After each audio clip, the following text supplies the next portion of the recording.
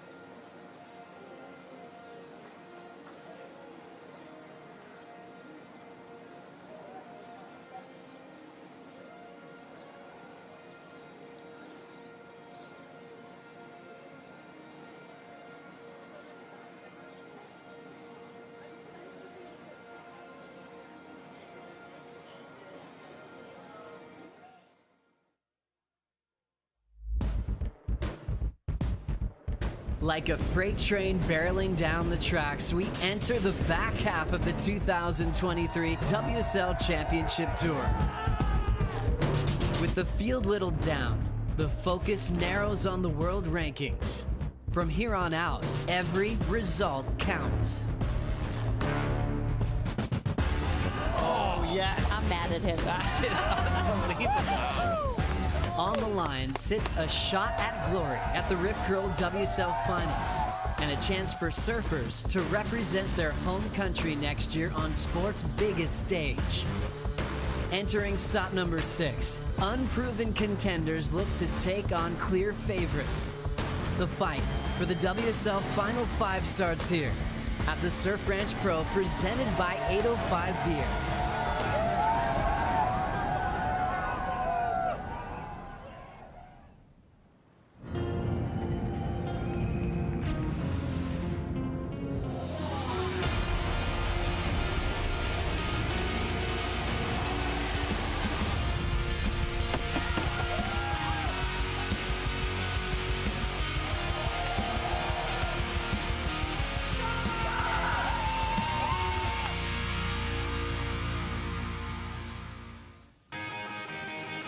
Good morning, everybody, and welcome to the Sambazon Dawn Patrol for the Surf Ranch Pro, presented by 805 Beer. We've got Cole Houshman, yep, the big wild card that won a Challenger Series event in Sydney, getting the call up to the big show.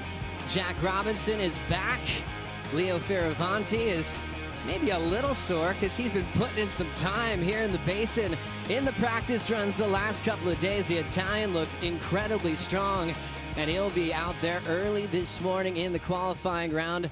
Thanks for being with us. Yes, we are here once again in Central California, a place called Lemoore, for stop number 6 of the season. Thanks for being with us. Some of my great friends here. I'm Joe Turpel, Rosie Hodge, longtime CT standout. Good to see you, Ro. Yeah, good to be here, friends. Stoked, really looking forward to this event. Ride of the Year champ, Pete Mel from Santa Cruz. Pete, you love this place. How you feeling? I feel good. A little chill in the air, but I'm sure that'll change throughout the day. Good morning, Joe, and good morning, everyone. And it feels like it's been a bit. You know, we've had a few championship tour events here. What are you really looking forward to seeing from the world's best back in the basin? I love this new format. I mean, even from the first heat, people are going to go home. It's the first time we're going to see surfing under the lights, so it's all going to happen. Pete, you've seen a lot the last couple of days. What are the highlights from the practice runs from you? Warm-ups have been fun to watch. You know, there's a lot of surfers here who've never been here and learning the ropes, and then you got these veterans, but Gabe Medina seems like the man to beat here. He's just been incredible in the warm-ups, so let's see what he does on competition day. I think we always have to remind our viewers where we are in the world, because we're not on the ocean by any means. As we check out our virtual live for this event, you can see the major cities in California, San Francisco and Los Angeles. Those are a couple hours away, but we're over 100 miles off the coast. Yeah, that's right. I mean, driving from San Clemente took me about 4.5 hours with traffic, so we are in the middle of nowhere, and this is just such a crazy sight in this farmland. And you know, it was a secret in the past. They were saying maybe we're making a tilapia farm. They just didn't want to expose this place and if the machine didn't work. Well, it does. It's perfect waves. But how does this whole thing turn into a perfect wave, Pete? Well, there's a foil. There's some technology there that produces a ground swell that is very similar to the ocean, yet mechanical. So it's an incredible place. Kelly Slater had that vision, a dream, and here it is, reality. As we see that hydrofoil, that's kind of like the bottom of a ship hull that will pull that hydrofoil down the track. You'll get a ride for about 45 seconds. It's the longest ride on tour. It is the most demanding and can be the most rewarding as well for the best surfers in the world. This is kind of a fun part of the day because we get to make the official call. You know, we go through all the fun of that on tour in the ocean. Let's get the official word from our Chief of Sport, Jessie Miley-Dyer, with Louisa Florence. Yeah, Jesse, I always ask you what's the call for today, but that's not even a good joke. That's a lot of exciting things happening today. How is the day is going to unfold? Yeah, so we've got a really long day ahead of us, and I also love the joke. Just for the record, everyone loves the joke here of what is the waves going to be like. You know, obviously we know that these waves are perfect. It's a really long day. We've got this qualifying round, and then we have the night session. And you know, I'm really excited for the night session. It looks so beautiful here under the lights. It's fantastic, and it's going to be a really, really good spectacle for us. Is it harder to surf under the lights? I'm wondering if you can explain a little bit to everybody at home. It's different, and for us as surfers, unless you're trying to surf under the full moon or something in the ocean, you never have that experience, under stadium lights like other sports do. So it is a little bit different, different colours in the wave, absolutely. And, we've been here for a few days with practice sessions with our athletes, and everyone looks like they have managed to work it out. So it'll be different for sure, but it is something that is truly spectacular. Yeah, guys, we're going to run until very late today. Let's see who drinks more coffee. Exactly. We're right there with you, Louisa. As we see the line of the fans coming here to watch the best surfers in the world, it's an incredible fan experience. They got here bright and early. We've got a lot of campers around this area as well that signed up for that experience as well, to watch their heroes compete. It's all about the title race from this point on. We got past that heavyweight midseason cut. It's all about making the WSL Final 5 and also qualification season for the Olympics as well. New format, though, that Jesse was talking about, surfing under the lights, has had a lot of people asking us questions what that will feel like at the championship tour level. Yeah, it's going to be fun. I think all your senses are going to be so heightened. You've really got to have a different feel. You obviously know what the wave's going to be like, but it is just a different atmosphere. Let's learn a little bit more about the Day 1 format. Day 1 will consist of the qualifying round and the new all-or-nothing night session. Starting the day, the qualifying round will be 4 surfer heats where results matter. In this round, each surfer will get 2 runs, 2 rights and 2 lefts, to score their best right and best left. First place from these heats jumps straight to finals day. 4th place from the qualifying round heat hits the road, eliminated from the event. 2nd and 3rd place finishers from the heats will face off in the night session. The night session is 12 men and 6 women in a do-or-die leaderboard format. A single run last chance to advance on. With the scoreboard wiped clean, each surfer gets 1 left and 1 right to lock in their best single wave score. From this leaderboard, only 2 men and 1 woman move on to finals day. Day 2, finals day, is all about head-to-head matchups. Men's quarterfinals and women's semifinals set up non-stop single elimination heats through to the finals. Love it. Brand new format. Very excited to watch this one play out very soon. Pete, a couple little changes as well, as surfers don't have to go back-to-back with their waves to kind of prepare for all their runs this morning. And with the length of the ride and the burn that all of these surfers feel after they've ridden 2 waves back-to-back, yeah, I would say that that's going to be cool. It's going to lift performance a little bit. Another thing about that first round, too, is the seeding, right? It's going to play an important role. So the low seeds are going to go first, right? So you can actually see at the end of it all, the top seeds are going to have that advantage to be able to know exactly what they need to do. That's going to be huge. We'll keep you posted with that. Let's check out the morning session of what we have going on. Right, first thing in the morning, 7:38 start. That's going to be a wave for Kelly Slater, the GOAT, 11-time world champion. Only venue in the world where we can call out the exact time and minute that first wave will go down. So all about men's qualifying this morning from 7:38 all the way to this afternoon. We'll see women's qualifying round kick off at 3:40. Remember, first place moves to finals day, which is tomorrow, and 2nd and 3rd will be dealing with that night session leaderboard last chance qualifier tonight, 8:30 p.m. The lights light up. It's really exciting, and they'll have their final shot to make finals day. Will this man be a part of it? Kelly Slater up early this morning, the visionary behind this amazing wave, but still hasn't won here yet. Talking about some injuries he's been dealing with, but this man has been on fire. Even that heat that he did lose to Liam O'Brien at Margaret River, some of my favorite turns he's thrown down all season. Kelly has Jordy Smith, Leonardo Fioravanti, and Jack Robinson first thing in the morning, Rosie. That's a great heat. I think for Kelly to open up the day and really get the ball rolling, obviously had the most practice here, but Jack Robinson, good to see him back in competition, obviously missing out on Margaret River. Stacked heat. Really stacked heat. Clear favorite for you in this one, Pete? Wow, no, actually not. I think it's seriously. Just in the warm-ups, there's they're all have got their moments.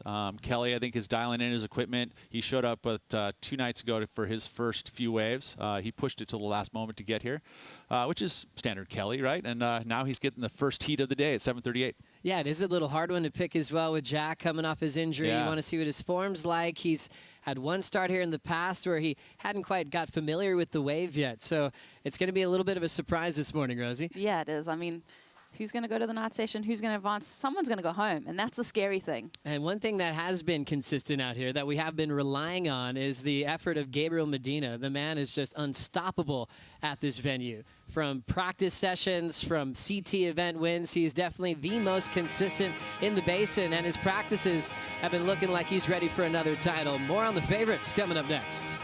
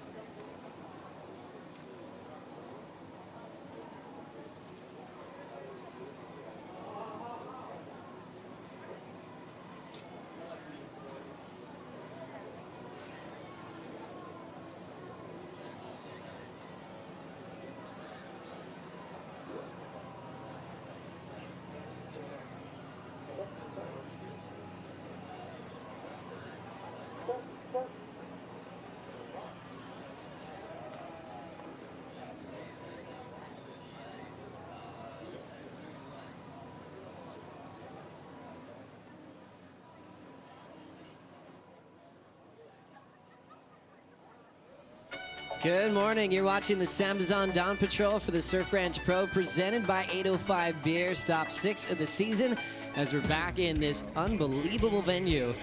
Under the lights, it's going to be a new edition this year, which we'll be seeing tonight as we look at some footage of the world's best, preparing for what they might be dealing with later on this evening. Yeah, it's going to be a long day. I mean, the night session starts at 8:30. We wrap up around 11 p.m. So there's going to be a lot of surfers having to pace themselves. I think endurance is a big part of this event. And watching it, Pete, the last couple of nights, it's really just visually those adjustments for the best surfers in the world. It is. Wave stays the same, man. It's going to be the same exact thing. It's just a little bit different in the lights. Actually, probably more dynamic, right? It almost feels like you can perform this. You know, you talk about a spotlight. You put it under the stadium lights. It is definitely bright. And what a chance for a last chance opportunity to get into finals day. So even though it's going to look pretty and like this big amphitheater and stadium, there's a lot of pressure on the line tonight. Well, it's a leaderboard format, and from those surfers in that night session, only 2 of them advance into the quarterfinals. So, you know, there's a lot on the line. Favorites are always fun to talk about when it comes to this venue. We mentioned Medina in the last segment, but now it's all about Carissa Moore, what she's done out here. She's had so much consistency over the years. Going back to 2018, won this event.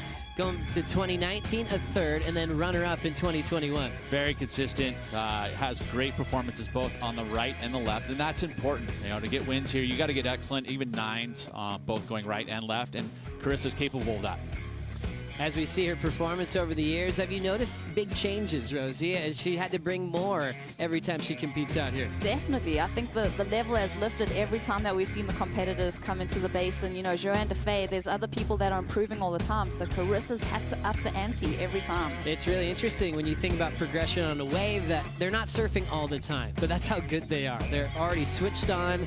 Carissa for herself coming off her second win of the season as she was able to equal Lane Beachy at 27 on the all-time list. So she's coming in hot. Qualifying round, heat number 1.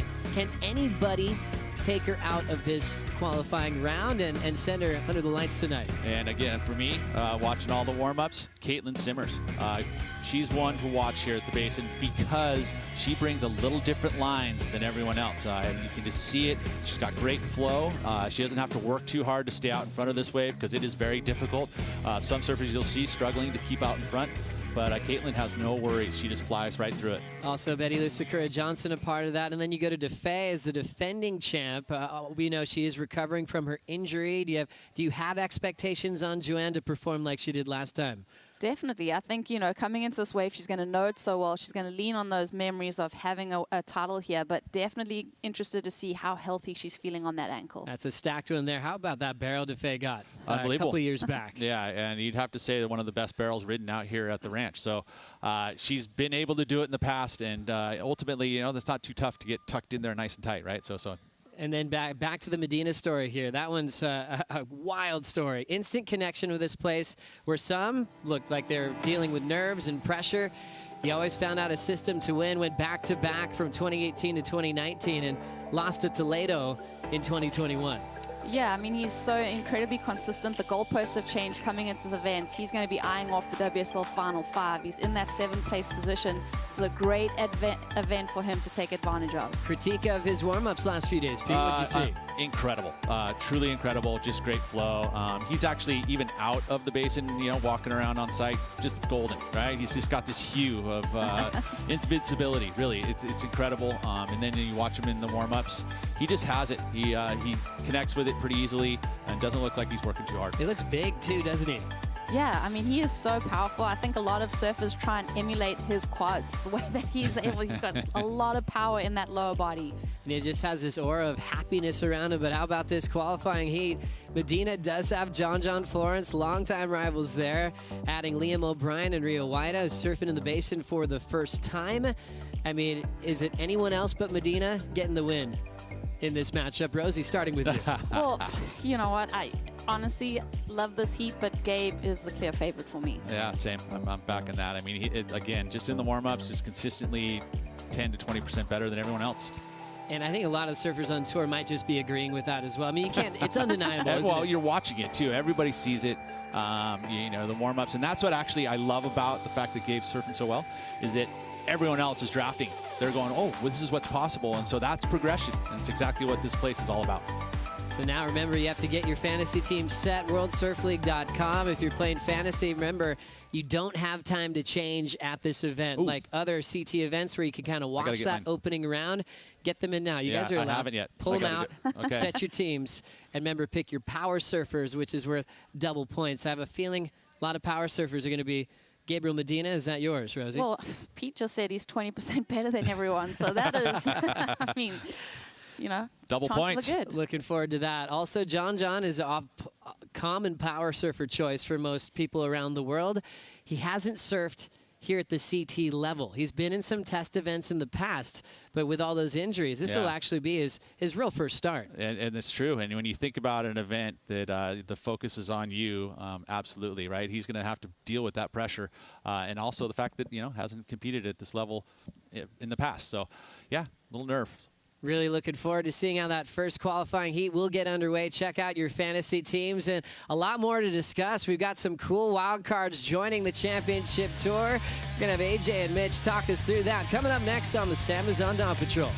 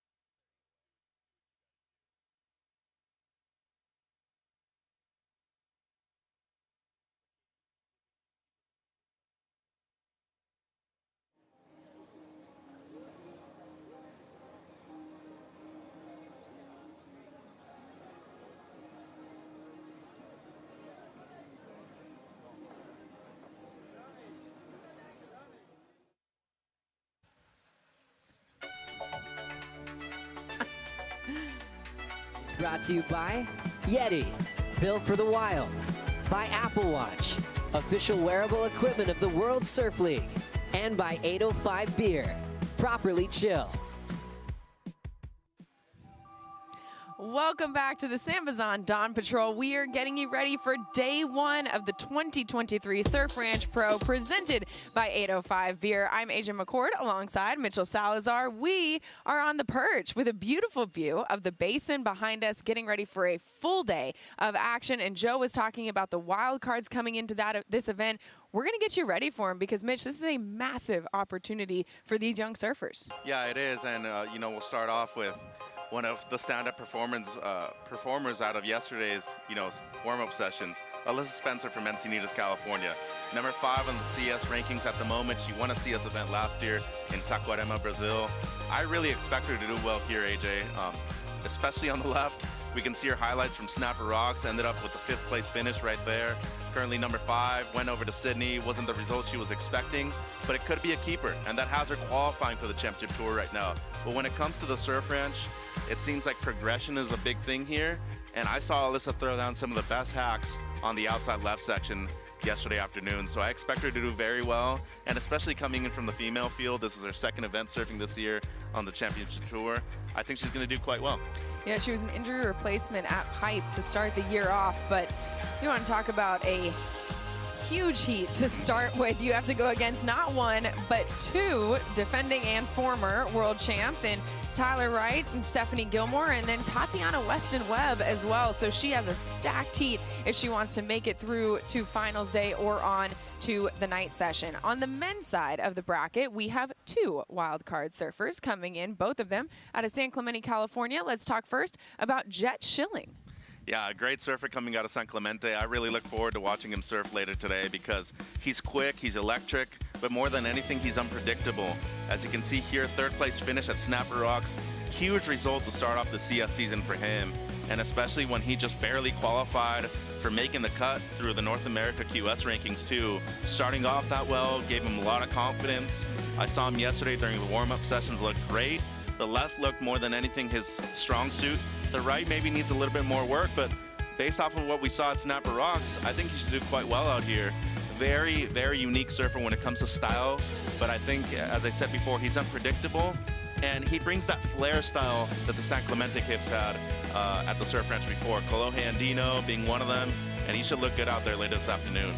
And Jet's only other CT event was right here at Surf Ranch in 2019. So he does have a little bit of experience, which ironically gives him a slight edge over somebody else in his heat, which is the yellow jersey leader in Joao Chianca, who is surfing here at the Surf Ranch for the first time in his career.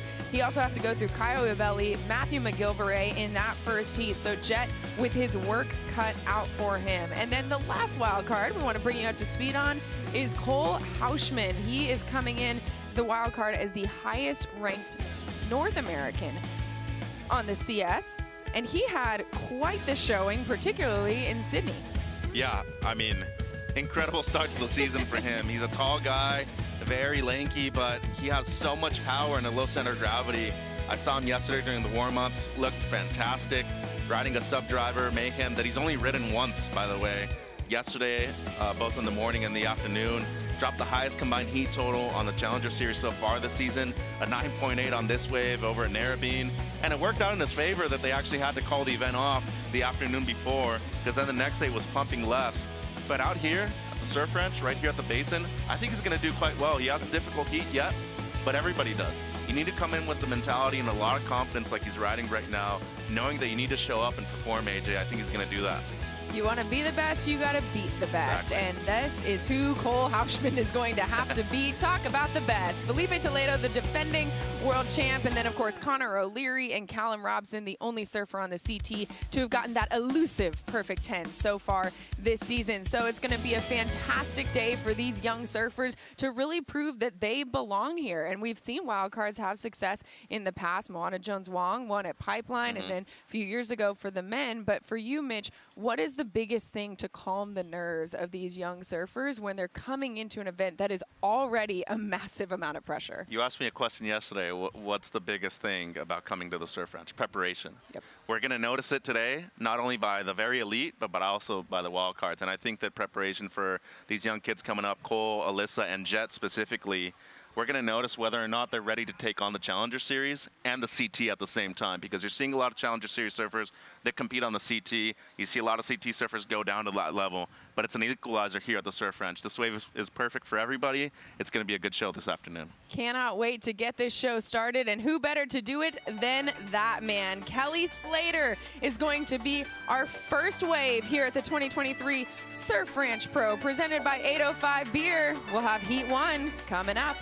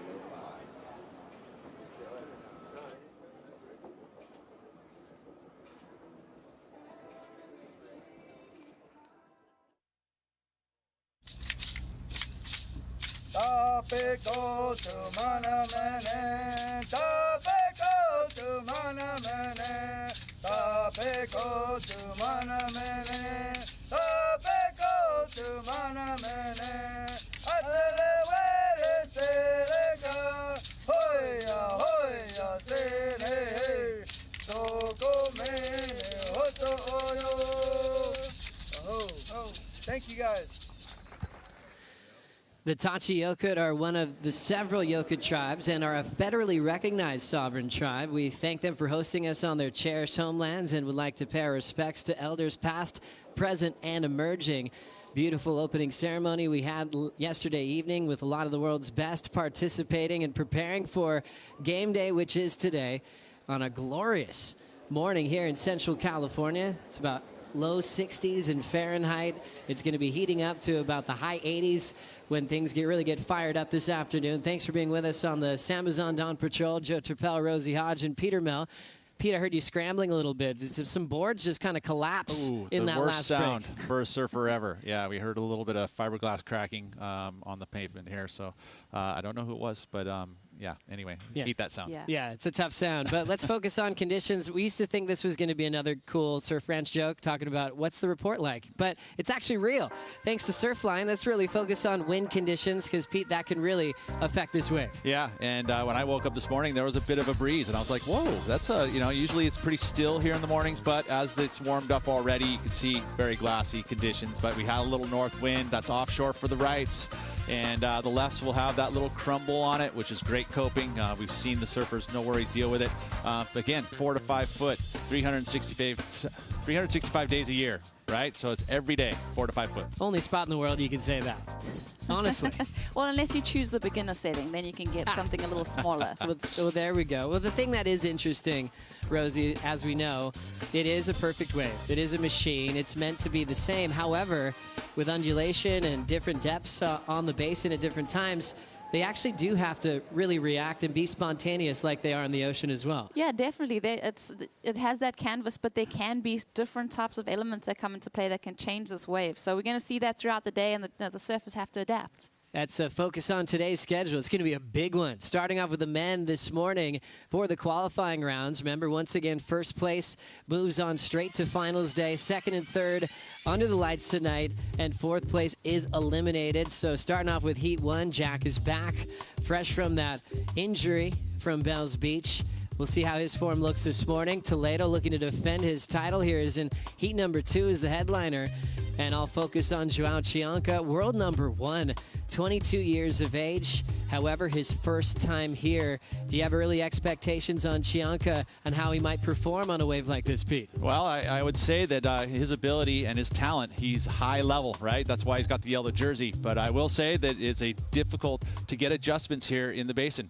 He even self-admitted that it was been a bit of a struggle to get kind of used to the pace of this wave. So that'll be interesting to see him learn on the fly, especially trying to hang on to that yellow jersey as we move into the back end of the season. As we anticipate that first wave for Kelly, let's get caught up with all the great work that WSL One Ocean has done this year. I guess for us surfers, the ocean is our playground, and so it's really important for us to protect it, protect Mother Nature, protect the ocean, and all come together as one. You know, the ocean benefits everybody in the world. WSL One Ocean is a global initiative aimed at inspiring the surf community to protect and conserve our one ocean to preserve the future of our sport. As we head into the midway point of our 2023 WSL Championship Tour season, we are taking a moment to look back on all the incredible work we have accomplished so far this year in partnership with our 2023 grantee organizations and community partners across the globe. We're all connected to the animate and inanimate world around us, which is the environment. That we need country, and country is part of all of us. It's super important that we participate in days like today and we celebrate and value the local people that are doing amazing stuff on the ground, because we couldn't do it without collaboration. The team that's turned out behind us, they're doing this every single day. It's so amazing. The WSL grant is an amazing system that works around globally. It helped us continue our work and feel supported to then share what we're doing scientifically with the surfing community. The donation from WSL will go directly towards helping boost local groups and spread that message of custodianship and giving back on our coast. To be able to give back to a place that's given me so much, it feels really special to me. Thank you to all the athletes, partners, community members, and WSL staff who have come out to support. Coming here and seeing the passion that these kids have, you know, our coastlines are going to be in way better shape. No matter if you're in it every single day or if you've never seen the ocean in your life, it's critical to our entire ecosystem on planet Earth. Fans out there, you're obviously fans of surfing. I don't have to say much to get you excited about looking after our environment like this. As surfers, the ocean is our playground and our stadium. Show us what you're doing to protect our One Ocean by posting on social media with the hashtag WSL1Ocean and tagging WSL and WSL1Ocean in your post. New look, same mission.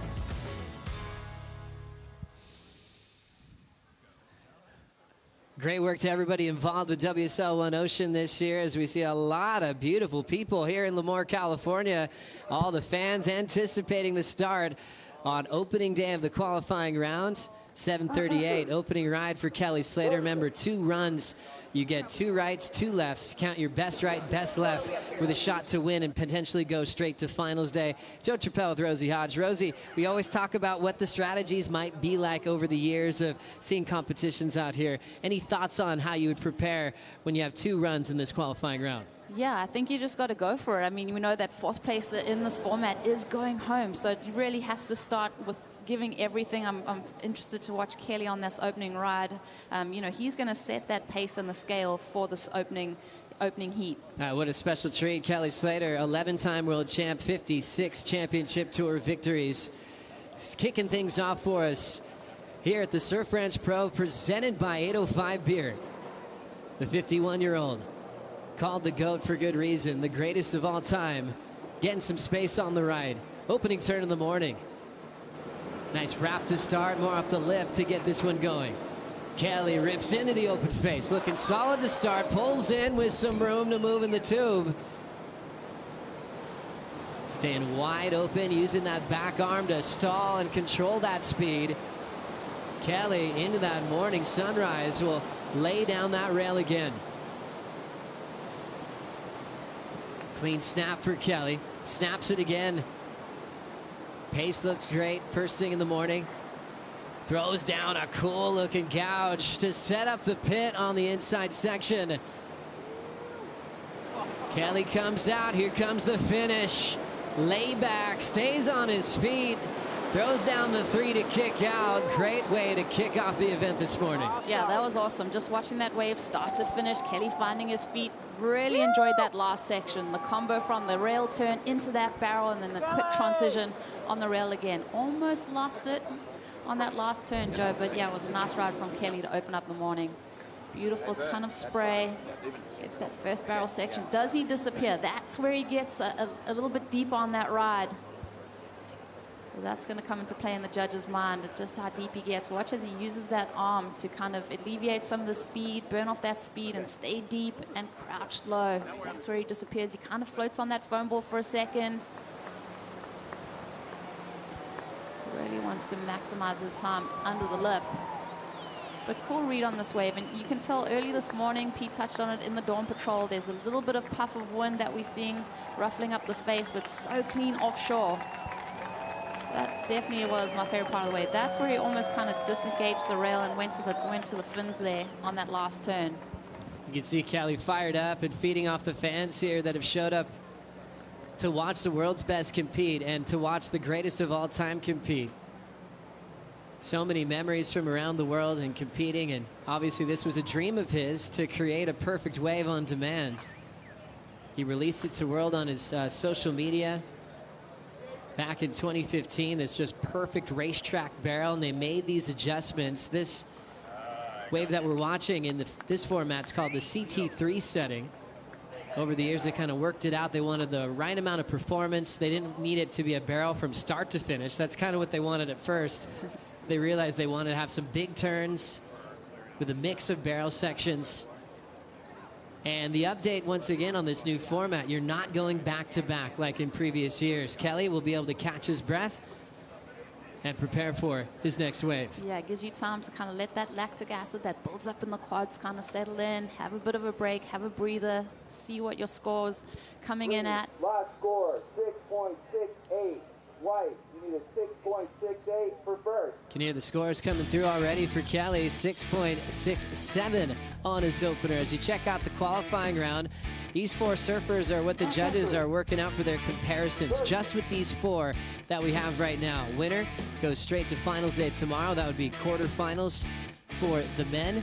Second and third would be surfing in the night session tonight with a last chance opportunity to make finals day. And fourth, unfortunately, packing their bags and already heading for El Salvador. Jack's back. Great to see him. What a cool customer. He's dropped just 1 spot, you know, since missing his last event at Margaret River. And always great seeing the big man from South Africa, Jordy Smith. I think my favorite part about Jordy, he doesn't mind going for it. One of the rare surfers that actually has landed a rodeo flip multiple times at this venue. Yeah, Jordy's got that element of surprise. I love how creative he gets. Obviously, one of the bigger guys on the championship tour. He's, you know, had to learn how to fit that big frame onto this 4 or 5 foot wave. Excited to see his opportunity here. His father, G-Force, here on hand in Lemoore, watching his son compete. His opening ride on the back end, Jordy Smith. Set up turn. Nice snap, getting that flow going and some speed as well. Great connection, ditching the fins for Jordy. Nice clean surfing.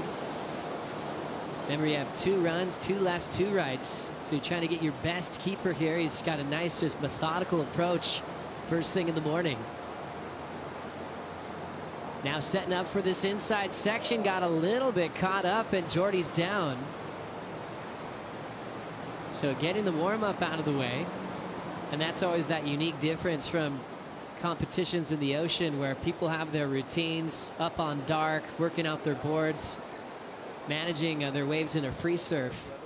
That doesn't happen at this venue. Your first wave counts. It's being scored by the judges. Well, watching Jordy on this wave, there was absolutely nothing frantic about it. So much flow, so much connection through these opening turns. Love seeing him drift that tail. Love the way that he's keeping his center of gravity well aligned over that stringer of the surfboard. This is kind of where it all just kind of, the wheels come off over here, Joe, and you can tell he's just that little bit behind the nose pokes, that his center of gravity doesn't follow through and pushing through that barrel section. So everything before that was amazing. It's just such a pity that he missed such a crucial part of the wave. Jordy loves that end section as well. That is that end section on the left where he has done some incredible maneuvers, especially the rodeo. And during the practice session, he actually blew up one of his boards on that maneuver and went to go see the medical staff here on hand, and they just kind of checked it out, made sure everything was okay in his ankle. It was just a real big impact, so we were happy to know that Jordy was going to be ready to compete. So just a little bit of a scare in his practice run. And with that broken board, he's got plenty of equipment, especially when his father's here. Yeah, just interesting seeing Jordy's demeanor as he came out there. Obviously pretty disappointed that he didn't get that last section, but he'll have another shot. Kelly switching out fins, going to 4-fin. I think that's the FRK plus that Kelly's been working on with Slater Designs and Dan Mann, squash tail.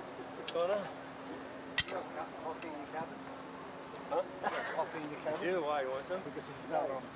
Oh, really? I'll get you after my heat. I got Is that your biggest problem? That's your biggest problem. You're good. Kelly Slater preparing and just having a little chat. Looked like Richard Dog Marsh, Darren Hanley. That's what makes this venue so unique. He's just had his first wave in the morning, going for a little equipment change and setup for his next wave. and having a time to chat with some of his longtime friends as we'll break down this basin. Remember, this is the CT3. It's got a real cool pace, all made for high performance. You can see that red box there. That's the takeoff zone. It's really up to the surfer what they want to line up with. There's the white flag there. There's a traditional red flag that a lot of people take off on. It can get a little bit hollow on the takeoff on the right. Some decide to pull in. Some just really focus on that performance zone and really start going down for some big turns. Fioravanti's had plenty of time to work this one out. I think from all reports, Rosie, he's maybe been one of the biggest standouts from the practice runs the last 2 days. Yeah, and that's huge. I mean, having that confidence coming into your first swing at it here. Let's see what Leo's able to lay down. The Italian number 10 in the world snaps the first section. Nice power and control. Looks really energized like he always does. Fourth move, hammers it. Subtle differences in variety. He opts to pull in. Runner-up in the Pipe Pro to kick off the season. Loves barrel riding. A longer tube than I expected. How was that exit? Strider, what are you seeing here? Wow, that was a down low road exit coming out, but now the inside's really lining up. It looks like he's firing up. You know, the surfing, the legs would be burning, but look at him go through the lip, airdrops under the hood. What a combination right there to get under the hood. Let's see what he can finish with. Big three, and he pulls it. Beautiful work by Leo right there. That was incredible to have the stamina off the end of that wave. Well done. Great read there was. Good morning, my friend. Fioravanti fired up. Way to kick things off. Definitely giving us the most energy. I think the best start we've seen so far this morning. Definitely. That variety off the front, too. Like you said, Joe, it was just so spectacular to just see him change up the moves. Like Strider mentioned, just that quick transition from that turn into the barrel, getting deep. But especially love the surprise package that he showed us on this end section when he exits this tube. So deep, so in control. Watch this, just lays that arm down. Just such a cool read on this wave from Leo. He was extremely happy with it. He said that he was enjoying the practice and the warm-up sessions, but it's so different when you do this in competition. So to see Leo keeping that composure, especially for this last aerial maneuver on that end section, just a beautiful flow. Wow, that was really well controlled and maintained to keep his board underneath him there. To be able to have that much energy left for a finish, it makes sense. Fioravanti puts so much time in the gym for his fitness, and an air reverse is not something you see all the time at the end of the ride. We'll take a quick break. More action to come in Lemoore, California, right after this.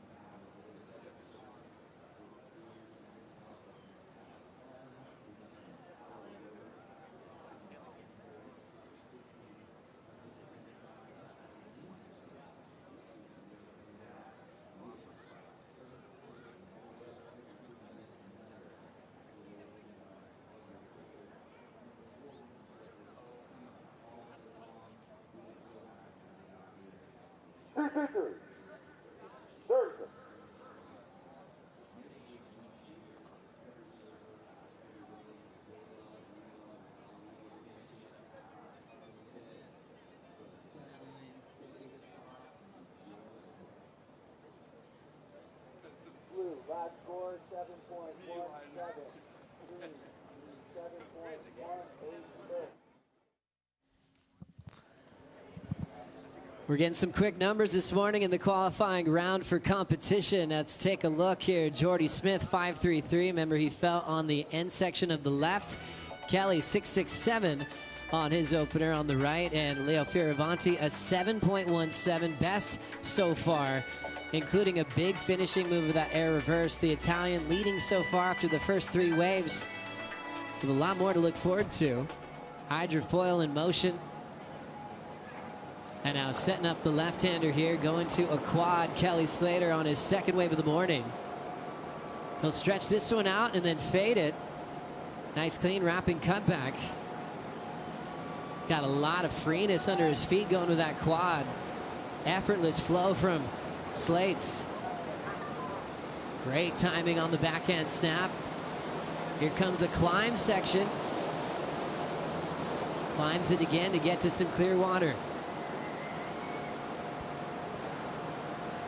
Nice control with that power hack, throws it vertically again.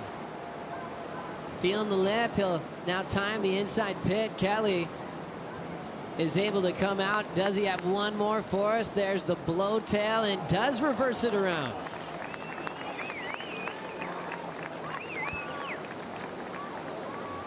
Thinking about strategy, Joe, what Kelly's done this morning to start off with that 6.67 and then completing the left. He's built really good foundation for his second run. Completing that left was so important.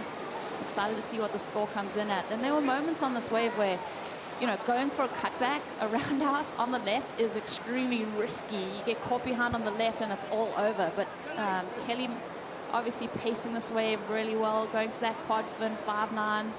A lot of squirt off the tail. You can tell there's a lot of spray and a lot of control that he's finding in that board.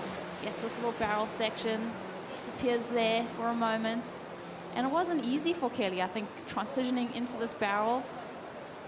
It was all quick, and then I like the fact that he's able to throw that reverse in over here just to end off this ride. It's a little, you know, a little slow in the transition, but still pretty cool to end off that ride so strong. Like I said, a good foundation for his second run. Really cool to see him come through that backside roundhouse cutback like you mentioned, Rosie. You don't see that a lot out here because you can risk getting stuck and risking the entire wave. So great start this morning. Kelly's first run complete. As we'll focus in on an update of our current WSL Final 5 picture.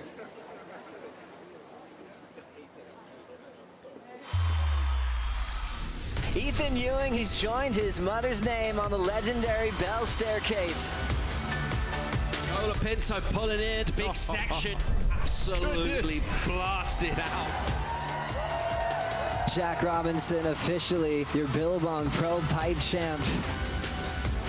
Felipe Toledo takes out the Hurley Pro here at Sunset Beach. Joao Chianca is Rip Curl Pro Portugal champion. Let's check out the current Final 5. Chianca still hanging on to yellow. Toledo right behind him in second. Jack, after missing Margaret River, is still hanging in there at a solid third place position. We got Griff and Colapinto in fourth, and Ethan Ewing with that Bell's victory hanging on to fifth at the moment. All roads lead to the Rip Curl WSL Finals in September. A place where Jack was able to compete last season. One of the most dangerous competitors on tour. He's got this ability to calm things down. We missed him when we were hanging out back at his home in Western Australia. But he made such a smart decision after hurting his knee in competition at Bell's. He knew right away that it was okay to take a break. Looking at the big picture, he's going for a world title this year. Totally. I mean, I love his demeanor waiting for this wave. You can tell that he's done a lot of breath work, getting ready, getting his body just conditioned for this. Let's have a look at it, Joe. Jack Robinson getting things started. Nice aggressive little torquing turns at the start. Fits one in before the pit. Great timing on that transition. One of the best barrel riders on the planet. Doesn't matter if it's pipeline, a big slab, or a running right like this. Gets the exit, now back to maneuvers. Jack kicking off in the yellow jersey this season after winning pipe. Now puts himself on that inside cave. Nice control for Robinson and chips it with a nice snap and a little two-turn combination. He opts for his finishing move on his opening ride of the morning. My initial thought, he looks healthy, Joe. Like that, taking that time off, really looking after that knee is paying off. You know, the high mark that on the right, Leo set that with the 717. So we'll see. That's the completed ride from Jack. These opening maneuvers, like the bit of a flourish that he gets, and then just that cool little transition there. You watch him shift that weight forward, burn off that speed, and get super deep. Probably the lengthiest mid-barrel that we've seen this morning. Squats down low, kind of comes out that doggy door, exit out the bottom. Couple turns linking through here. Just trying to stay out ahead of it. So important at the surf ranch to stay in the cup of the wave, but still be able to maintain your getting that rail outside. So it's pretty for this one. Double hand grab there to control that speed. That front arm is always there, just ready to burn off any extra speed that he wants to get a little deeper on. Doesn't do anything super dynamic on this last little exchange. Obviously throwing the tail there, but doesn't really go to the air. But 2 turns on that end section is pretty neat. Definitely, and really cool to get 2 maneuvers in a really tight space when that wave is actually about to go completely flat. So he timed that really well. Great to see Jack back in this kind of form. As we remember, he had one start in the past where he didn't really get comfortable on this wave. Jack looked much better here in 2023. Let's take a moment to catch up with the story of the Surf Ranch with Kelly Slater.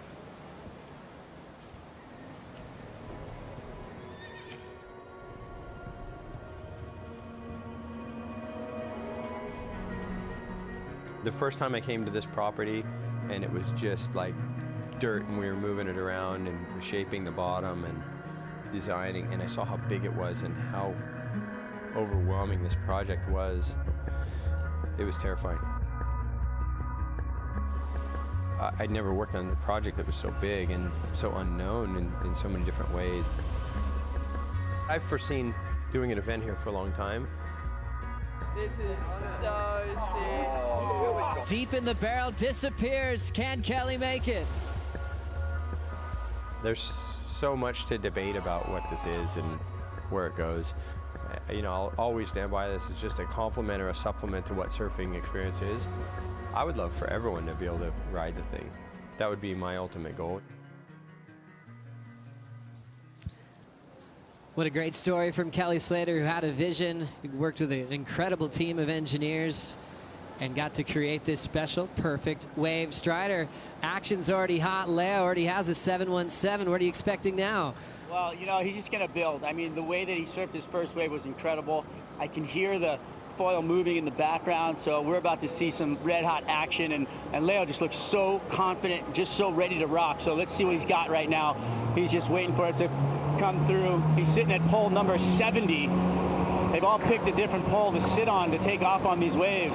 He was 22 on the other end. He's number 70 on this side, and he's just getting started. Nice setup, quick whip, a lot of intent. Back to that lip line. Let's see what he's got now, though. He's going to show a little push, a little harder, a little more fin out the back. Building the pace right there. Buckets out the back. There was more spray out the back on that one turn that I saw all day. This little foam climb. This is where things get the rhythm, have to be perfect so he can set up for that inside. Wow, beautiful release of the tail right there. Another straight up vertical. Nice variation in a few of those turns, and right here, this is where the money goes down. Here we go, Joe. Backside 2, Fioravanti gets the exit. Can he fit in one more? Hammers it. Maybe even a bonus second turn and a third. This guy's got so much energy. We're seeing the best out of Fioravanti this morning. The best so far out of this first qualifying round heat is definitely in favor of the Italian. Yeah, so focused, looking so fit and strong, and he thrives in this situation. We always talk about the pressure coming into the surf ranch, and you know, Leo just living up to the expectations, living up to those big moments. That board is looking really good on these waves. So cool to see the intensity of Leonardo Fioravanti. So fired up as we get a great view from the Cup Noodle ski cam, Rosie.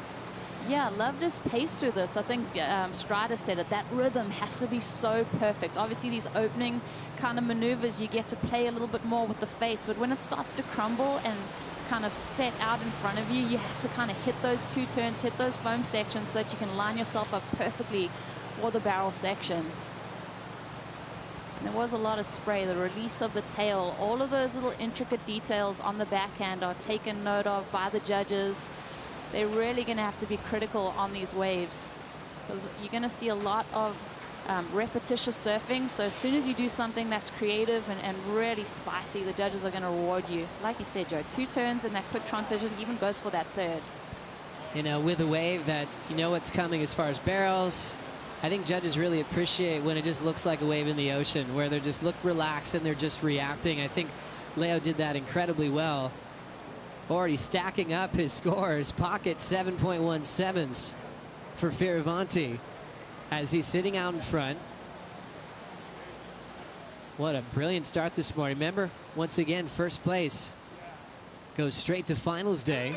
Second and third are in the night session tonight. As we look at those early numbers, Fioravanti and Slater complete with their first run. They'll get another shot on the right and the left to try to make those improvements. So at the moment, Leo positioned to go straight into finals day. But we're still waiting for more scores from Robinson and Jordy Smith. Jordy got a 5.33 on his opening left. So a lot more to see from the big man coming up quickly here. Yeah, definitely. I think Jordy had to kind of shrug off what happened on that left. But the 5.33, you have to think to yourself, had he finished that, where would that have sat? So he's got to take confidence out of that. And now you'd have to say Jordy would favor the right, his style of surfing. So this is going to be fun to watch. We've had different types of events here over the years. Remember the Founders Cup event. Jordy was a huge part of that Team World showcase. He had so much excitement in his surfing, not afraid to go for it. He's still so explosive, and boy, is he powerful. Standing on the side of his board, he'll just jump right on top of it and roll in. Super casual from Jordy.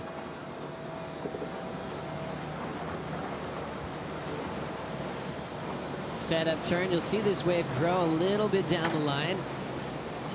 Love that angle of that layback into the barrel. This is a tight tube section, but the man could get low. Back out in front, using a lot of the open face. Little downtime to set up that snap, but time to lip well.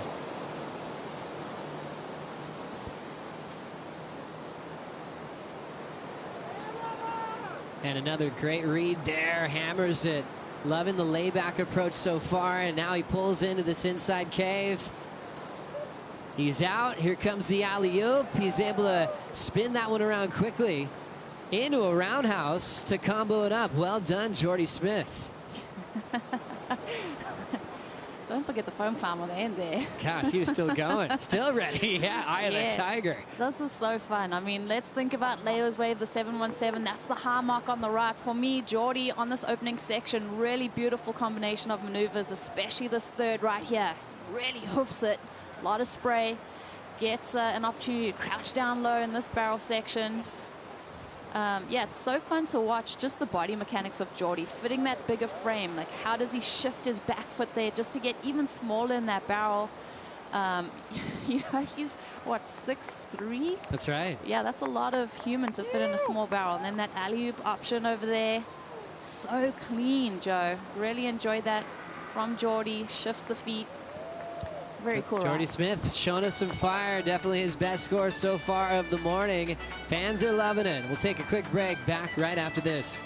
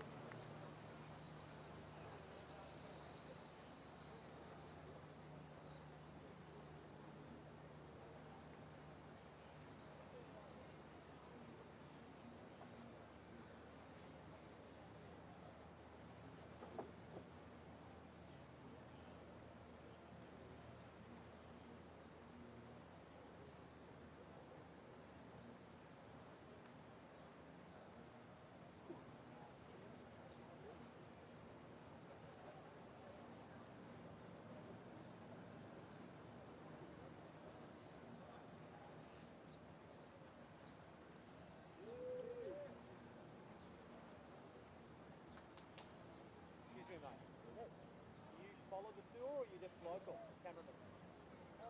Yeah, I follow before. Oh, wow. What, you travel with him? I travel, yeah. I used to do it full time, but post-COVID, it's a little more easy. PT3. Awesome, mate. Unreal. 30 seconds. You surf? Not really. Yeah, more cameraman. White, last wave, 5.77. Red, you need a 4.93 to advance and 8.17 to first.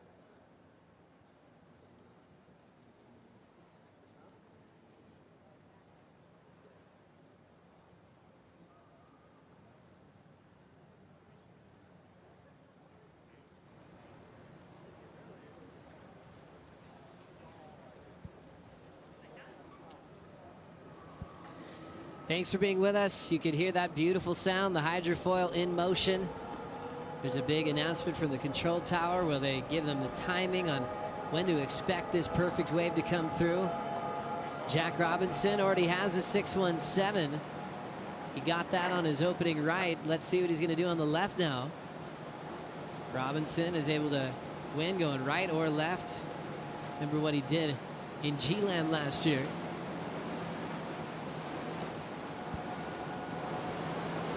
Full pace already to start. Multiple majors off the lip. Wave growing in size in front of him. Pushing a bit harder right in the pocket with that tail drift.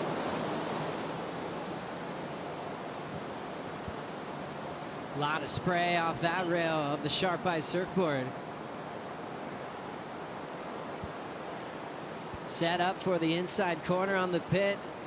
Love that style. What has he got for us on the finish? There's a nice little quick vertical hack.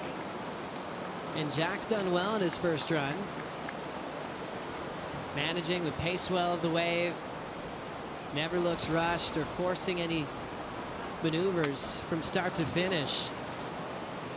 So he's got his timing down. He's learned a lot from his previous start out here where he lost in this round. What'd you see on this one, Rosie? Yeah, so a word that comes to mind is attack. I think for Jack, it wasn't, we talk about the flow, but he really attacked these sections. He came kind of from behind and didn't stay as lateral as sometimes we see the surfers on their backhand. He got a little bit more vertical, stayed, you know, that 12 direction of the surfboard, gets this little barrel, complete ride, even stabs it on this last section. Obviously, you know, Leo really went to town on that last section, but I think for Jack, it was just a neat package of a wave. Jack Robinson nice and barreled, and that's where he had to react quickly. Vertical with the tail throw. So I love when we slow that down from Jack. You can see all that he's doing on those backside snaps. Little variety there, and then the risk when you're chucking your fins out the back.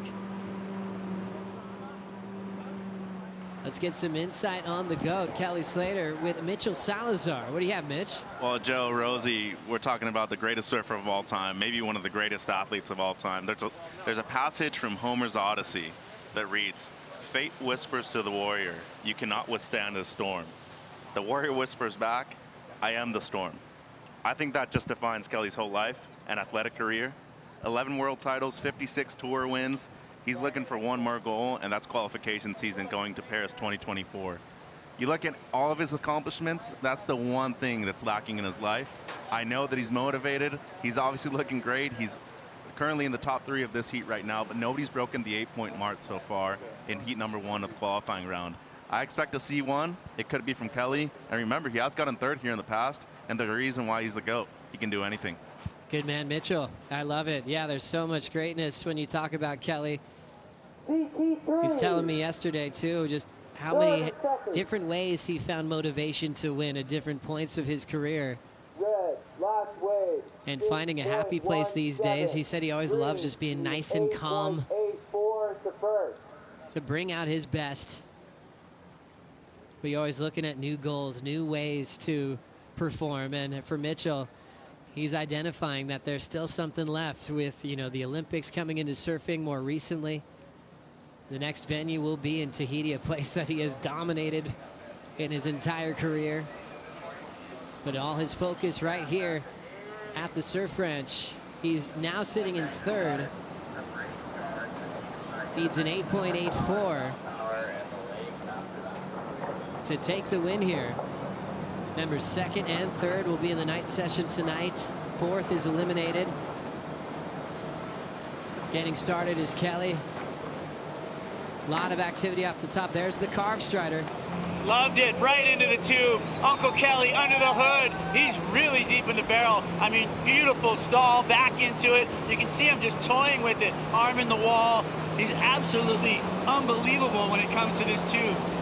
He's gonna come out, shake it off, and go to work. He said he wanted to bring some spice to this wave, and there it was, up into the lip, buckets out the back, to see if he can lay into another beautiful carve. Wow, that was amazing. Can he get under it? That was incredible. The late show into the tube to come out and to the alley-oop. Can he pull it? Oh, he goes down on the inside, catches the rail. What a show right there. Kelly Slater looking like he was on fire all the way to the end. That was amazing. That transition, blowing his whole board out on the carve. How risky was that, knowing that the tempo would shift to that hollow section, and he made up for it, made the pit, did fall in the alley-oop, but that was one of the craziest combinations of moves we've seen this morning. I was about to say, Joe, I mean, just my favorite combo of the morning. So incredibly deep on the section. He knows this barrel so well. Strider touched on it. You know, shaking it off, like you just making that quick adjustment. This maneuver, just so cool to see him really lay it all down. But it was all about this move right here. Lays into it, lays that rail. He knows he's going to have to get really quick in this transition to pull under the hood. Goes late for it. I mean, it's audible. We've got a crowd here, and you could just hear their reaction as they're watching Kelly. He's so theatrical when he's surfing, and he just highlights those moments that really give you that wow factor, and that was one of them. Obviously, a little bit disappointed he wasn't able to pull this alley-oop. He was so close. Let's have a look with the slow-mo what kind of went wrong. That wind kind of shifts under his feet. He gets that board up and over it. He almost kind of overextends right there, gets hung up in that lip, and that nose pokes, and he's not able to maintain that forward momentum. What a transition. Tough to lose the alley-oop, but talk about total commitment. To blow your board out and to commit to get deeper, you know, more often than not, someone's just caught behind. That ends up being a finishing move to recover and then to pull in. That was sensational. Kelly looking to improve on his 6.67 to try to keep his spot at least in the night session, to try to avoid elimination. And that alley-oop has given him a little bit of trouble over the years on that end section. I'm sure he just couldn't help himself coming off a wild combo like that. Yeah, and that's what it is, though. It's that risk-reward factor. Kelly pulls that, and obviously that score gets, you know, ups that ante. He knows he's got to beat the 717 from Leo and up his 6.67. Let's catch up with AJ McCord with a little update on the injury status of Jordy Smith. So I got a chance to talk to Jordy before he headed back out into the basin. He said his foot is feeling great, and so that's good news for him, especially with such a recent injury. Jack Robinson also coming back from injury. I got a chance to catch up with his wife, Julia Moniz, and she said that he's feeling so confident coming into this event because he's actually already surfed some big waves in Brazil since that injury. So he is ready to go, and we are seeing these surfers really put those injuries to the test this morning, but so far, passing it. Thank you so much, AJ, and loving that Jordy's feeling great. One of our favorites to watch for so long now. He's turned into one of the elder statesmen on tour. Feels like overnight. 35 years of age. Only one older than him is Kelly on tour. Wow. But still with big goals. How did that happen? Time is flying.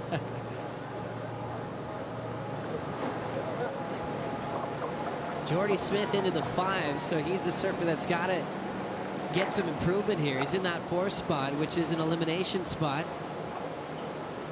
So he needs to get a keeper here. First turn, solid down the line. Crushes the lip. Well done there for Smith. Hammers it.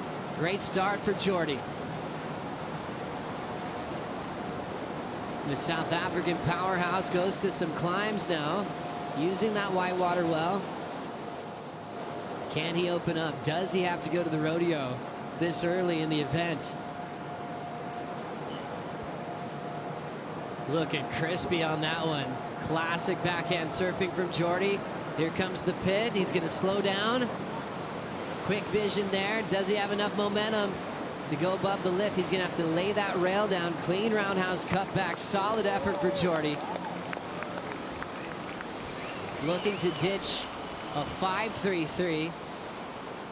And he really needs that to happen to make sure he's out of that 4th spot.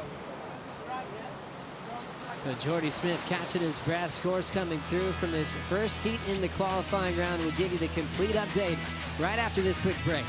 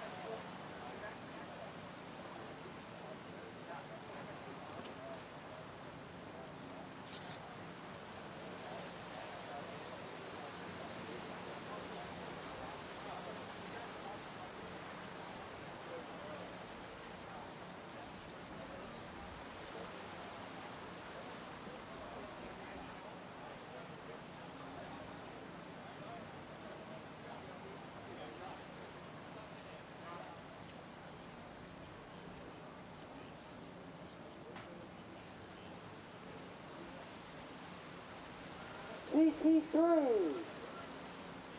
30 seconds.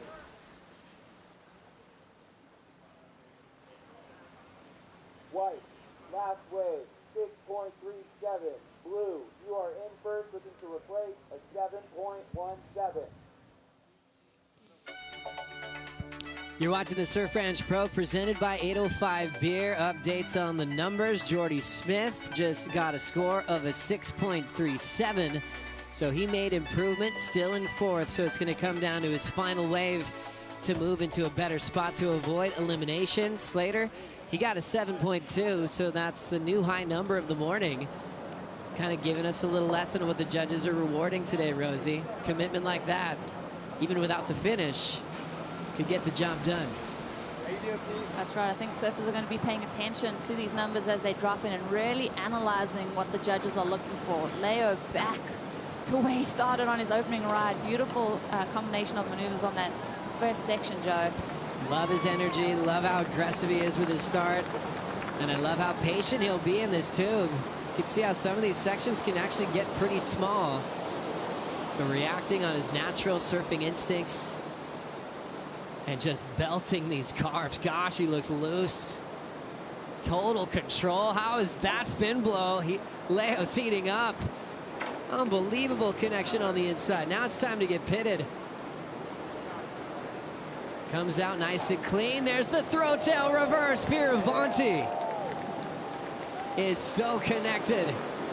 His practice runs were sensational, and this man is fired up.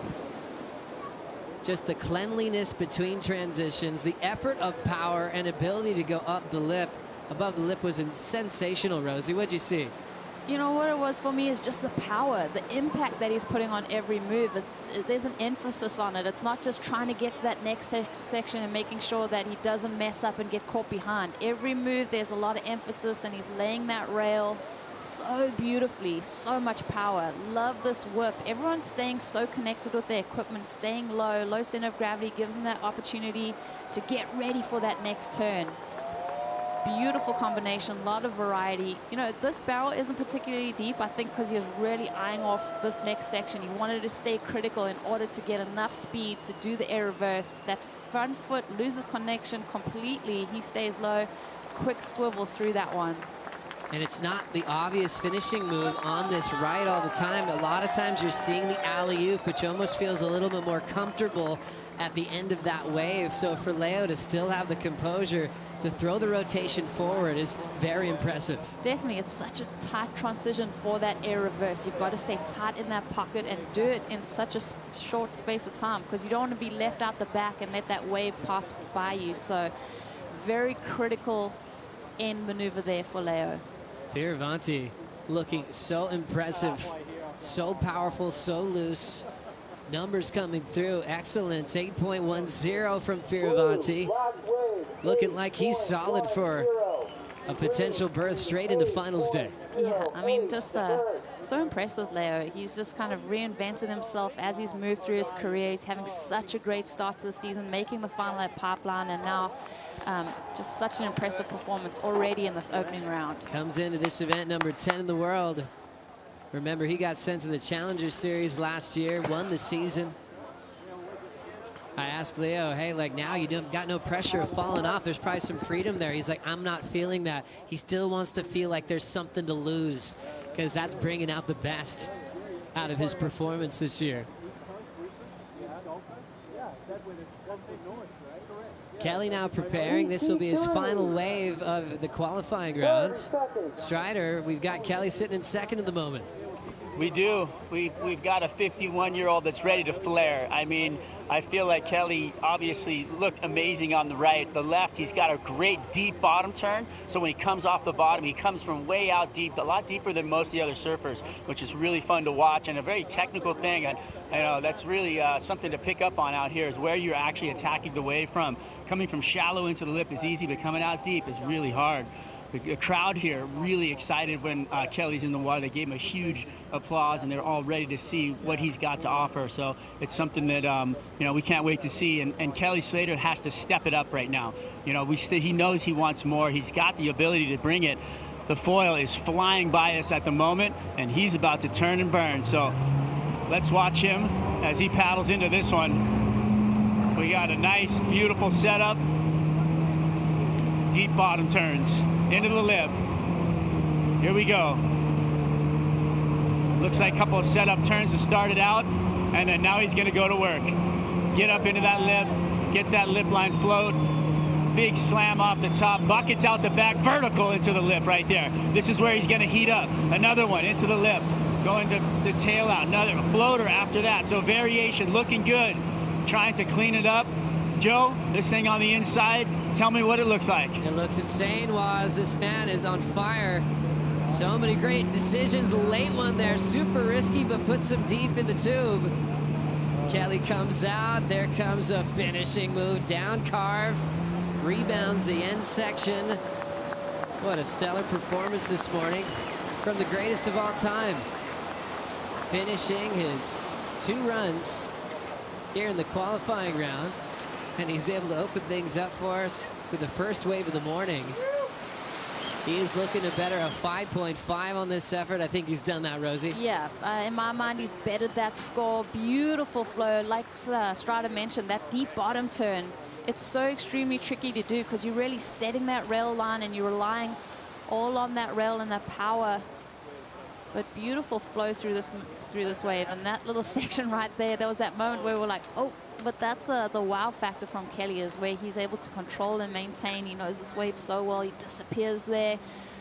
Even the control he showed on that last maneuver was really cool. We saw the reverse on the previous wave, but this power jam, just a beautiful effort as he extends that front leg and really powers off the back foot. Does it better with 5.5, Joey? I think it does. I thought his commitment was solid out the back. His flow was really radical. He's able to finish one of the deeper back-end tube rides we've seen this morning. Saw Kelly last night, and he was actually clutching his back quad. Said it was a deep soreness like he'd never felt before. He just said it just wouldn't release. Same setup. Yeah, but I like that. I don't know, whatever that is. For speed? Yeah. I also didn't get stuck behind. I was like, I was going to be out in front of him. Kelly and Kalani talking it over. And also Trav Lee. And Action the dog. I believe Action has its own Instagram handle. It's fun to watch the best athletes in the world come out of the water and be a bit puffed. Like just seeing them catch their breath, it just shows you how much energy they're exerting. Like you said, that lactic acid buildup in the quads and the big muscle groups in the legs. Well, there's the number, just a slight improvement, but he does get it, 5.87.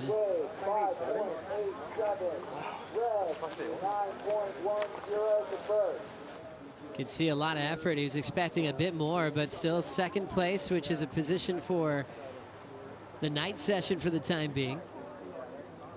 But more waves to watch now. It's all up to Jordy Smith and Jack Robinson now.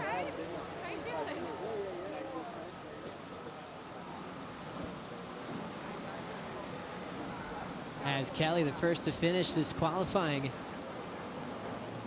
opening round. Jack getting things started. Hurt himself against Xavier Huxtable, the wild card of Bells. He's wearing yellow at the time. It's got traded to Joao Chianca, so Jack's trying to get it back. Arc's looking smooth. Nice and comfy. He'll pull in the man from West Oz. Just a short tube ride on this one. Carb, how's the transition back to the lip? Looking aggressive as well. Love it. Rapid fire maneuvers. Snaps to Carves. Not trying to pace and have any downtime. It's easy to want to just throw a high line to catch your breath out here. Snaps off the lip into the barrel again for Jack. Here comes a spring-loaded punt, but he ends up losing connection right off the lip. Almost felt like maybe he was in a better position to do an alley-oop. And maybe got caught up deciding his maneuver choice there. There was kind of a disruption in his rhythm on this wave. I feel like there was just that slight moment where you get that millisecond behind and just, you know, those opening maneuvers, all flow, all power, finding his feet. Right there, he pulls in for that barrel. He doesn't get like particularly deep, like you said. He really wants to maximize this section right here. Kind of almost looks like he's in two minds as he goes there for the air reverse. Like you said, he was almost in a better position because he was so far out in front of it to maybe go for that alley-oop. There would have been more space for a maneuver of that caliber. So a tough off there for Jack, but we got a great opportunity to catch up with Kelly Slater with AJ. That's right, Kelly Slater. What a way to start off this competition here, the 2023 Surf Ranch Pro, and you're the visionary behind it all. Walk us through what it is like to be in that basin, look out and see the crowd and be able to compete in this format. I try not to think about it too much. You just try to put that out of your mind and compete. But yeah, it's overwhelming to, you know, see we created this thing here and everyone's here. And one of my proudest days ever was the first day we got here years ago, and I saw all the world champs lined up from days past, and to see all the best surfers in the world that right now be here to surf this thing. And that's really exciting, but you know, when you go out in the heat, you just put that all aside and you try to focus on the moment. And focus on the moment. You did. Biggest takeaway for you from this first heat? Other than it's cold. Yeah, I'm a little chilly this morning. Biggest takeaway, just it's you got to complete your waves, but you also got to feel free and relaxed. Yeah. So yeah. Awesome. Well, go get warm. Thank you for the time. We'll get back to the action in the basin in just a minute. Thanks so much, AJ. Kelly definitely shaking there. It does start off a little bit brisk in the morning, and he was up that early morning light to get that first wave. Yeah, I like that balance of looking loose and radical, finishing your waves, find that perfect recipe to succeed out here. Yeah, everyone's take and just read on this wave can be so different, so it's fun to see the unique touches that they can bring, because you really have an opportunity at the Surf Ranch to kind of map out your ride and think about where you're going to place your emphasis. Leonardo Fioravanti, what a start this morning. Still in the driver's seat of heat number 1 of the qualifying round, and he's got one more wave to just really try to put it away. He's got an 8.10 as his best right. The left he's trying to improve on a 7.17. We'll see if he can do that right now. Jordy in that tough spot of being in fourth, but remember, he's got one more wave to try to avoid elimination.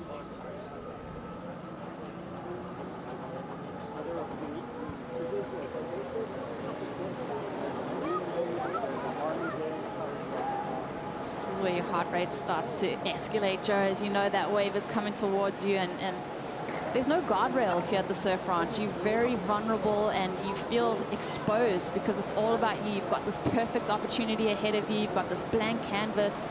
It's all in your hands to really maximize the score. Steady start for the Italian. Pushing those backside turns as this wave does grow a bit in size once you get to this section. Had to force that pump just to stay connected. He was really deep there. There's some vertical surfing, blowtail. He knows he's got to do a lot to improve on a 717, but now getting caught behind, he'll really have to make up for it now on the end of this wave. Pulls in, not super deep, forces the exit. I'm feeling like he'll be keeping his 717, which is solid, and could still potentially get the lead, but he's got to feel incredible. This morning, just perfect decision making from his first 3 waves in the qualifying run. Looking like he could potentially go straight into the quarterfinals. We'll keep you posted on the numbers. Be right back.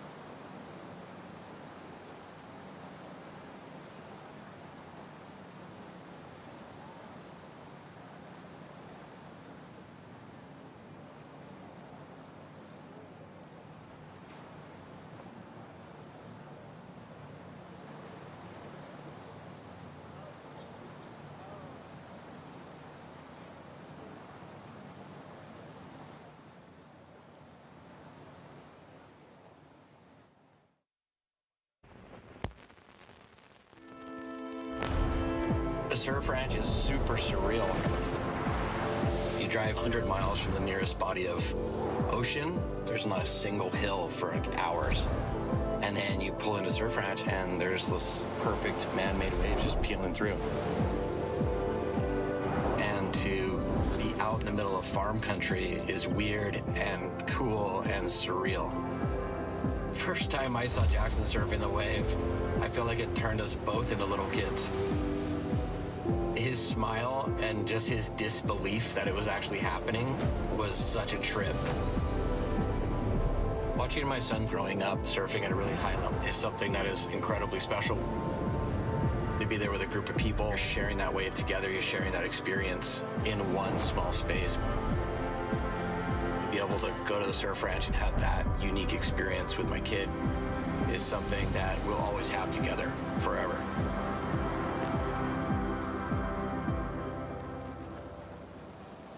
Welcome back to the Surf Ranch Pro presented by 805 Beer, still in qualifying round, heat number 1. And this is the gentleman that's in 4th place at the moment, Jordy Smith. The big South African needs a 5.97 at the moment to move up into the top 3. Deep barrel here. Lovely stall by Jordy. He's staying in there long.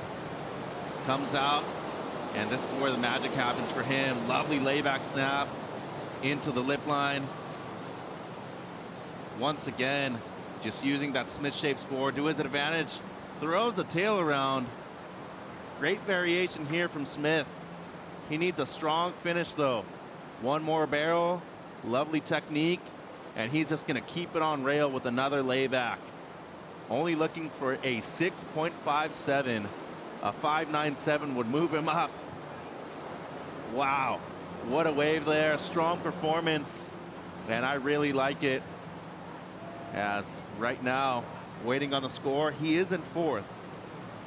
So Mitchell Salazar here with one of the greatest big wave surfers of all time, Peter Mel. Pete, Jordy going to town on this one. Yeah, good morning, Mitchell. And we love Jordy here at the Surf Ranch. Just so much flow, so much acceleration through his moves. You know, it was down there in the dock area hanging out with Jordy. A little displeased with his first exchange and score. So he really, that kind of fires you up. So he came into this one super fired up.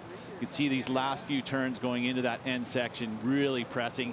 You know, you kind of build a rhythm through this wave, and you see most of the surfers getting the end part of the wave really start to press hard.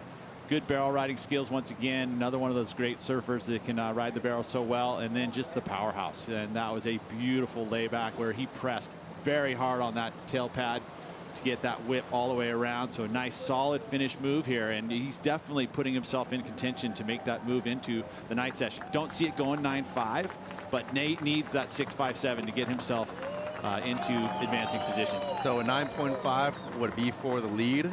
A 5.97 on the right is what he needs to move him up at least into third place over Jack Robinson. And as big guys ourselves too, Peter, it ain't easy to do what Jordy Smith just did on a right-hander like that here at the Surf Ranch. So very impressive. Still waiting on the score. Remember, our judges do have, I think it's a 3-minute mark, Pete, in order to get the score in before the next surfer. Well, what would happen too, if you were to get above the 6.57, right, it's going to give Jack Robinson the understanding. So Jack needs to know if he's going to have to press on this wave and get himself a bigger number. So this is interesting to see how this unfolds. And there's Jack just waiting for his second left. And it's going to be a big moment for him. Has a pair of 6.17s, his best right, his best left. Format this year, I really like it, Pete. I think it's way more enjoyable, first of all, but I think it gives the athletes a lot more room to breathe. Yeah, I would say so. And it's just similar when you can you know, use the seating to be able to see what you need to do rather than having to go back to back, and especially with the length of this ride. I mean, it definitely has a fatigue factor. You see most every surfer after every wave is definitely grabbing breaths, getting as much oxygen as they can, grabbing their legs. So Jordy drops a 7.07. That catapults him up into second place now. Kelly Slater down to third, 13.07 heat total for him. He does have the 7.2, one of the best waves of the heat on the right-hander.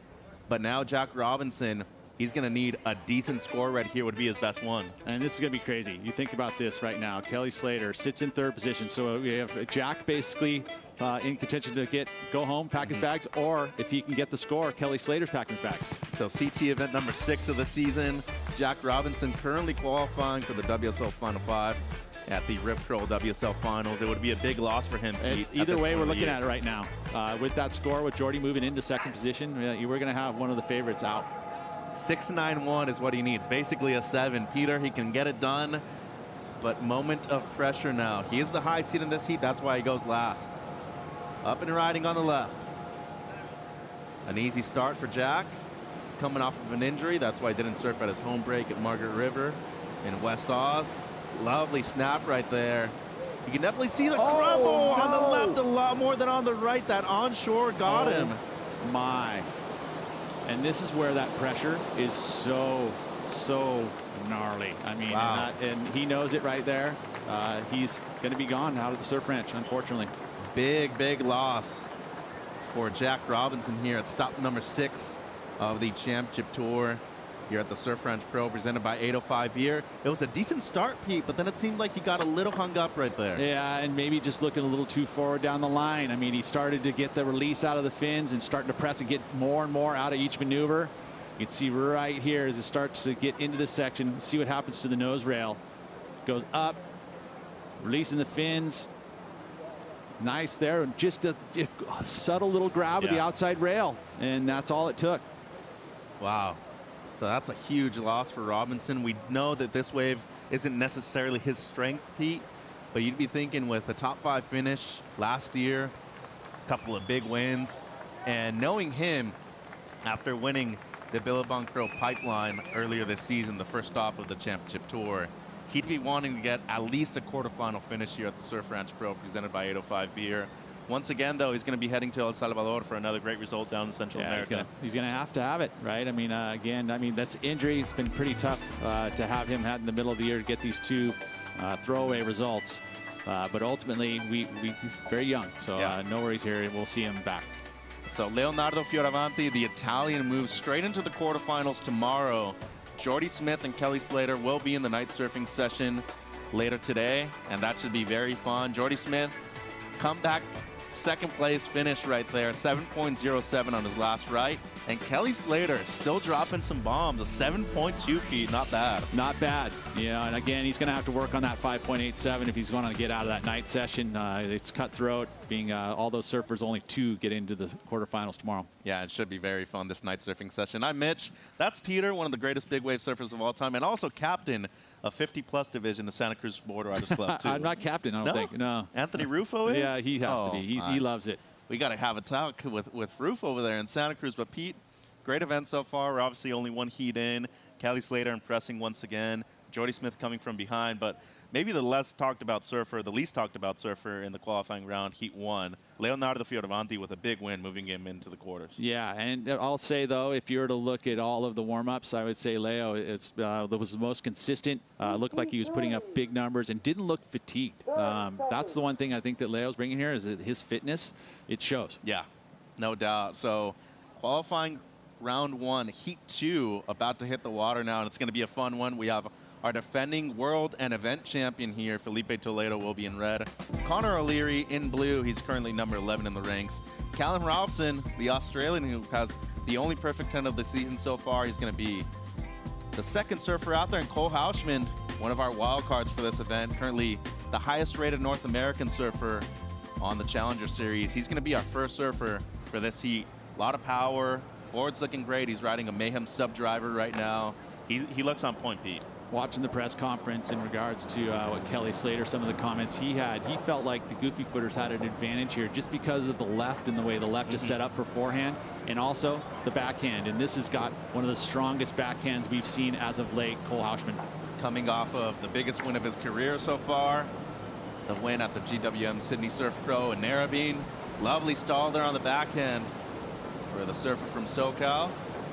Let's go down to Strider. How's the view, Strider? Cole just whipping it up into the bowl. Looks like a little off tempo coming out of the barrel. Can he regain? That's where, there it is, straight up into the lip. Buckets out the back. Big fella coming in at about 210 pounds. He's going to push some water. He's going to slam it again right there. Wow, that was a huge bucket out the back. Stalling, grabbing the wall. Let's see if he can snake through this thing, come out. What's he got on the finish for us? Going for the big backside bust tail, but goes down in transition. Nerves must be high for that young man. First time out here. They probably are, Strider. Thank you very much, Pete. Nerves are probably high, but so's the amount of pressure, too. He's the highest rated North American surfer on the Challenger Series. Luckily for him, he doesn't have to go back-to-back in this qualifying. Well, I will say, though, what's cool about Cole is that this is a first-time championship tour experience, right? And it's at the Surf Ranch. It's in front of everybody. And he did not disappoint. That was good, solid surfing right there. Yeah, there was a little, he felt like in watching his warm-ups, there was a little different effect here. He was definitely feeling the weight of that jersey. But he started to pick up his rhythm there in the back half of it. Inside barrel here was solid, you know, had the fall, unfortunately. I think he's going to have to improve on this wave here. I mean, not going to be a huge score, but ultimately, I think now he's washed off those nerves. So that's a sub-driver round tail that he's riding out there. It's only the second time that he's ridden it. He rode it yesterday for the first time. As Pete said, probably going to be a throwaway score for him. Let's go downstairs to Luisa Florence with Leo. I just asked him if he's tired, and he was like, nah, I want some more. You're going to have some more, but what are you taking from this heat? I mean, that was, that's a big win for me. You know, the Surf Ranch is a challenging event, especially against some of the best, and everybody gets the same opportunity. So I've been, you know, working hard for, you know, training-wise, mentally-wise, getting prepared, and I'm really happy and proud of myself to have showed, you know, what I wanted to do out there.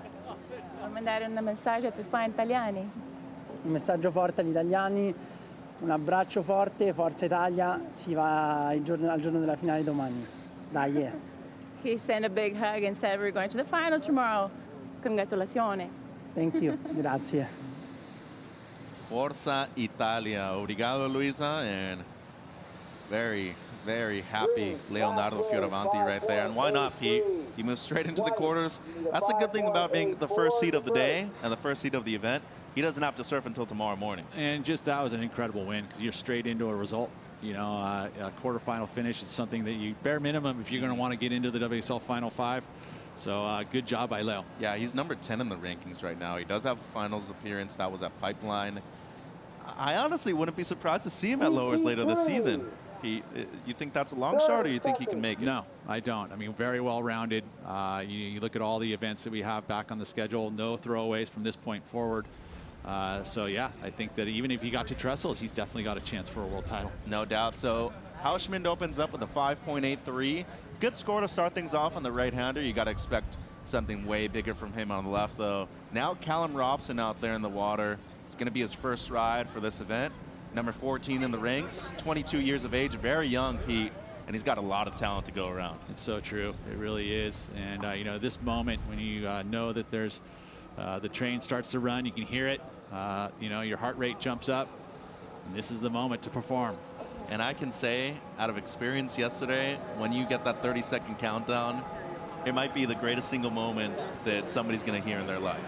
And your heartbeat is just going in your mouth. It elevates, that is for sure. Here goes Robson, riding the new boards as well, made the switch up to DHD. And DHD at the moment leading the Vizsla CT Shaper rankings. So Callum, a couple nice turns to start things off on this ride. Lovely snap right there up into the lip line. Board looks good. A lot of flow coming around this section. You can definitely see the onshore on the left. It gives it that crumble that you want. Lovely throw tail right there by Robson. The surfer from Lennox Head just going to work on this one. Got to be looking for a strong finish here, though. Sets up for the barrel. Nice stall. And comes out through the doggy door. But it's going to be a complete ride, Pete, for Callum on his opener. Yeah, nice solid start there for Callum. Board does look good. Good acceleration as he's going through there. I mean, he's been riding all sorts of different equipment throughout the season, really. And so trying to find that magic. And right now it looks like that board is pretty darn good under his feet. As you can see there now riding the DHD. That's a round tail as well. A lot of surfers going for the round tails as Robson going to drop his opening score. Hausman with a 5.83. And we got Connor O'Leary coming up. Don't go anywhere.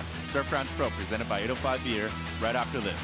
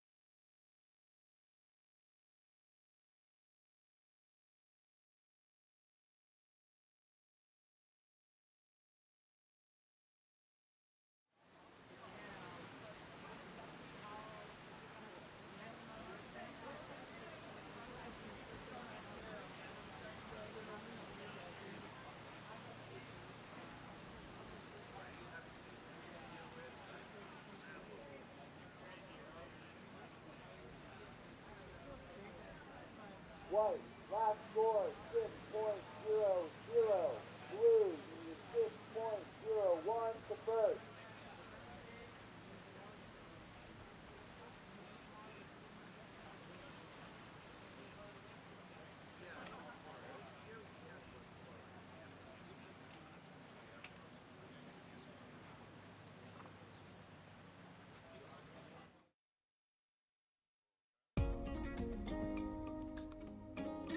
The Surf Ranch Pro presented by 805 Beers, brought to you by Shiseido, official sunscreen of the World Surf League, by Nissin Cup Noodles, the original instant ramen, and by 805 Beer, properly chill.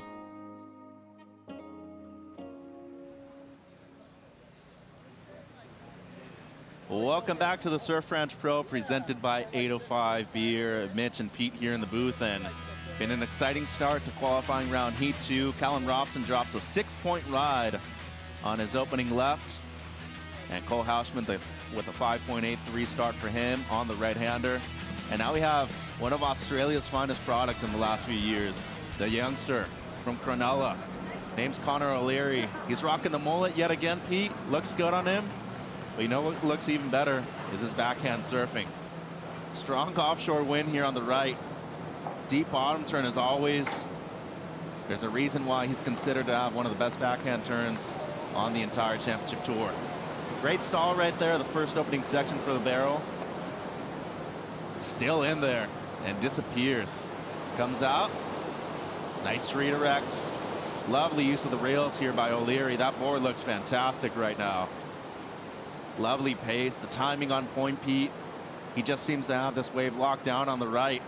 As he goes straight up into the lip, a lot of water to the sky. You got to be thinking after the initial two scores, the 5.83 and the 6 with a long barrel. And a nice throw tail reverse to finish off right there by Connor O'Leary. Probably going to be looking at the best wave of the Heat here. Solid flow, speed, acceleration.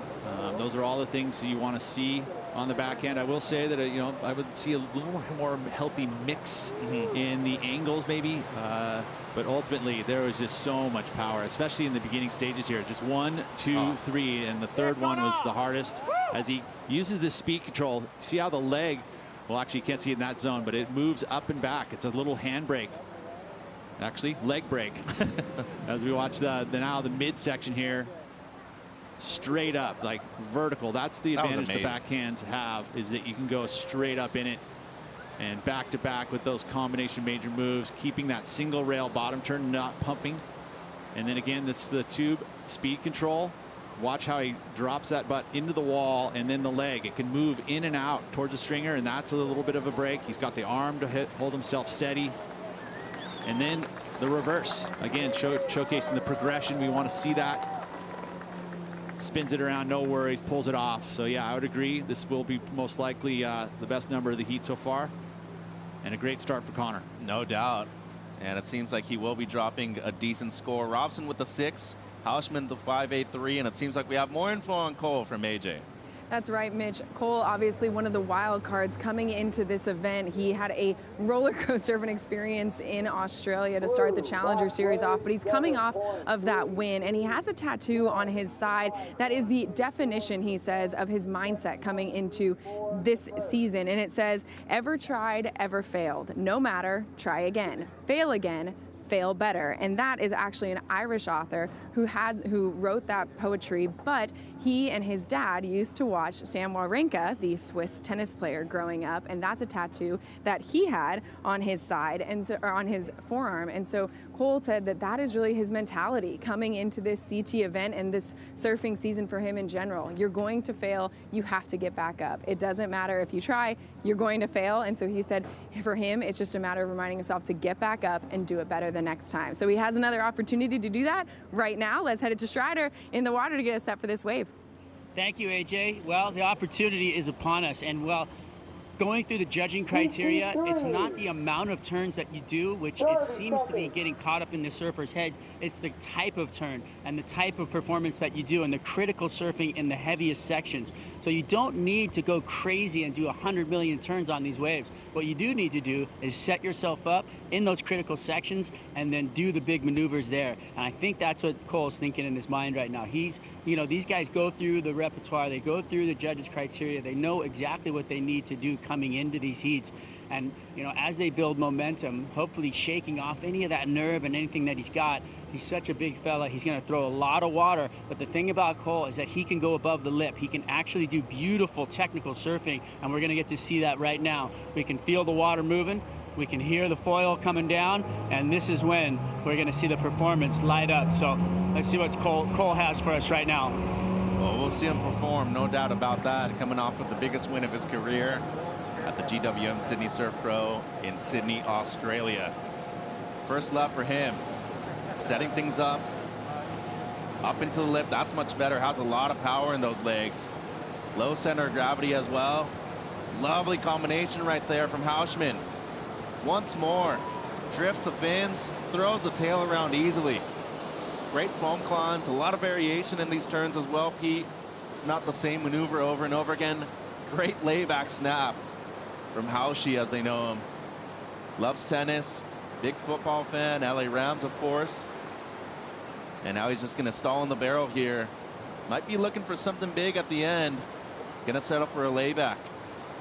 So a good start on both the right and the left. 5.83 on the right. You got to be thinking this might be a little bit better on the left, Pete. Yeah, and he got the completion. He's done. He was one of the standouts on the left for sure. You know, again, a lot of maneuvers strung together with great flow. That's one of the things I think that if you want to showcase a point of difference is having that nice single rail, bottom turn into maneuver, bottom turn into maneuver. He's getting some acceleration out into the front. And again, he's each move getting stronger and stronger, a little more risk involved with each turn. Straight really up like into it. How he places his turns too. The fin drift across the top. Again, just the risk involved, you know, and those are the sections that you're going to get with some lip, and you're doing the maneuver in the lip. Just so fast, and he's making it look really easy as he's moving it down the line. And that, again, that forehand on the left's a definite advantage.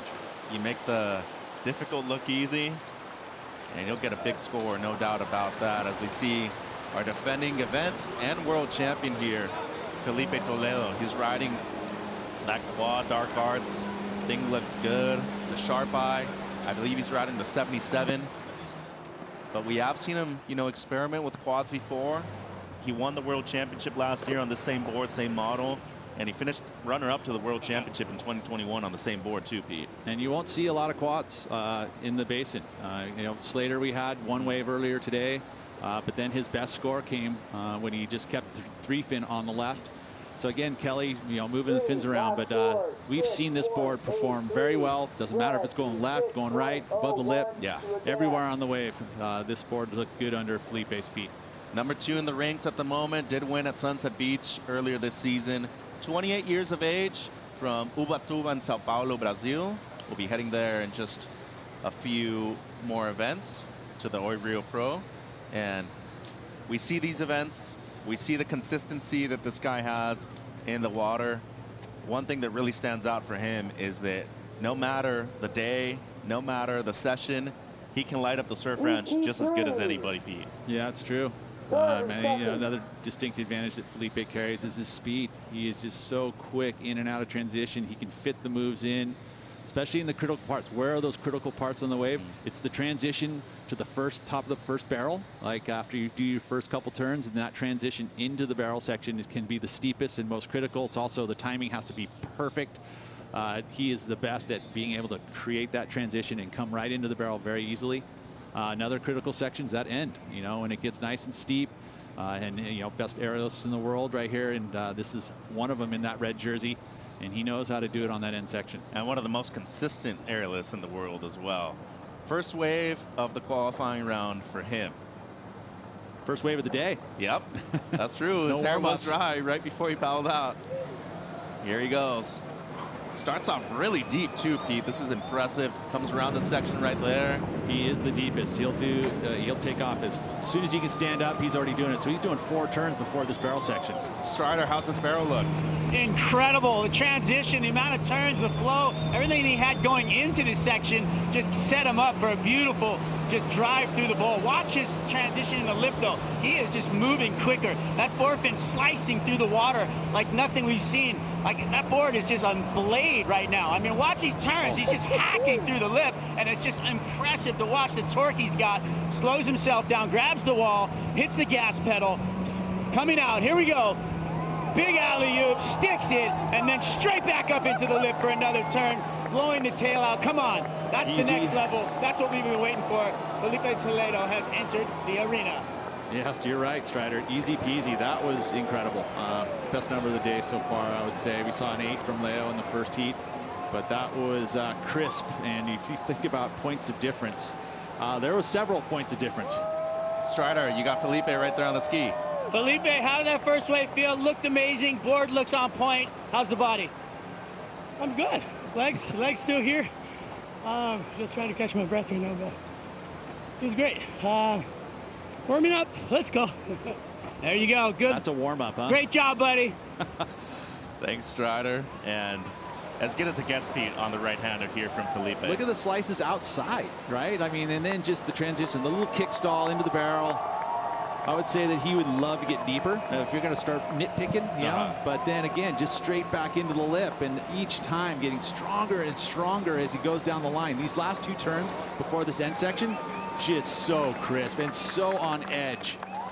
Beautiful work there, and then right back into it again. The 2 best turns of this wave happening back to back. Combination of major moves and then straight into it. Oh, why not? We'll just do a little mini alley-oop here.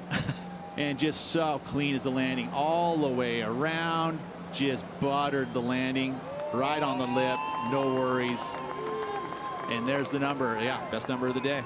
No doubt about it. An 8.83 for Felipe Toledo. There's a reason why he's the defending world champion. He's the defending event champion here. And so far, on point. We have Kevin Durant being easy money sniper in basketball. I think we should give the same nickname to this guy when it comes to surfing at the Surf Ranch. One of the best to ever do it. Drops an 8.83. Let's go down to AJ with Richard Dog Marsh. Yes, I am here with legendary coach Richard, a.k.a. Dog Marsh, and he's coaching Connor O'Leary a 7.33 on that first wave. I saw you hyping him up before he got back into the water. What was your message? Just to keep it simple, I think it feels good to get a 7.33 because it sort of proves that what you're doing in the test runs was working. So stick to the plan and just push a bit harder, I guess. What was the plan? The plan was to, again, keep it simple. Like, less is more, I think, out here. It's easy to fall into the trap of just hitting every single piece of foam and every section. So for Connor, he's a big guy, you know, so I want him to do a bit less, like less turns, but make the turns that he does huge. For sure. So good insight there from one of the best coaches in surfing. Mitch, we'll send it back to you. Thank you, AJ. And Rich Dog Marsh with a very casual attire for this morning right now, Pete. Looks sneaky. Yeah, and you're thinking about the judging and what the judges want to see. And Richard hit it right on the head. It's like, hey, we want to see a point of difference. And so what you can do is your quality of your maneuvers are going to be accentuated here. We've seen the attack mode, right? And that was kind of cool, but to progress and you know, the sport and here at the basin itself, we want to see it, the judging criteria slightly change, and you want to see that the surfers get better on this wave, and I've seen that this year. You have the best canvas in the world. Go ahead and use it. How's this shot right here, too, from the drone angle? It just goes to show you how lovely it is here at the Surf Ranch. O'Leary up and riding. This is his first left. Casual to start things off. 3 wraps in a row where he's just setting up the rest of the wave, it seems. Strong snap right there. Into the lip once more. Nice pacing. Nothing super explosive so far. Expecting something much bigger from him in the second half of this wave. That's more like it. Brings it all the way around into the lip line. Drifts the fins. Strong carve for O'Leary. The kid from Cronulla just destroying this wave. Into the pit. And he'll make it out cleanly. So it's going to be a finish for O'Leary as well. It does go down at the end with the attempt of the air, but that just would have been the cherry on top of the cake, Pete. So going to be a second ride, his first on the left. Yeah, and just a solid number, right? You wouldn't say that he pressed too hard or pushed too hard on that one. So he'll get another good number to back up the 7.33. Qualifying round, Heat 2, Toledo with the highest score of the day so far, an 8.83, but it's Hausman in the moment in the lead. We'll be right back with more action from the Surf Ranch.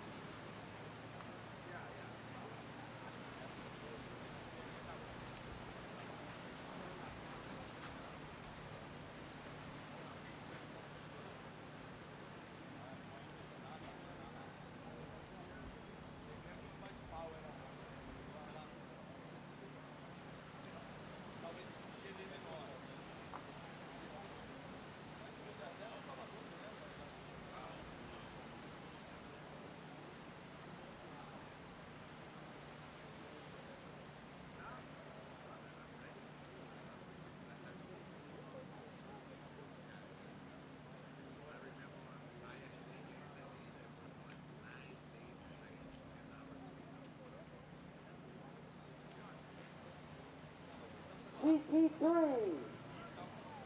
30 seconds.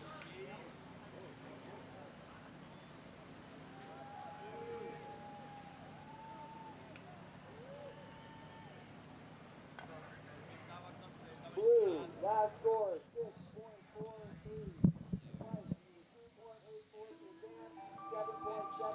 Welcome back to the Surf Ranch Pro presented by 805 Beer. Mitch and Pete here in the booth, and we're in qualifying round 1, heat number 2. As we see a shot of the basin, we're at the Surf Ranch right now in Lemoore, California. An unconventional place to have one of the 10 stops on the championship tour. This is number 6, Pete. And one of the best waves in the world. Exactly. In the middle of Lemoore, California.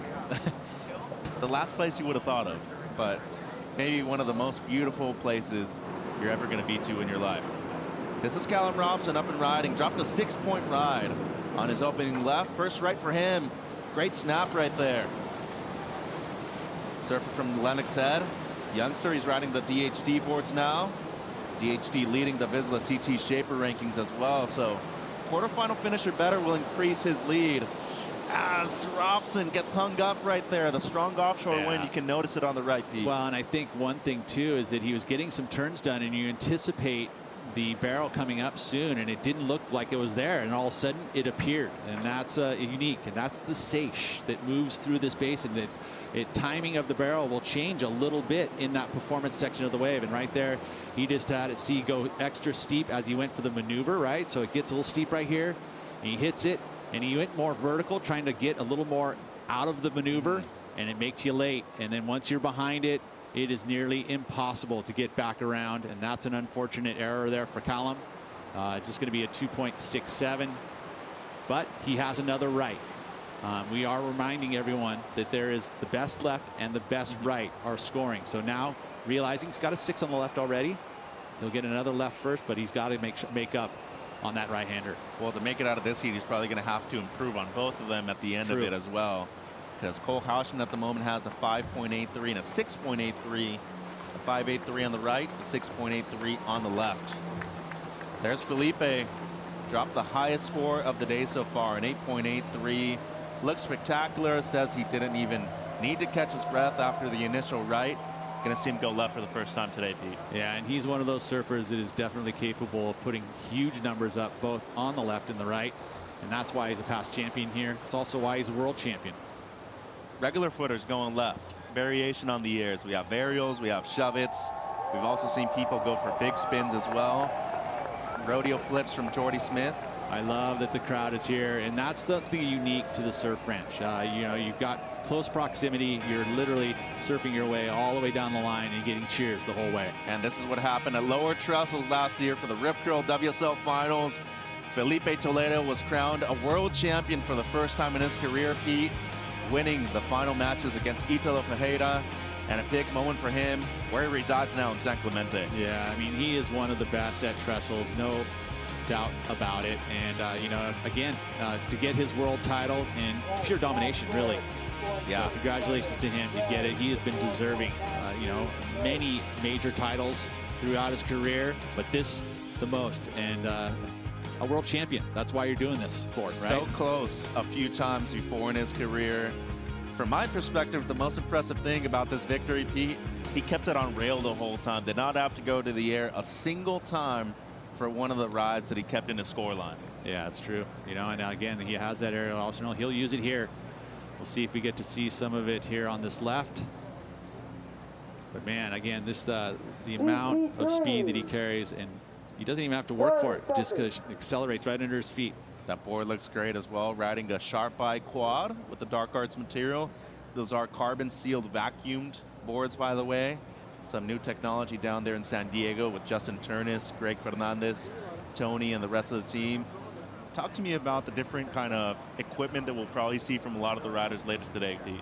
I mean, this would probably be one of the most unique. You know, you think about carbon fiber and the way that it is used. It's used as a light, very strong. It has a different flex pattern. Matter of fact, it feels like it's going to be a little stiffer throughout it, but if you are pushing into it, you're going to get that flex and you get a lot of reaction out of it. Looks like he's having fun, old Felipe, huh? He is. He's listening to the crowd, too. And by the way, it is, what, just past 8 a.m. right now, 8:30. It is crowded this morning. People were lining up at 6:30 to get into the Surf Ranch. Here's Felipe on the left now. I love that cruisy start. You know, he just sets it up and builds momentum through the wave. It's a performance, right? A 40-second performance. And the artist just painting the canvas right here as well as he can. A lot of spray on those turns right there on the backhand. It's not easy to do, to get the spray up and into the skies here on the backhand. Especially with the amount of speed that he's carrying too. Going down the line so fast. He's just flying on this wave so far. How's that glide? Spectacular. I mean, he is as smooth as silk right now. Barrel section right here. Times it well. And great positioning from Toledo. He's going to kick out, trying an air.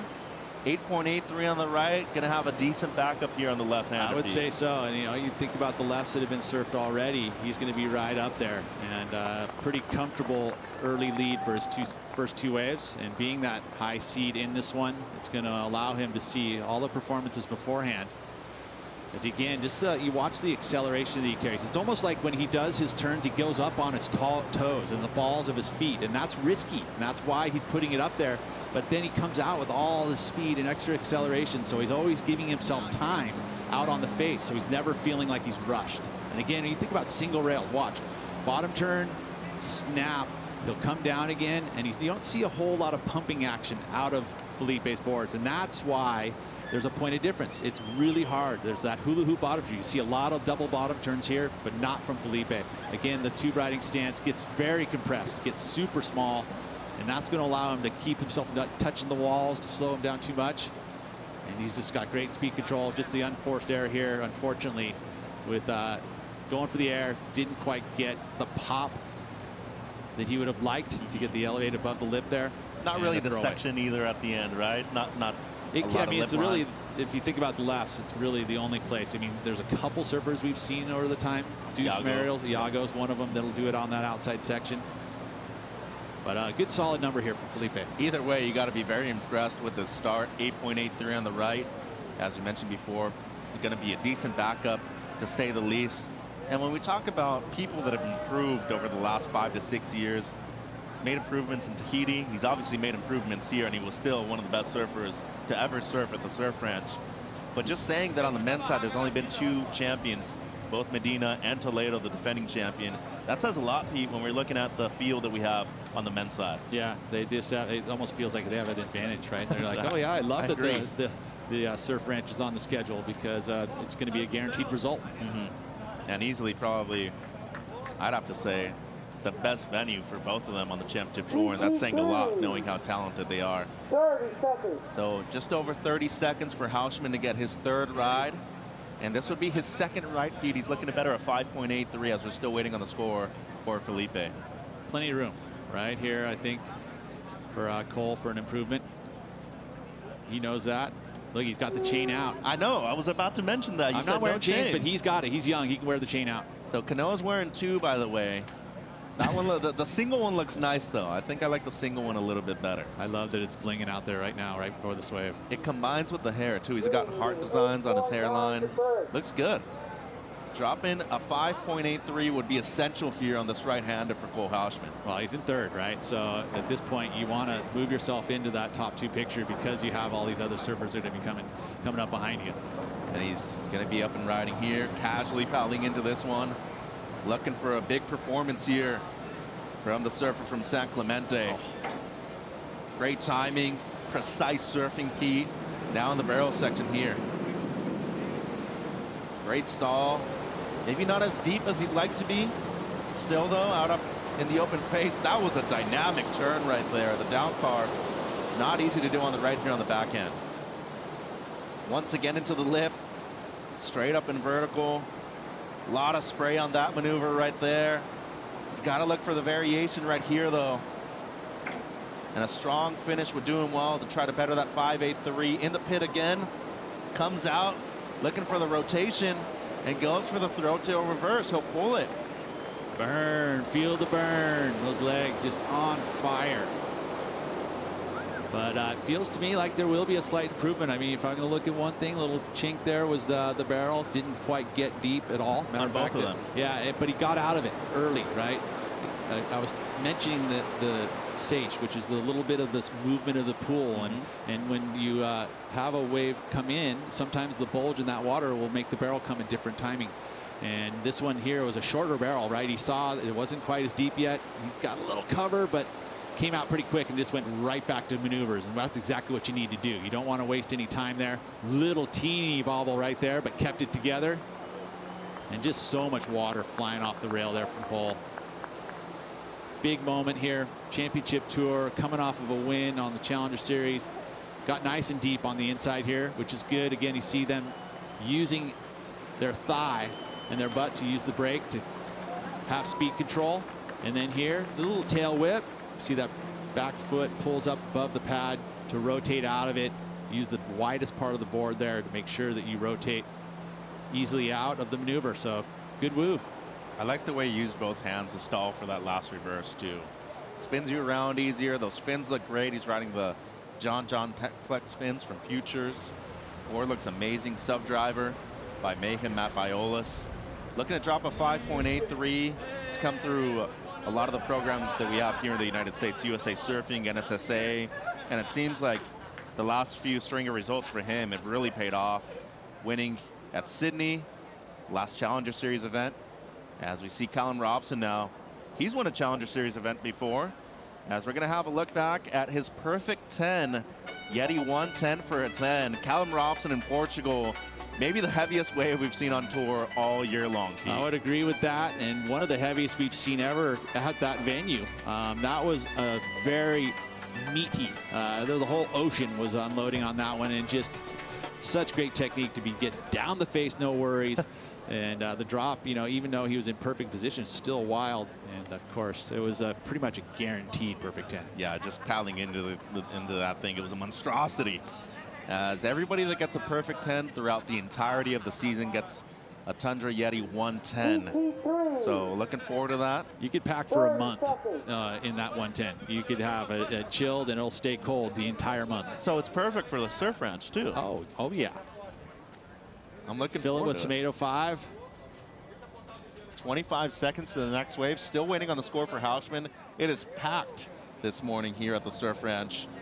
Perfect temp too. I mean, we've had events here and it's been 110 where people are just cooking and melting out there. This right now feels like a great temp for watching competitive surfing.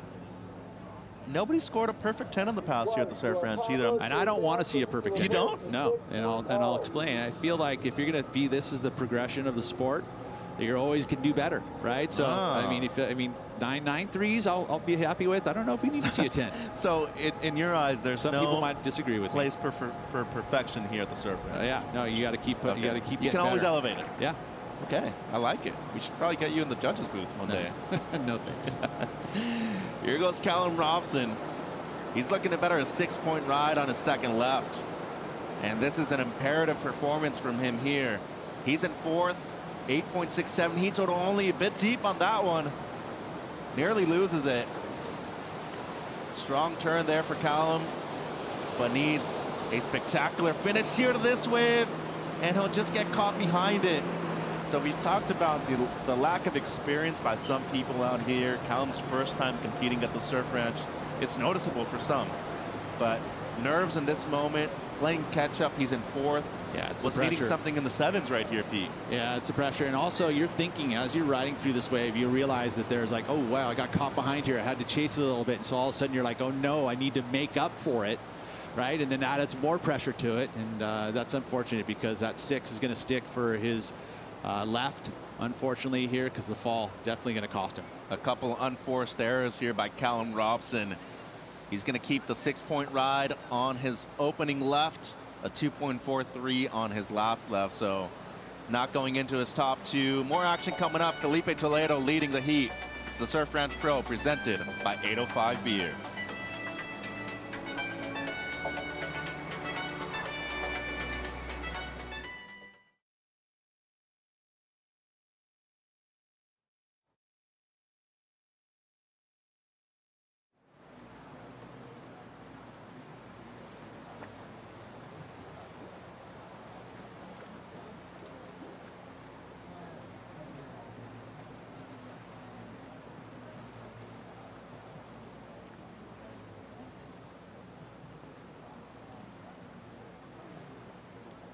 white. Last score 2.43. Blue, you need a 9.3 to the first.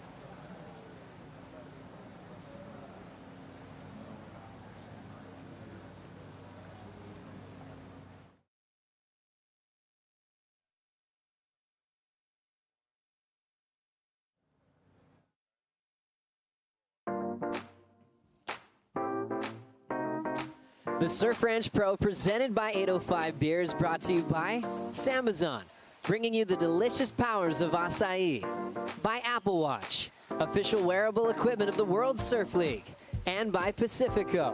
Live life anchors up. Welcome back to the Surf Ranch Pro presented by 805 Beer. Connor O'Leary waiting for his second right in the water at the moment. He is in second place in qualifying round heat number 2. Felipe with the lead. Is that going to drop a 6.9 on his second left is Toledo. But O'Leary though, 7.33 on his opening right. Strongest score out of his first 2 rides. You know what that does? It allows us to see him go big. It's exactly what we want to see. Well, strategy being, you know, it's all about getting that solid number, and then you can get cut loose. Electric turn right there by O'Leary. Straight into the barrel. Great positioning. Comes out cleanly. Strider, how was that incredible turn? Yeah, you know what? The tail release, the pressure valve is off, he said, as he came out into this thing. And he said starting out with a huge score like that lets him do surfing like we just saw. I mean, there's vertical slams straight up into the corner like that. There's some beautiful timing right there. Coming into this inside section, he's going to hold the wall, grab the rail, lean forward, see if he can come through this, and then he's going to execute the inside section. Big blowtail. Unfortunately, coming unstuck right there. Wow, that was some incredibly sharp surfing. Strider, from your perspective from the ski, is that the largest amount of water that we've seen thrown out from a single turn so far today? I'd say yes. I mean, the way that he connected into the lip, it was perfectly timed. And when you flex that much weight and that much power into the lip with that much precision timing, it just explodes unbelievably. So, beautiful work, Connor O'Leary. Thank you, Strider. Pete, one of the best rides we've seen on the ride so far. Yeah, it was good. It really was, especially the outside high-risk move with the Reese and the tail. I mean, the only thing he even just punched his board there for a little slight bit was the fact that he wasn't able to complete the final move. Again, really nice entry into the barrel here because he slowed way up and got deep for a moment, came out pretty quickly, and he just wanted to solidify the score. Definitely would have improved most likely had he pulled this move, but it still may. I mean, again, the mistake at the very end doesn't mean that you're not going to get a big number, especially when you put 2 of the major maneuvers that he had on that outside risky section, as well as the mid part of that wave. He was able to get a nice big solid turn. Strider mentioned pressure valve is off. It was noticeable there on that rod for sure, but, and this is obviously a subjective question, Pete, but do you think that coming into this heat, knowing that you're either going to have Felipe or Gabe in your qualifying round heat, just adds a bit more pressure, knowing that you're probably going to have to settle for second or third for the most part? I would say you would never want to go into a heat thinking that way. Yeah, that's a negative thought. I would say no. I want to go out there and win the heat. I am one of the best in the world. I mean, that's what you got to look in that mirror, man, and tell yourself that you are one of the best in the world, and your goal is to win a world title. So every heat, you got to go out there and thinking you're winning. I like that kind of attitude. So O'Leary looking to drop a 7.33 on his opening right-hander. Cole Hausman in the water now. It'll be his second left. He's looking to better a 6.83. He bettered on his right to 6.57. Nice. So that goes into his score line. He's currently in third still, but he adds a bit more to the 6.83 here. It might be game over for Callum Robson. And I was just going to say, I mean, you think about it, you know, Callum's not going to be able to improve on the 2. It's there. It's stuck. So unfortunate there. And pressure's off now for Cole. You know, let's see what he can prove here, especially on the left. So Hausman in third, Toledo in the lead, and O'Leary in a very strong second spot. Does not better his right-hander. It's a 6.93. As we're looking at the results here, Toledo with a massive heat total so far, 15.73, the highest of the event so far, but the best number, an 8.83, nearly a 9 beat. Yeah, the 2.67 there from Hobson. It's just, it's a wow. That one hurt. Definitely did. Hausman in third.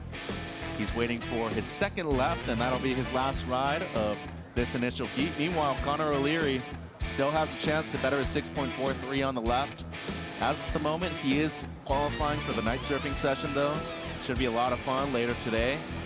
But speaking of Cole Hausman, coming off of a runner-up finish, first event of the year, qualifying series for North America, lost to your son John in Huntington Beach for the Jacks Pro. Yep, and it was a whole 1 foot for that event. And the 2 biggest and tallest guys made it to the final. It was quite funny how that worked out, but in the end, I think the 2 people that deserved to make the final definitely did. Nice. Hausman, incredible snap right there. And again, he didn't, even though he's going and getting loose like that, he's able to stay out front. Woo! Throw tail reverse, pulls it with ease. And that was on the outside too, Pete. Yeah, well, we hadn't seen that very often, and we just saw it there in competition by a wild card. He is just going to town on this wave right now. An 8.9 would put him up into the lead. Great variation, looking for the air. I can sense an alley-oop coming, and pulls it. Go right out. He loves it. We love it. I'd have to say, best left we've seen ridden all day long. I would agree. I would say that when you throw risk like he did on that outside section and pulls it around, he did have to chase it slightly. I mean, again, trying to, you know, find a little bit of the flop there, but no. And again, the outside maneuvers too before he goes into the air. That was where he created the space. The floater glides up over the top, gave him the extra speed to go for the reverse. Again, look at that. No grab, ollie, spins it, lands tail first, whips it around really quick. And that's what you have to do, because you're straight back on that inside rail, or else you're going to lose the wave. That was filthy right there. And then came into the inside, decided to skip the barrel peep, but went for the air. And again, the transition out of it so quick. Lands backwards, spins right out of it. Gotta love that. Again, let's take a look here. Tight angle. Look, he's trying to time where that little pop is going to be. Gets it. Foot was actually dangling around over there on the pad, but can't put it right back down there. Wow. And the completion. This is going to be a big number and an improvement for Cole. And drops the highest score on the left for day one so far. An 8.43 for Cole Hausman. And that moves him up into second place. 15-point heat total. That's going to be it for him today. Yeah. At least in the qualifying round. But and man, he's guaranteed to move on. You know, he's not going to get the win, unfortunately for him. He's not going to go straight into quarterfinals. But hey, the bonus is 2 more waves at the basin. And clean slate by then. And you will be keeping either your best right or your best left. It won't be both. And you can think about an 8.43. That's a number that could conceivably get you into the quarterfinals on that night session. In the past, we've seen very few people, as we look at the heat totals right now. 15 points for Hausman, very impressive at the Surf Ranch. Not many people have done that in the past. O'Leary's still in third. He's looking to better a 6.43 on his left, and Felipe looking to drop a 6.9 as his opening left. When it comes to excellent heat totals, very few people in the past have been able to do it here at the Surf Ranch, Pete. I would agree. Yeah, it's not easy. You know, and again, the judges making you push to get yourself those big, excellent numbers. But on the left, few people have been able to break the 8-point range. So you get into the excellent there, you're saying you're one of the best surfers in the world by far. And a lot of those big numbers are definitely coming from the forehand of that. You know, the goofy footers are able to put those bigger numbers because they can do that type of air on the outside. I yet to see the backsiders be able to do that spin on that outside section. A couple times that I remember Julian Wilson tried, wasn't able to complete them. I remember he went for the varials. There's been some surfers that have, but again, it's just so high risk. In the end, though, high-risk maneuvers do get you the bigger scores. Yep. especially on the outside. Look at how deep he is with positioning. Yeah, no, he's at the white flag, right? I mean, that's where you basically catch the wave the first time. So he's doing, you know, picking up speed before anyone else is even really standing up. That wave just barely broke, and he powered into it like it was just another wave. Great variation right there. Incredible car by Felipe. Gonna stall for the barrel. Easily on the forehand, one of the best barrel riders in the world, Pete. You can see it there with the positioning. Still in there.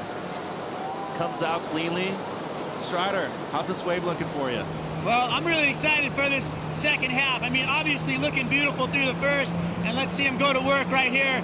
We knew it was coming. There it was, the throw tail reverse. Blows it up into the lip, stalls.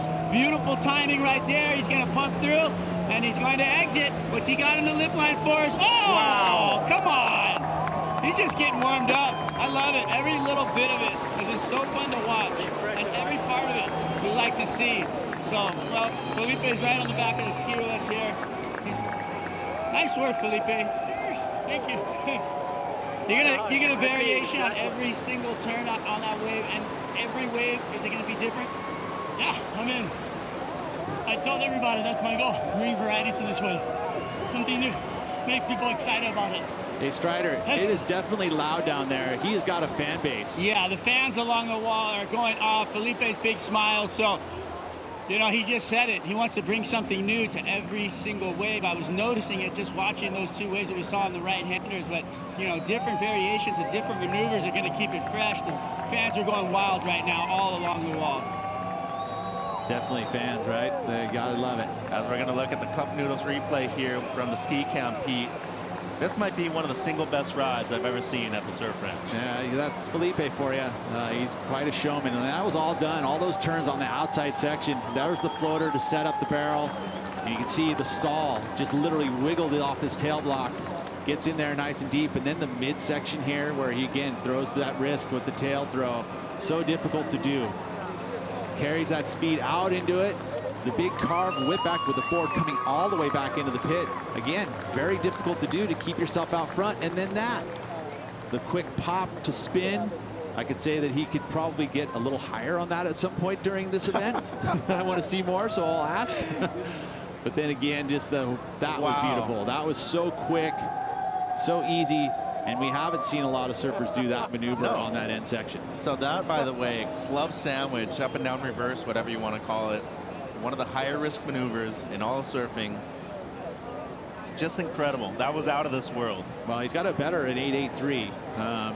I think he does. Yeah. Okay. I think he does. I would say that I feel like it's definitely. And if he doesn't, it's right there. I mean, I'm just trying to reflect now on the first ride. And the first ride, he didn't quite have the same progression that he had on that last wave. So yeah. I would say that the progression, you know, on the high risk maneuver with the reverse in that middle section, straight up into another turn, then the barrel, and then that last maneuver was just ridiculous. Easily one of the best waves we've ever seen ridden at the Surf Ranch. There's a reason why he's a defending world champion. There's a reason why he's a defending event champion. Well, the judges were like maybe a little lack of semi-flow on it, and so slightly didn't quite go all the way up there into above the 8.83. 8.77, and as I said, it's either going to be right above that or just below it. Nearly the same score, but two waves where he's just been, well, a showstopper, and he has been the most impressive surfer so far in this event. There's the results for the heat so far. Felipe still has one more wave to be ridden on the left, looking to improve on a 6.9. O'Leary, though, he's waiting for his second left. This is going to be his last chance to improve on a 6.43 Pete. Yeah, well, and just to make sure and solidify his spot, at least in the top three. Here he goes. And there's some room there. You know, the 6.43 is his number, and not a ton of pressure here. So let's see what he can do. No, and especially knowing that Robson only has a 6-point ride as his best. Connor just flowing through the motion so far. Lovely skiing over right there. And this really shows you how fast the wave is going down the line. Got a variation there. He's needing something stronger, it seems, though, if he's looking to better that mid-6 that he has. Carve into the layback. That's much better. was a nice combo there for sure. Needing a strong finish though into the barrel. Great positioning. He'll come out cleanly and goes for the throw to a reverse. That helps. So O'Leary dropping a decent score right here, Peter. And with him, you know, he pulled out of that end barrel early to give him that time and that space to get that air reverse done, which he did. Seems like the timing was better on that one. DHT board looking good under his feet. O'Leary looking for a spot in the night surfing session. Don't go anywhere. Be right back.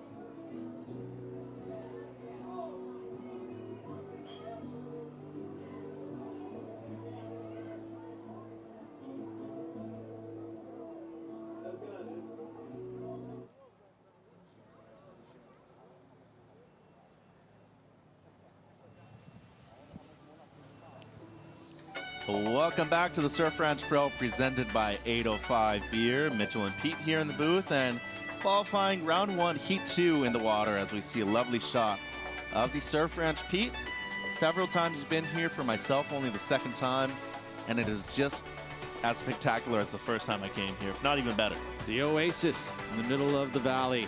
It is beautiful, you're right, and some of the clearest water we've seen ever at the basin. You know, lots of rain, lots of snowpack coming around, so lots of access to clean water. And it seems like Louise is down somewhere where we can find an acai bowl. I'm here at the Red Bull Athlete Zone, and they have this beautiful corner to pamper our surfers and their families. And Sambazon is here serving these beautiful acai bowls. And I don't think there's nothing better to eat right now. It's getting hot outside. This is nutritious, full of healthy fats, omegas, and the surfers are munching on this nonstop. So I don't want to miss this train. So here you go. Look at this masterpiece. Delicious flowers of acai to everyone around here. Big thank you to Sambazon. Definitely could use an acai bowl myself right now, Pete. It's warming up this morning here at Lemoore. Callum Robson's also warming up. Much better here on this right. Looking better at 2.67. That's easily gone now. Into the lip right there, and as soon as I say that, another mishap, and that's likely to be it for him in this one. That's his 4th ride, his 2nd right. He's going to have to settle with the 4th place finish in the qualifying round. Yeah, it's unfortunate. He's going to be a spectator here. Everything was going so great, though, on the first few turns. Lots of water flying off the rail, good speed and acceleration. And I just don't know what wrong. We'll see here on the replay some snaps. You know, it starts to get steep on that section, and just that's it. Grabbing the nose. We've seen it. Saw it with Jack. So unfortunate for Callum. This fall right here is going to cost him really the event. And he was off to a great start on that wave, though. You mentioned a few waves ago that somebody was looking down the line when they weren't focusing on the turn that they were doing. Kind of seemed like that right there. The wave steepened up to the barrel section. Just a bit missed time for Callum Robson. He's going to have a throwaway result here at the Surf Ranch Pro presented by 805 Beer. Still, first time you come to the Surf Ranch, a lot of pressure right here, Pete. Difficult to live up to the hype that you have around you. Yeah, it is definitely the spotlight. I mean, and that's why I think it's so important to have these types of events on the World Tour, because you want to see a little bit of variety, man. You want to be able to see all these competitors compete in all different types of conditions and different types of pressures. Some are going to rise to the occasion, and it kind of just evens the playing field. Some people just love it, have a good connection with the Surf Ranch. Some don't. And Felipe Toledo will be winning this heat despite him still having one wave left. Hausman already has his 4 scores, O'Leary has his 4 scores, and Robson will be bowing out of the competition. So Hausman and O'Leary will be surfing at night. Toledo, though, a spot in the quarters. Yeah, and you'd expect that. I mean, if you looked at this heat, you'd have to say that he was the favorite. And then after the first wave, one of the biggest numbers we saw all day long, an 8.83. And now, really, he's just surfing for fun. And I hope that this unpressured wave right here, he can entertain us. Yep, he's a showman for sure, isn't he, Strider? 100%. You know, that we already know that Felipe Toledo can dominate on the right. It's already his. We're just, you know, he is the best performer on the right. The left is where this event is going to be won. Whoever can perform the best on the left, and that's what's going to be interesting, because what are we going to see out of Toledo? What's he going to show us? Is he going to give us a little peek, or are we going to have to wait for finals day? Because right now, he doesn't have to do anything. He can just go straight on this wave and just cruise it. He can give it to me if he wants to. But, Stop it, Strider. But my point here is that I want to see a little peek into what he's going to do, because this left is everything. I mean, yeah, and there's no pressure, right? Well, no pressure, and also, you know, where's the progression? Where's the different turns? Where's the difference going to come on the backhand? That's really hard to do out here on the backhand on the left. So that's what I can't wait for. What I was going to say, though, is like, what have you seen from Felipe on these lefts that he could bring to the table? Has he seen anything, a little inclination that we could bring something new? Well, the reality of the forefin is that I don't know if you watch him pushing out of his turns, but he gains so much speed coming through out those of the turns. turn, right? Yeah, so I think that's something we're going to see from him as far as the finishing out of those turns. But I feel like he's got something more for us. I feel like he's got something above the lip, and that's what what I like. That's what I like to see out of him, and all of us want to see. Obviously, the progression in surfing is been done with the speed and the power through and into and over the lip. So Strider, I believe the last 2 events that we've had here at the Surf Ranch, Felipe's been part of the winning combo. In 2020, we had the Rumble at the Ranch. He was paired up with Coco Ho, won that event, and obviously the defending champion in 2021. In 21, where do you think he won that event for you when he matched up against Gabe in the final? Well, I mean, he completed his rides and Gabe did not, and that was where the difference was made. I mean, right now we're going to see Toledo and everything he's got. You see him almost slip out on the bottom turn right there, pushing so hard. So he's looking like he's testing the board, feeling the board, seeing how far he can push it and where he can put it. Wow, that was incredible. That lip line slam right there was all time. That spray went above the light post. Let's see what he's got on the inside as he winds through this thing. He's going to tag it again right here and set up for this corner. He's right about to the tube section, boys. Take it away. Thank you, Strider, as Felipe's still working through to the inside. Gonna stall for the barrel.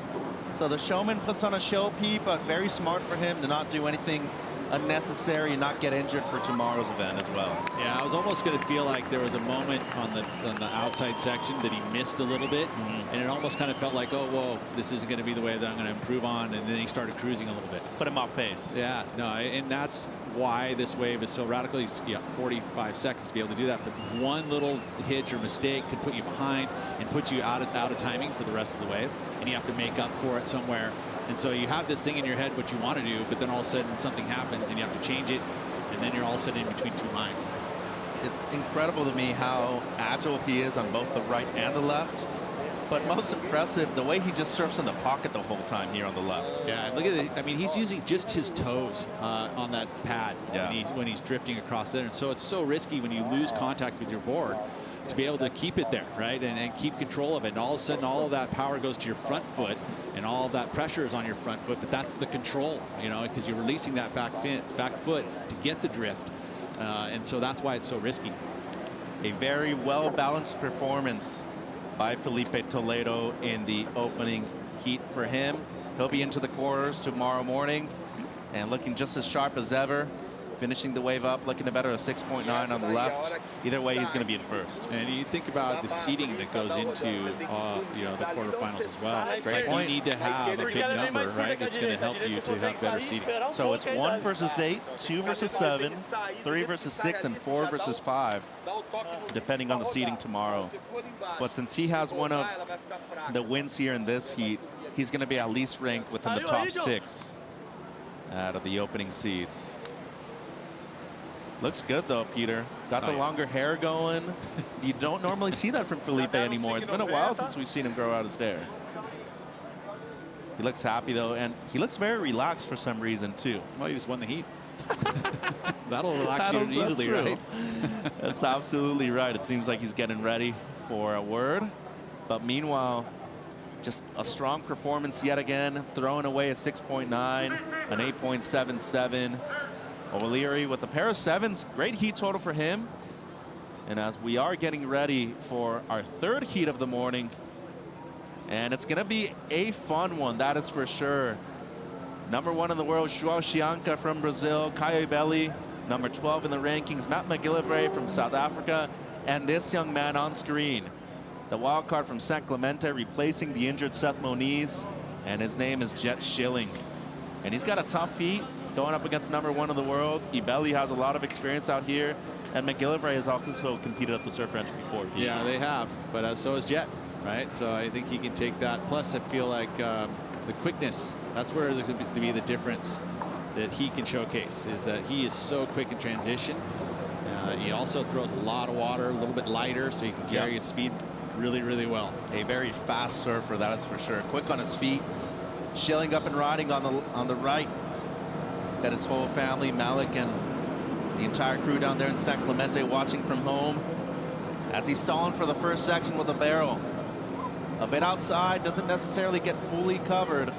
He'll go to the lip line though. Decent attack here, Pete. Would be looking to go a bit more vertical at the end here. I would agree, especially this end section. Really start to release those fins. Oh, and almost got caught behind, so he had to chase here. Much better there with the variation though. This is brand new heat. First wave of the heat for Schilling. Lovely positioning there from Jet. And he'll come out cleanly. Looking for a big finish, goes for the rodeo. And close, but no cigar. So impressions, Peter Mel, first wave of the event for him? I love, again, the start was really nice. He was able to fit 4 solid turns in before the barrel section, but the barrel kind of missed in that opportunity there. He tried to stall and get deep, didn't quite happen for him, so he realized that, got back out into maneuvers. Would have loved, the end, obviously, to pull off a big major move to finish that ride out. Good solid number probably to start this heat, but I feel like he did leave a little bit on the table. And I think there's only been one goofy footer in the history of the Surf Ranch to pull a rodeo on the right, and that was Gabe. But as you said right here, a little behind, but then set up for the inside barrel well. So there's 2 moments, right? The barrel on the outside that didn't get quite as deep. There was the chasing in the mid part of that wave, but good work here on the end section for the barrel, but just not getting that rodeo flip done. He wants to get the grab, gets it, but not the pop. It just didn't get the pop to bring you back into the wave. It's easy to kind of go out as a kick out, but that one there didn't quite get the same pop that would have brought you right back into the flats. Strong offshore on the right, pushes him out back to. A lot of fans here at the Surf Ranch for the first few heats of the morning. And you know who had an incredible first heat of the morning? Felipe Toledo. He's with Luisa.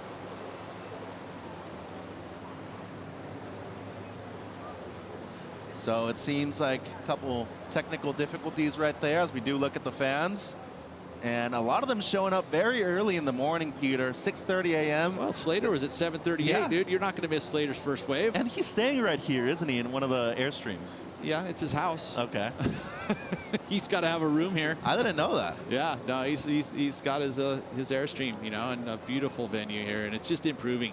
Every time we come back, there's something new, little acts, and even with the wave itself, they are doing so much work in studying how the basin works in regards to the Seiche, which is that little flow that moves through here, and how you can keep the wave super consistent.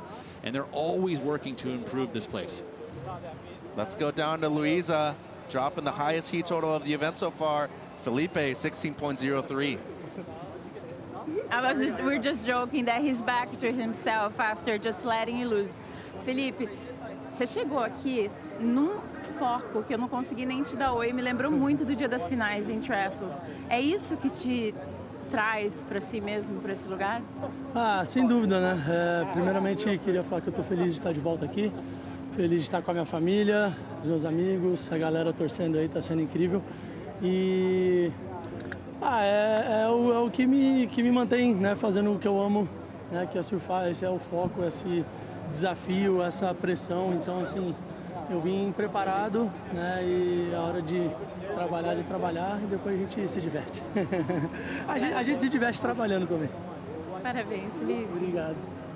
I asked him, like, it reminded me a lot when he got here. So focused, I couldn't even say hi to him. It was the same at the finals day in Trestles last year, and he was like, yeah, that's what I do. When I came here, I came prepared. When I have to work, I have to work. When I have to have fun, I have to have fun. But I also have fun working, so there we go.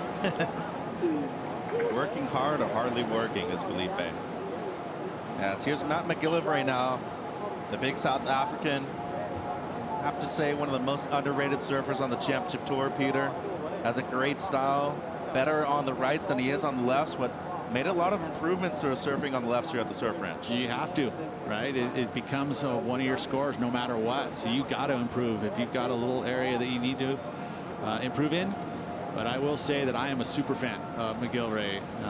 He has always impressed me from the very beginning of his first win in Israel, you know, when I saw his name, and then now on to the championship tour. So a bit off rhythm there with that wave, pulls in for the barrel, and he's going to get caught inside. So it's going to be a throwaway score from McGillivray on his opening rod on the left. Jet Schilling, on the other hand, drops a 4.33, also a small score. Probably not going to want to be a keeper for him. We got a stacked heat coming up, though. Caio Belli and Joao Chianca about to hit the water. More action from the Surf Ranch after this.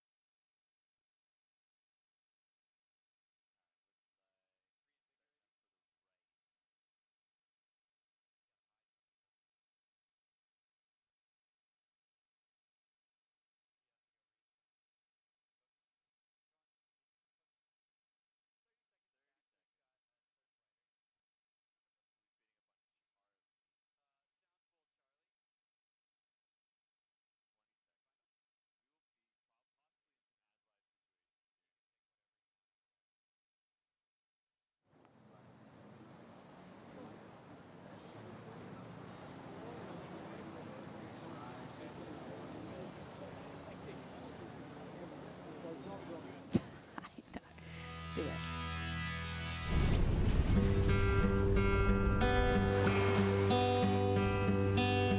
Fall is here, hear the yell, back to school, ring the bell, brand new shoes, walking blues, climb the fence, books and pens, I can tell that we are gonna be friends.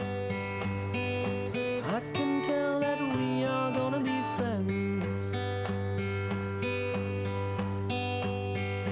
Walk with me, Susie Lee, through the park and by the tree. We will rest upon the ground and look at all the bugs we found. I can tell that we are gonna be friends. I can tell that we are gonna be friends. I can tell that we are gonna be friends.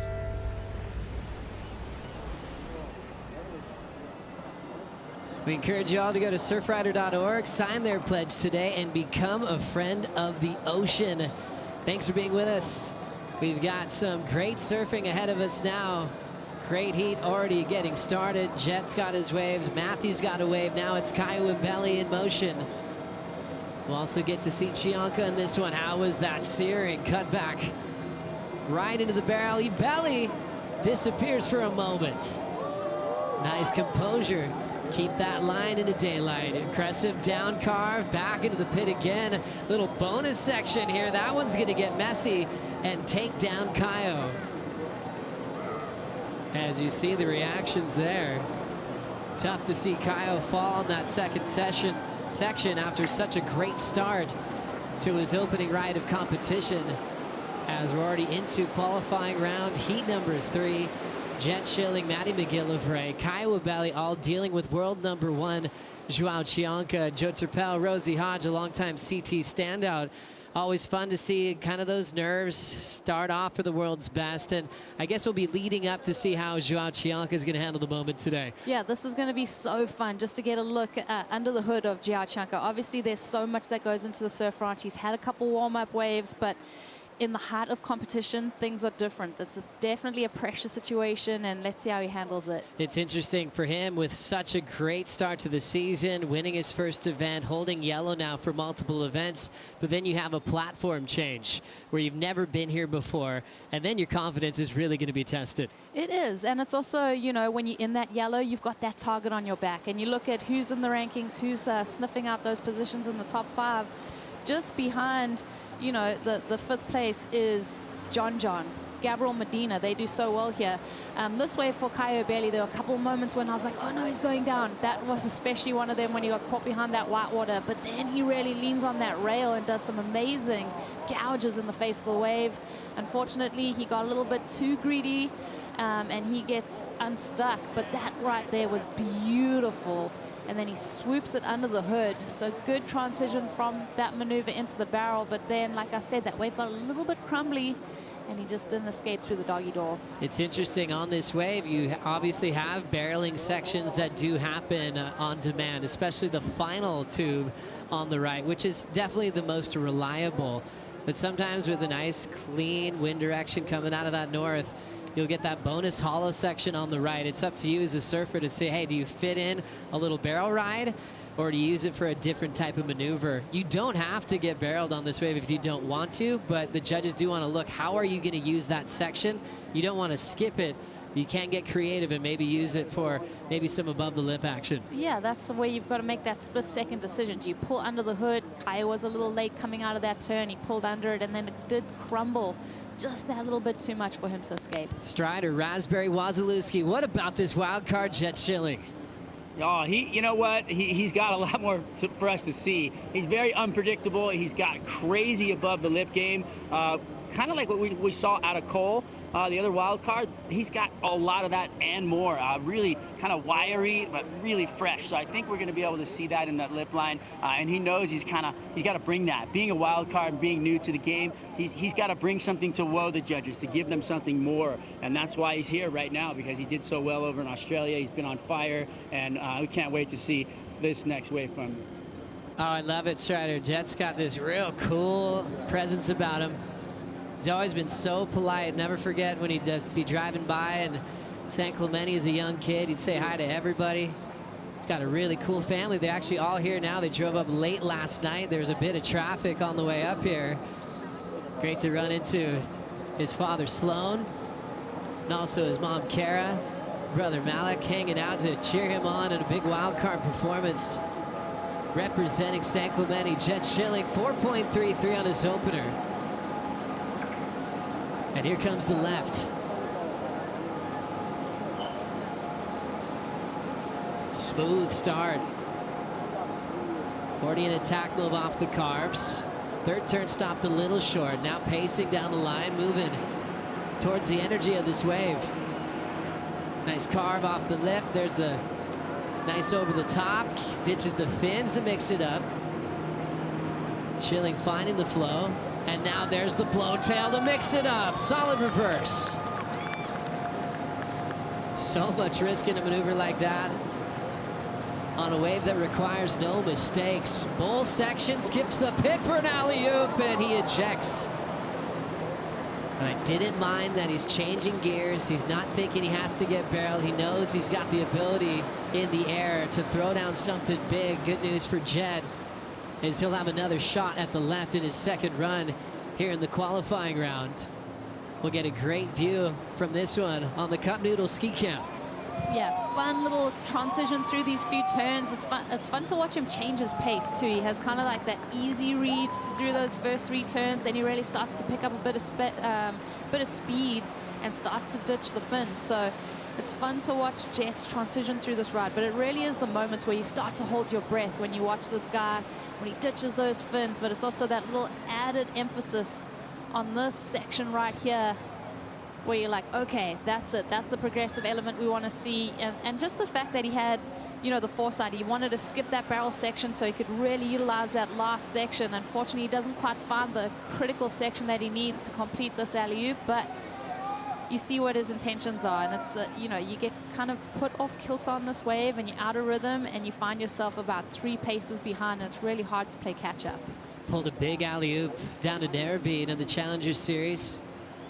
His big result that got him a spot in this event was at Snapper Rock, so Jet Schilling will catch his breath as we'll really focus on the top 5 as we head into the final minute.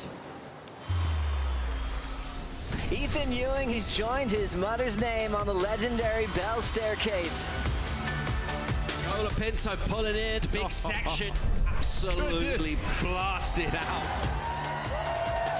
Jack Robinson, officially your Billabong Pro Pipe Champ. Felipe Toledo takes out the Hurley Pro here at Sunset Beach. Joao Chianca is Rip Curl Pro Portugal champion. Let's look at the current final 5. Remember, Jack Robinson out this morning in the first qualifying round heat, and there are no more throwaways. You keep all of these results, so we'll see where that puts Jack heading into El Salvador.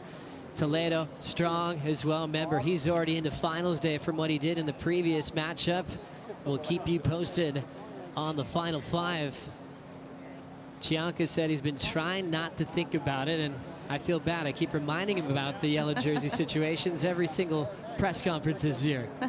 Yeah, not to mention that this is all going out live throughout the basin. So while he's sitting there preparing for his ride, he's hearing everything that we squabble on about. But I'm just excited about this guy. I mean, just to see his transition from not making the cut last year to wearing yellow from Bells Beach, it's just insane. He's been so amazing, such a huge talent. Yeah. Such a good addition to the tour. It's such a great point, Rosie, on the call at this event. It's so different from CT events where you're actually talking about streaks, maybe mistakes, bad losses, and surfers can hear everything. As you look at Chianca moving quickly down the line, definitely one of the fastest surfers on tour. Pulls in, and look how dreamy this looks. Crystal clear water. It's called the Stoke Machine for good reason.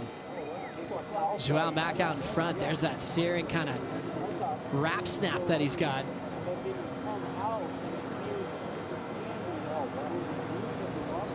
Driving deeper off the bottom, nails the layback hack. Kind of on his heels, but he hits it off the lip. Scoops out. Chianca engulfed in the pit. He's got room for a nice little layback dagger to finish. Learning quickly, his first time here to the Surf Ranch. He got the shadow, maybe the best out here in Toledo in the practice sessions, and started learning about timing and about pacing. But he did come into the press conference saying, wow, this wave is challenging, but he's getting better every time he stands up. Incredible. I mean, this is my first look at Joao at the Surf Ranch, and his read on this wave is impeccable. I mean, he disappears completely from view. Love the little bit of spice and variety that he was throwing on the rail turns. You know, this guy has it all. It's just he's such a well-rounded package. And just to see his prowess here at the basin, beautiful style through that barrel. I mean, this water is so translucent at the moment. You get so mesmerized by the way that the wave looks so perfect. But then it's the surfing that he does, the way that he dismantles that last turn, the way that you can see the fins there. He's on that knife edge of the board, just very technically sound. Brent Powers said that Joao was going to ride the CI Pro glassed with infused carbon by Vario Glassing on this round tail design on the right. He'll be on a 5.9.5 swallowtail on his backhand attack.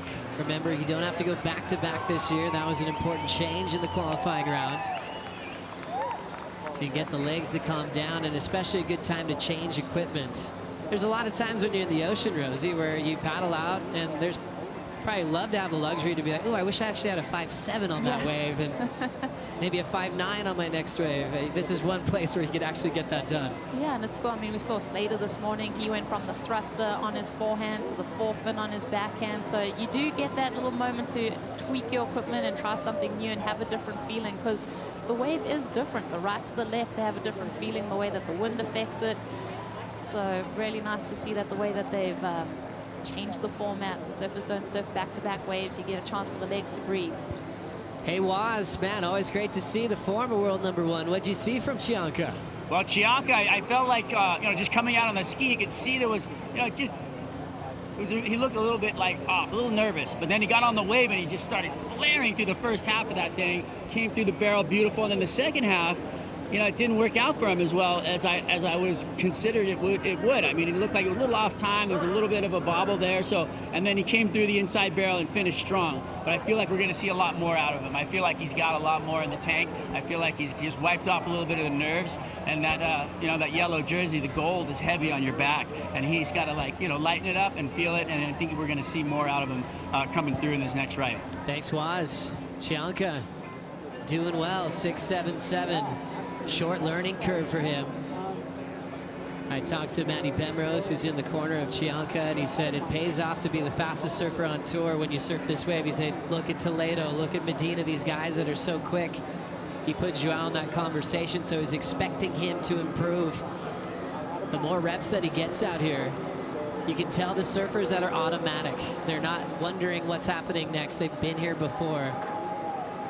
And Caio has some experience behind him as well. Look for him to find a nice pace early on his second wave of the morning. First left to complete his opening run.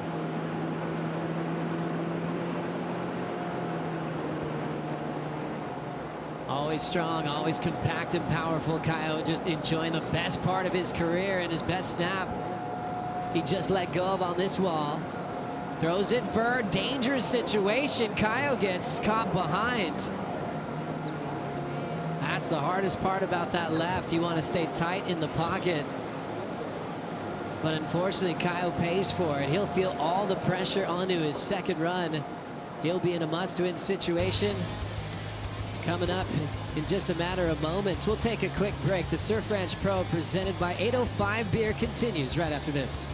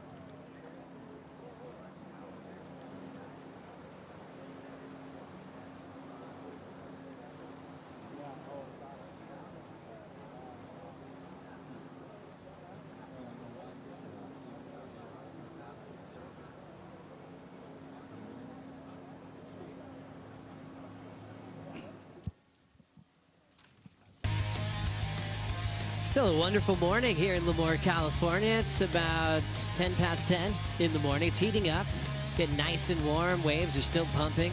expecting to get better waves later on today. That's always a great joke here in Surf Ranch. It's going to be firing. Let's find out where AJ McCord's hanging out. We are at the Yeti activation, and there is a flurry of activity around me because this is one of the coolest spots that we have for people to come down and check out. Not only can you buy your own Yeti, but you can get it laser engraved with some very special edition 2023 Surf Ranch Pro engravings. This one, my personal favorite, you have the bear from the state of California's flag, and then of course the cowgirl, because we're at the Surf Ranch. So come on down, make sure you get your Yeti, get it customized right here. Thank you so much, AJ, and thanks to our friends at Yeti.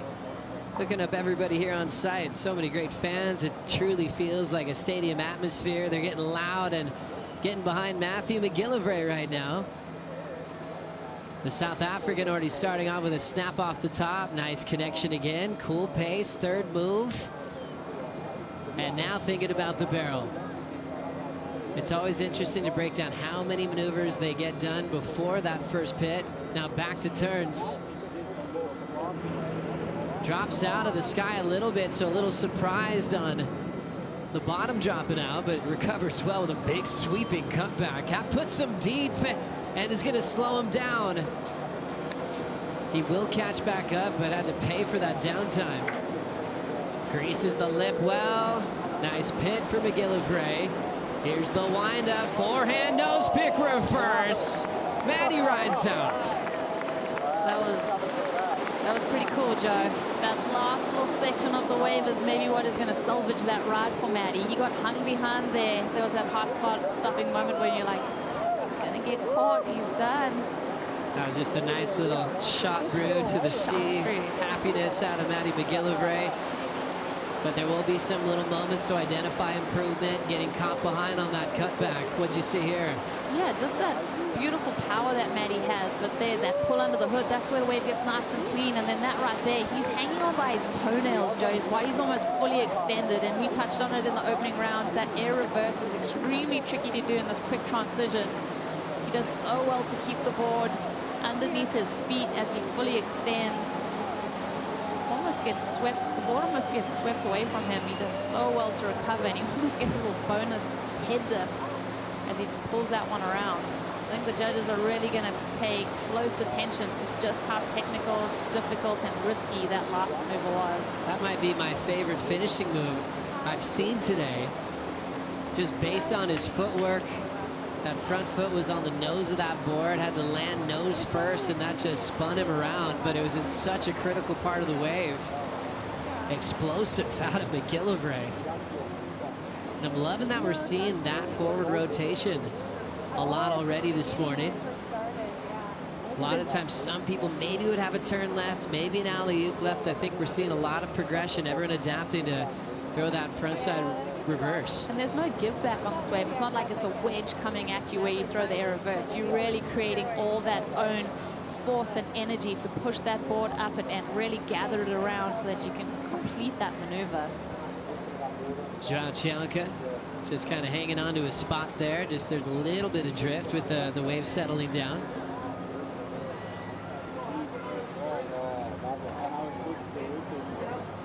A couple of pats on the back from the Channel Islands crew for McGillivray's performance.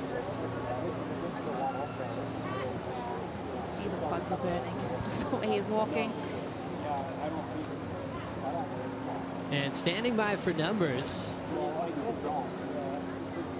Maddie McGillivray about to hear the message of his score, a 5.77.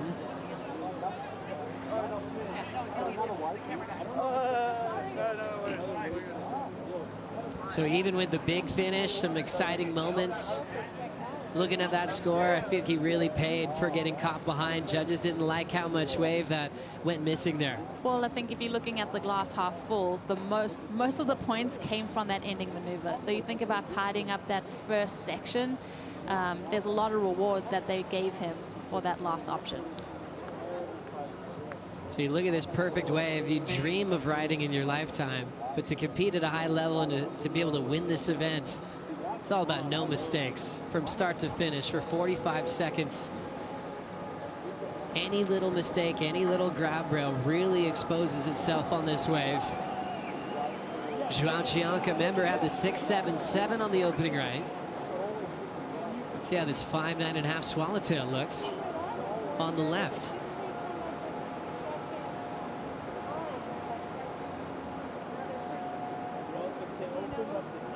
Fourth maneuver, a little stab to get down the line. Moment to high line, now reset off the bottom.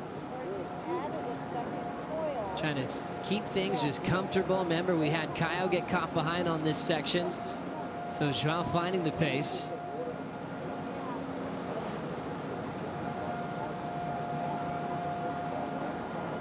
And absolutely belting that section. Bottom drops out, hangs on, stays nice and low, and Chianca getting a long barrel ride.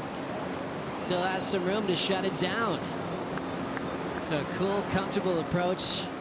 Legs are burning. But I loved how he did max out the tube time on the inside corner. Yeah, there was a lot of moments there for me, but I think, you know, taking a page out of the Slater playbook this morning of getting those 2 complete rides and having that foundation to settle yourself in. So 2 really great rides, solid rides from Joao. For me, the pace through this wave was really nice. Yeah, getting deep on this last barrel section, and then even this last turn, just a lot of emphasis of throwing those fins out, drifting that tail, kicking it under the hood. This is where he maximizes this tube. Let's see if his board disappears. I'm still seeing a little look at the nose of that board.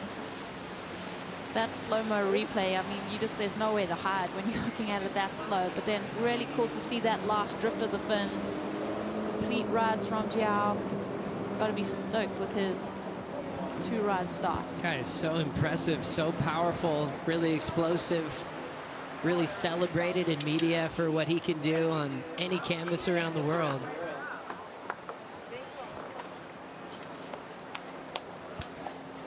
And now just taking his time to relax. After his first run is complete, world number 1. We'll hear the sound of a 6.0 and a 6.77.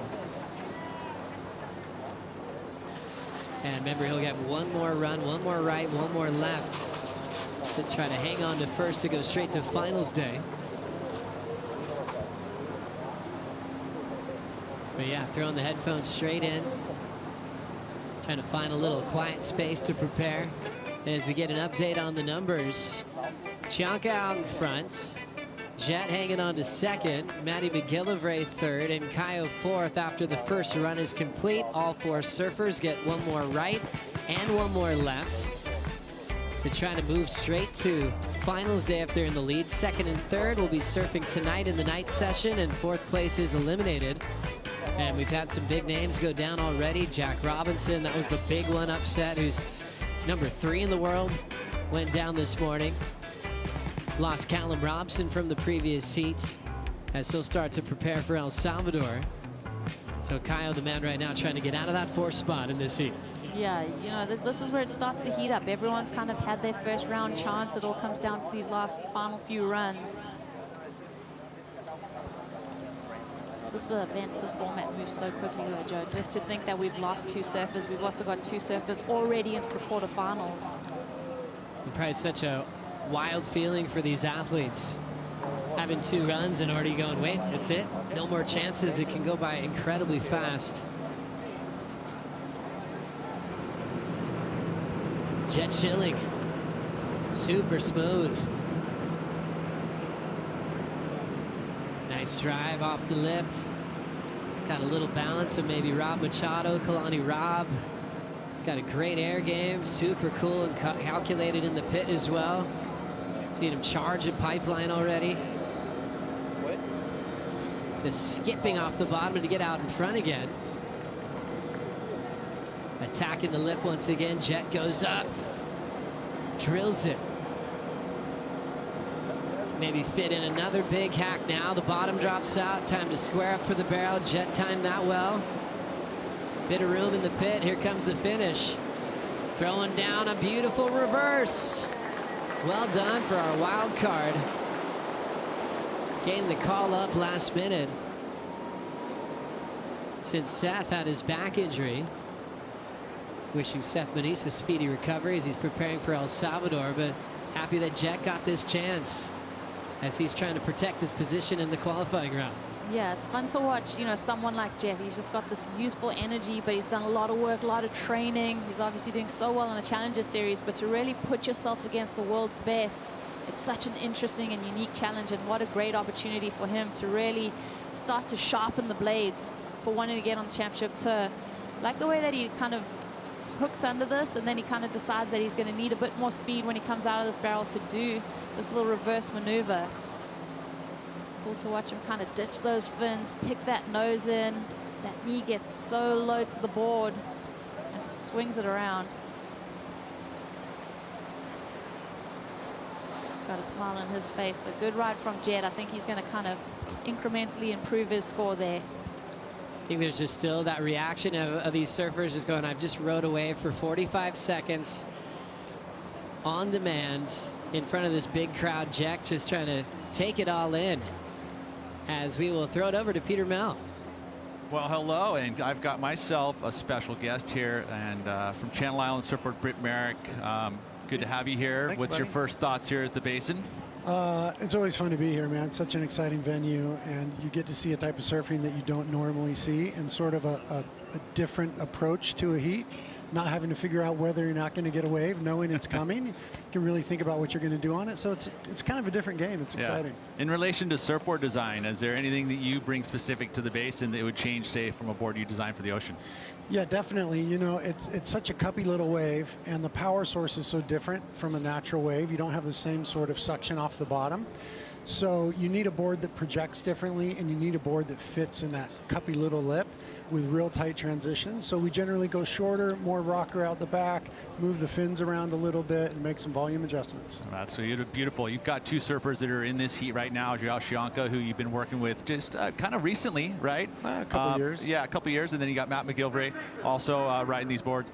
What, as an athlete, who's communicating and giving you the most input? For sure, Joao gives me the most input. I mean, for a 22-year-old, he has the highest board IQ I've ever seen of someone his age. He really understands surfboards. He understands changes that need to be made, and he's able to communicate to me, let's tweak this, let's change that. And he's right like 99% of the time, and that's pretty rare for a surfer. So he's highly communicative. We're talking about boards almost every day. And that's a good team rider. That's why you have a team, right? It's R&D. Yeah, exactly. What is he riding? I've seen that there's a couple different boards that he's riding on, one on the right and one on the left. Yeah, different board for the right, different board for the left. So on the right, he is riding a CI Pro round tail, glassed with infused carbon by Vario Glassing. And then on the left, he's on a swallowtail, his model that we're working on, also a 5.9.5. Unreal, dude. Good to have you. Quick little hit from Britt Merrick. Good to have you on site. Thanks, Pete. Thanks, guys. Good man, Pete. Britt Merrick, one of my heroes. Incredible human being. Amazing surfer, great shaper. And Matty McGillivray loving the boards from CI. Driving off the bottom. I love how much pressure he had on his back foot there. Little missed opportunity there, so he's got to regroup. And now he's really going to want to recover for it. Remember, Matty's counting a left already of a 3.67. And with that stumble, it's all going to come down to the back end of this ride. He's smoothing things out nice and well, but he's got to make this. Important too for Matty McGillivray. And he's able to carve his way out of his second left of the morning. How you doing, man? So a little disruption of flow when he had to adjust on that section. He did stay on his feet, and we'll see if he can make some improvements to put a little less pressure on himself on his final right. That's coming up very soon. We'll take a quick break. More action here at the Surf Ranch Pro presented by 805 Beer right after this.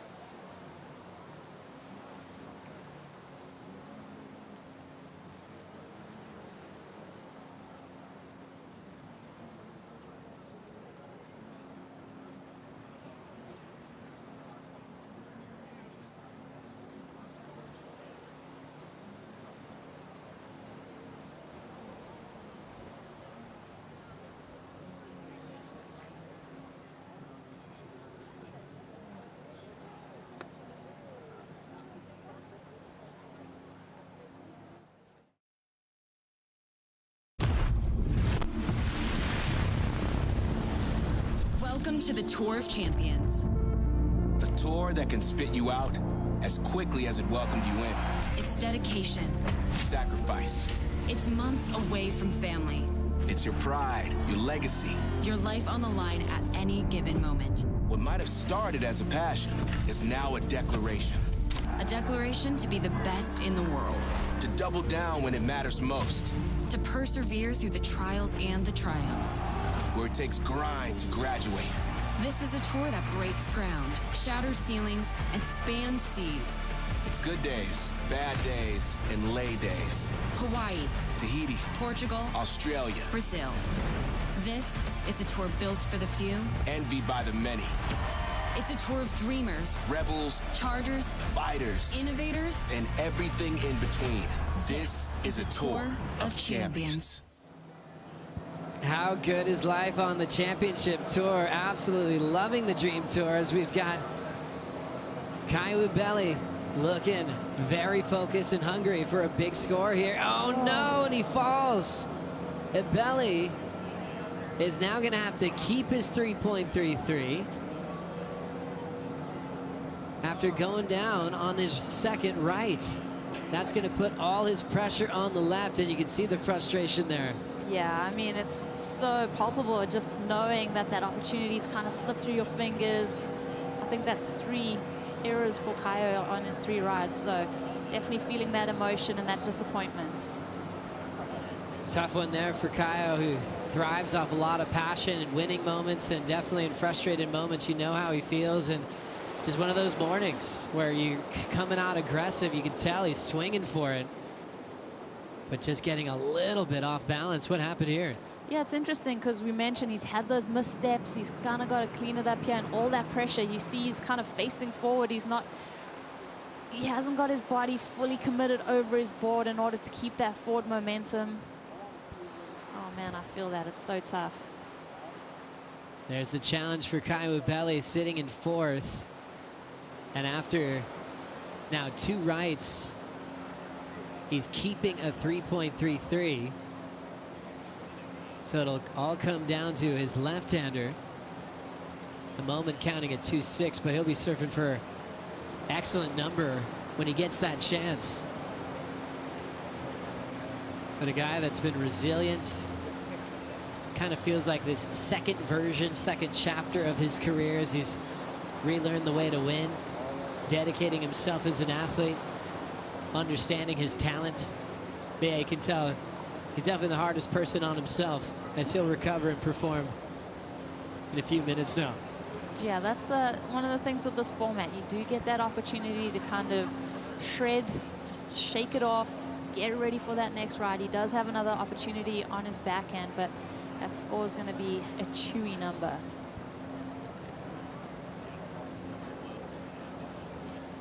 It's interesting with this wave. You always thought maybe it's going to be like skateboarders and snowboarders, planning a run, knowing when those big moves are coming down the stretch. But you definitely have to be spontaneous, just like you are in the ocean. One man that did that well in the Challenger Series is Jet Schilling, kicking things off at Snapper Rocks. That's like the best part about kicking off a season on the CS. You go to Snapper and look how good the waves were. It was so fun to watch this event, and specifically this guy. I mean, Jet Schilling is just so fun. I get to surf with him at Lowers all the time. He's such a friendly, down-to-earth guy, and to see his talent come to life in the Challenger Series this season has been really inspiring. Just really enjoy that effortless approach. I keep thinking of Goofy Foots. I almost saw little Miguel Pupo in him right there. He's just super smooth. Maybe lost a little bit early for what he was hoping for at Narrabeen, but he had some great moments as well. A couple of big airs, looks really strong, and so far so good. Sitting in a great position to potentially qualify for the tour. Yeah, just want to see, you know, more consistency out of him this year. It'd be so great to see Jet on the championship tour. Okay, Strider, we've seen a little bit of Jet this morning. What are you expecting now? Well, we saw him kind of fire up. We saw him execute his last right, which was solid. And then at the end, you know, I was thinking, hey man, another 7. You know, you get some scores going to the 8. You know, maybe he's like, no, I want 8s.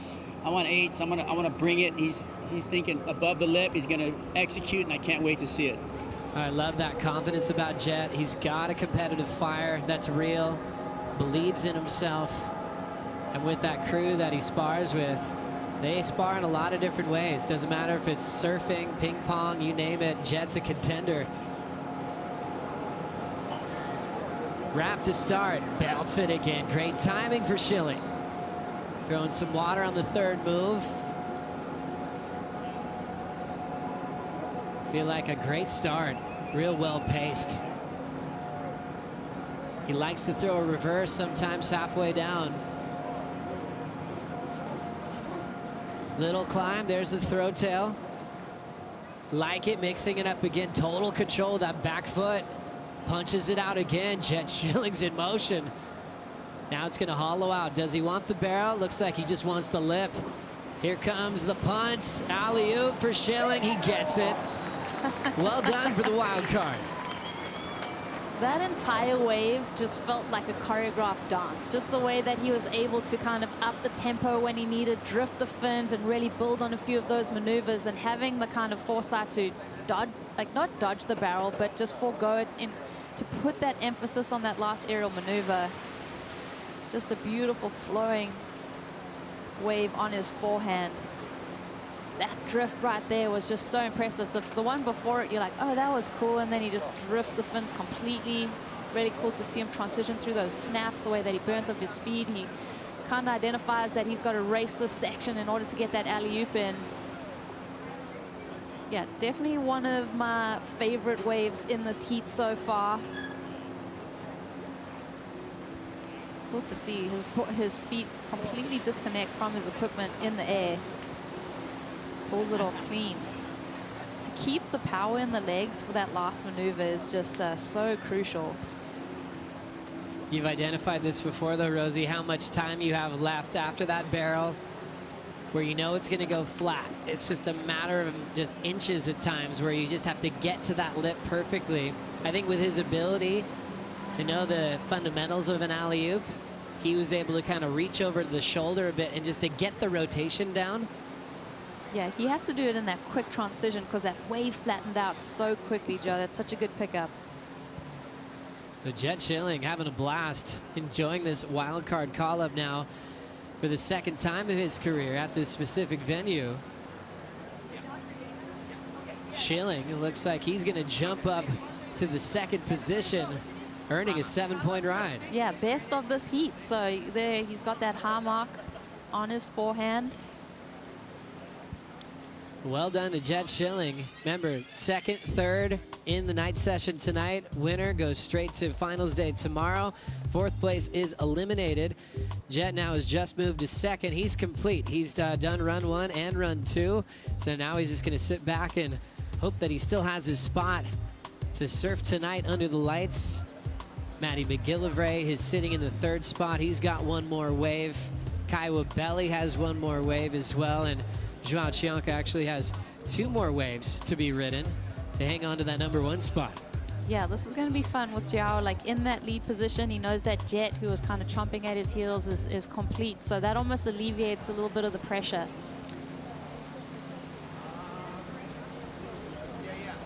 Chianca's got a fast learning curve out here.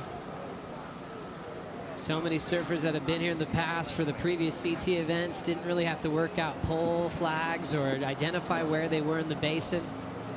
He's had to do that all week. Still improving. Chianca looking to improve on a 6.77 here. Quick snap to start. Nice flow on the second effort. Third turn, little gouge. Switches gears to pull in early. Looks like almost a smaller section on this wave, but plenty of room for him to come out. Now he's setting up a nice, solid snap off the top strider. Oh, beautiful work. Yeah, looking a lot stronger, better flow on this wave than his last one. So definitely improving wave to wave. And now he's going to just take it apart on the inside. This is where the money goes down. Wow, that was a huge turn. Beautiful transition into the barrel, deep tube ride, coming out into the air. Oh, over the handlebars right there. Went for the grab. Beautiful execution. As he came out of it, though, the wave was a little too cupped out, and it took his board away. Strider, how worked do you get on that section? You can definitely hit the bottom. You know, it's very shallow right there. You're standing in about, you know, maybe 3 feet of water. So that inside section is something that you don't want to fall on, especially right there in the impact zone where it's cupping out. You can definitely go straight to the cement. Thanks, Strider. Chianca changing gears a little bit on this right, Rosie. Yeah, it's cool to see him start to kind of let go of some of the maneuvers and really find his pace and his rhythm in the basin. He got pretty deep on this little section and spent a lengthy time in the tube, kind of opting to stay under the hood a little longer. Love this little option from him. Watch that front arm go for the grab. So slob grab there from him. Unfortunately, incomplete. Looked like a little bit of an awkward fall. And like Strider says, you get pretty rinsed by this wave. I mean, it's got that ground swirl technology. Definitely have a lot of water coming out of the sinus cavities when you exit the basin. Love that version of that slob punt without the rotation. Haven't seen an attempt on that maneuver throughout the day yet. Couldn't pull it off, but he might have another chance later on in this event. He's going to keep his 6.77. Chianca's final wave in the qualifying round will be a left. And it's all coming down to this for Kai Wibeli. This is going to be fun, Joe. I mean, he's going to have to surf without any guardrails. He knows he needs a bit of a chunky number. He's got it in him. I want to see him kind of channel that aggression into his surfing. Yeah, just focusing on numbers, looking at the session tonight to be a part of that. Kai needs at least a 7.44 for the win to go straight to finals day. 9.67 required. And this is the difference of being in a situation like this in the basin where you know you have a wave. Sometimes in the ocean, you're wondering if you'll get the chance. He knows he has it. It's all up to him to perform now. Yeah, it's you know, deep breaths right there. You know, we've had an opportunity to surf this place, and that's just a free surf opportunity. In this little competitive arena with these eyes on you, feeling that pressure, you know, you're taking those deep breaths, you're feeling that heart rate, trying to slow everything down, get the breathing right, and surf from a place where, you know, surfing is so intuitive. So at this point, as soon as you get to your feet, I think all of that kind of falls away and you just listen to your instincts. I'll never forget seeing Joel Parkinson, a world champion, come here for the first time, and he's like, I feel more pressure now than I did before my pipe final I remember that. in 2012. And I was like, no, you can't be real. You know, you're first Parko. events, yeah. And he was like, he was dead serious. He said he never felt anything like this. And I mean, for him, you go, just his whole life has been about the ocean. So that was just the curveball that pro surfing was going through at the time. I do remember that. Everyone felt a little bit rattled. Everyone was feeling that pressure. I think people have kind of started to settle down now and kind of embrace what this format brings. Parko's probably going, why did I say that? Joe says that every year. Kai Wibeli needs to be solid. Needs a 7.4 at least to have a chance to surf tonight under the lights. So far, so good. He's got a steady flow. Drives in the pocket. Nice decision there. Remember, a 7.44 he needs would be the best score of this qualifying round so far. So he does have to find moments to explode here. Pushing hard on the back foot. Carves to snaps are his transitions so far. Not wasting any time. Time to get barreled, Kaio. Stalls it out, stays low. He's kind of in a must-make situation. Kaio getting tangled up on the foam ball. And we'll see if that affects him moving forward. Put himself in this position after a few falls, so his keeper on the right was just a 3.33, which made him need such a big score on this left, at least a 7.44. Yeah, that was tricky. He needed that completion. Last section is so crucial for the score to get, you know, up into that 7-8 range. Crazy moments, a lot of drama here at the Surf Ranch Pro, presented by 805 Beer. We'll give you the update right after this.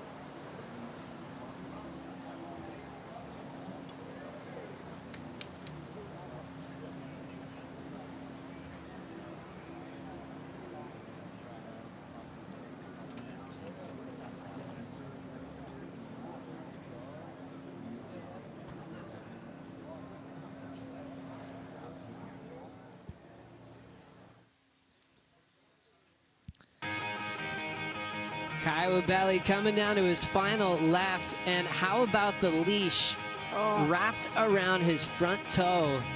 That does not feel good, but he held his composure to try to put up the score to move on. That is potentially one of the worst feelings in surfing. You see him trying to kind of get rid of it right there. He's trying to shift that weight, and he's surfing just that.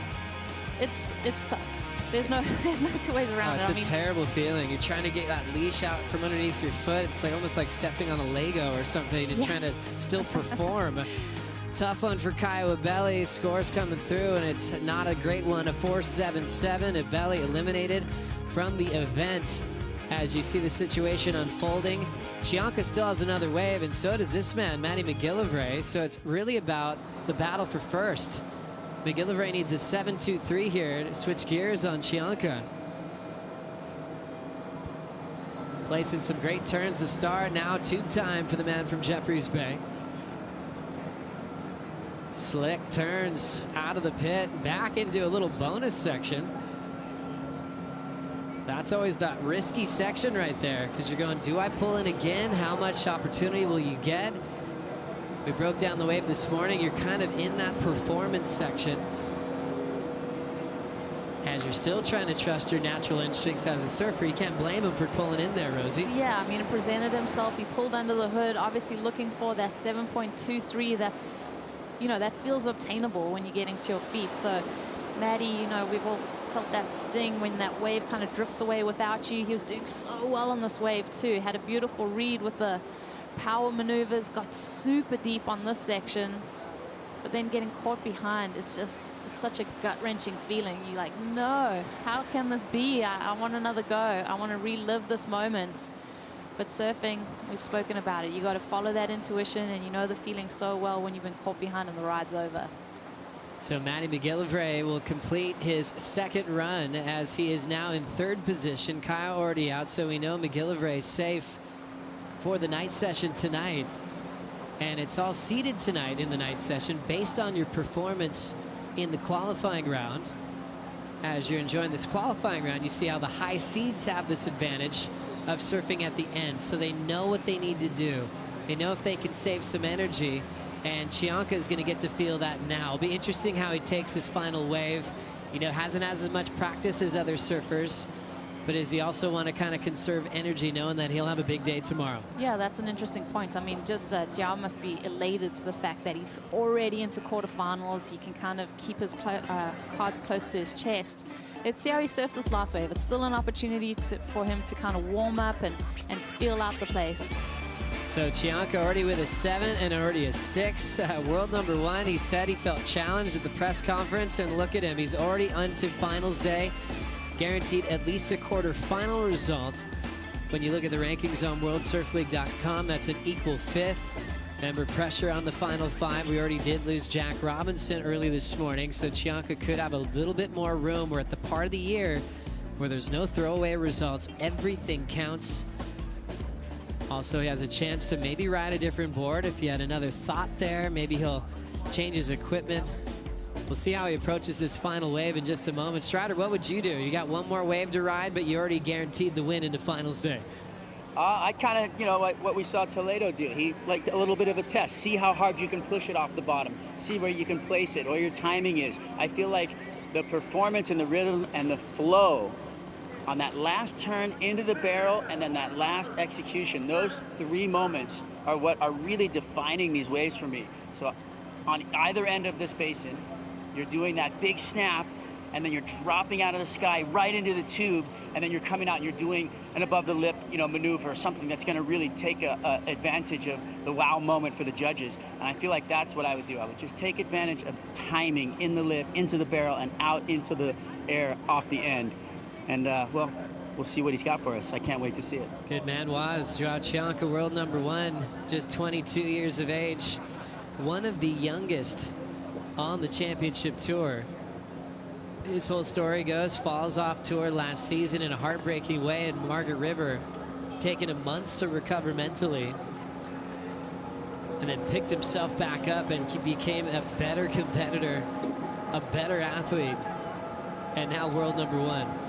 Yeah, he's, I mean, it's such a fairy tale story and so rightfully in the mix. I like the way that he threw his leash over his shoulder there just before he took off. He's kind of learning from Kaio's mishap with the leash around his toe.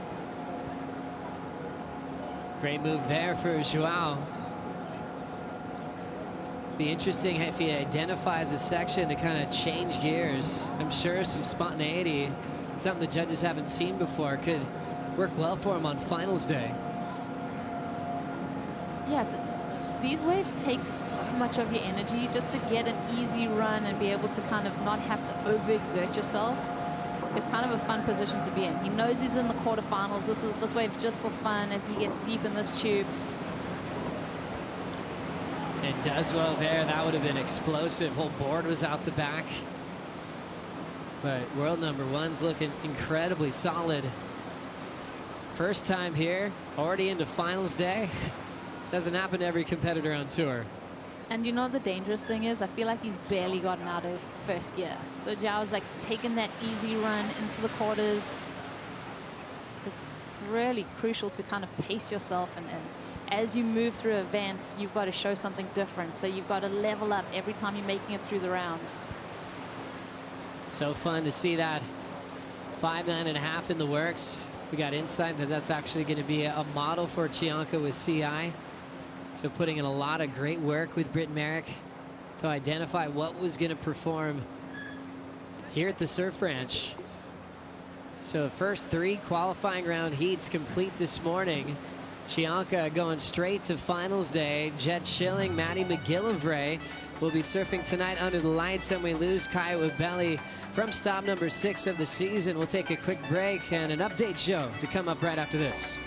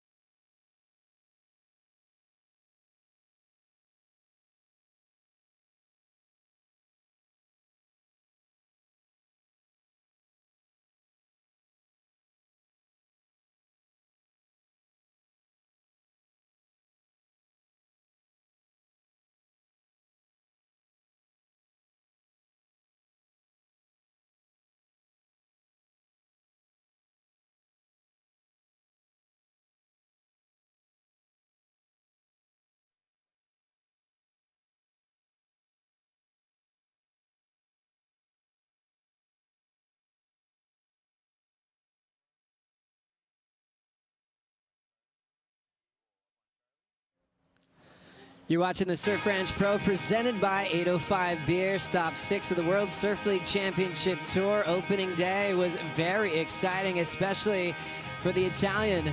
Leonardo Fioravanti went to work this morning. A lot of intensity, a lot of fire, as it felt like people were still just trying to wake up. He brought the heat this morning. That was great to see. Oh man, he is on fire. Like, instantly became a pick for me in this event, just watching his composure. Fun to watch Kelly Slater at his pet event. And you can see that just the demand of this wave. You know, Kelly did design it. It's really about overall performance, not showing any mistakes from start to finish. Really hard to get a perfect 10 out here. In fact, we've never had one. And it kind of makes sense when you see how tough it is to really get a score in the excellent range. I was just kind of going through the category there and just going like the catalog, just like, wow, we haven't seen a 10 yet. Felipe, Gabe, all those performances, we've never seen a perfect 10. So, you know, throw it down for this event. Who do you think's gonna get the first 10? I mean, you got to go start at the top of that list. Is it Gabe or Felipe? Yeah. It's kind of theirs to run with. Have they been so consistent at this venue? But let's rewind the tape from this morning.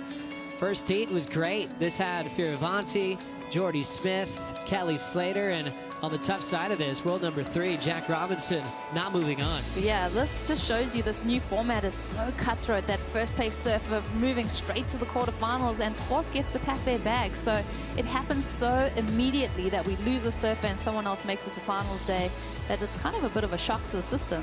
So Jordy also had that wild little impact on his ankle in the practice session, but he said he felt fine, and he had a little bit of hard work to do. He had to clean some things up and did well to finish in second in this heat. Yeah, he did do well to kind of finish up on that last ride and get a little bit of space between himself, Jack, and Kelly.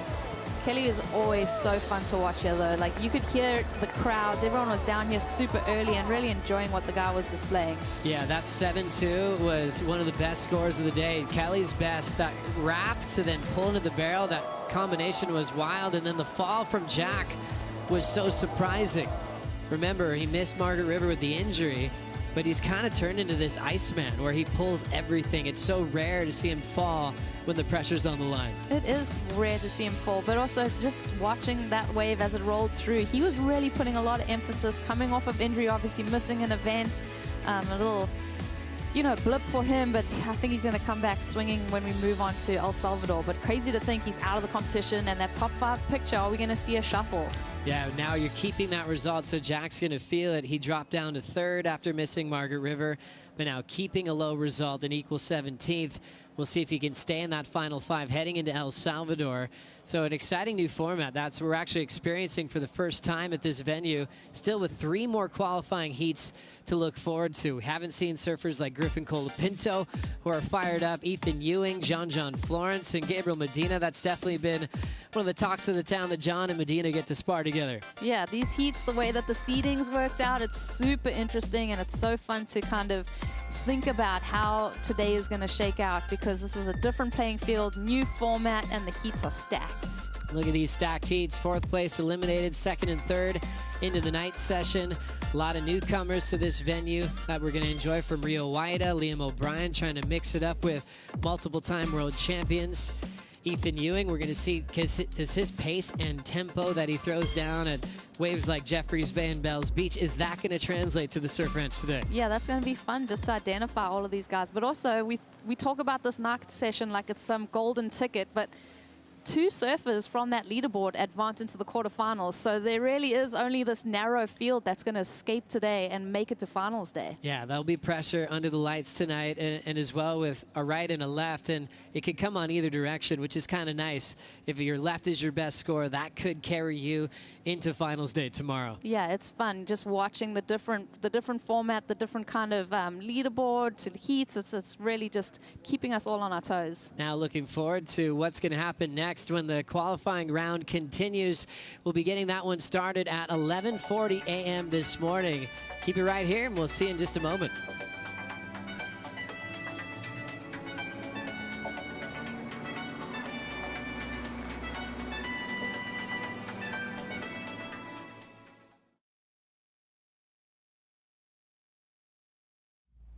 Aloha, everybody, and welcome to the Billabong Pro Pipeline in memory of Andy Irons. The opening day of competition is upon us for 2023. Nowhere to go, but a cold surrender Here we go, Jake Marshall in a backdoor barrel of his own, still going, and he's coming out. It's written in our bones, sparing a cry, what's smothered in blood. Oh, look at this little wave dropping in. Jordy Smith coming out. Iago Dora and Pipeline disappearing and coming out.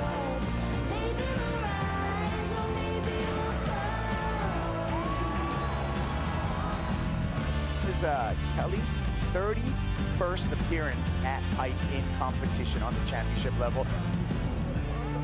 Abracadabra.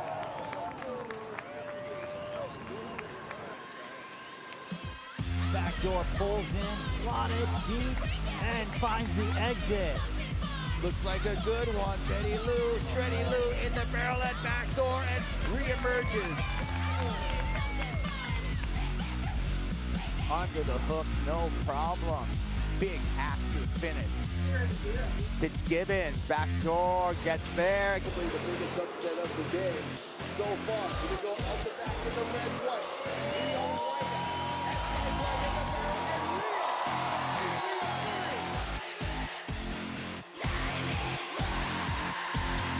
Going for backdoor pitch. Bettina heading that same direction. Wide open. This thing is a cave. The South African matchup in the barrel and backdoor.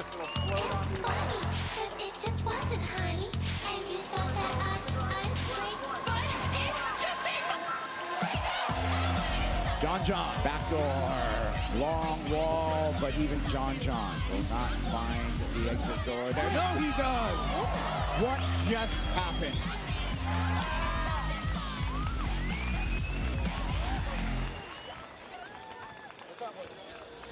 It's finals day at the Billabong Pro Pipeline. Something's telling me potentially you're the one out in the lead.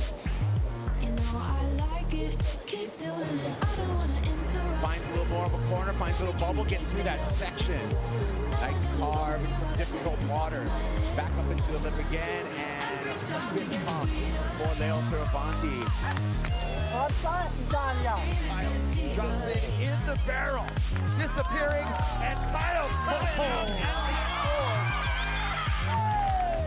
The hot young Brazilian Joao Chianca. 4, 3, 2, 1. What a heat. Jack Robinson taking on John Florence. Jack gets the lead change as he's into his first semifinal here at Pipe. I'll see you guys sometime for you, yeah. Sorry. Well, Tyler Wright on to the finals. Krista Moore in another final here at Pipeline. Leonardo Fioravanti's first CT final. Bravo, Fioravanti.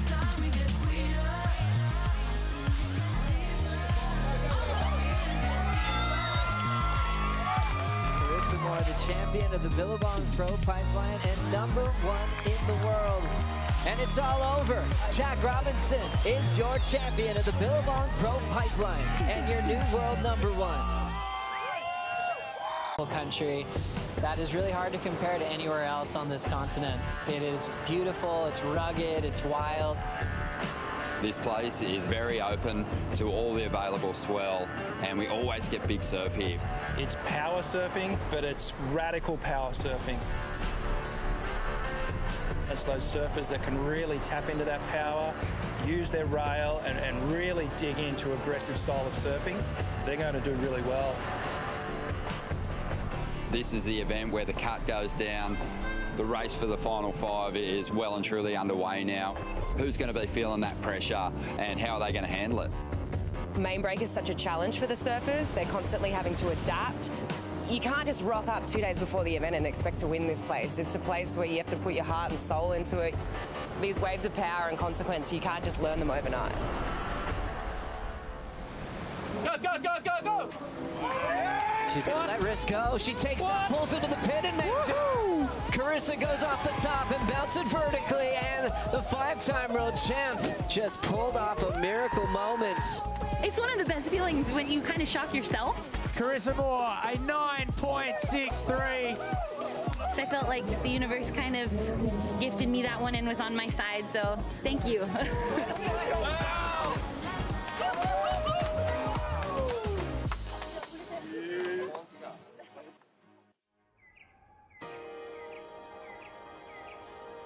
We are here at stop number 5, the Western Australia Margaret River Pro, a high-stakes event, a venue that presents so many challenges. A morning like this is what you dream about in West Oz. Really beautiful, crisp offshores. There's lines on the horizon. It speaks for itself, especially today. You got main break absolutely pumping. Sun's out, mountains are just glistening. It's beautiful, you know.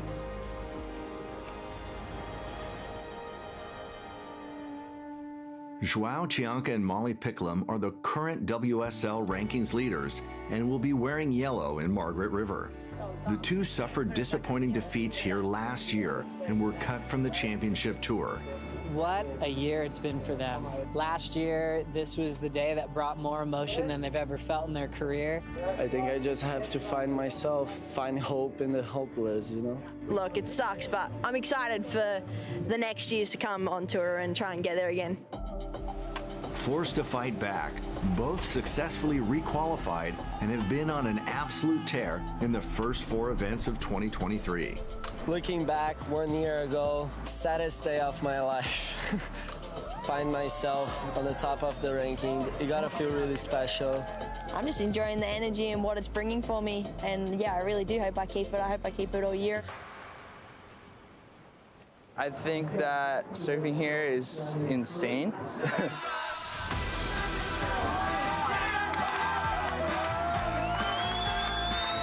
Massive backside reverse, and he sticks it like a whole new level of commitment.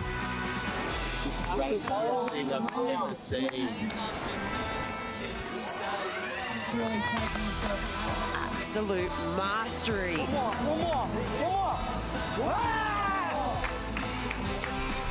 Gilbert throws the big tail high air reverse. Absolutely laying the board on rail there. Chianca, world #1. He started off with a 2-bride.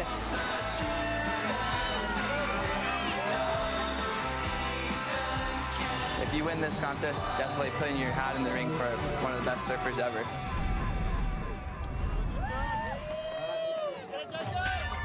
John Florence is the ace of Margaret River. This turn right here is just next level stuff. When John surfs, fans, friends, foes, and rivals all stop to watch. Because it's party time. John Florence just hit the water. John rewrote the book on how to perform on main break. Oh my goodness. There's not many people on the planet can do that. There is a whole nother gear. Straight into one of those trademark hacks. No one's ever come close. John Florence is your 2019 Margaret River Pro Champion.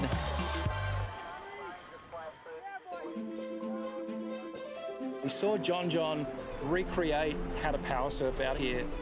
No one had really gone there before, and he really set the bar of where you can go with power surfing out here. He can sink the rail of his board so deep that he can hold that line like no one else. And that just gives him a monster advantage here. As long as he's in the draw here, he'll always be the favourite.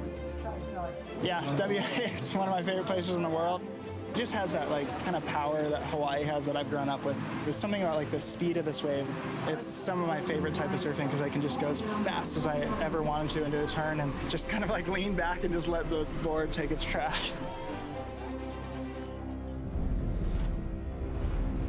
Margaret River's main break is a wave of consequence. It's big, burly, raw, and wild. She's still getting rolled by the big ones, yeah, so it's tough. Looks really cool. In the women's opening round, the world's best attacked this intimidating wave with a fearless commitment. Huge takeoff, Tyler Wright. Beautiful first turn off the top. I personally love to see the women in bigger surf. We're so capable of surfing these waves if we get the opportunity. We've seen it, when Chopu got announced on the tour, the women excelled there. And main break's just another example of that. Bronte looks fantastic on this wave. Caroline Marks, she's got a dynamic, reliable backhand. There it is on display. Well, here goes Carissa. She just seems very comfortable in these conditions. Western Australia has so much power behind the waves. It's just so similar to Hawaii. The waves are beautiful today. It's some of the best we've gotten all year. The rest of the forecast actually looks really hopeful as well.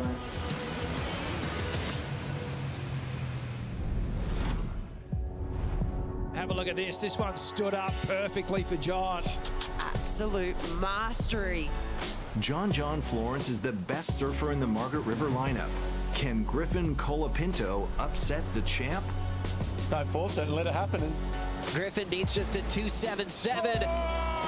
Joao Chianca is the #1 surfer in the world right now. Can the yellow jersey defeat Gabriel Medina?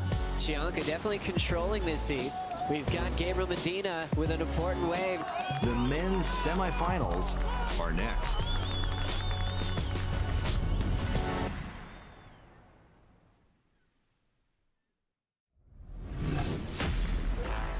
WSL presents the Western Australia Margaret River Pro. It's early morning on finals day, and the world's best are warming up for the finish of this iconic championship tour event. A clash of world champions begins the day, and Gabriel Medina looks unstoppable in a quarterfinal matchup with Felipe Toledo. Gabriel Medina throws down the first turn of the morning. We haven't seen the best of Gabriel in the last year or so, but you feel like he's warming up. You feel like he's starting to get into that groove, find that mojo. It was all about the Medina show on the solid backhand attack on his road to his first semifinal at Margaret River and his first semifinal of 2023. I'm just happy to make through the ninth, really. So whatever happens now, it's a win for me. The theme is just getting better and more refined every time. Thank you. Medina eliminates the current world champ, and Gabby moves into the semifinals, where he will be tested by the #1 surfer in the world right now, Joao Chianca. Medina and Chianca meeting for the first time in their career at the championship tour level, and Gabriel, the 3-time champ, and now getting to spar with world #1. These guys have been shoulder to shoulder, elbow to elbow. The war's already started before a score has dropped. World #1 on his opener throws out an exciting first turn. Carve, tail release, has to redirect and stops that turn short to make sure he rides away clean. Not a bad opener. Chianca takes the lead. Joao Chianca getting his wave. Chianca definitely controlling this heat. So 2 better scores already over the 3-time world champion. Medina looking for a 7.67 for the lead. Definitely his best wave so far. And his number's in. A 6.0. Best wave of the heat now needs a 4.67 to take the lead. A very exciting minute 45 to go here. We've got Gabriel Medina with an important wave. He's already celebrating.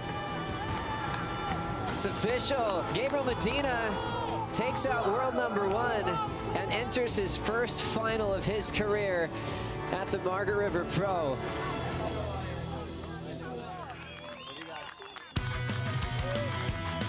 Quarterfinal #4, Ethan Ewing up against John Florence. John Florence looks to light up main break once again. John Florence continues a dominant run here at Margaret River, and Florence easily eliminates Ethan Ewing in the quarterfinals. And there is a typical trademark John layback.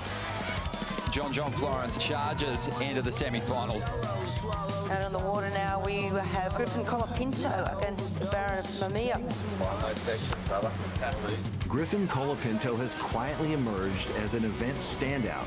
Drives up into the lip again, does really well to hang on to this one. And the California kid defeats Baron Mamiya in the quarterfinals. I'm up against John. He'll be doing those crazy carves. I feel like I can do a good carve if I get the right section, so yeah, it's going to be all in. Griffin Colapinto, John Florence. We are ready to start things off. There's a lot of fun. There's definitely power.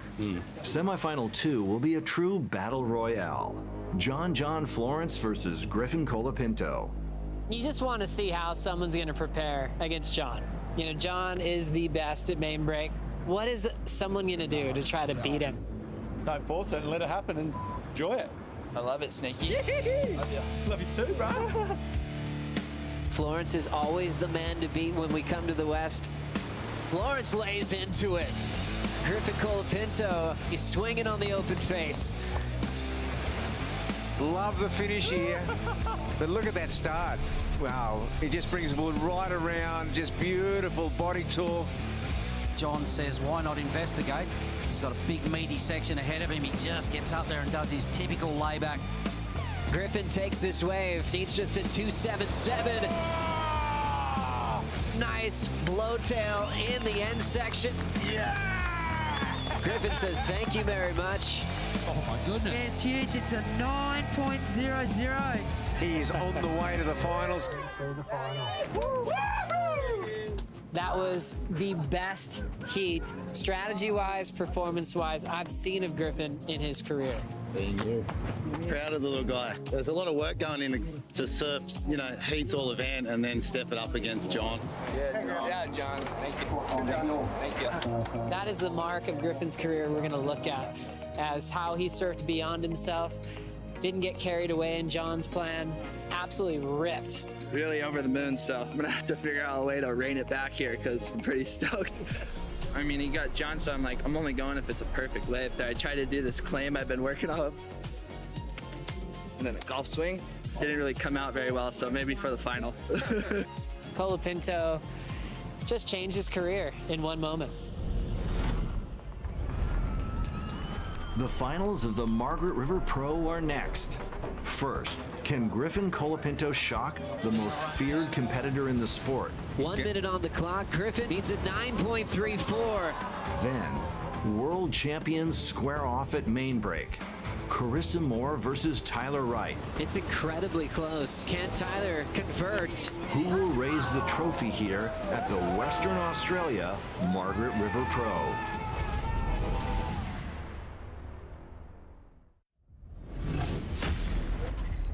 Welcome back to Western Australia for Stop 5 of the WSL Championship Tour.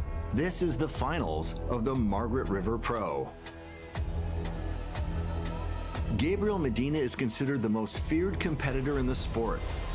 When Medina is on, he is laser focused, mentally confident, and physically the most talented surfer in the world. One of the best backhand turns I've seen at Jeffreys Bay. He always starts a little slow, right? And then once he finds its rhythm, he reminds you like, oh, he's a savage. Medina fired up. That is an ominous sight. You're watching one of the best competitors of all time. What a talent that guy has. Medina looks like he's got a gigantic ramp. Oh! He said his dream ever since he qualified was to be a 3-time world champion. He's part of the club. 3-time world champion Gabriel Medina is almost unstoppable when he reaches a championship tour final. Medina will be challenged by Griffin Colapinto, who is the sport's most talented rising star. Gabriel Medina and Griffin Colapinto, they've got a cool relationship, but they're out for blood when it comes to a final. For Gabriel Medina, this event's kind of been his kryptonite, to be honest. This is Gabriel Medina's opening wave, ladies and gentlemen. So the first blow has been struck with a huge spray off his top turn, kicking things off in fine style. 30 seconds after the blast of the siren. Really strong way to start. And here we go. Griffin Colapinto with his opening ride of the final. Beautiful snap to float, rides out right in transition with the bottom turn. Throws down the wrap and end section. He flows right through beautifully. What a start to the final. Both surfers surfing extremely well on the opening rides.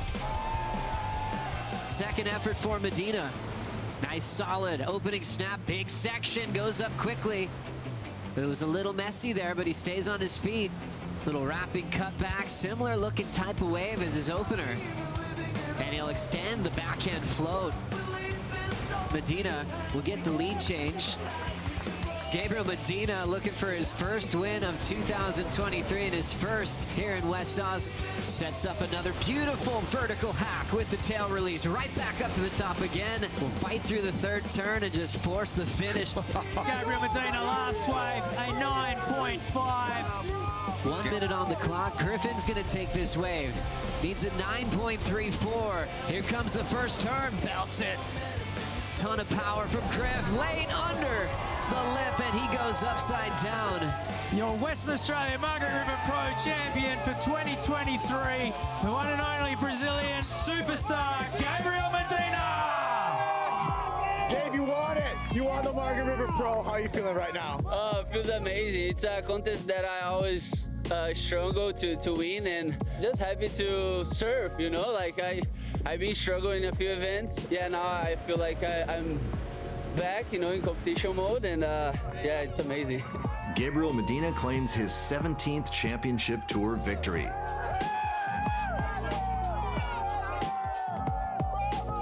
Joao Chianca, with a third place here in Western Australia, remains in yellow at the top of the leaderboard.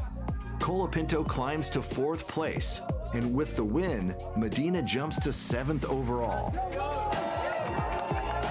And the three-time world champ is back in the ring and ready to fight for a 4th world title. Feeling I'm in the ribbon again. I just love it. That's what we're here for, you know, and to get the win, it's amazing. The final heat of the 2023 Margaret River Pro will be a clash of world champions. Two of the best talents in the game, Tyler Wright versus Carissa Moore. Carissa versus Tyler Wright, a world champs final that we've been waiting for. Now live action from Carissa Moore. Feeling her way back into the pocket. And now the Hawaiian lights up that section. Incomplete on the finish. Just a 5-point ride. Tyler now trying to make a move under Carissa's watch. So smart decision here with a wide open face. Slingshot on the bottom turn, puts her out in front for the rapid cutback. Fades it quickly. She's hoping for a solid end section. And now taps it over the end section. Doesn't have enough room to ride away. Here's Carissa Moore on an important wave, trying to get back into the lead with Tyler Wright still out front. Wrist now into the end section. Cool hack high off the lip line, and she will ride away. Got to be the turn of the heat so far. It's incredibly close. For Carissa's advantage, she's got the lead and priority. 30 seconds to go. I mean, is Tyler in position? She's left Tyler all alone. Tyler Wright locking into a bomb. Wide open face. Setup wrap. Can Tyler convert? Goes down another rapid cutback, and she chatters out. Doesn't get a finish. Carissa Moore takes out the Western Australia Margaret River Pro. Carissa Moore celebrates her 27th Championship Tour victory. Moore, one of the greatest to ever put on a jersey, is back in the hunt for her 6th world title. Carissa, your 3rd time being crowned champion here. How good does that feel? It feels amazing. I think it's been 9 years since the last time I won this event, and I was beginning to think I couldn't do it. New champion of the Western Australia Margaret River Pro, Carissa Moore. Carissa and Tyler now control the top of the women's leaderboard. Moore moves up to 2nd, and Tyler Wright is now #1 in the world and will be wearing the yellow jersey. Carissa Moore now with 27 Championship Tour wins. Next up, the road to the Rip Curl WSL Finals journeys to Central California. Put your hat on and saddle up for the Surf Ranch Pro. We'll catch you next time. Thanks for watching WSL Presents.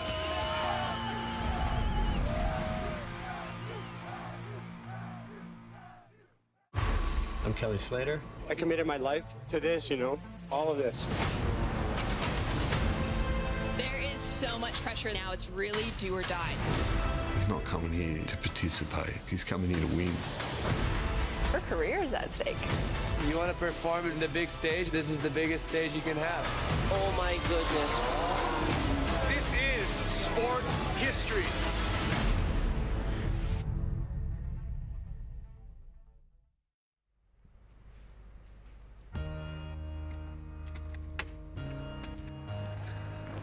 Hey, Joe. Yeah, Joe. How are you doing? Are you good? Beleza? Come on in, Good my friend. job. Thank you. Have a seat. Thank you. Thanks for joining us. Thanks for having me. Let's just start simply. Joao. If I want to say it perfectly. Joao. Joao. Yeah. Does that sound pretty good? You're somewhere there, like, yeah, 70%. How do you like the pronunciations you've heard so far? Well, I think you just say Joao. You guys always like run away to Joao. Right. Yeah. We get excited, huh? Yeah, I think it's an exciting name, maybe. Yeah, it does, for sure. Is there someone on tour you just want to smash? There is. And yes, tell me who. There is, and this guy starts with J. And there is another J following. Let's get the rematch on the ball. Let's do it. it's gonna feel so good when I get the first win over him, but there's a lot of guys that I want to smash, actually. What a great motivating factor for you to have, to actually really crave a heat like that, to crave that rematch. I mean, I want to see it happen this event at Bells. Do you? Of course. It would be really cool. I really feel John brings the best out of me. Oh wow, Joao Chiesa in the barrel on his backhand, and he's coming out. Was it just the most wildest dream come true when you officially qualified for the championship tour for 2022? It was just really relieving, I guess. Just like the feeling of I made it. And 2020 was so crazy, how pandemic hit everyone so hard. But actually, can I tell you, for me, felt like time stopped. And I had all the time in the world to do one thing, which was surfing. And I surfed, and I surfed, and I surfed. I surfed every single day of the pandemic. 2020 was a turning point for me, where by the end of the year, I was not even close to where I was in the beginning. That was huge. Qualifying in the end of the year for me, 2021, was amazing. Talking about the lead up to you qualifying, how it meant the world for you to be a rookie on tour. You're finally there. The best highlight out of 2022 on the championship tour. What was your favorite part of that rookie debut? My favorite part of that rookie year was definitely my heat against John at this wave behind me right here. I was so happy to finally surf out of my skin and surf my very best. So I was so confident about anything I would do, any next step. So yeah, that really set me up on a really good way. What was the hardest moment of your rookie year? The hardest moment definitely was the cut.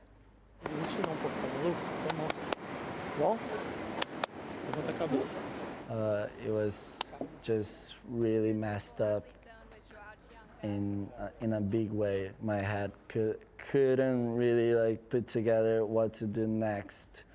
As far as coming from those highs of the heat on the bowl with John and to be sent back to the Challenger Series, did you know how to deal with that? No, I didn't. I didn't at all.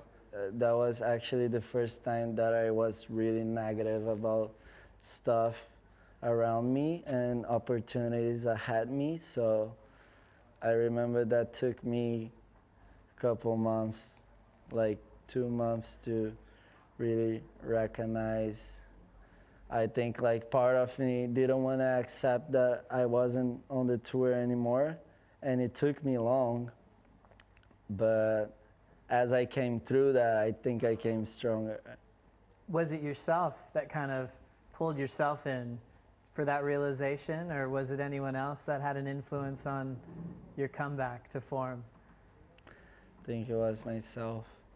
I remember even after losing, I wasn't losing my mind anymore. Not like Snapper, not like Marks, not like Bells. And what you gotta do is be tough, accept that you gotta go through Challenge Series again to get back to where you want to be. I really had to stand against everything, every negativity or negative thoughts that would come through. I would just expel them again. Every day I woke up and put on my phone that I would find myself on the CT 2023, and yeah, here I am.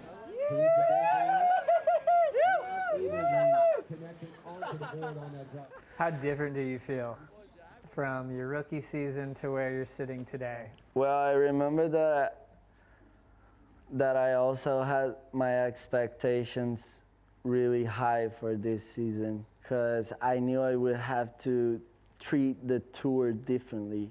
I knew I would have to stop being so innocent about it and stop being a rookie. And yeah, let's not think about the mid-season cut. Let's think about results. Let's think about chasing something bigger. 2023, say the year's over. What would you be most proud of with the end result? I don't know if I can picture my year over already, because this year just has been too good to be true. I want to keep living it. I don't want to be over.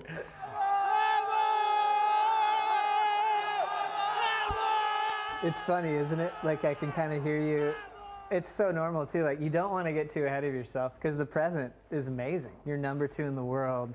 Do you allow yourself to talk about a world title and wanting it? I have been trying to avoid this type of conversation. Am I ready to go for a world title shot? Am I ready to be in the finals in the end of the year? Am I ready to go through all the high and lows that the World Tour offers? That's why I think the best way to go through all of this is just to focus in the stuff that I have the power to change.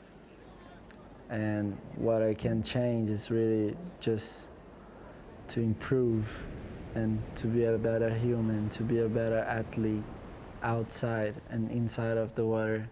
Speaking of in general in life, what are you the most proud of about yourself?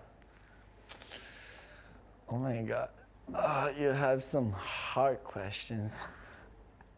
I've been just enjoying the ride and been feeling really grateful and happy, like genuinely, like never really felt that happy in my life. So really feels so good to be where I am right now. I love it. Yeah. Joao, Chubinha, Chianca, thank you so much for your time. Best of luck, best of waves here at Bells Beach and beyond for the rest of the season. Thank you, Joe. It was a pleasure to be here. Woo! Nice work, brother.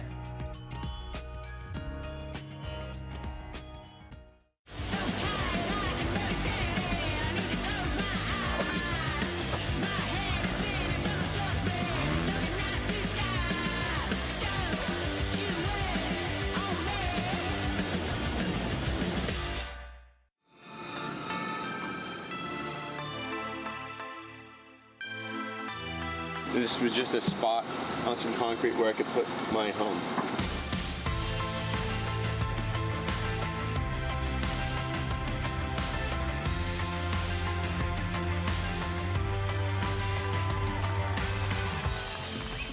Welcome to my aluminum capsule.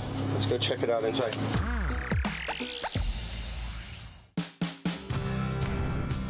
That's where I live sometimes.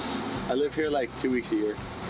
You can water ski, you can swim, you can wade, you can skip rocks. You can take really nice sunset shots this way, looking west. I have a place in Florida, 2 houses in Hawaii, and 2 apartments in Australia. The surf's more consistent here than all the others. Day to day, the best surf is here. Of all the homes I've owned before, I've traveled in and out their door. Dedicate this song since I've moved along from all the homes I've lived before. I don't have a dustpan, so it's gonna have to work. So this Airstream used to live in my old landlord's driveway, and so I bought it from him. Lived in it in Malibu for about 3 years, and then moved it up here to Surf Ranch when we got this all set up. This is where I eat and sleep and take a little break, but this is kind of like, sort of feels like my home, the whole place. That wave thing over there, it's good. Oh, I'm here a lot less than Strider. Strider was hassling me because he said, you know, nobody's had a chance to get a wave. How are we supposed to commentate about the wave if we haven't surfed it, you know, if we don't know it? And I go, I don't know, just make sure you paddle out at Jaws and Nazare before the contest starts and make sure you get a couple waves. He's like, that's a good point. This is something I've never made. This is a chocolate almond milk. So I'm making like a cold brew mocha. Macadamia milk too, milkadamia. Do you know the trick to pouring a full one of these so that it doesn't like a woo woo woo? You pour it this way. See this? So it allows some air in. See, it pours smoothly that way. This closet is about what our lockers are on tour. So I end up just leaving stuff here that I don't really wear. Got a shower, fully functional. I actually use it pretty often. Full bath. You can go number 2. We got black water in here if you need to, but don't do it in my house, man. You gotta have the Jesus book. That's another one. Confessions of an Economic Hitman. Bra Boys, great book. Guns, Germs, and Steel. I have Unbroken. Yeah, there's some good stuff, but I always end up in crop circles. It's just a picture book, you know? That's the easiest one to read. A little Martin ukulele here.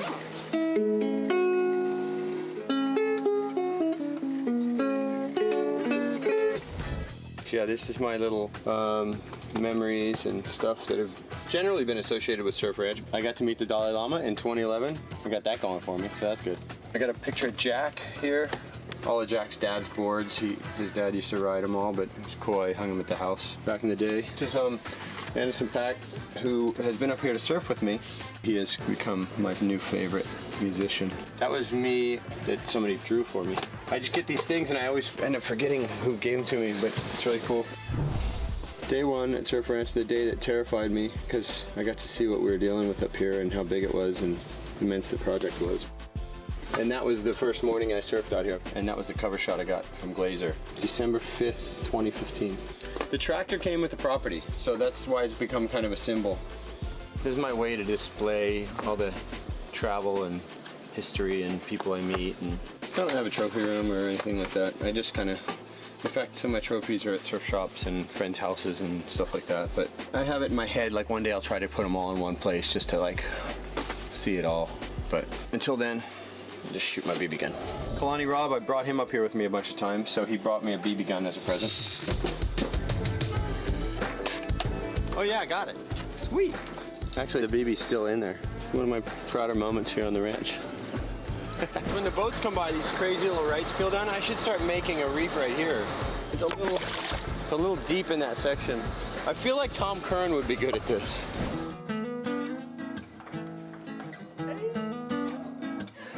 This is our living room. Boardroom there.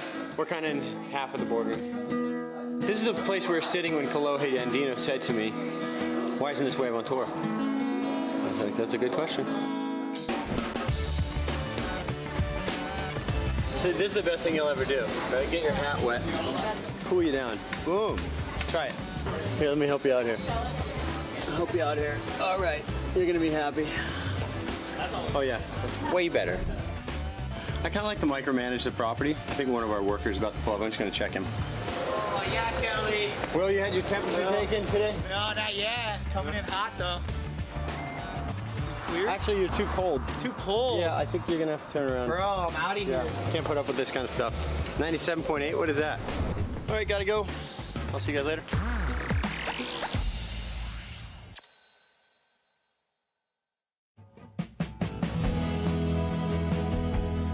I grew up surfing Waikiki and passing the Duke statue every day, but it wasn't until recently that I really learned about Duke's story and who he was as a person and what he achieved and how he lived his life, which is so inspiring. I feel like everyone should know from a very young age the story of Duke.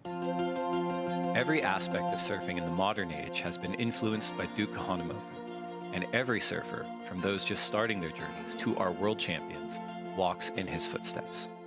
Your two-time world champion, John Florence. I think Duke represents the roots of surfing, the core of it, and coming from Hawaii and knowing the history of Duke and what he did as a swimmer, as an Olympic athlete, as a surfer, and bringing surfing around the world, it's turned into a real, pretty amazing kind of sport. Everybody in surfing knows who Duke Kahanamoku is. I feel really proud to be able to,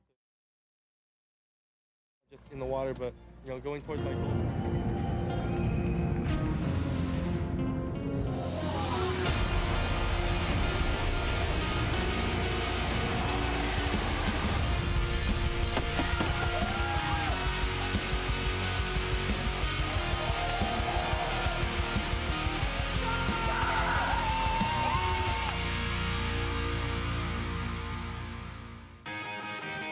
Hi, everybody. You're watching the Surf Ranch Pro presented by 805 Beer. Thanks for being with us, and everyone watching on CBS News Los Angeles. Qualifying round, heat number 4, just about to get started. Nice little break. Everyone on site had some time to check out all the great sponsor activations. And now we're going to anticipate what's going to happen coming up next. Thanks for being with us. Joe Turpel alongside one of the best surfers in the world, competing for world titles for many years, Rosie Hodge. Where? You'll never say it because you're too humble, but I love your career and I love your insight, especially with these surfers coming up next. Griffin Colapinto, let's start there. He has been on a hype reel this year with the amount of keeper clips that he locks in free surfs, the amount of wins he has, the amount of fans he has.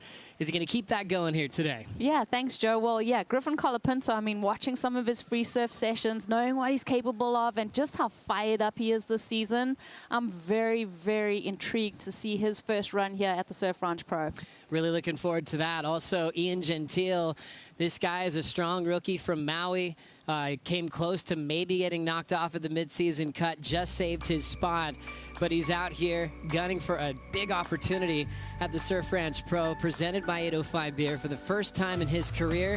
Gentile taking on Italo Ferreira, a former world champ, and Iago Dora, who might be one of the outside favorites outside of any world champions or the Medina Toledo story. Iago's got a really good connection at this place. He does. I mean, wow, look at all those names. This is such a stacked heat. We've got a former world champ. We've got Griffin, who's looking for that Final 5 picture. But Iago Dora, like you said, sneaky good out here and potentially a favorite in this heat. Yeah, just his ability to look smooth at all times, never looks rushed. Iago also has a very aggressive air game, done with style. He always makes it look like he's got a low heart rate and everything's nice and calm, but then he'll let out a roar when he throws down something really big. I'm loving this format. You get to compare 4 surfers at a time. And remember, a lot on the line. First place goes straight to finals day. And second and third surf tonight under the lights for a last chance to make it into the quarters. And fourth place, unfortunately, knocked out of the event. We've seen that happen 3 times already today, losing Kiowa Belly, Jack Robinson, and Callum Robson. Now time to shine for Maui's own Ian Gentile.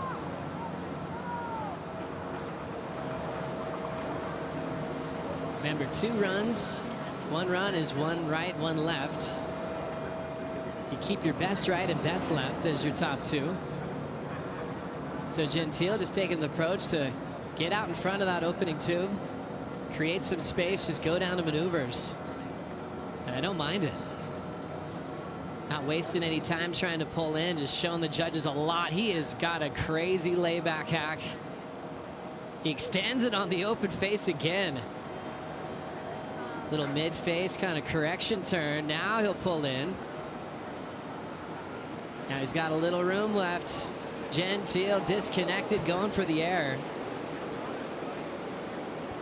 But if there's one type of move that Ian does that's been standing out to me this year, it's that version of that layback where he can really stop it short if he needs it. He can extend it into more of a lean back carve. It's been really reliable for him this year. He is. He's so fluid, but then he has that touch of aggression that really gets you just interested in what he's doing and excited about his surfing. That was a nice flow through that wave, but really crucial that he didn't finish off that last maneuver and really polish it up for the judges. Let's focus on the judging criteria for this incredible event. Stop 6 of the season, focusing on maneuvers.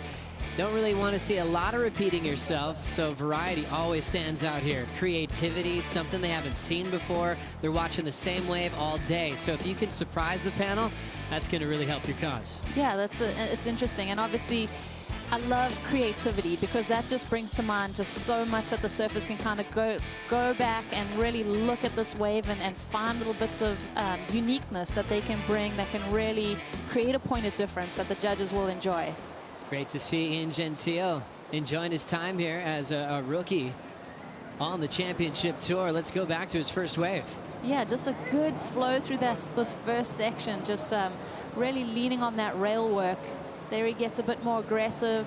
And like you said, he opts to go around that first barrel section, which is nice. I mean, this wave didn't really offer up too much of a cut, but definitely able to lean on that back foot and really just lay his entire body into the face of that wave. So huge gouge from him. almost a little bit of a stumble there.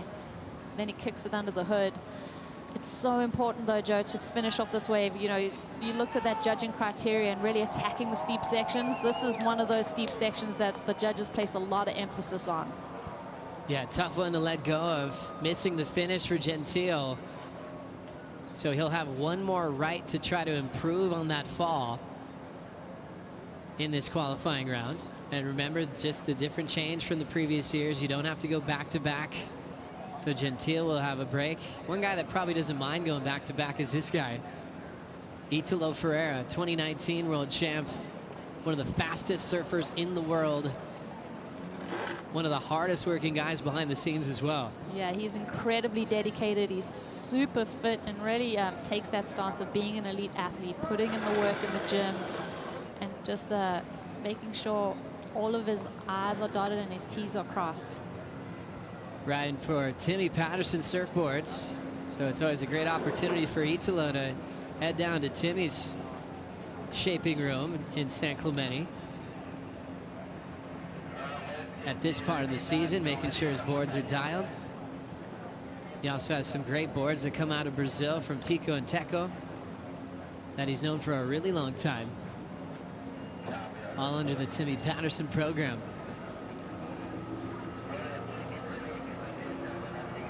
Italo just dying to get into that winning formula that brought him to a world title in the past.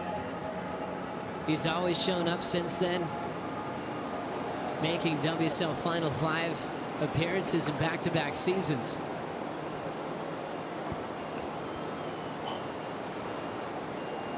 First start for Italo. Carve, snaps it again. There's the turn off the lip, goes a bit hollow on him, so now slowing down a bit. Yeah, when you look at Italo's forehand on this left-hander, he's got so much speed and velocity going down the line, but you're so interested because this guy can get creative. He's got the variety, he's got the spiciness in his surfing. Very excited to see what he does in this end section too, Joe. Love how he's really opening up with that wall. Rapid fire surfing from Italo, pulls in. Time to enjoy the tube, and you know he has more. Ferreira punches out the fins, reverses it without a problem. Just to test the theory for his fitness and his energy, I just wouldn't mind if he had 2 waves to go right in a row. If that wave just can start it again, I think he'd be fine. I think he would almost improve. Like, I feel like the guy, like, he gets warmed up and then he gets his momentum and he surfs into rhythm. Full flow through this wave. You know, you think about attributes that are just so positive for this place. It's having that light-footed, quick approach. And Italo definitely has the speed. He's able to stomp on the turns when he needs to.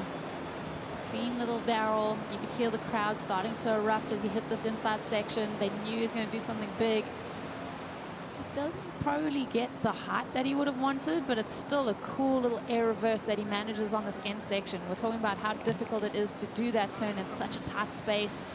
Italo swings it around. So good first wave, a good foundation. Likes to move a lot, likes to catch a lot of waves. Love the energy out of Italo Ferreira, man who's accomplished obviously his world title, but also 7 championship tour victories.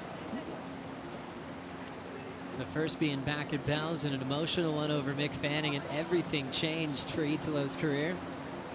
As we'll dive into this venue even further to see where we are sitting in California, right in the middle of it. It was a top secret operation for Kelly Slater and a team of engineers. They found a plot of land that used to be a water ski testing site. They thought, okay, maybe we could just practice here, create a model and a prototype to see if it's going to work. Well, it worked, created a perfect wave. This is where we sit today, right here at the WSL Surf Ranch. Yeah, and it's been fun to see the different tweaks that have gone down on this wave and how they've really tried to perfect the bottom, the bathymetry, to turn it into the wave that it is now with the different sections. You got the barrel, you got the turn sections, and then the barrel at the end and the steepest section to really finish off the ride. And you have that hydrofoil that pulls down that track, creating groundswell type power, just like you'd feel in the ocean.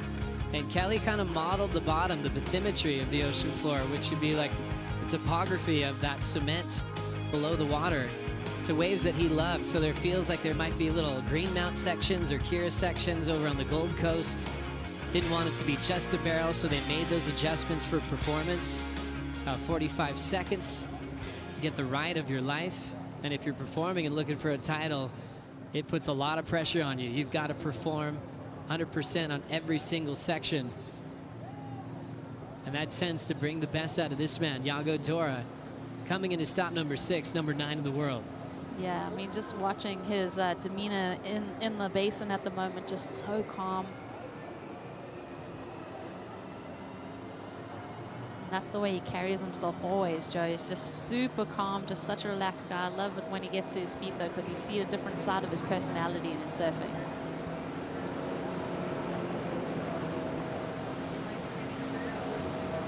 Yago Dora, 2 turns already. Gets the third, and remember, it goes a bit hollow right here, so nice, smooth surfing. Fit in a 4th. Skipping the tube on this one. And continuing to throw down backside snaps. This guy loves to change up the approach. He'll probably be looking to do that now. More on the back foot on the car, more vertical on that effort. Nice controlled surfing from Dora. Hollow pit opens up on the inside corner. That was the first time he really had to change gears on that entire wave. Throws down a backhand rotator without a problem. So Dora lighting up his opening right in qualifying round heat number 4. Tons of backside snaps, subtle moments of variety, but he just really waited for the barrel to reverse moment to just switch up the formula. Standing by for scores from Yago. Remember, Italo already has a 7. Gentile has a 4.83. We'll give you the total update right after this.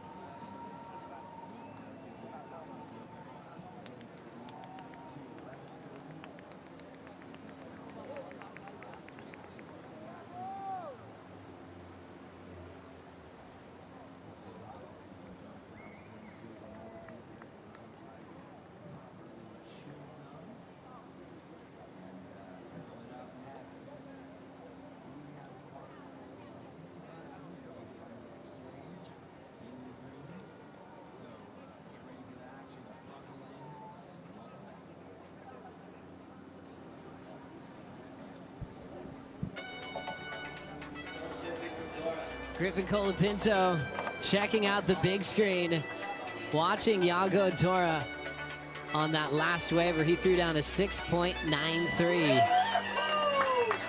And it looks like he liked what he saw there. They're in the same heat, but he's feeding off that energy. Number 99, sitting inside the WSL Final 5 picture here at stop number 6. As you see the numbers in, Dora, 6.93 right behind Italo. Yeah, good score. Really nice for both Italo and Dora. With good starting blocks. Yago Dora executed well with some clean backhand surfing, and I feel like he's just got more to show on his second run, which is the advantage there that he already produced a solid 6.93. Let's get some insight from AJ. So we've talked so much about what everybody does to prepare for this wave here. Ian Gentile told me that before he got here to the Surf Ranch, he went to the standing wave in Waco to try and get his legs under him, because we know that it is an endurance test here. We're going to see him try it out now. Thank you so much, AJ. Yeah, it's a kind of a cool thing where you see how do they prepare for a wave that you can't just get into. You know, Surf Ranch had a planned practice runs. It's cool to see some of them take a trip over to Texas Just being a wave system.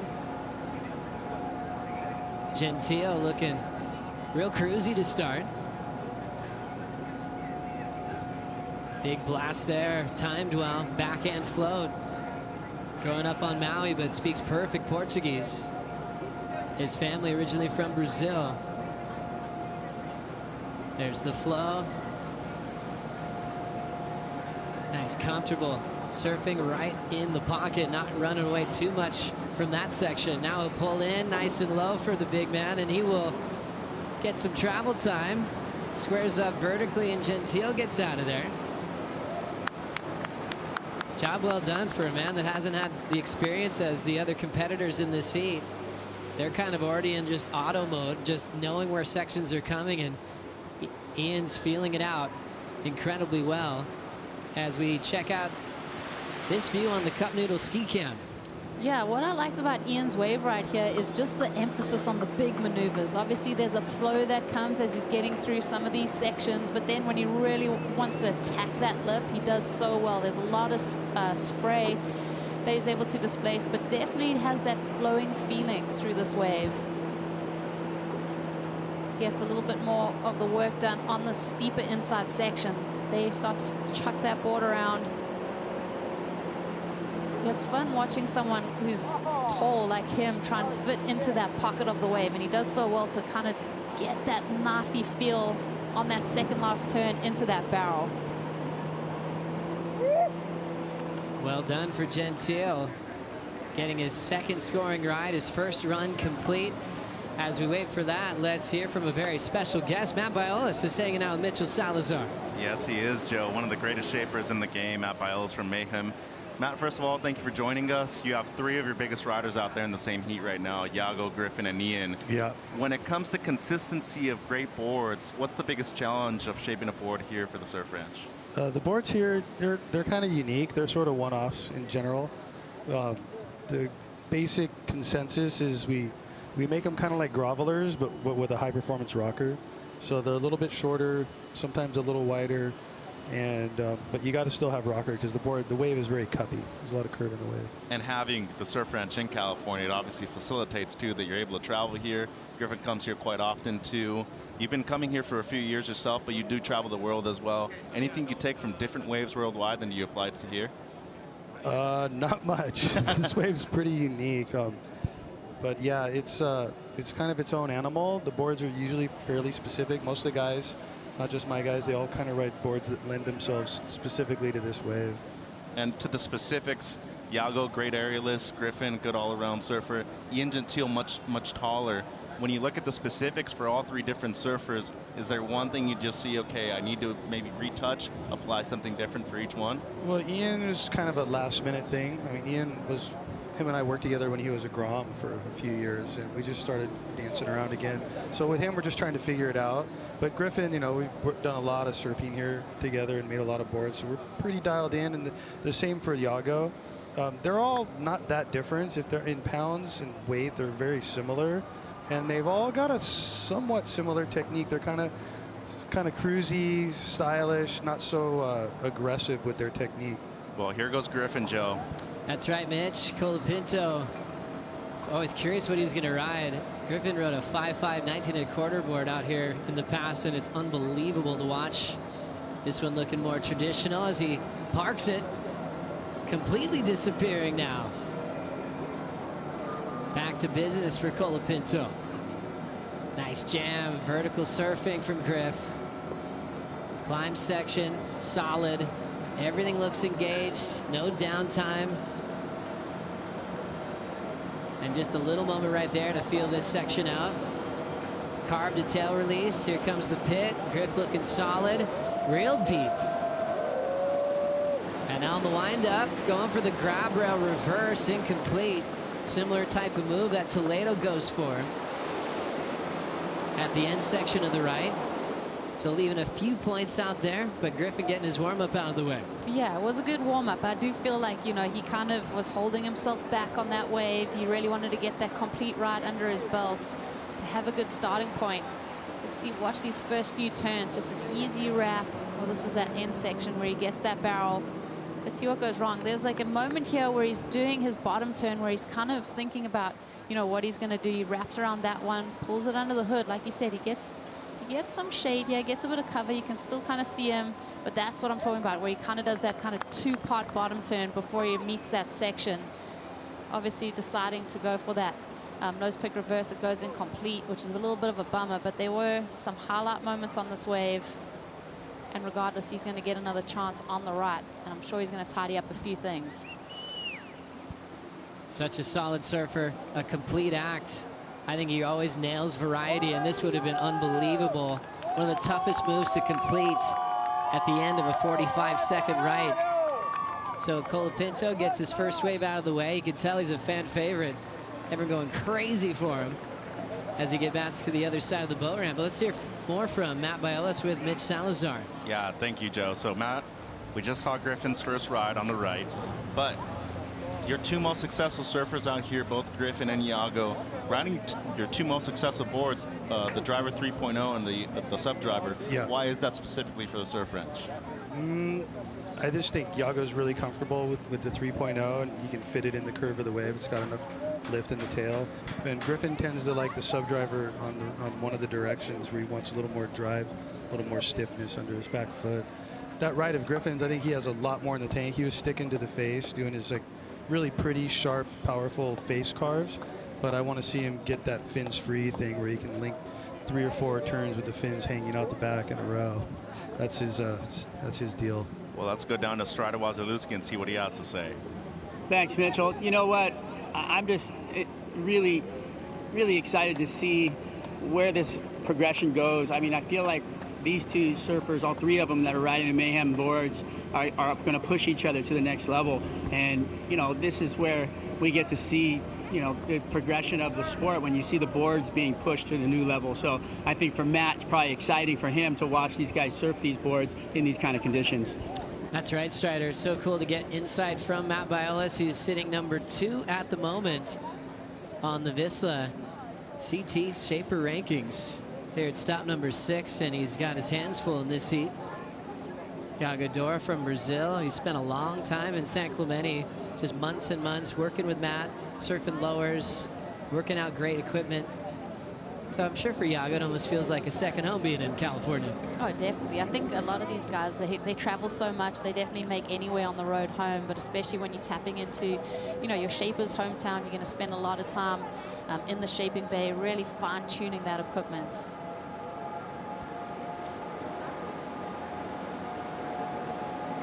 First surfer to ever ride the left here at the Surf Ranch was Jerry Lopez. He was so happy to take the honor. And this man has had a few Jerry comparisons by his style, the way he approaches the pit.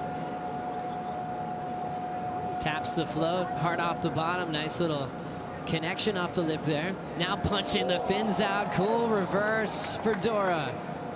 Right into a climb. That's what makes him so dangerous out here. Cool little lean back off the lip. John some water on that carve. No hesitations into the hollow part of the wave. Dora enjoying this tube. Now setting up the finish. Loses it on the forehand reverse. But everything else looked incredible. Yeah, I was about to say that's my favorite left of the morning so far as we head into the afternoon. But yeah, that was just so impressive. I think we saw Jet do that air reverse on that outside section this morning, but Iago's little variation of that was so smooth, coupled up with that power turn straight afterwards. That combination of major maneuvers is really going to get the judges thinking. Beautiful flow through it too, just so in control. The way that he shifts his feet too is so impressive. Watch this. He goes up to that lip line, is eyeing it off. He meets it with a lot of force.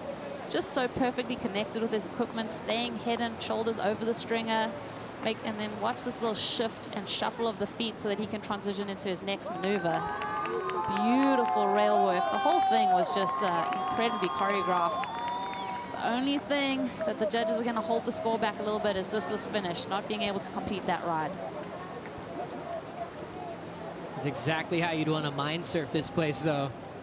Remember, they love creativity and just changing gears, going for a risky move like that blowtail reverse. You're definitely risking the whole wave. So Fedora, he'll get that second scoring right in and see how that affects his position as Italo prepares. Italo just trying to hold his spot there. A little bit of that current kind of flowing as things settle down from the wave before. And I'm sure from the control tower, they're saying, Italo, you can't climb that. Stop that. It's so fun to watch. You just never know what's going to happen or what he's going to get up to.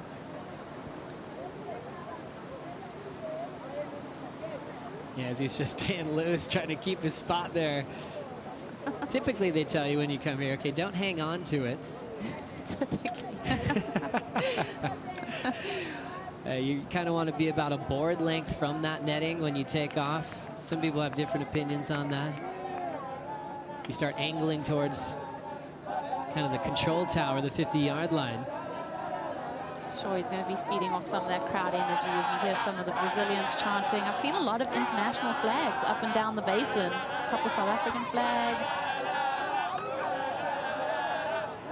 Love that. And that's the kind of energy Italo thrives off of. We just got an update from the judges' room. 7.77.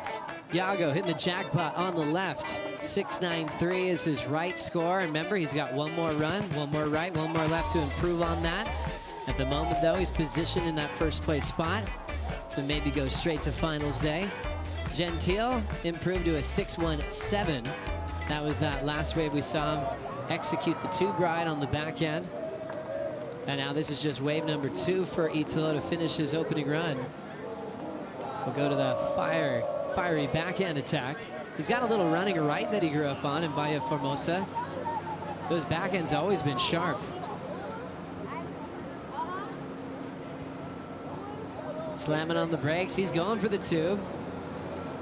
Love how he positioned himself forward to make it, Strider. Yeah, beautiful technique right there. He's so comfortable. The technical side of Italo's surfing really on display here as he whips backside through the lip. Beautiful tail release, power gouge right there. Throws it straight up again. You know, this is some beautiful surfing. Drifts over the top of the roof right there. Beautiful turn down into the tube.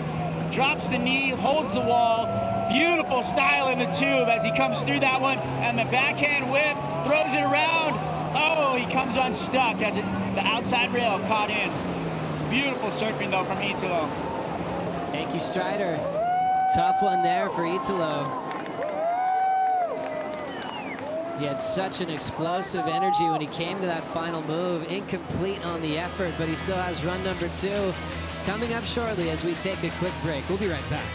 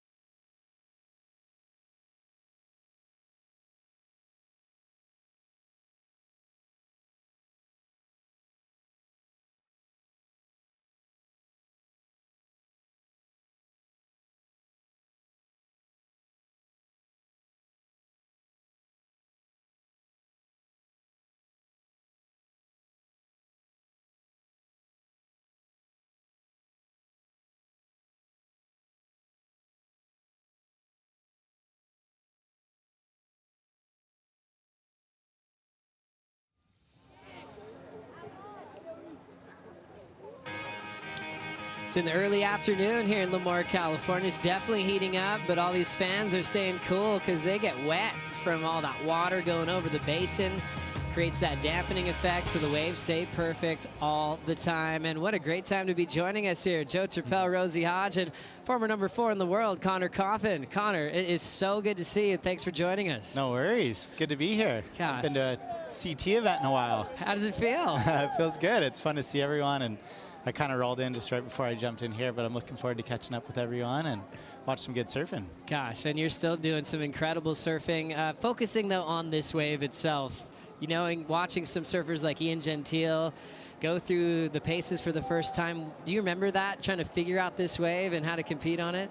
Yeah, I mean, we were really lucky, too, when I first got to come up here and surf. It was before it was booked out all the time, and they gave us a lot of practice time, so I got a bunch of days up here. I mean, I remember one day I showed up to a practice day, and it was just Bethany and I. Oh, wow. Like literally for hours. Oh my gosh. And I couldn't, my legs were fried, and I literally couldn't even make it past a few turns, and Bethany kept going back and forth. But yeah, here's Griff. He's been really working hard. We had a few really fun days here together early on too, and he surfs insanely well out here, as you can see right there. That's right, throwing the fins out. How hard is that to do, Connor, when it's such a demanding wave and you want to finish? Obviously, the Griffin unfortunately getting caught up. But to actually throw that kind of risk halfway down on a wave like this, I don't know if people who watch around the world surfing in the ocean would understand what that's like to have that kind of commitment there. Yeah, it's hard. It's such a long wave, so I think it's just challenging from a physical standpoint to have the juice in your legs to do maneuvers like that as the wave goes on. And the judges really reward the riskier maneuvers further out the back of the wave, so that's why Griff is trying to throw that out there. But it's a tricky wave because the power is really unique. You have to generate most of your own speed, and then the lip it's never really coming back at you. And a lot of times, you know, when people do blowtails or airs or something, the wave kind of gives you a little cut to blast off of. And this wave never really does that until the last section. So yeah, it's tricky. It's really hard. So Griffin now regrouping for run number 2, but it's kind of time to catch up with what Connor Coffin has been up to. Why don't you check out this sneak preview of Convergence.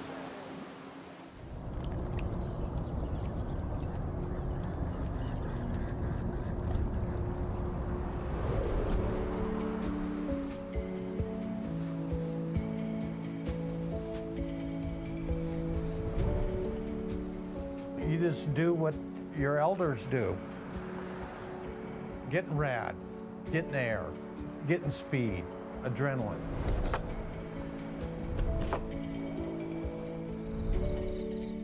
The most exciting part for Connor is that there's some unknown coming. He doesn't have a schedule he has to follow. He can do what he wants and enjoy doing what he wants. Nate is very aware of other people, very interactive, very considerate. I have to say, I have appreciated his moral compass all the way along, from about age 10 onward.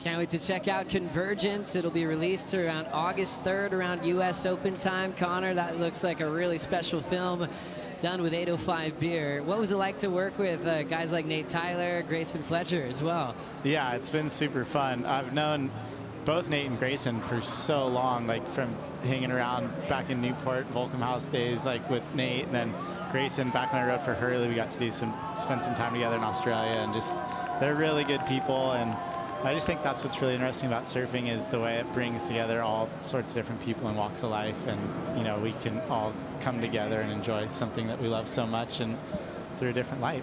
Here's Ian deep in the tube. That's right, Gentile coming out with some speed. Nice lanky surfer. He's got a lot of range when he springs off the bottom. Let's see if he can feature that little layback. He's got a lot of power and control there, but just using the lip line well at the moment. Hustling to catch up to that section off the lip. Lays it down using a lot of the open wall. Now pulls into the barrel. Perfect spot there to come out and throw down the big tail whip reverse. Gentile trying to get radical on the end there. Almost thought he had it. Famous for radical surfing at a very young age. The tagline to his profile for many years was having the perfect heat at nationals at lowers. Connor, you probably were around there somewhere when Ian did that.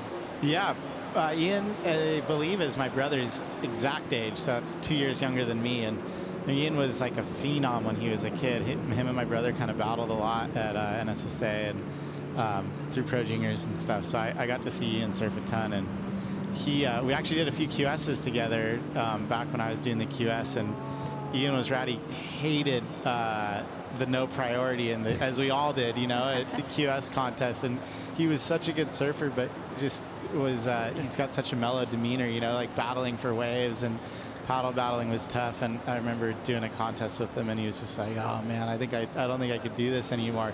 And he took a pretty long break, and then when they did the QS priority, I think he was like, oh well, I got to give it another try, and here he is on the CT. So it's cool to see him make it. He's been a really good surfer for a long time. I love that story, Connor. I think there's a lot of surfers going, maybe I'm out of retirement. It was such a change going from just getting out hustled when you're in the spot and knowing you could shake turns, use priority. And now we're seeing Gentile where he is today. Yeah. Can't believe he almost gave up his dream, Rosie.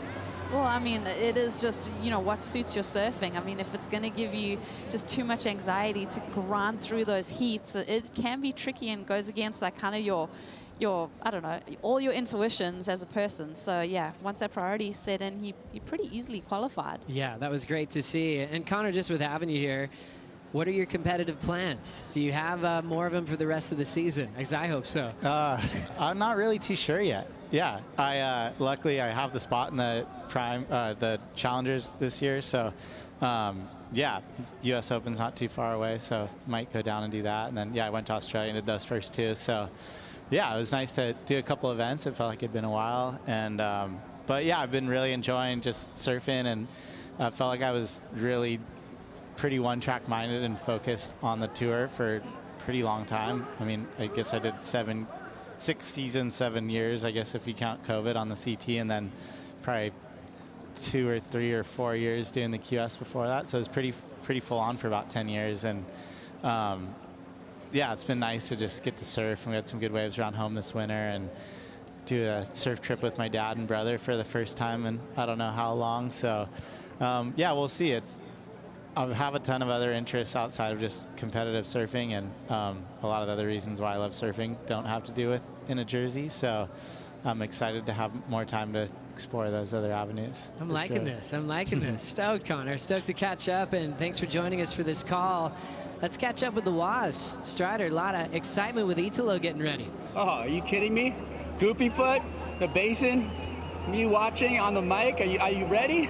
I might lose my mind watching this one and calling this one. That foil is just flying through the water right now. We're tracking. We're getting ready. The water's glistening. Here we go. Italo glides in. Nice calm setup. Nice quick snap off the top to set it. Going for pace, looking like he's going to get frisky. Gets the fins loose, dropping out of the sky. A little bit behind it. Ooh, off the top, little floater. Bang! Huge spray out the back. Huge. Throws it out in front of him and goes down. Oh, I'm a little upset. I wanted to see more action. Selfishly, I love watching the goopy footers ride this part of the wave. But I'm going to jump into the barrel right now. Tough one for Italo, who is so exciting to watch. Pushing so many different types of turns. He's got his unique approach where he hits the lip, but that one's going to cost him an early fall there. Good thing for Italo, he has some decent numbers already, a 7.5 and a 7.0, so he could still be safe. At the moment, he's positioned himself to be in the night session if he stays in second or third. Dora still leading with much more to come. We'll take a quick break, back for more on Lemoore after this.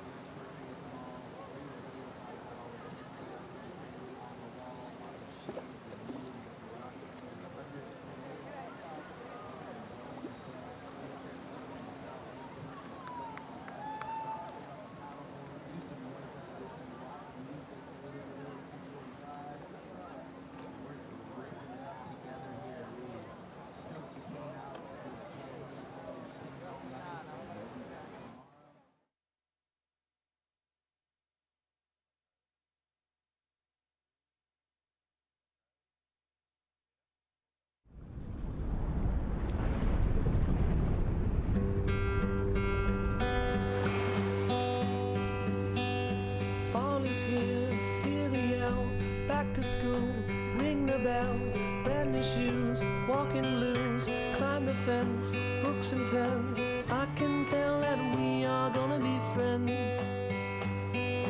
I can tell that we are gonna be friends. Walk with me, Susie Lee, through the park and by the tree. We will rest upon the ground and look at all the bugs we found. I can tell that we are gonna be friends. I can tell that we are gonna be friends. I can tell that we are gonna be friends.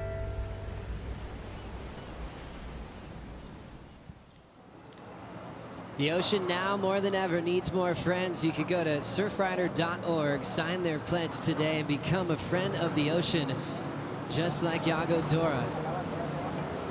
The ocean, one of his best friends, and the basin suits him quite well as well. Moving through some fresh water. Did this a lot on his right before. Really not worried about that outside tube. Just putting together a lot of big turns. And I'm kind of liking that approach. It just keeps that line going. There isn't this hesitation to stall. Maybe he won't get too much out of the tube, so he's just banking on big turns off the lip into some carbs, and he'll worry about switching gears down the stretch. There's the backside rotator that he was waiting for. Incomplete. You can see it right before the tube section. So he could be keeping his 6.93 from the first run. Nice angle from shot? Do you like that? That thing was gnarly. Totally different perspective. Yeah, I was looking back there to see if there's like a cable going around it. So smooth. I'm going to give you another angle here on the Cup Noodle ski cam to see the form of Dora. Rosie, what'd you see? Yeah, I think you said it so well, Joe. Like just having that flow through the section, not worrying about the barrel to disrupt his line was pretty neat to watch. It was just super unfortunate that he went down. He tried to get progressive and free up those fins and do that kind of flowing nose pick reverse. Couple good whacks of the lip there before he got to the steeper section. You hear stride on the back of the ski. Another upside down maneuver. What do you think, Coffin? Yeah, he was ripping. That was, I mean, if he'd made that and gotten the inside too, it was gonna be a really big score. Wow, really trying to release the fins into a rotator for Yago Dora. But what a class act on tour. What are your favorite aspects out of Yago's surfing, Connor? I mean, Yago's just, it's pretty amazing. He's got a really polished style and kind of a pretty narrow, stylish stance, but then has all the crazy airs and tricks, and he's super, super consistent with his make rate on stuff. I think that's really impressive with going for all the big moves. I mean, it's one thing to do them in a free surf and have a lot of tries to make them, but Iago makes a lot of really gnarly stuff very often. And on demand, let's get an update on the numbers from heat number 4. Dora is now leading 6.93 and a 7.77, keeping that from the opening run. So he's thrown away his last right. Italo sitting in second. Italo throwing away his last wave as well. Gentile's hanging on to third. Griffin's the one who wants to get out of fourth place. He does have a 7.07. So it's really about improving on the left for Griffin. Still has a decent number on the right, but just managing something into that 6 range as well for Griff. He could really start heading the right direction. Keep you guys posted as Ian prepares. Strider, a lot of excitement around the basin today. Oh my gosh, you got people screaming all over the place. It's like the vibe along the wall and in the areas on either end is just, it's packed and people are pumped, and I feel like just that energy, and when you're sitting in the water and you get that around you and you feel that, and like everybody's screaming your name and you're all just like, it's just like the pressure must, you know, there's nowhere to hide here. That's the truth. You got the machine on one side, you got the people on the other, you got the judges watching, you know, every angle's covered. You know, we're sitting here talking about it right next to you, literally as you're riding the wave. There is nowhere to hide here, and this place is just all performance, and you better just have the knuckles to pull down and do it, because it's a pressure cooker for sure. How do you feel, Woz? Do you feel exposed? I know a lot of fans know your name pretty well. You know what? I've been blessed with a couple of cheers. Feeling good, feeling good. We're stoked. We're ready. Here we go. Well, Strider, before I let you go, did you just take off? I didn't hear you, buddy. Hey, I want you to call the start of this wave. Oh, let's do it. Okay, well, looks like Ian's just calmly waiting, just barely even moving, and he's just gonna glide right in. Didn't even look like he paddled for it. Nice, smooth entry, very clean. Getting the board moving. There we go, wave standing up. Board's gonna go vertical. Bang! You knew it was coming. Wave's cupping out another one. Boom! Buckets out the back. Almost missed it off the backside. Oh, and he almost went down. He's gonna try and recover. It's not gonna happen. Sorry, Joe. This one's gonna go unridden. It's okay, Strider. Ian's gonna have more reps out here. I love the way he surfs. I know he's got another chance in his run. Yeah, always hard to see anyone get caught behind. And sometimes, Rosie, it almost seems impossible to actually come around the corner compared to, like, if he was deep on a wave at lowers, you're like, oh, Ian's gonna make it. But out here, it's just different. The energy's moving sideways. Yeah, it is extremely difficult. As soon as that white water kind of snaps at your heels, you know you're toast. You have that little moment where you try and fix everything, and you see it here as he gets to his belly on this board, trying to like kind of paddle out of it and force himself ahead of the wall. But it's so difficult to regather that ground when you've been put on your heels. So right there, just a bit late, and then his foot got a little bit off balance, and that really cost him the rest of the wave, Connor. Yeah, it's just that fine line of attacking the lip, but he got a little tight there. It's such a long wave, and in your head, you're not used to having such a long wave, I think, that you want to attack every little bit of it, but you just got to give yourself that little bit of room, I think, to set up the big moments on the wave. Connor, is the power actually a little deceiving? Is it right in the pocket here? Sometimes does it feel like it's actually out in front of the pocket at times? Yeah, I just think that it's not really going with you. You know, like when you stand up on a normal wave, you could just sit at the top and you don't need to try to go because the energy's going towards the beach. Whereas the way that this plow thing moves through the water kind of sends the ocean, the fake ocean, towards the pocket, you know, you're kind of like struggling to go against it. So then, you know, in the case of a contest, you're trying to do all these maneuvers and then recover to get back in front of the wave.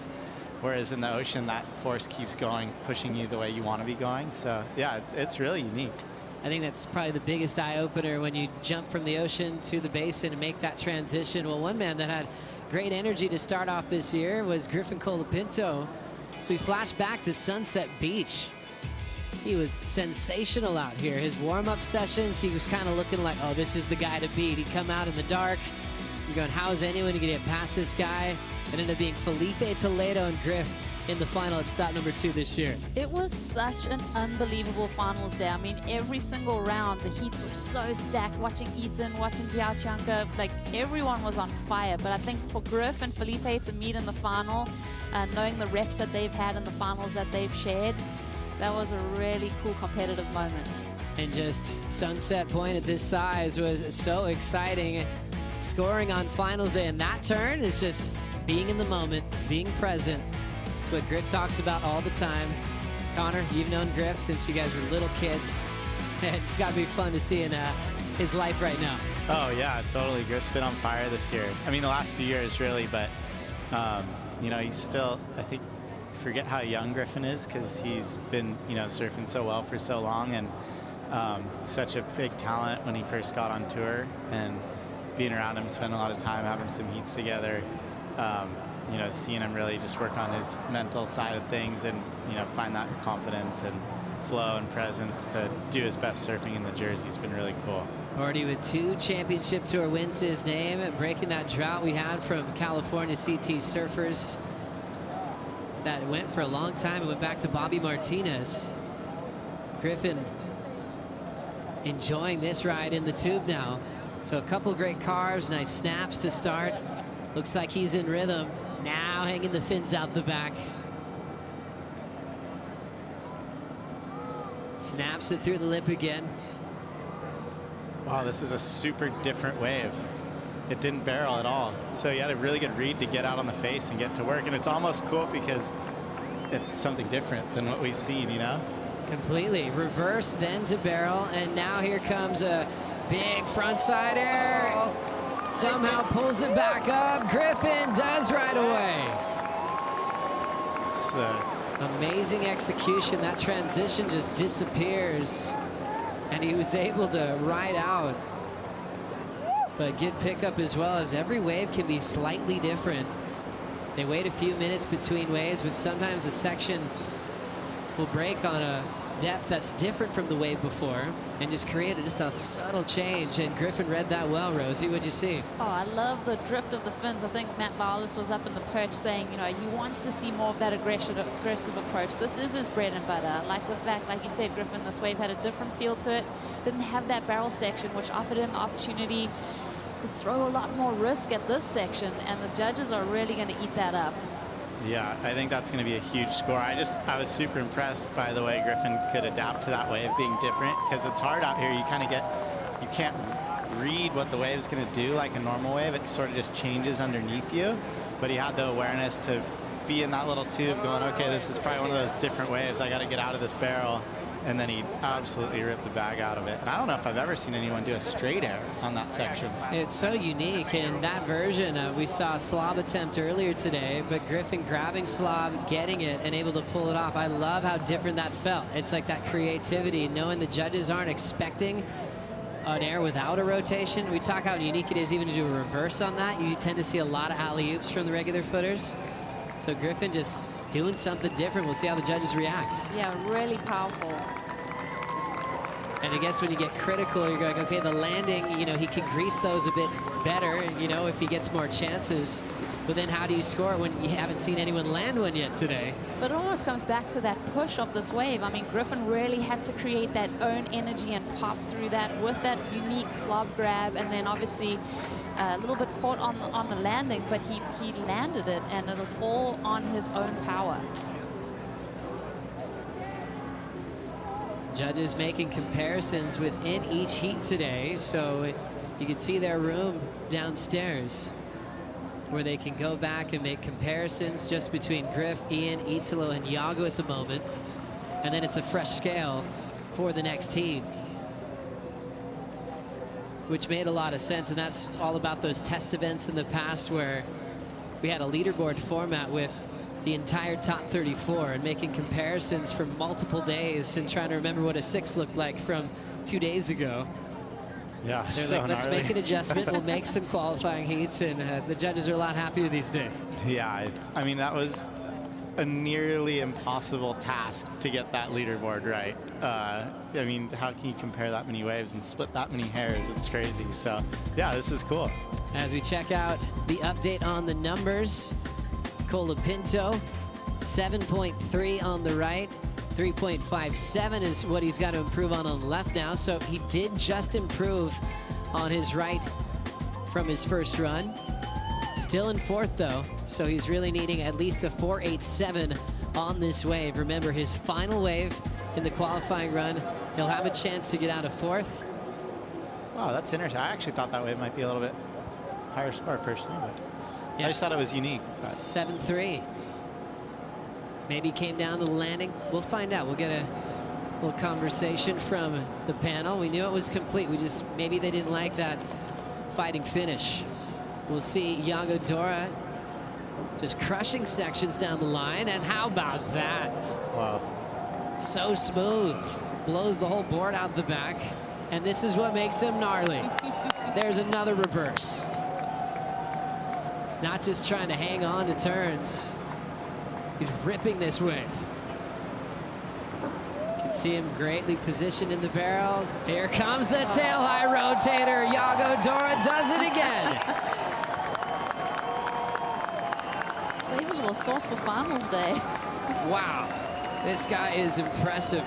Doesn't show like he's ever gassed. Doesn't look like he's ever out of position. He looks so calm and centered. And well, this is where he lets out his fire, huh, Connor?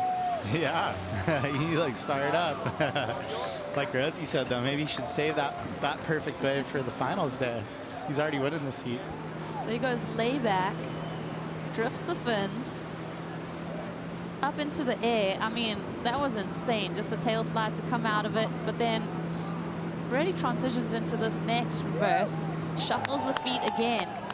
So really getting a couple different looks at the power moves, the risk, obviously this last maneuver. I mean, you think about all the energy that he's used, how much his quads must be burning, but then to do that air reverse, pretty cool. My favorite left. That was pretty punk rock as well. The way he extended in the air on that punt, that wasn't your normal air reverse. That was unbelievable. Iago Dora stealing the show here in Lemoore, California. We'll be right back.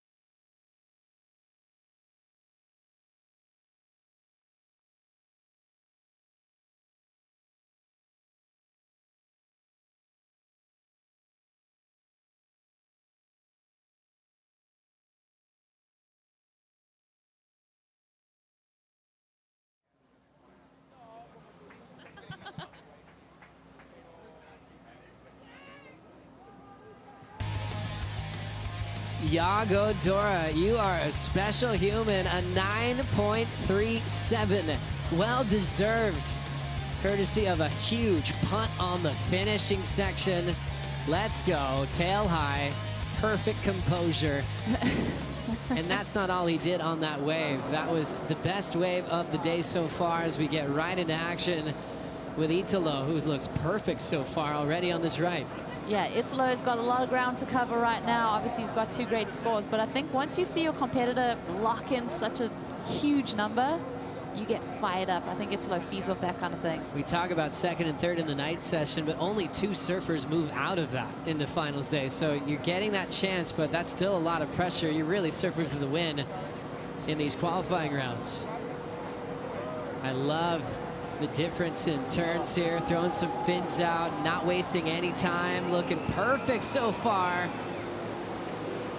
And now the final turn, pop, shove it, got tangled up and loses the final turn. You'd expect Italo to throw down those skate influence type turns like that in the basin. But he won't get credit for that finish when you lie down. It's basically like you're falling. Even though you're still on the wave, you want to see everyone land on their feet.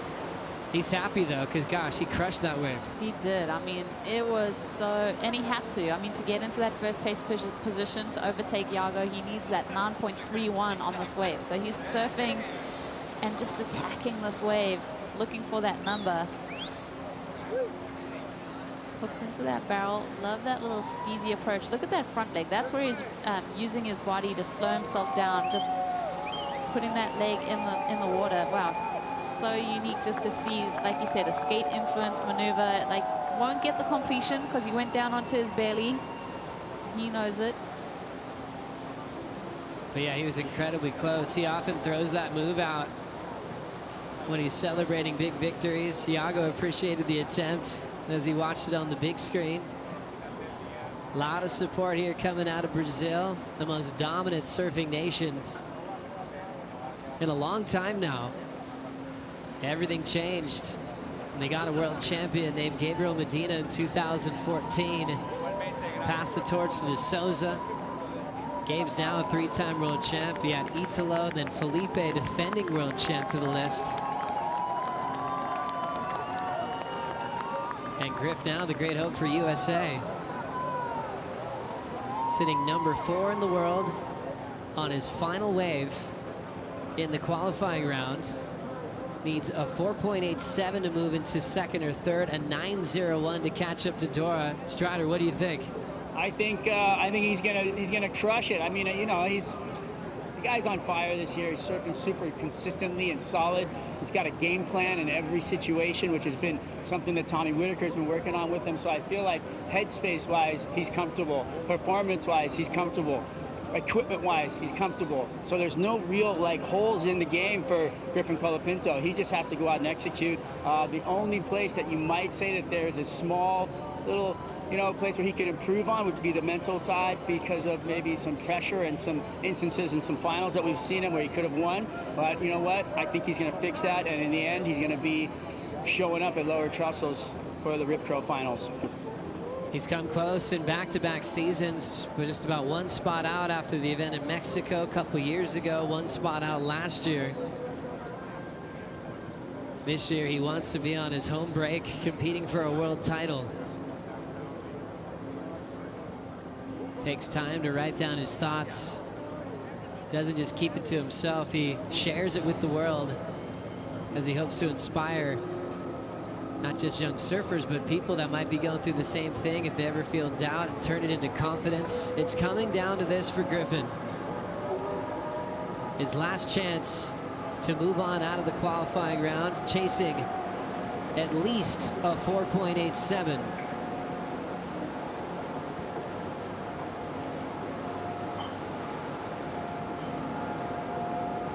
Setup work to get this one started. Making sure that he gets out in front, throws down the snap, hits it off the lip, jams it again. Griffin looking comfortable. There's the foam climb. Throws the fins out a bit. Hits it off the top. Griffin trying to come into some clean water here. Belts it with a bit more authority. And now slowing down for the pit. Griffin pulling in. Completely disappears. Deep tube ride. Can he finish? Blowtail reverse. He gets it. Chasing a 4.87. Fans loving it in there. His mom Camille is in there somewhere, along with his father Mitch, and all the support from San Clemente as well. Clutch situation there. How are you feeling about him and his efforts to move on at least to the night session? Yeah, my heart was in my throat. I mean, I'm definitely taking deep breaths watching Griffin on this wave, because if you fall midway through this, I mean, even though it's only that 4.87 that he requires, it's lights out, and fourth place gets sent home. And then you think about opportunity to get the 9.01 to send him into first and straight to the quarterfinals.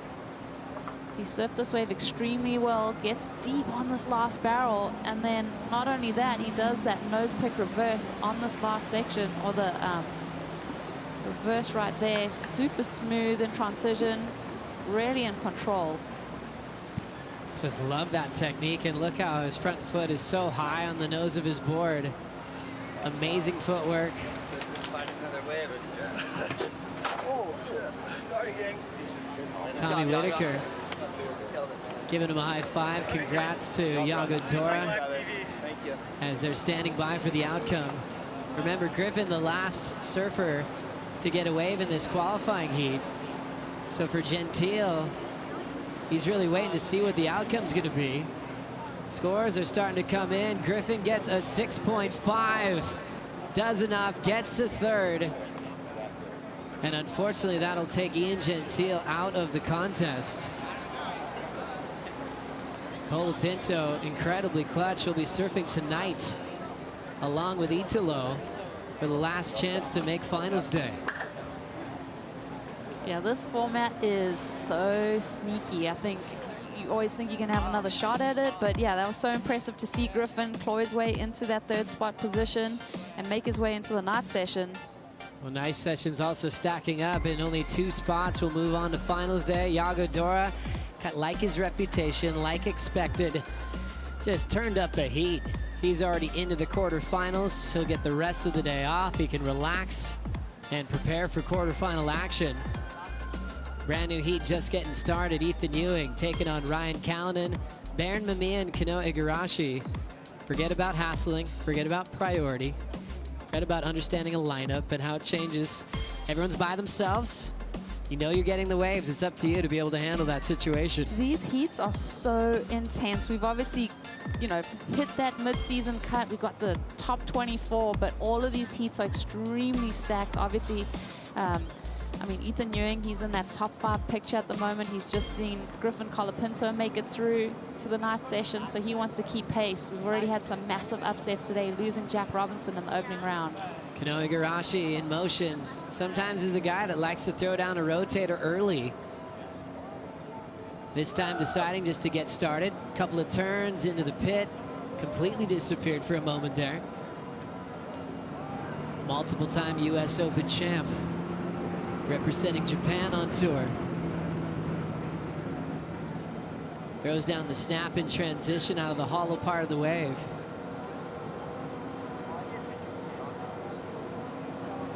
Frames a little lean back carve up there, and now packs this section. Been deep on his barrel rides on this wave. And then the throw tail doesn't reverse, lays back incomplete. Igarashi's first right out of the way.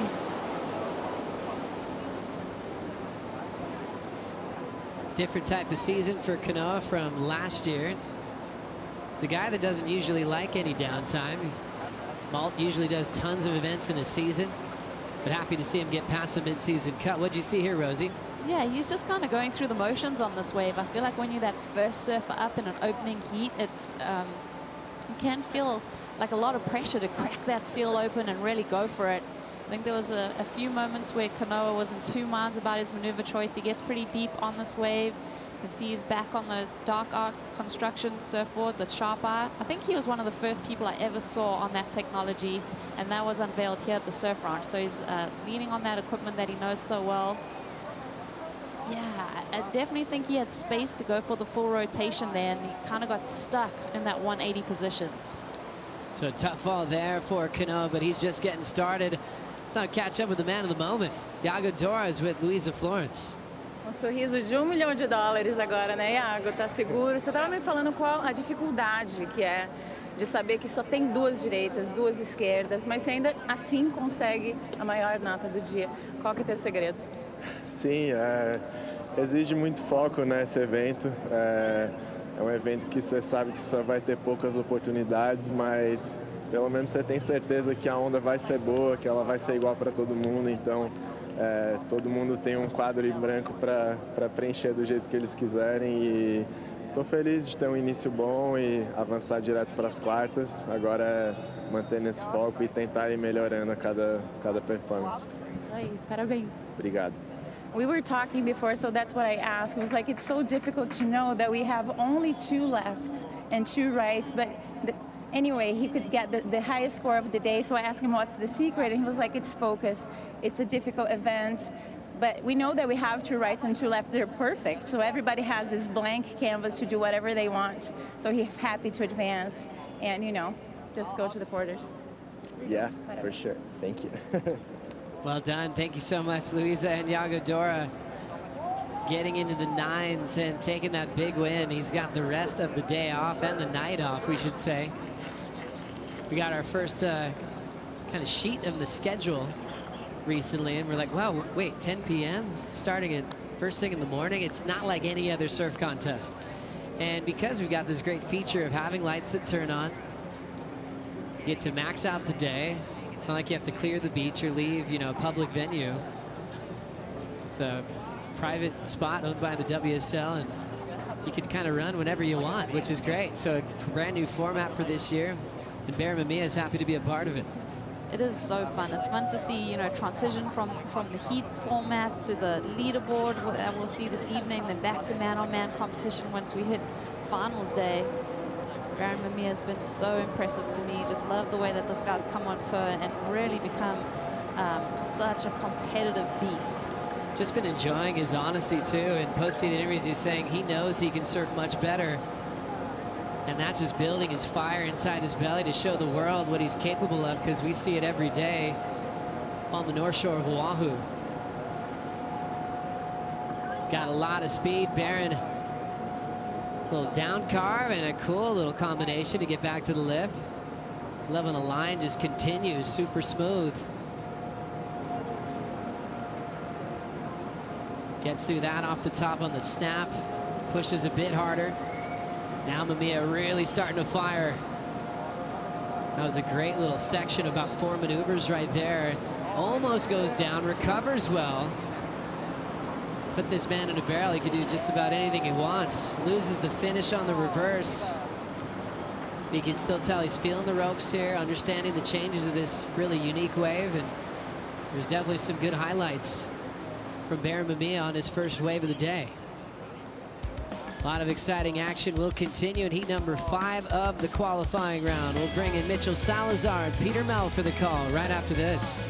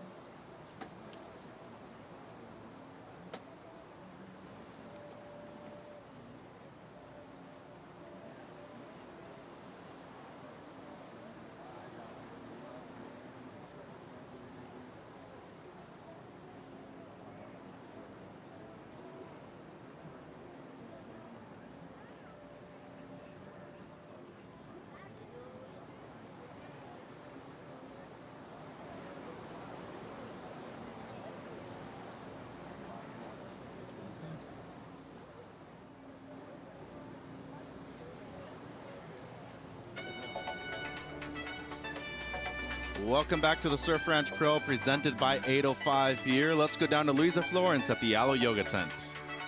Guys, I wish I was dressed properly to join this amazing breathwork and yoga class by Aloe Yoga. If you're not able to catch this class, they're offering another one at 5 p.m. and for kids at 4:30 if you want to introduce your kids, you know, to the world of yoga. But my favorite thing about what's happening here is that this event feels like a celebration, you know, a true celebration of surf community and surf culture. If you're a foodie, if you're a yogi, if you're a music lover, if you come here just to spend day with your family. There's something for everybody here at the Surf Ranch Pro, presented by 805 Beer. Thank you, Luisa. As we are in Heat 5 of the qualifying round, Mitchell Salazar here with one of the all-time greats when it comes to big wave surfing, Peter Mel. Pete, the birthday boy out there in the water, Ryan Callanan. He's 31 today, looking for his first ride out here at the Surf Ranch. Well, and he's been one of the stars of the practice session, so we'll see what he can do here. So good on the backhand, riding some unique equipment. Looks like some carbon and epoxy there. Yeah, that JS looks good underneath his feet. Had a runner-up finish at the Rip Curl Pro Bells Beach Easter weekend. Lovely stance right there in the barrel. And he's going to maximize his time behind the curtain. Comes out, lovely wrap, down carve into the lip right there. And the variation on the backhand, not easy to do, Pete, but when the offshore wind is this strong, it allows you to throw a bit more spray every now and then. So true. And then just the single rail bottom turns. He's not pumping. Right here in this section, he is a little bit. But ultimately, he's held it together with great flow. Wow, and bottom turn to top turn combos have been excellent on this wave so far. And he's going to finish on his feet. So Ryan Callanan looking to at least better a 6-point ride. That was Kanoa's opener. Baron Mamiya gets a 5.17. Great start here for the Australian. You just want a solid number, right? I mean, that's ultimately what you want to do. You want to put up a number straight out of the gates, especially on your first wave, because that alleviates the pressure that you're filled, which is what Griffin just filled. The fact that he needed to put a 4.68 or a 4, just under a 5, it's hard. It's a lot of pressure. So you want to do well on your first wave here. As you look at his backhand style and approach, good release. Again, just the transition from the maneuver into the barrel. If you can make it as smooth as silk, he did. It just no stalling, just a nice little stall bottom turn right up underneath it. You see the footwork, back foot, had to come back up, sets back onto the pad when he goes for the maneuvers. Beautiful work there with great flow and nice little finish. I like the dive off right there. Into Feels the good when you're you get to see the ski spin around right in front of you. Oh, when you finish a wave like that and you come out smiling, it worked out pretty dang good. Ryan Callanan, the birthday boy, starting off with a great wave this afternoon here at the Surf Ranch. And guess what? We're having an amazing time. We're in qualifying round heat number 5. I'm Mitch. That's one of the greatest big wave surfers of all time, the Hall of Famer Peter Mel. Pete, you got a wave, a burner wave earlier today. Talk to us about that. No, it's all good. Score just came up. It's a 7.83 for Ryan Callanan, the best of the heat so far. Yeah, and as expected, really. I mean, in a great start. Not quite excellent, so he's leaving himself some little room, but that will alleviate the pressure. Already scoring the books, which is a solid number. He gets a win here. He takes the win in this heat. He goes straight to the quarterfinals. That's huge. Yeah, and we're looking at the leaderboard so far in this heat. And look at qualifying round heat number 5. Callanan with the 7.83. That moves him up way into first place. Igarashi with the 6-point ride. Mamiya with the decent opener, a 5.17, Pete. And we're going to be seeing Ethan Ewing, the highest rated surfer in this heat, coming up pretty soon. But Ryan Callanan, though, 3 judges went excellent. I mean, it's hard not to agree with that, especially on the right when it's so hard to make things look so consistent and quantifiable out there in the water. Yeah, and I would say that there was moments, there was a good 50% of that where he was literally just on the one rail. No double bump bottom turns. There's a lot of that. There's I call it the hula hoop bottom turn, where you're out to the bottom of the wave. You have to kind of double pump it just to get enough speed and keep yourself out front. And if you can hold that rail and keep that rail held into each maneuvers, the judges see it, you see it when you're watching it. It's like, oh, whoa, look how smooth that looks. You want to go turn to turn, right? Turn to turn, literally. Just I call it single rail, where I'm just like in your bottom turn and you're holding that rail down and you're just going to use that to get into the next maneuver. You're going to transfer your rail, so you're not pumping your board ever. If you can do it from start to finish, which I think is, I haven't seen anybody do it, it's absolutely start to finish. The closest person would have to be Gabe Medina. Really? I would have thought you would have said Kelly, but... No, I mean, Kelly's pretty good, too. I will say that. Well, but just what I watched in all the warm-ups, all the tests, Gabe was able to use that single rail technique. It is difficult to do because you have to stay out in front of the wave. So Kanoa going to go left for the first time in the event. Dropped a 6 on the right strider, looking for his best ride here. See what he's got. This one looks like it's got some foam against the fence. Glides in nice and clean. Board looking a little chattery, but straight up into the lip. When he's attacking the lip line, the board looks amazing. Slams away again. Doesn't have that intensity that I'm used to seeing out of him, but he's definitely putting together a nice wave so far. Beautiful. Maybe he's just building momentum for this inside section. Blam! Straight through the back. Nice. Another hit. Quick in transition. Slams away right there. Take it away for the inside section, boys. Thank you, Strider. Amazing surfing so far by Kanoa. Has a 6 on the right. And looking for a great finish here at the end. He'll get it. So Pete, looking to better at least a 6. At the moment, he's qualifying for the night session. But out of this heat, I'd probably have to say the most stacked out of all of them. He's looking for the win right here to move straight up into the quarters tomorrow. That's exactly what Kanoa is thinking. He wants the win. That was a very paced wave, though. Again, just putting up to make sure. You almost have to make sure that you're going to have the night session, so you just do not want to go home. That is ultimately what you don't want to have in this first qualifying round. Those are 2 good numbers. They're going to be great. Not excellent per se. I mean, I think again he was a more measured approach. Just made sure he was going to go through these maneuvers, throwing water out the back, keeping the flow up. You see there, he was gaining space. Those couple pumps and staying up on the face like that allows you to get down there, but it didn't give him 2 maneuvers, which is what when you're going to pump yourself like there and go for, you got to get those 2 solid moves in, but he got caught a little bit. So they'll notice that in the judging tower. Didn't quite have the same flow that you would love, but just a finished wave, and there was some great turns mixed in here, especially that one.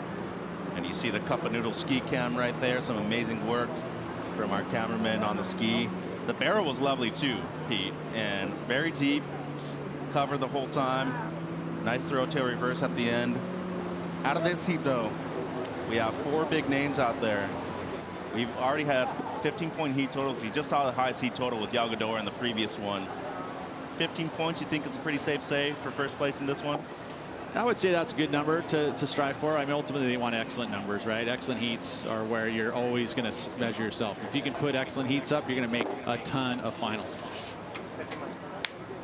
Couple of 8s is what they're probably looking for. An 8 on the right and 8 on the left.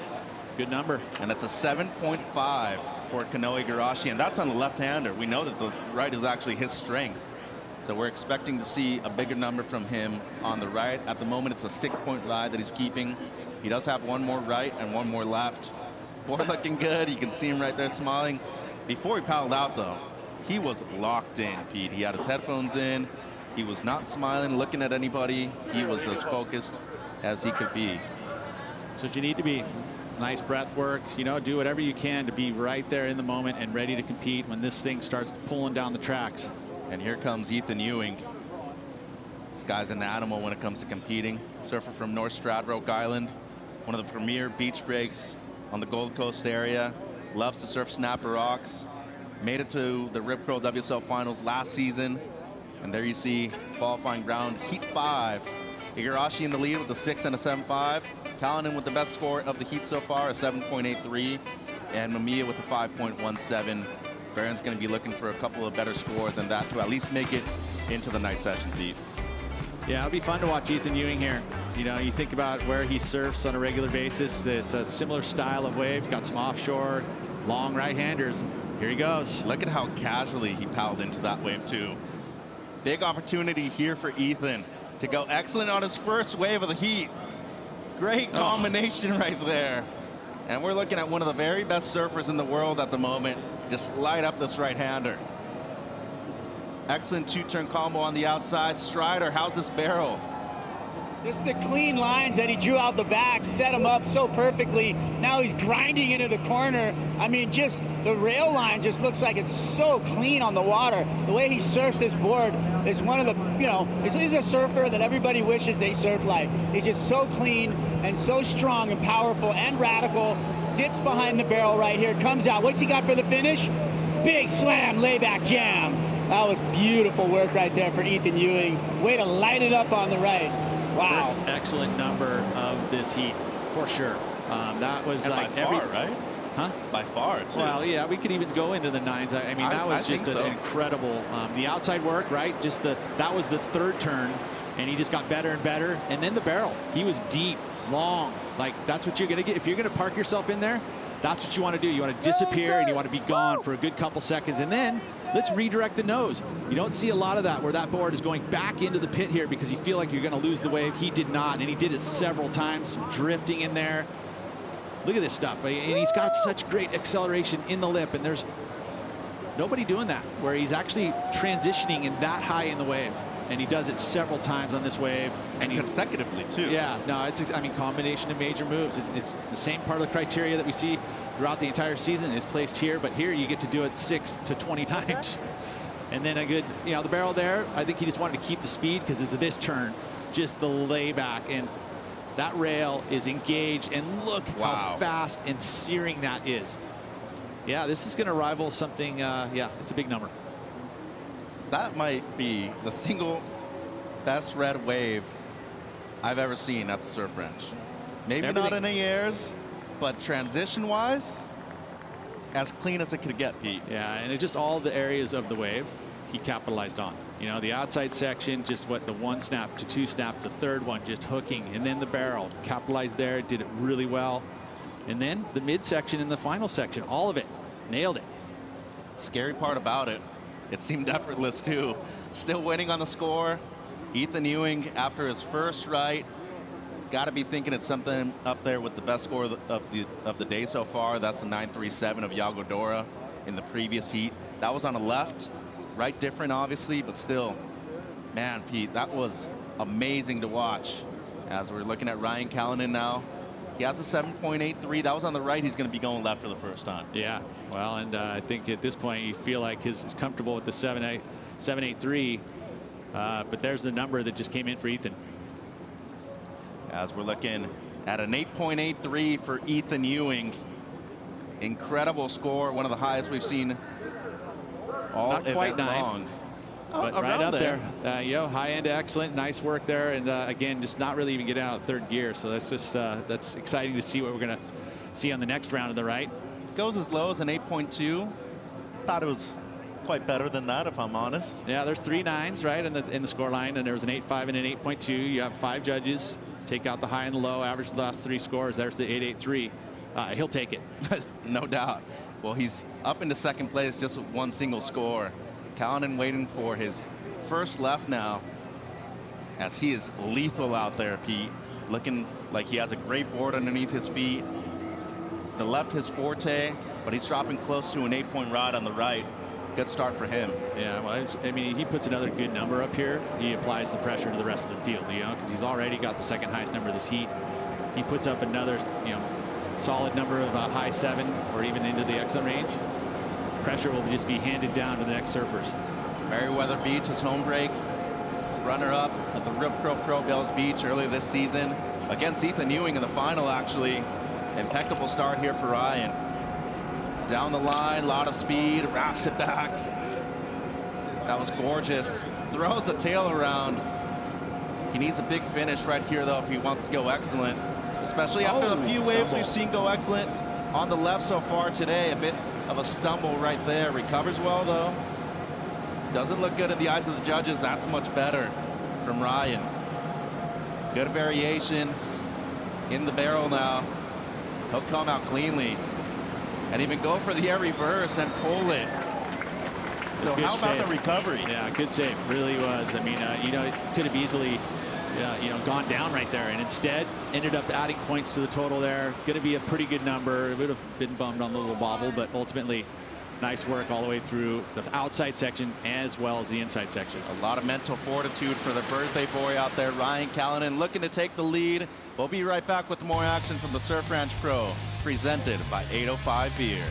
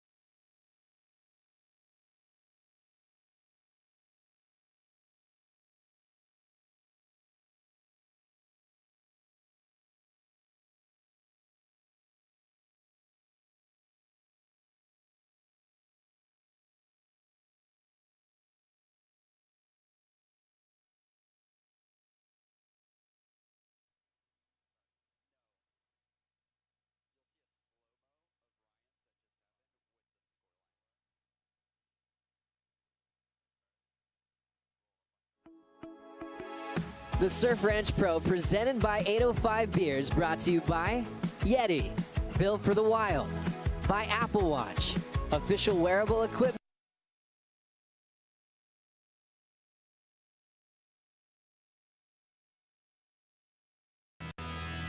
Back at the Surf Ranch Pro, presented by 805 Beer. Before the break, we're waiting on the score here for the second wave of Ryan Callanan. Pete came in as a 6.33. At the moment, it's his best left and his backup score. Yeah, well, and again, he salvaged it with that maneuver at the very end section. Nice little frontside air to reverse.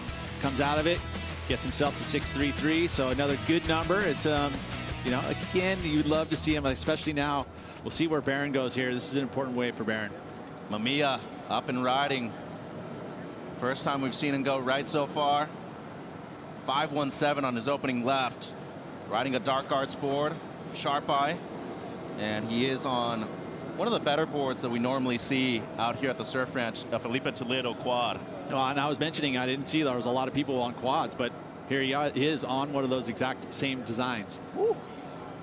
Spicy snap right there from Barron. Snap in the pocket again. And he just looks alive on this wave in comparison to the left, Pete.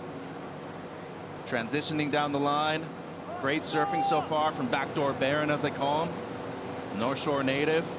Pulls into the pit. Nice and deep, covered up. And looking for the air to finish. Oh, he'll settle for the throw tail. Doesn't bring it all the way around, but still a completion. Much better for, yeah, much better for Barron there on that entire wave. Had the progression, good quickness in and out, transitioned into the barrels nicely. Didn't get super deep in the barrels, so the judges will take note of that. If you can see the nose of the board throughout most of it, they'll take note. You want to disappear completely as we watch that turn, which is a full redirect on that outside section. Again, those combination of major moves, so important, being able to link them up together. There's that transition into the barrel. So well done. But again, seeing most of his body and his board. So judges, you know, hey, it's going to be deeper. Then the air, throw tail, somehow stays on his board. That is some balance right there. It is.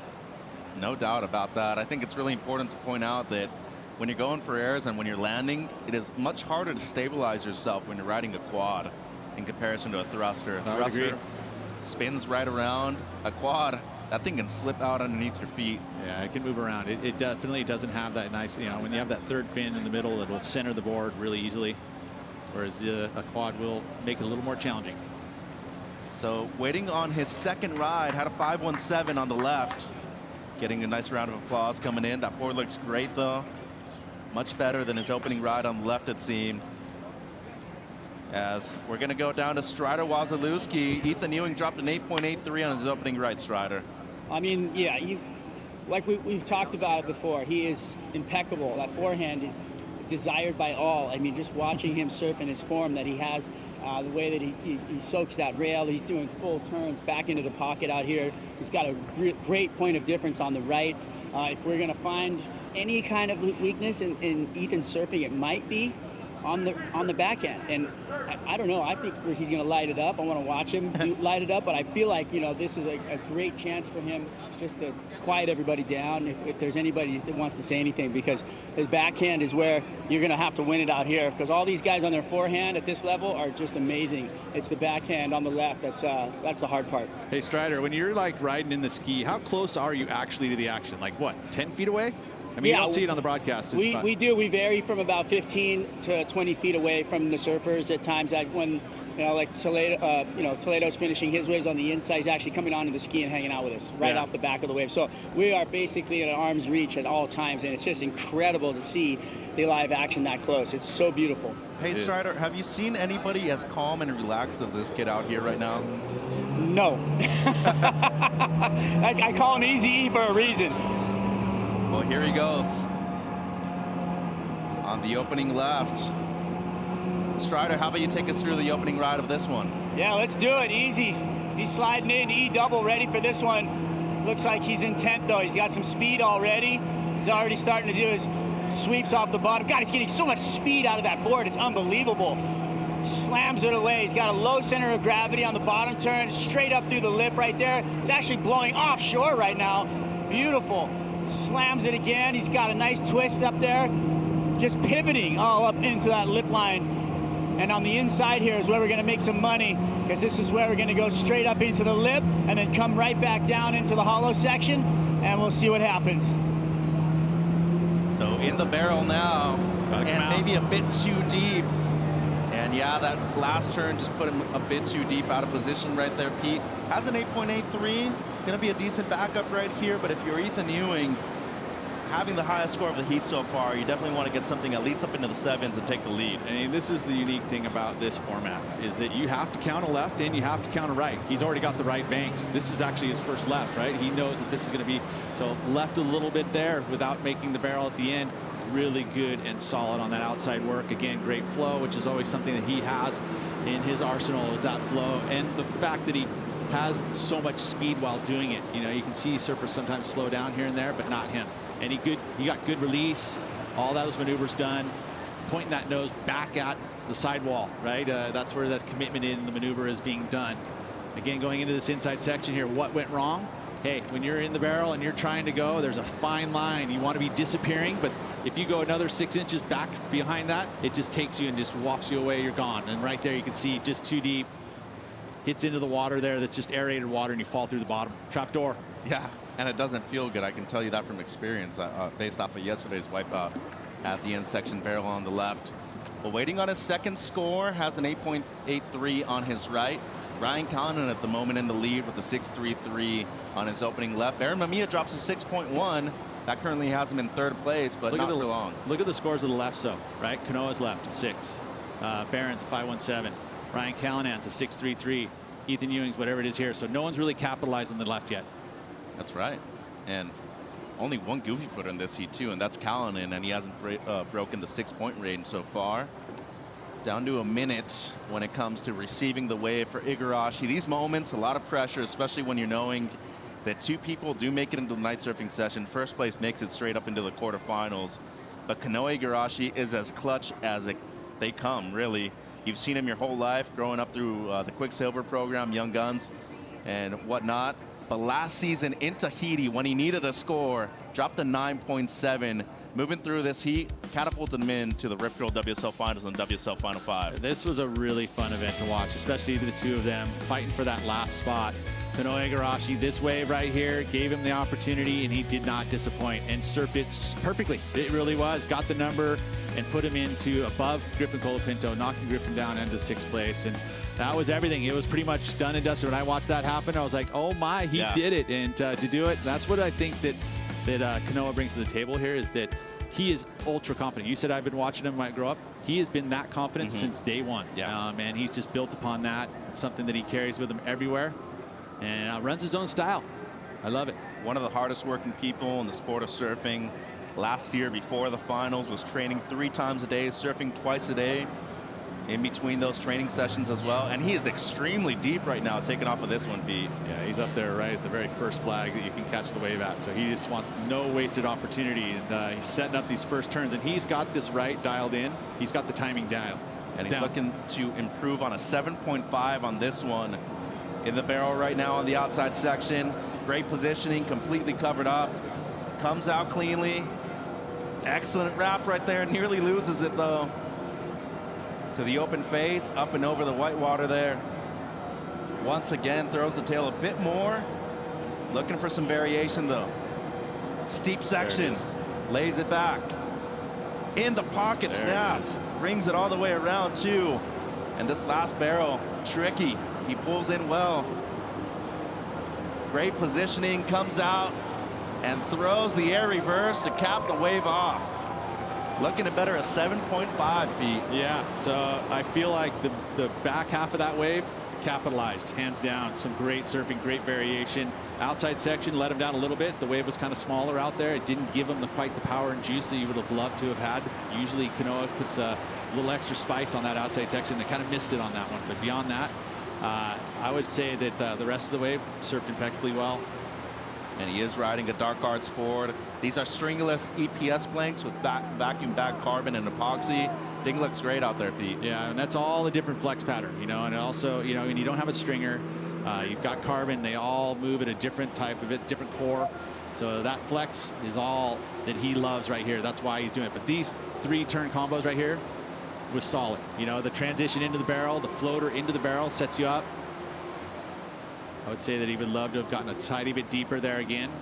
Just want to see yourself disappear at one point. But no worries, little throw tail, lands nose picks and rides out of it right high up in the wave, which makes that transition easier. So it was actually only looking to better a 6 on the ride. I apologize. 7.5. Does that mean? I think I said that because I thought he was a 6 on the first. Well, so the 7.5 is where he got the left. Yeah, okay, you're right. Yeah, it says it right there. That's what happens when you don't have back-to-back waves anymore, and we don't see surfers go back. That was my bad talking about though. So yeah, the 6 is what so he'll improve on that. And main goal, make it into the night surfing session at least, right? You don't want to end up in 4th and end up bowing out of the comp in the initial round that you're competing in. So he still has one more opportunity on the left too. Yeah, if you're wanting to make the final 5 here, it is everything to get results in every event going forward. Yep, only 5 events left. Going to Punta Roca once again, to El Salvador. Next event after this. And Cano's got a good result there before. Quarterfinal finish last year. Had one of the heats of the year against Griffin Colapinto. But Igarashi looking to better just a 6-point ride on that one right there. As we see a very patient Baron Mamiya. This kid's been coming through the ranks for the last few years. Very young still, working with Sean Ward. His boards also look great, riding a sharp eye. Looking to improve on a low score of a 5.17. And he'll be going left. I love these shots. You go right in there to that moment that you hear that. 30 seconds, CT3, right? And then all of a sudden the heart rate jumps up. And you're doing everything you can just to chill and just go, okay, it's going to come to me. Have you seen a massive improvement since the first time you surfed this wave up until now? It's changed for sure, and it's always getting a little bit tweaked, progressing this thing, trying to figure out, you got the Seish, which is the little current that moves around in here. And just getting the timing, the foil speeds, and all that stuff, and getting it so that it's the most even playing field we could possibly have with the most variety, so you can see a lot of different lines being done. We've seen the CT1, which are different. You can move this foil and speed it up, or slow it down. You can put ballast in it. You can do all sorts of cool things to change the wave ever so slightly. Well, out of all of the options, CT3 is the best wave. If you're going to have a consistent wave that works best for everybody, that you're going to put everyone. I mean, the whole idea behind a wave pool is to put everybody on the exact same platform, right? The exact same wave, take out the factor of the ocean. And, it's cool. It's a super great element to the tour. I like it, and I think the format we have this year, the best one we've seen at the Surf Ranch so far. Here's Mamiya looking to improve on a 5.17 as Kano Igarashi drops a 7.33. He moves up into the lead. Mamiya, a couple of great turns right there. Looking for something spectacular here at the end, though. Exceptional is the word that he needs for this ride. Or excellent. That too. So decent variation. That's more like it from Baron. A lot of power in that turn. Stalls for the barrel. And he'll come out cleanly, as he always does, at his home break of the pipeline, and nearly pulls the reverse at the end. So looking to improve on a 5.17, but you get something in the 6s. That should help out quite a bit. But when you look at the scoreline for Ryan Callanan right now, who's now in 3rd place, at least something in the 7s was something that he was looking for. So Mamiya going down on the end turn. We'll wait for the result after the break. Don't go anywhere. Surf Ranch Pro. We'll be right back.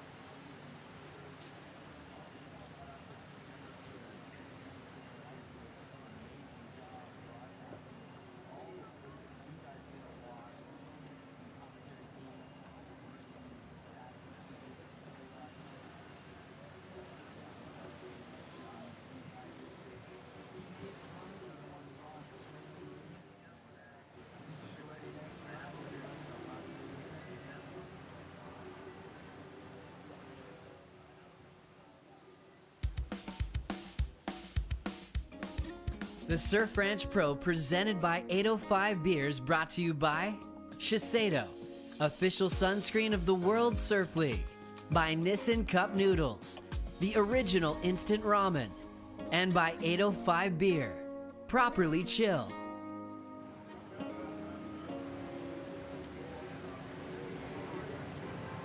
Welcome back to the Surf Ranch Pro, presented by 805 Beer. Mitch and Pete here in the booth for qualifying round 1, heat number 5. Kanoe Garashi in the lead, Ethan Ewing gets second, Ryan Callanan in third, and Barry Mamiya drops his best score, a 6.43, would now need a 7.74. It's packed here at the Surf Ranch. Beautiful day, lovely weather, Pete, and couldn't really ask for a better surf comp. No, it's actually great because you don't have it too hot. It can get pretty warm here in the valley, and right now, high 80s, maybe a smidge into the 90s, we'll see, but just glassy offshore conditions, going both directions too. I mean, it's nice and smooth, so that's nice. Here's Ryan Callanan, dropped a 7.83 on his opening right. Amazing start for him on this one. 3 consecutive maneuvers with a lot of explosiveness, a lot of spray outside, completely covered up there in the barrel. He's gone through a lot in his lifetime, been a Challenger Series champion, and he is looking to get his best result. A win here would mean something huge for Ryan, as he is just going to town on this wave. Great variation, Pete, especially on the backhand. Look at that turn right there. Oh, that was sick. Recovers well in the barrel, makes it out cleanly, and will finish with a 180.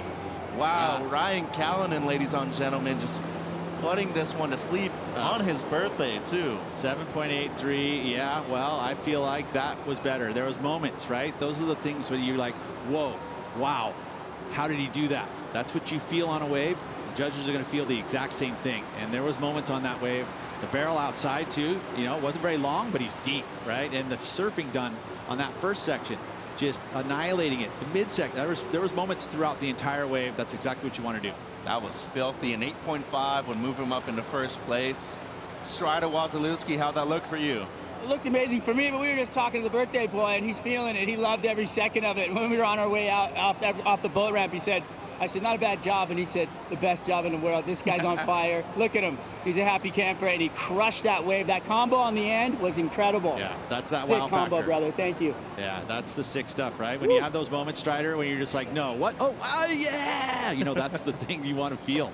Yeah, best stuff you could ask for, and watching the best surfers in the world do that and really add that kind of like whoa factor as they drop out of the sky. I mean, it's really hard to do that transition and pull up under the hood like that, and to have the timing and just the athletic ability to put it all together. I feel like that's what's going to make the difference here at the Surf Ranch. Incredible recovery right there, Pete. Straight into the barrel. I wouldn't even call it a recovery. It was just a transition out of the turn into the barrel, and he knew he had to hurry it up, and he did it. And he did it with nice and smooth. It wasn't like he had to hit in the head or anything. It was just a straight up, you know, and he had to somehow get himself and his board into a transition to be able to pick up speed once the barrel starts. You know, you're not able to pump, and he did it perfectly.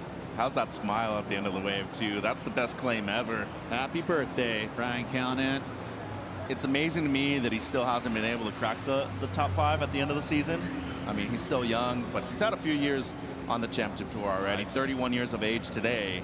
But when we look at, you know, the playing field, the events that we have, the 10 events, and then the Rip Curl WSL Finals at lower trestles, this is one guy that I've always thought has a chance of winning a world title. Has the spark, man. You know, just set those goals, right? Make the cut, get yourself into the WSL Final 5, and then get yourself, you know, depending on where you're ranked, you can win yourself a world title.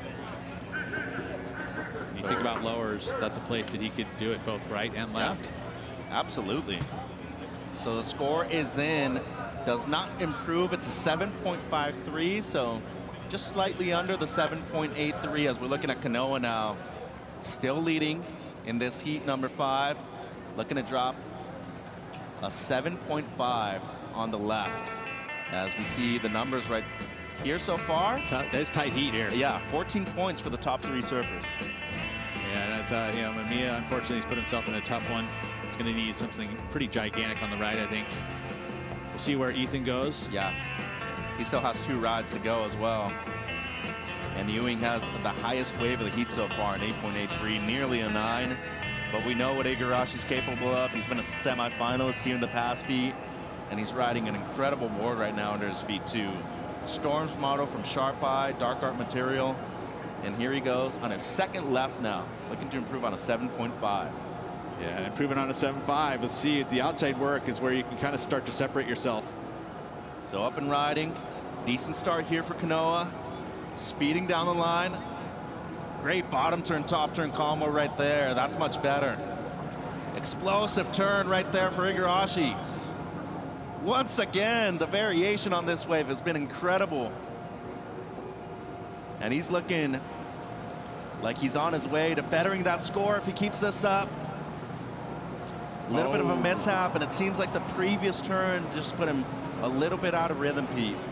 Yeah, and that's the thing, right? The one little hitch, it puts you just that half second, quarter second at times behind, and all of a sudden you feel like you need to make up for it. And you always end up chasing it. There's the best waves of the best. You feel like that their surfers never really ever chase it throughout the entire ride. So the start was great. Just so happened that he seemed like he knew that to better the 7.5, he needed to go very big here in the mid part. Yeah, you need a wow moment. That's what it comes down to. You need to, like, you look at what Ryan was able to do on his wave and still didn't break the exit. There was a couple wow moments here. So the release of the fins, and he knew he needed to do it again and again. That time going way up and over. Yeah. And that's where he loses it. You see that hand on the deck trying to keep the nose down, give yourself a little bit of extra stability.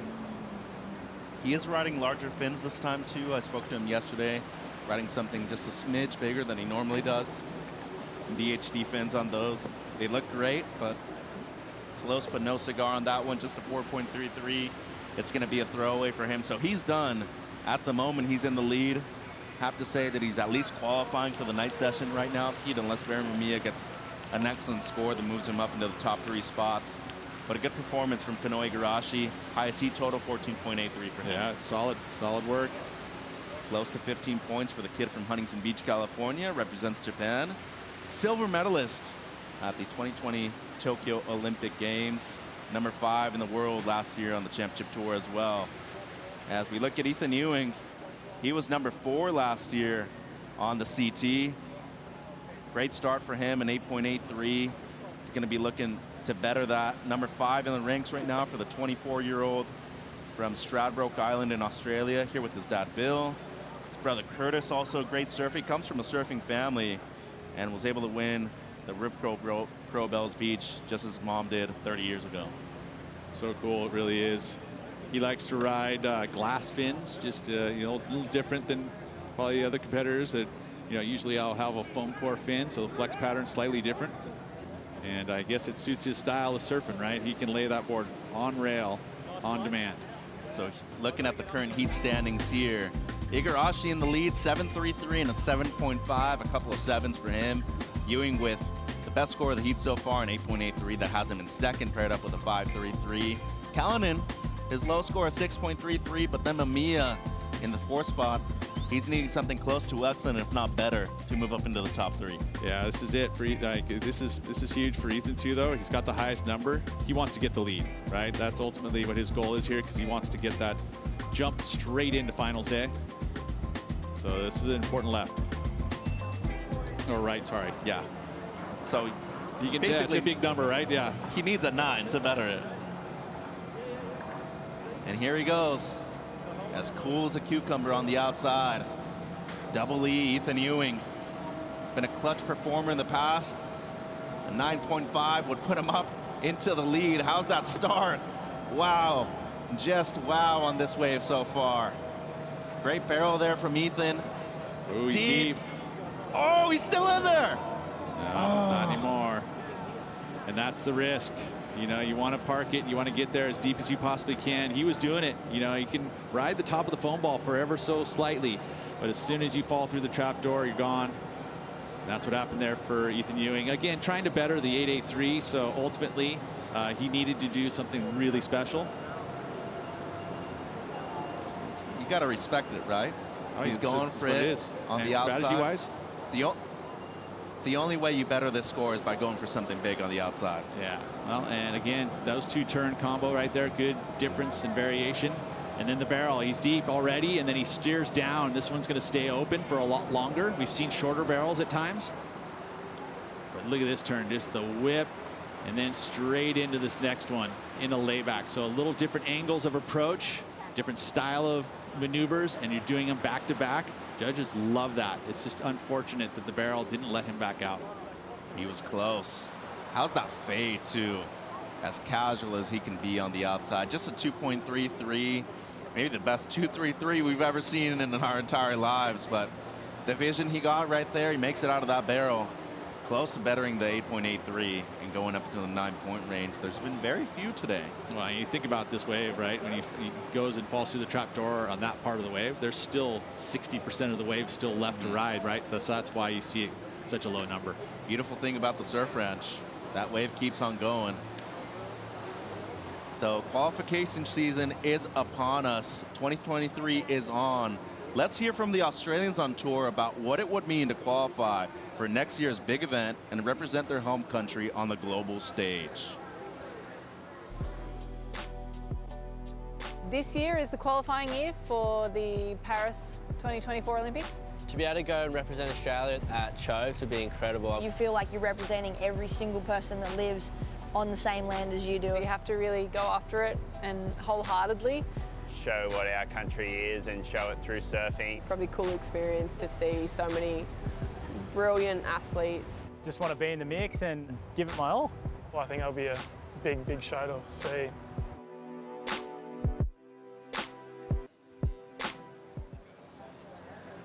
Well, the Australians have goals for themselves, Pete, and Ryan Callanan just outside of qualification. We do have Ethan Ewing at number 5, Jack Robinson number 3. He's probably going to get jumped down just a bit after this event.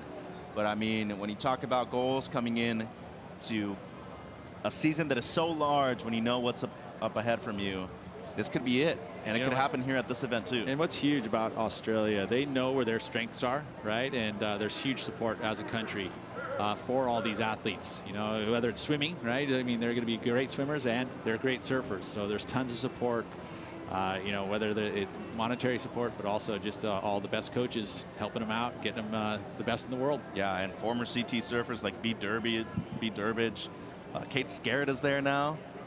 I think that Andy King also working with the High Performance Institute in Australia, as Ryan Callanan looking to better a 6.33 on the left. What do you think he's needing to do out there on the left right now, Strider, to improve on the low 6? Well, he's just going to have to go through the lip. I mean, he's going to have to get radical, obviously, do some. I'm looking for some rotation. I want to see that thing go backwards. I want to see the fins out. I want to see the deep bottom turns, and I want to see the power gouge. I want to see the combination of maneuvers. I want to see the barrel rides. Sounds like you want to see it all. Yeah, exactly my point. And that's what the judges want. That's what the viewers want. And that's what we want right now as he glides in. I mean, come on, look at this wave. Perfect left, lightly offshore, comes off the bottom, slams into the lip. Fins are free already. First turn. Nice sweeping carve right there. Straight up into the bowl. Beautiful. That was a solid third turn up into that corner. Big whip. Let's see what he's got on the inside. Lip line slam. Wow, nice. Now he's looking for a float. Here's where we can throw the tail around. Yep, right there. We saw it coming. Another one. Bang. Gets loose. Here's where we could go for a lip slam underneath the hood again. Bang. Right there. Gets it. Oh, and we wanted to see that. The big sigh. Transition was too much above the lip. Sorry. It's so clear too, and he felt himself release out of the lip there, and the head goes back. He knew he didn't have the momentum. Yeah. Yeah, and so left it there. I mean, he was on his way. There was some magnificent turns there through that midsection. The wave was kind of funky. He had to chase it a couple times. Usually there's waves that are more paced, and there's 2 separate times where he had to get himself that extra space. But as soon as he did get the extra space, those 3-turn combos, awesome. 2 more waves left, one for Mamiya, one for Ewing. Ryan Callanan, though, in the hot seat. He's in 3rd. Be right back.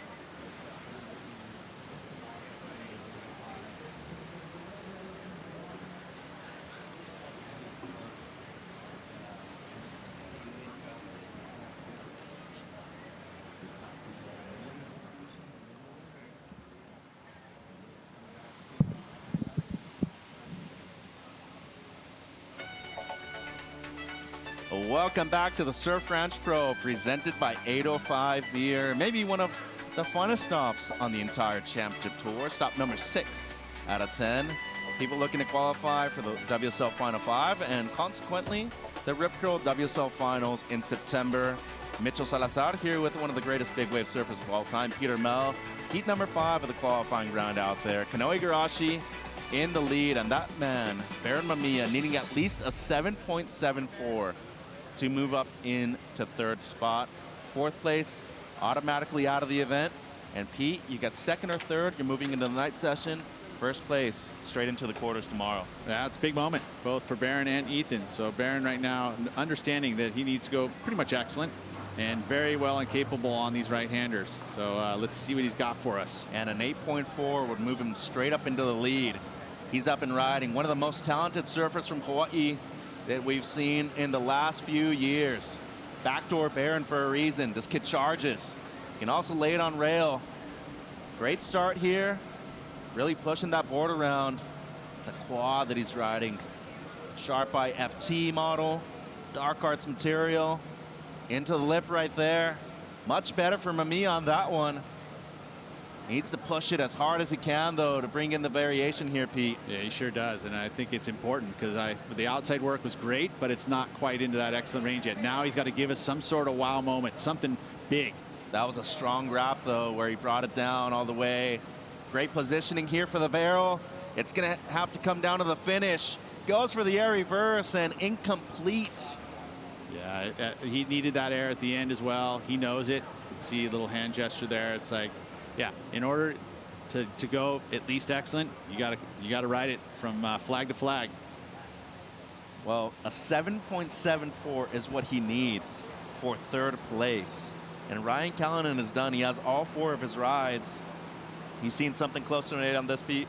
I would say, yeah, there wasn't a moment there. At the very end was the one that I needed to have some sort of, attachment to, and he fell. And that attachment's like, oh, that was the point where you just kind of feel like, oh, sorry. Didn't feel like it was going to be enough. Yeah, and we saw the attempt here right at the end, too. He needed to pull that to at least give himself a chance. Still waiting on the score. And Baron, unfortunately, went big, was not able to pull it. Working with his manager here, Sean Ward, and boy, they came up with a good game plan, but it just seems like it wasn't enough at this moment. As Ethan Ewing still owed 1 more wave. He's going to go left for the 2nd time in this heat. A 6-point ride will put him up into 1st. And that's the moment, right? He sees the opportunity. He has to go at least 6, which is a really tough number, right? On the left, yeah. Right, sure. Because it's not like it's, you just got to go ballistic, right? You know that. You can kind of surf somewhat conservative with a 6-point ride, but not totally conservative. Let's go down to AJ. We are in the 805 properly chill zone. The fans are loving this angle of these waves. This is my new friend, Jessie. She drove a ton of hours to get here. So walk me through what the last 24 hours have been like.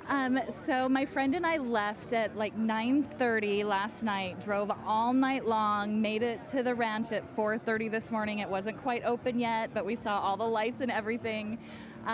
Went to the hotel, got an hour of sleep, and came back and waited in line, made it to parking, made it in.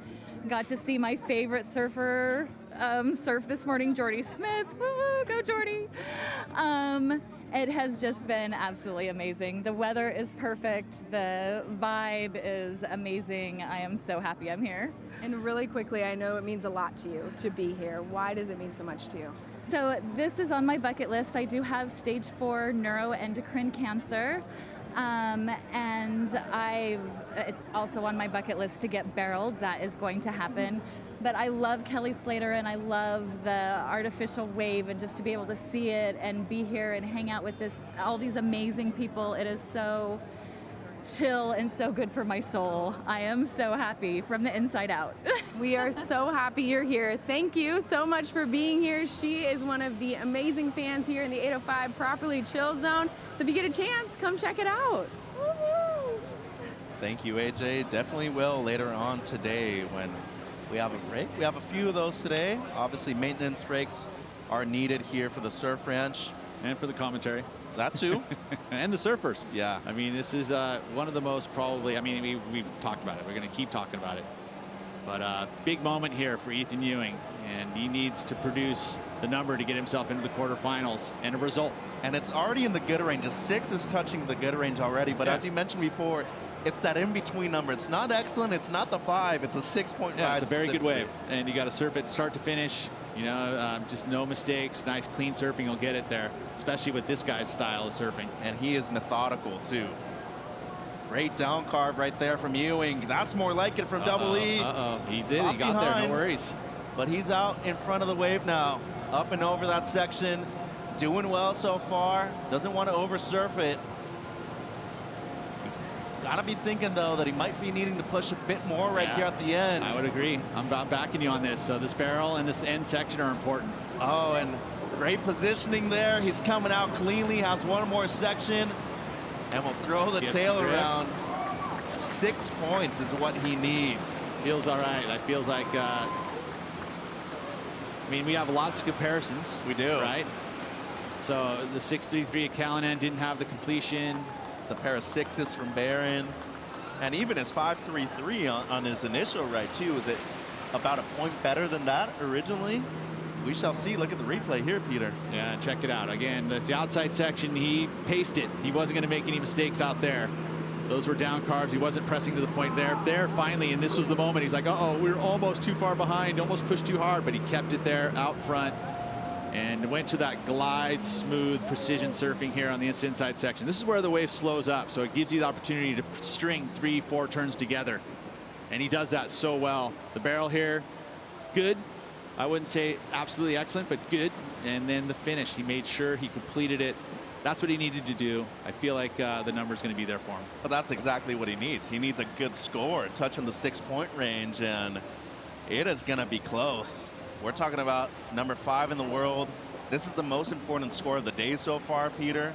We're talking about somebody either qualifying directly for the quarters or surfing in the night session, where you're going from either 9th place to 5th place. I'm pretty confident the number's going to be there for him.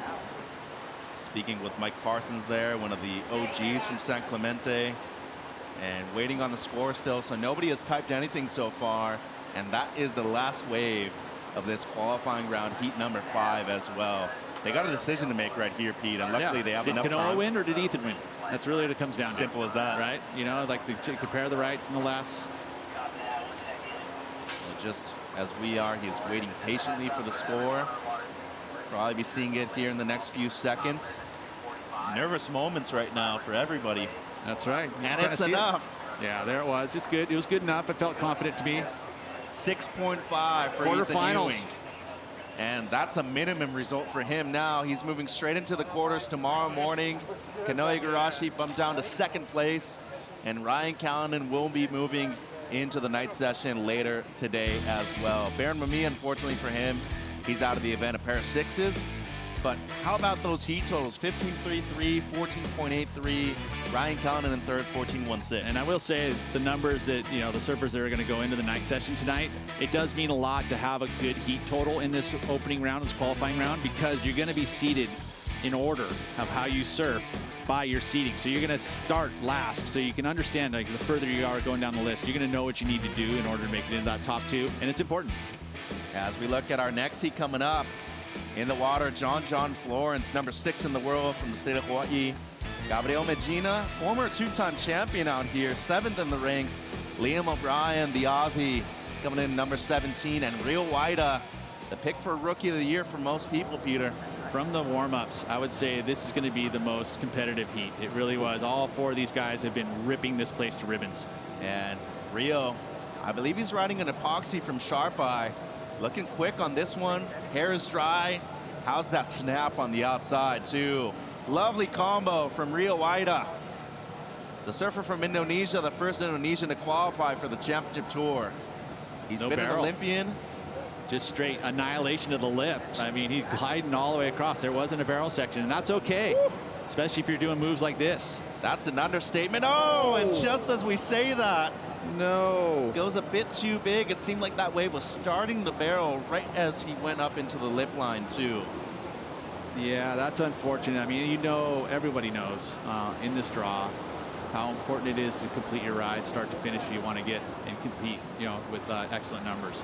He was on his way, though. There was some, I mean, the top to bottom, especially the bottom turns. Let's take a look at these bottom turns, how compressed he is. You know, and that allows him to sit off that bottom and time where he wants to go into the lip. He has one of those more, I mean, Julian Wilson's another example of somebody who really was able to sit off the bottom of the rail, and that's why he has so much spring and pop in his surfing, because he's moving, his shock absorbers move much, you know, almost like a 4x, you know, he's moved up and down, and it allows him to compress through his moves. And just, right there. Yeah, that was that's the barrel section right there. That's where the barrel section starts at the end. It's so hard to see it, too. It just literally pops up. It's not like you can see at the bottom of the wave going, oh, here's where the barrel's going to be. The only way you can really see it is if you look up at the flags.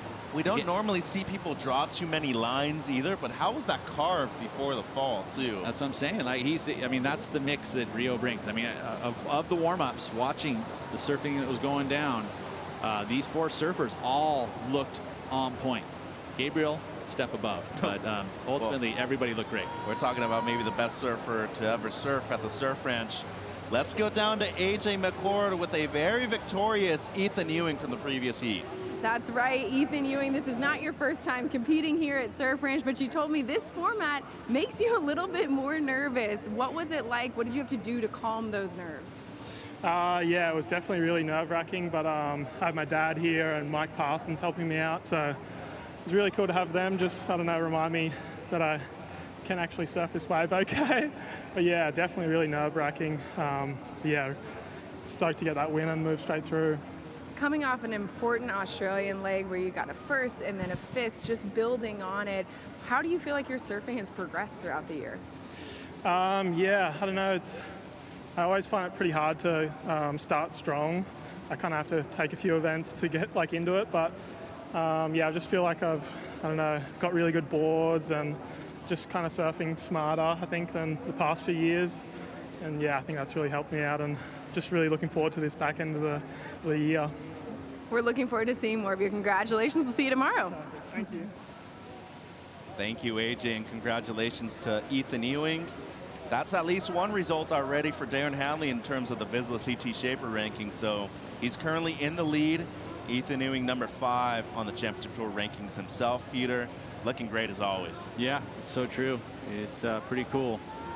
Now the moment is, yeah, we see Liam waiting for the first opportunity, first wave of his Surf Ranch Pro career. And another DHD surfer out there in the water as well, number 17 in the ranks, 24 years of age, rocking the afro right now, looks good. But he actually has had a chance to compete here before. He was a replacement surfer in 2021, but as a CT surfer himself, gonna be his first shot. Yeah. And he's gonna be waiting for his initial left here. Incredible surfer. This guy can do it both right and left. Had the necessity of needing to requalify last year after bowing out from the Championship Tour. Had an injury at Pipeline. Didn't surf in a single event of the first 5 and made his way back through the CS. A bit deep right here. Nearly lost it at the beginning of this wave. Up into the lip line a few times. Cruising through this midsection. The performance zone right here. You can see that offshore just a lot stronger on the lefts now than it was earlier, previous days. Yeah, it's cool. I mean, when it blows super strong, it's crumbly, but right now it's got a pocket. And Liam taking advantage of that pocket so far. In the barrel now. Great positioning. Ooh. He'll come out cleanly. And a strong finish for O'Brien. So the point of difference, that barrel, right? A little bit, that end barrel, there was a little drift, the way he was able to get up underneath it right after the maneuver. Again, those are the moments within this wave that you kind of showcase a little difference. And that was something that Liam brought to the table there. Good solid finish as well. So he'd be happy with that performance. A wave for Waida, a wave for O'Brien. But guess who's coming up? 2-time champion here at the Surf Ranch, Gabriel Medina. Don't go anywhere.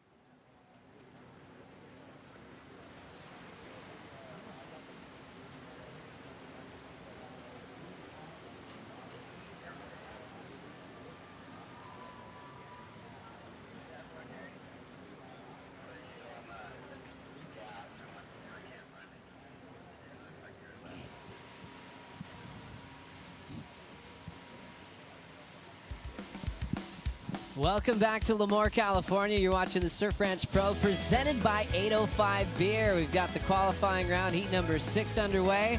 Saw a little bit of Liam O'Brien, a little bit of Rio Waida. Thanks for being with us. I'm Joe Turpel, alongside one of my best friends, a ripper from South Africa, Rosie Hodge. Ro, exciting to watch this format underway. Ethan seemed pretty hyper after that win. Great to get some energy after that victory. I like it. It's amazing what a little shot of adrenaline will do. Once you get that heart rate up and you feel it, get a couple words out of him, warm him up a little bit. He was ripping. I feel like, you know, the scores were maybe a little bit subdued for the kind of surfing that he was doing, and that's just my opinion. I like that. Well, let's talk about big scores because we've got some big names coming up. John Florence with Ross Williams discussing everything that he needs to know to compete. They're both pretty calm. It's hard to get reads off them. They've got that nice, cool, deadpan kind of glare. Two great friends. Ross, the coach. John, looking for a third world title this season. As we catch up to some great backhand work. Look at this man. He's done this before. Gabriel Medina coming out of the pit was. This kid is on fire out here. Just, I love the technical side of the surfing and how clean he is, but the flow and the rhythm, the strength he's got, and the confidence he's rocking around with is just unbelievable these days. In the lip, wow, straight up through that one. Coming to the inside here, let's see what he's got. Great timing, positioning, lays it down in the bowl. He's deep, comes out. What's he got on the inside section? Blows the tail out, nice 3. Super solid, he's happy. Always happy, always comfortable. Gabriel Medina, the best ever to compete at this venue. When you count all the CT events we've had here, 2 wins, 1 runner-up finish, which is unbelievable. I caught up with Johnny Cabianca, his shaper for a long time, and he kind of joked around. He's like, yeah, we got the formula down. The wave doesn't change too much. And this board looks brilliant, Rosie. It looks unbelievable. You know, he had that moment where he kind of transitioned and ducked under the hood where it looked like the wave was going to take his neck off, and he just somehow managed to put himself right in the sweet spot. Almost seems like he's just really playing with his style and his approach and his tempo. Like you said, he's been the most consistent surfer at the Surf Ranch. So for him to get creative and show us a unique side, I feel the energy exuding off him. I see that confidence. Pete Mel said it this morning in the Dawn Patrol. Free surf sessions, he's been surfing about 20% better than most of the athletes. I mean, that's a high confidence mark. And, you know, like any wave on the world, you're looking at who are the surfers to beat. You know, you go to Pipeline, you're looking at John to set the pace, or Margaret River. Here at the Surf Ranch, it is all about Medina and Toledo just right next to him. It's those two every time you come here. Even in different seasons of their life, they just show up and produce. Johnny said he's riding a 5'11". It looked great, but how about this crowd strider? And the crowd is just insanely loud as they've been all day. And, you know, it gets hot. You know, people are kind of backing off into the shadows and trying to, like, you know, find a place to sit. But once Medina's in the water, they just come right back to the wall and they get so excited. It's so fun to hear and feel it. And Medina, after his wave, just looked over, gave a little nod, and he liked it. So, you know, you can see the confidence coming out of him. I mean, after West Oz and seeing his happiness, I would think if you're in the top 5, you'd be thinking about him coming after you right now. You definitely would. Gabriel Medina kind of fits this script. You kind of feel like he'd be an athlete in a big stadium somewhere. He's good friends with great athletes like Neymar. Spends a lot of great company with people from different sports, like even NBA stars, which kind of modeled his airbrush theme for this event. Oh, you wanted to go? You go left, yeah. Oh, then you got another 20 minutes. Yeah.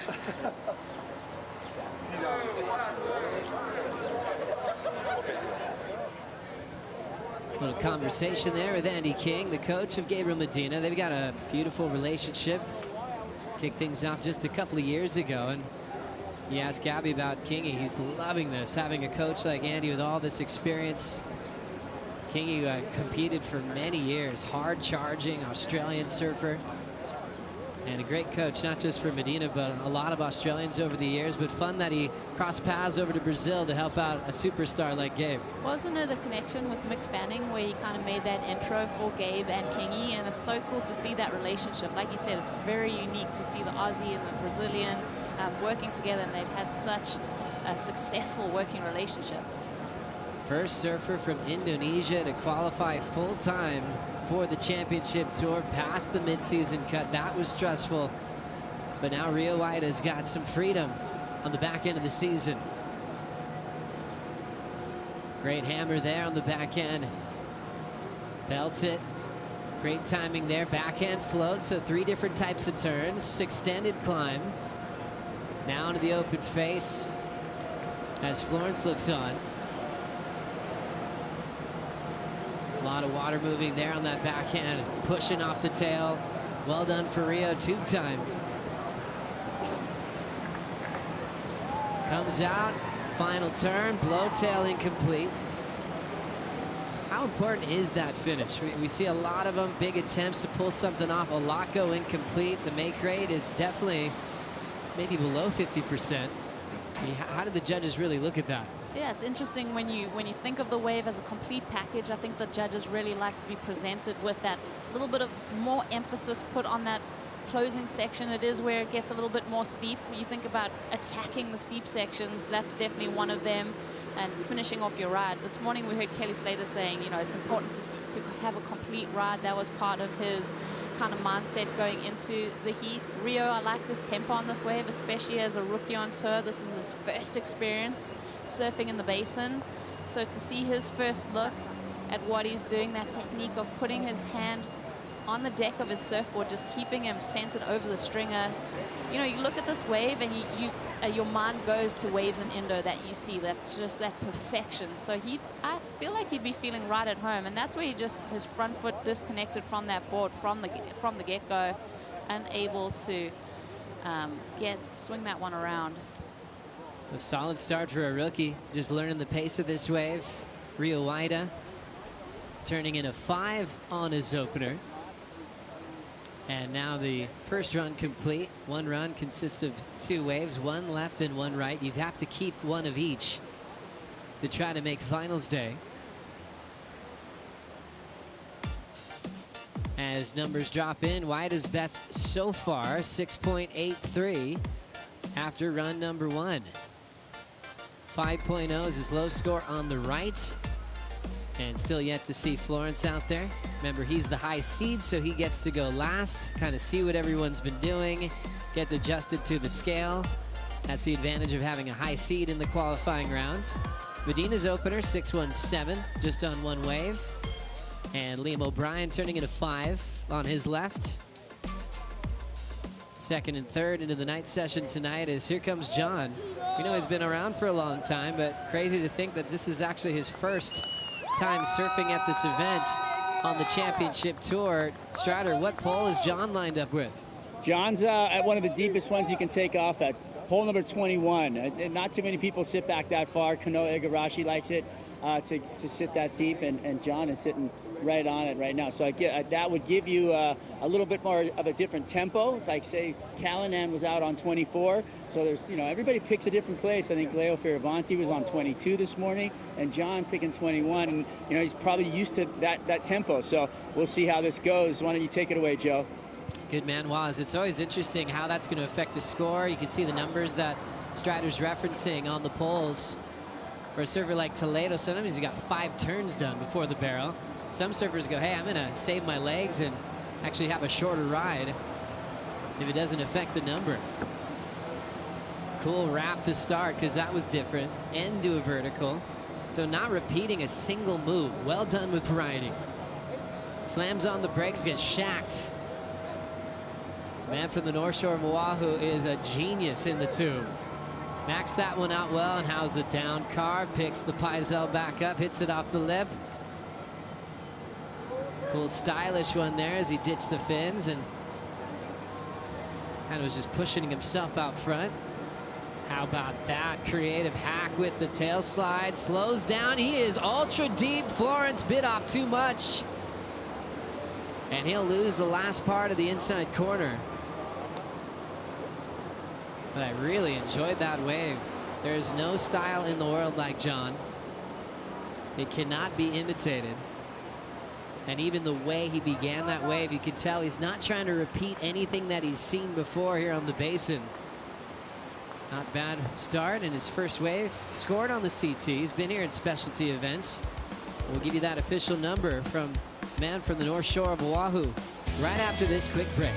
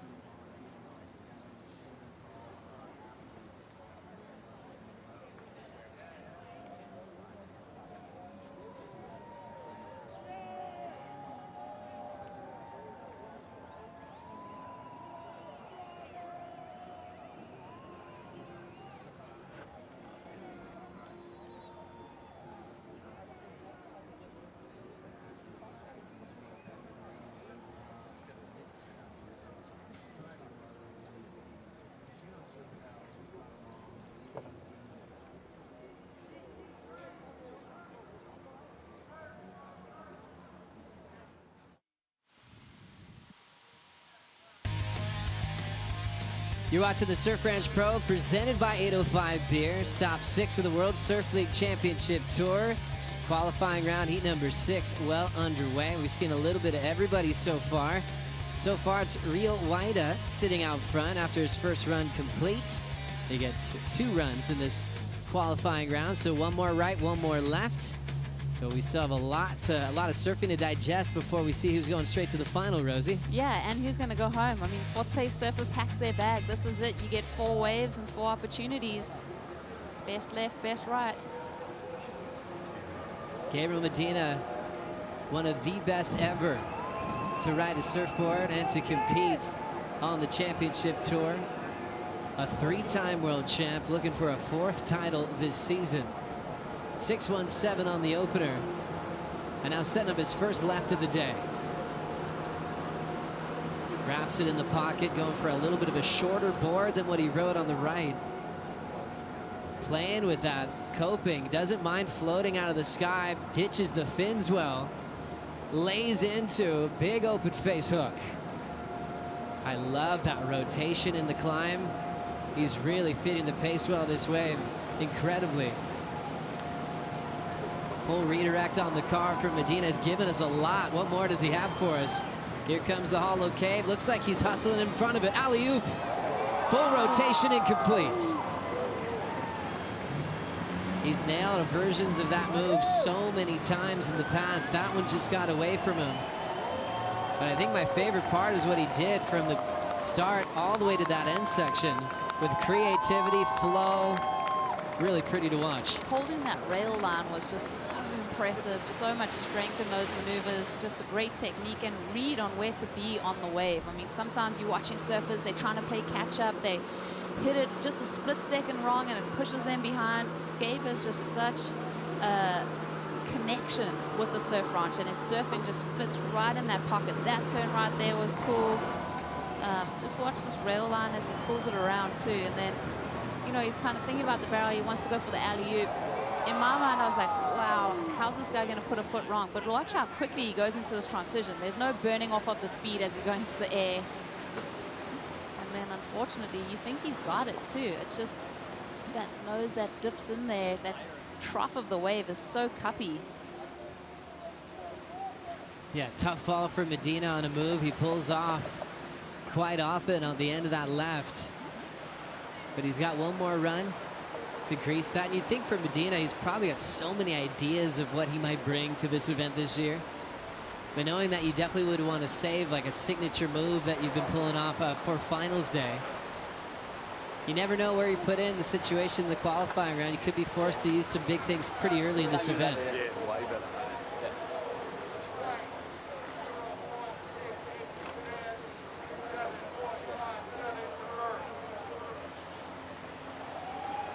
Scores coming through for Medina, 6.4. I mean, that's not bad, even without the completion, to get that number. He's going to have a second shot at it to tidy up a couple things. So a little shift kind of with energy with numbers for Medina. Typically kind of expecting excellence and big numbers. And then you have 4 waves for your next one after that. Even in the qualifying run. Yeah, for the final lap. So judges really wanted that finish and didn't get too carried away with what he did before the fall.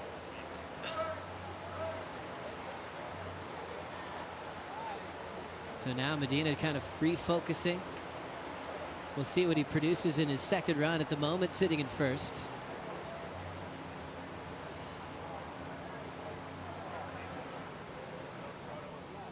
Yeah, I was expecting maybe a little bit more out of that last wave. Definitely. Maybe he was too. Even the right, I mean, I think the score's a little bit subdued. I think he might be surprised by those numbers, but the judges have seen a lot of surfing today. They know what they're looking for, and it's been fun to see new energy and new faces and their approach. So, you know, Medina's probably going to get that little bit of fire lit as he heads into his next round of waves. Still, the best score of this qualifying round is with Rio Waida on his left, a 6.83. Second best left is what Medina just threw down. Now here comes Lobby, Liam O'Brien, into his 9th appearance at the championship tour level. Injured himself last season, missed out on his rookie year. Made the mid-season cut in an incredible way when he took out Kelly at Margaret River. What are you seeing, Waz? I just love that down carve on the face like that. You don't get to see anybody out on the face using that rail. And oh, he goes over the outside rail as he comes into that. He was on such a roll right there. That's gonna hurt. I mean, it's got to play with your head when you're going down on waves. Tough one there, Waz, especially knowing this man from Burley Head's famous for an amazing attack when he gets to go right, when he's got his front side to the wall. He's gonna have to really pick up the pace in run number 2. Definitely. I think this is that lost opportunity, and you know, going over like that as a surfer, you feel it because your head and shoulders aren't positioned in the right place to really take control of where your board is going. You see it's just not quite over it and ready to swing that board around and get into that next transition. Tough fall for Liam O'Brien, one of those newcomers to this venue. Trying to work everything out. The energy feels different, kind of goes sideways because you're not pushing it towards the beach. The power source could almost feel ahead of the pocket at times. So he's making all those adjustments and learning quickly as we have an opportunity to enjoy a Pacifico board breakdown with Peter Mel. That's right, Joe. I'm here with Justin Turnus from Dark Heart Surfboards, and one of the surfers, we see a few of those boards here at this venue, but in this heat specifically, John Florence, tell us what he's riding. He's riding a pretty unique board we've been working on. It's a carbon Kevlar top and a 30-degree carbon bottom. That carbon Kevlar is going to give him some more dampening and forgiveness. That's what John's really been looking for lately. And yeah, we're hoping it goes good. So it's different than, say, what we'd see Felipe riding from the Sharp Eye boards, right? So they're using carbon, and then underneath John's feet is Kevlar. Yeah, exactly. And what's the difference in those two materials? The carbon's going to be a little more stiff and a little more spicy, and the Kevlar is going to be give him more dampening. Give him a little dampening. Okay, yeah, so it's a little. I mean, and when you're looking at design like this and this type of construction, flex is everything. Yeah, and the rebound and flex, it's going to be faster, you know, with carbon. It's going to come back at you quicker. The more you push, the faster it comes back, and it works well for John. We're just trying to tune in, you know, his equipment and give it some more forgiveness for him and make it work for him. So. And with John and the feedback you get, I mean, what kind of information do you guys trade? You know, it's kind of fun, and we keep it real light, you know. We try to, but it's also, you know, it's go time for him, and he's looking for equipment that works. So. Yeah, absolutely. And what about strength? I mean, I know surfers, these guys get boards, you know, given to them all the time, but I mean, for the average surfer, is this going to give you extra strength? Yeah, you know, I mean, everything in surfboards can break and has its weakness, but, you know, Dark Arts holds up really well, and this carbon Kevlar, you know, we're still working on it. It's in the works, but it's promising. Right on, Justin. Yeah. So thank you for the board, Pacifico board breakdown. Guys, Dark Arts. Thank you, Peter. You're welcome. Loving it. Thanks so much, Pete and Justin. It's been a real popular technology where a lot of great shapers like, you know, John Pizell or like Sharp Eye Surfboards can get involved with Dark Arts technology and see if they can produce some big wins. Famously seeing boards ridden by like Felipe Toledo. But now, John, this is a special moment for Pizell and Dark Arts to feature this technology here on the Basin. And how cool is it when Pete gets to talk about surfboards? It's the best. Well, it's also fun. I think here at the Surf Ranch, we have seen those innovations in surfboard technology. I think Kanoe Igarashi was probably one of the first surfers I had seen on the Dark Arts technology ridden at the Basin. It's such a great opportunity to fine-tune your equipment and feel out different stuff. John Florence, a two-time world champion, won in back-to-back seasons. From 2016 to 2017. Setting up his first turn on the left. Two snaps to start. He stretches this one out. Times the backhand snap again. That section's going to delay that climb for a moment. And now back to the lip again. A quick decision to ditch the fins, and that one's going to be running through unridden.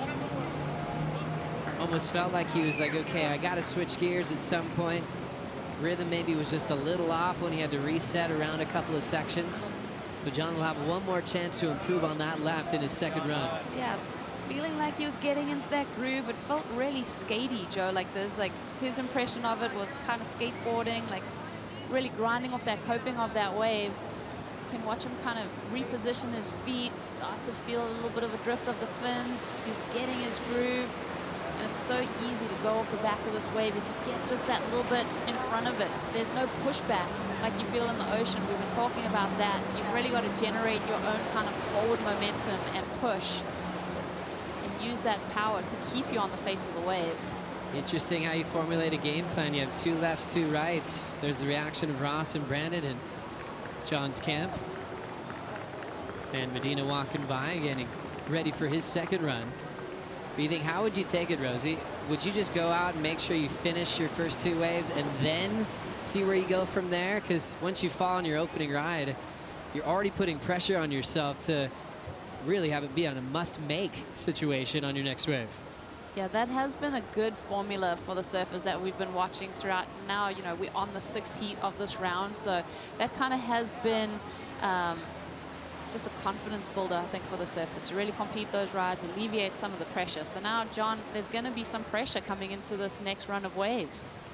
And thinking about the rankings, being number 6, Gabriel Medina being number 7, thinking about the WSL Finals, there's a lot on the line for these guys. No throwaway results. We already saw Jack Robinson fall out of the event first thing in the morning. John, one spot out of the final 5 at the moment. As you see the 2-5 that he just got on the left, 5-6-7 opener on the right. So he's positioned in 4th. After the first run is complete, that's a spot you don't want to be in. And now we'll see everyone get another lap out there. One more right, one more left to see who'll end up in first. Medina been going back and forth with Jimmy Butler lately, who's on the Miami Heat. I think Jimmy's probably got a big day ahead of him as they take on the Celtics later on today. But they're buddies. They're inspired by each other's performances. They go back and forth on social media all the time. I think Jimmy Butler actually said, "Could I have one of those boards with the basketball on it?" And Medina said, "Yeah, no worries."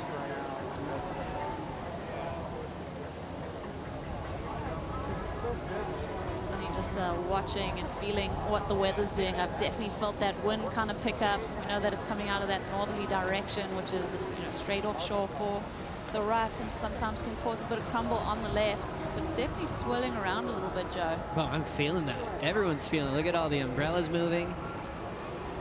Definitely at least a gust coming through. We'll see if it increases through the afternoon or if it's just a brief visit. It might be. I mean, as that land starts to heat up, you do see that wind kind of increase. This kid is so cool, Rio Waida. Not afraid to be on the road, wants to get comfortable at every venue on tour. 2 good top turns before he packs it. Now out in front, how about that down carb? Super smooth. There's the vertical was.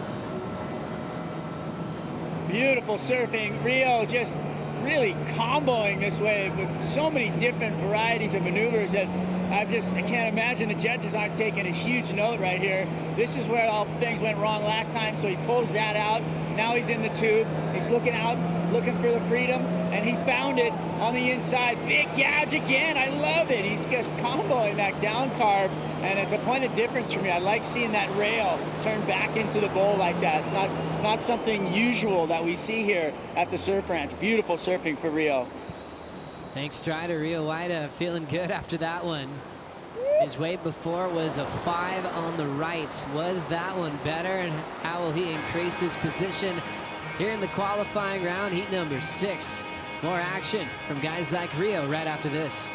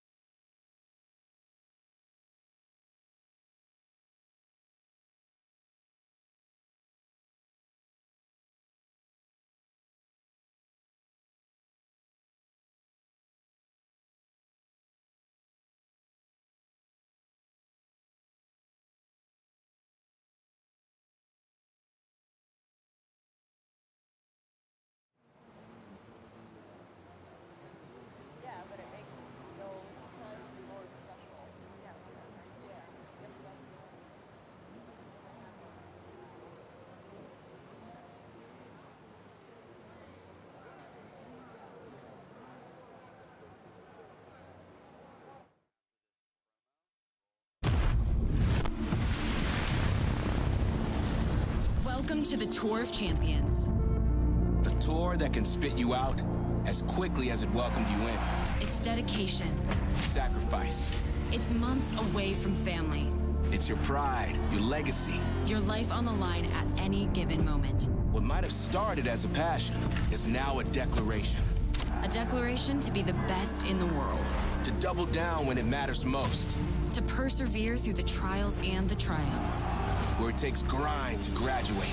This is a tour that breaks ground, shatters ceilings, and spans seas.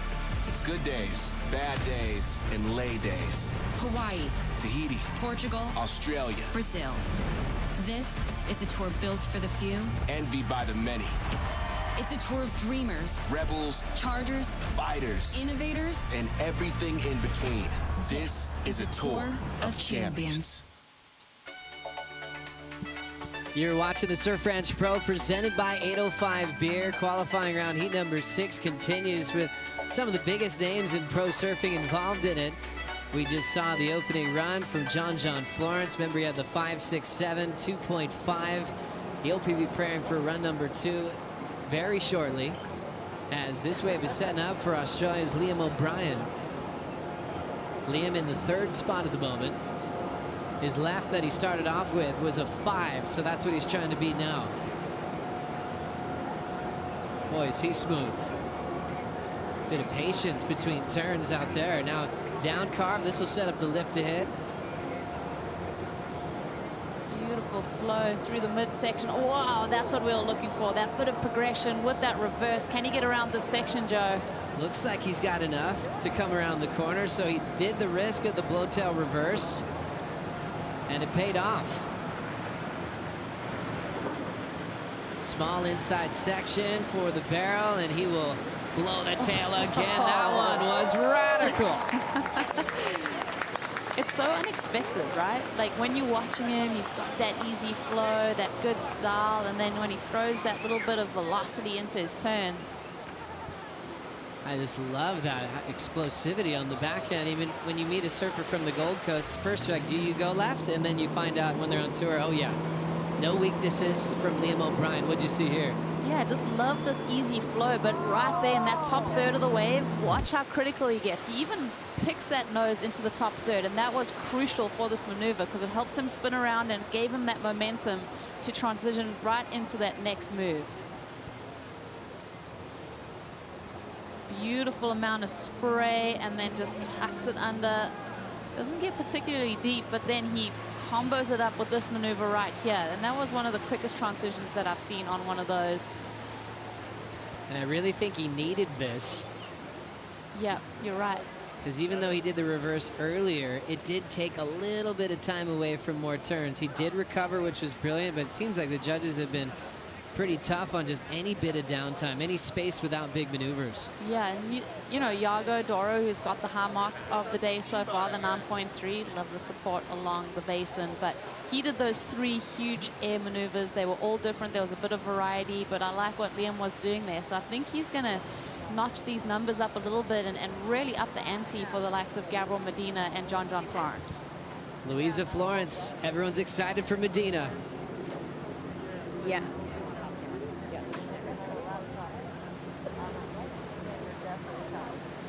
Hey guys, I spoke to Andy, his coach, and you know, I was curious to understand what it takes to coach him here, a place that comes with so much expectation, and he knows what to do so well. And then he was like, I am leading him to do explosions, leg work, strong maneuvers, and I also ran to his physiotherapist to make sure his feeling is strong. And yeah, his feeling is strong. So let's see how this is going to pay off and what he's going to come up on the next waves. Thank you so much, Louisa. Gabriel Medina, happy to be working with Andy King. But he owns this venue. 2 wins, 1 runner-up finish. It's just him and Toledo every single year. He's almost maxed out the score on both the right and the left. But now he's in a different situation. He's got a couple of 6s, so there's some room to move here. And I think a lot of the competitors might blame Dora for just maxing out the scale earlier today. After that big 9 that Iago threw down, all the scores have been squished considerably. So true. They've definitely had a look at the kind of scale and dampened it down a little bit. Gabriel Medina, dangerous on his back end. He's won events like Snapper Rocks. He's won events like Jeffreys Bay. He won in San Francisco going right in Ocean Beach. With turns like that. Late decision to pull in, almost got clipped. And now back to business off the lip. Well-managed start for Gabe. Strider, what are you seeing? Just some incredible management, like you're talking about, adding drama to the surfing with that late entry into the barrel. And I feel like it's all by design. The way that he surfs this wave is just unbelievable. And so he's got it all on lock, slides under the hood, beautiful stall, pushes on the gas pedal, comes out, goes into the lip line, and blasts it around for the reverse. That was incredible. Just sticking the 3-point line right at the end of the game. Hats off. Gabriel Medina bringing it home. The wall is going absolutely crazy right now. I don't know if you guys can hear it off the ambient noise, but absolutely insane. Gabriel, when you kick out of the wave, how does it feel with all the crowd over here yelling for you?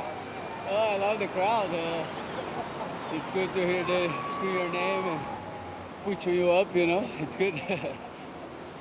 Well, congratulations on a beautiful ride. Hopefully that one stacks up against your competitors. Can't wait for more. Yeah, let's go. Thanks, Strider. Gabriel Medina enjoying that last moment here as we check out this view from the Cup Noodle ski camp. Yeah, just beautiful transition. I like what Strider said there. You know, the drama in his surfing is all by design. Like, he's definitely mapped out this ride. He's found those critical sections where he can add a little bit of extra emphasis and theatrics to his surfing. Love the drift. I think it all comes down to this end section though, Joe. Like, where it does get steep and critical, that's where Medina's right waiting in the wings, ready to attack. Clip under the hood. He gets pretty deep on that little inside section, and he knows he's got to leave himself with some room to complete this maneuver right here. Does the spin, finishes so easily. I think that was Strider off the ski. I think that was as well. Kingy happy with that one. Put in a lot of work, tons of maneuvers. And we'll see if Medina can ditch a 6.17 with that wave. But yeah, his backhand's won him a lot of events, even the last event of the season in West Oz. Margaret River main break, that gave him some trouble for a long time. Made his first final, got his first win. And it definitely felt like this feeling like he's back in form. Remember, he took the break last year, then injured himself on his comeback, which sidelined him for a longer period of time. And he said it just takes a little bit of time to just get back into that competitive headspace, and he's certainly there now. Definitely. I mean, it must. Just, you know, the tour's going on without you. Everyone's evolving. You've got an injury that's handbraking you. Let's have a listen. Yeah. Sir. So after this rep comes, no, and then you're going to go on the ski and follow John and then on the next level. Okay.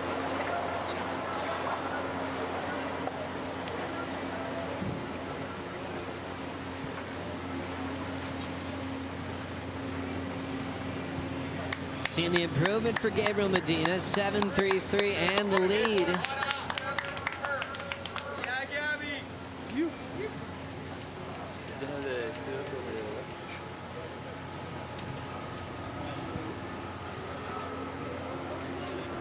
So it is getting nice and hot out here, but Medina just wants to make sure he's extra sticky, waxing up after every wave. He's riding two different boards from the right to the left as well.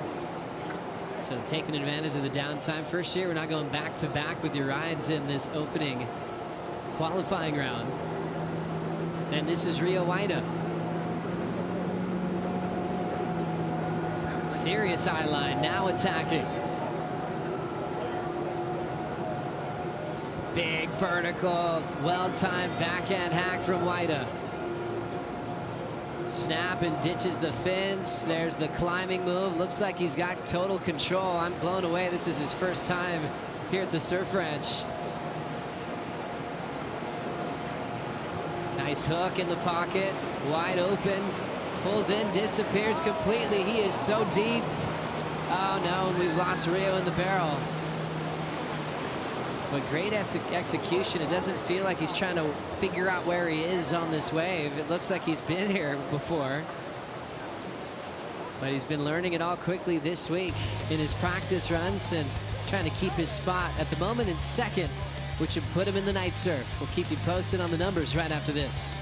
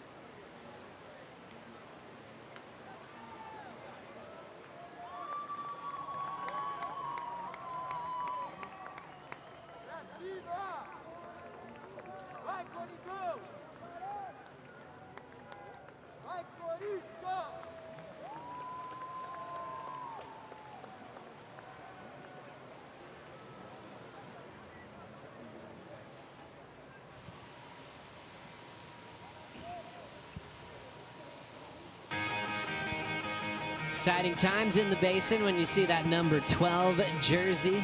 That means John Florence is getting ready to ride a wave. Two-time world champ, winner of the Eddie Aikau event in the past, multiple-time Triple Crown winner, thought of as the best surfer in the world in free surfs and especially in really big waves. And in his first CT event here at the Surf Ranch, and he's getting close to the 100 mark for CT appearances, now 95. Opening run, he had a couple of little falls, so it'll be fun to see him here. Now in a kind of a must-make situation. Yeah, I definitely think Ross probably had a couple words with him. He probably had a few words with himself, and now, you know, that easygoing John, that kind of mellow demeanor that we've seen, I think he's gonna tap into some more aggression as this ride comes his way. He's got to. I mean, Rio Aida has been incredible. Gabe Medina's put on a show. Liam O'Brien has had flashes of brilliance. John's kind of got to pick up his socks. After his first run, he jumped on the bike in the Red Bull Athlete Zone to keep the legs just nice and fresh. I like the sweep that he's going to start on that first turn, then to a snap, so that's been reliable. Third turn there, so he kind of had that planned out. Into the pit, there's that tube riding excellence in motion. Can just change his body positioning and then lays into it again, an aggressive power carve. John needs to better a 5.67. A 7.27 on this wave gets him into at least third or second as we look at him slowing down for the barrel. And now out in front, here comes something big. Throw tail reverse, nice and easy. Almost felt like he controlled the pace once he got into the sky. It felt like Tom stood still, really slowed down, and he had complete control, like you said. It's yeah, it's freaky what he can do when he puts his mind to it. Strider, how'd that finish look? That looked amazing to me, John. That way, there was a little bit of pressure involved on that one, you know. Can you talk to us a little bit about it? Did he catch his breath? It's always really nerve-wracking. This is my first time in the CT here, so I don't know, a lot of nerves. The practice has felt really good, but then when it comes down to the thing, you're like, hey, one more right. Well, you did something. Congrats, Bretta. John Florence catching his breath, talking about the nerves, but I think he's realizing how much everybody loves him. They're screaming his name as we look at the start of this one again. Yeah, the little tube ride was also pretty cool, how deep he got. It's cool, you know, John feeling that pressure and feeling this format. It is such a unique event. And then that redirect right there where he really stood on that rail line for a long time, tucks into this barrel. And this is where you know you've got to do something to really emphasize this last bit of wave where it gets steep. And that's where it felt like he was going in slow-mo. I mean, you see that front foot shuffle all the way up to the nose, and he kind of rotates all the way on the deck of that surfboard. Watch the footwork here, the way that the feet shuffle up the nose. He dips in that last 6 inches, I would say, a foot, 12 inches of that surfboard, and just redirects. And it is so fun to watch this guy in slow-mo because you get to nitpick every little nuance of his surfing. He's such a cool human being, and you think the things he's attracted to when he's not competing at the high level, he's kind of disappearing. He's going sailing with just his family or friends and for months on end, or he's going up into the mountains behind his house and planting trees or raising bees. He likes his little downtime, but then for him, I think to see a crowd like this, it's almost like, wow, what a difference for John. And you can tell they get behind his performance, and it definitely elevates his as well. Definitely, and finding that motivation as someone that's been on the championship tour for so long, that's achieved so much, has come into this fresh kind of feeling event and starting to tap into that energy.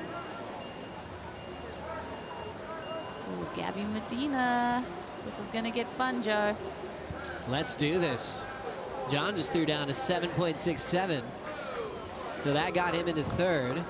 John still with one more wave left. And Gabriel Medina just behind John on the rankings, so they come in to stop 6th and 7th. These two have a great relationship. They even catch up sometimes, but they motivate each other more than anyone on tour. As we get an update on qualifying round heat 6, Medina still in the driver's seat. Rio Waida in second, Florence now third. So Liam's in that tough spot of moving down to fourth. And O'Brien just with one more wave to ride to try to avoid elimination. And time for the Medina show. 17 championship tour wins, already one of the all-time greats on page 1 of the all-time win list. Throwing some water to start. Nice controlled power surfing off the lip, little air drop. Floats the next section. And rips the lip off that one. How's that? Extended reverse. All with flow, all with style. Comparable to Dora's version earlier today. Climbs over the white water and now separates some water off the face. Into its inside corner, doesn't want the pit. Can he grease the alley-oop? He goes corrupt and gets it.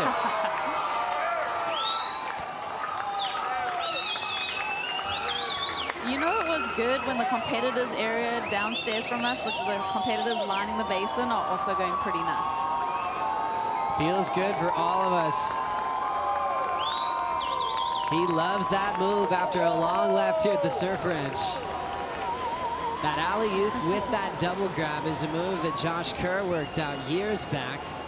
So Kerr, last name, Corrupt Flip. Let's take another look. Such a fun wave to break down because you're seeing him really start to tap into that energy, that consistency that we're so used to. Goes for that layback. That there, you know, dipping into the playbook of Yagodora that we saw earlier today. That reverse on that section, but extended and a lot of amplitude in that maneuver. High risk, high reward. That's what Gabby's looking for. Shuffles back with the feet so he can get back on the open face. Watching a couple combos, decides to go for this crop foot right here. So much speed too, Joey. There's no breaks in between. He's going at everything with such a high velocity. Goes for that double hand grab right there, flips it around. So fun to see the variety that this guy has and just what he can dip into in his bag of tricks. So impressed with that version of the Corrupt. Like you said, so much speed, landed so far away from where he took off. Let's get this early, put on a show. Medina's out front, Waida second, Florence now third, Liam O'Brien in fourth. The only surfers with waves left are John and Liam. And they're in those crucial spots, third and fourth. So O'Brien needed something big here. If Liam O'Brien can get a 3.91, he'll be in an advancing spot. 9.83 gets him all the way to the win for finals day. And I don't know, what do you think, Rosie? Best hair on tour? Oh yeah, Liam's such a cool character to have on the tour. He's incredibly intelligent. I mean, he's got a degree. I could probably get a job here at the Surf Ranch. Sometimes I just rewatch the heat he had with Kelly at Margaret River. That was just sensational. I love the position he was in. There was so much attention on what might happen to Kelly in his career. They both were just going blow for blow. He's in such a great place now with some freedom to move, not worried about falling off tour for the rest of the year. And also already qualified for 2024. Worked a lot with Jay Thompson over the years, and they still love talking about surfing together. It's going to slow down, and if you're from the Gold Coast, you learn this very early, how to time your speed in the barrel. Goes down that slick, open face hook. Off the lip bash again, and nice flow for O'Brien. Draws it all the way down to the bottom, big vertical again, and now he's got the end section cave prepared for it. He'll have some room. Throws something big, going for the stock punt, and it just ran away from him. But remember, O'Brien's best in the opening run was on a left. So we're going to see all kinds of improvement here as we take another look. Essentially looking to improve on that 3.5. So there's room to groove on that score line. I don't know how much, there's so much emphasis put on that end section. It was a really crispy wave and nice and cupped out. There was definitely opportunity for him to do something really special. It almost seemed like he was in two minds, and, you know, just kicks the board away there as he realizes that he's gone too far out on the open face. What do you think, Joe? Yeah, interesting that we've seen now a few attempts for that version of that slob air throughout the day today. But yeah, Liam just couldn't track it down. I think the great news for him, though, is he didn't need much to actually put himself in a position for the night session. I think he's going to do that, which would then force John to need a score on his last wave of the qualifying round. Let's now find out where AJ McCord's hanging out. We're just chilling in the Red Bull Athlete Zone. I'm hanging out with Griffin Colapinto, meeting the athletes where they're at. Griff, you had a fantastic start to your 2023 Surf Ranch Pro. Gonna surf again tonight. What's your biggest takeaway? Biggest takeaway, well, first things first, get the legs all freshened up for tonight. And yeah, I was kind of stoked a little bit on the fact that I was able to, you know, perform under pressure at the end of my heat. But yeah, I felt like I missed a couple of key moments on my waves that I feel like if I want to make it into the quarters, I got to clean that up. But it's actually really simple now. You just got to go for it. So I love that. We love it for you. I'm sorry, I'm a little distracted. It's hard to think about these questions while you're in the ice bath, but you're crushing it. You've done this before. We'll let you get the legs cold. We'll see you tonight. All right. Thanks, AJ. Thanks, Griff. Look at that. Can you talk when you're that cold? That's amazing. Good job, AJ and Griff. Taking advantage of the features in the Red Bull Athlete Zone. Just going straight from Griff to John. I was just like, oh, wow. Remember that heat they had in West Oz? That was massive. John always the favorite at main break, and Griffin just changed everything around. That's a fun kind of just emerging rivalry we're seeing on tour. Scores in, an important one for O'Brien. He built to a 7-2 on his right. Now he's in third, and so starting this last wave for John, he now needs a 5.8 to get back into advancing position as he's dropped down to the 4th spot. Interesting. So John, with that pressure, he obviously felt it on his last right. Now let's see how he can perform on the left. It really does come down to this, with Liam executing some great moves, well rewarded by the judges. Exciting moment for John Florenstrider.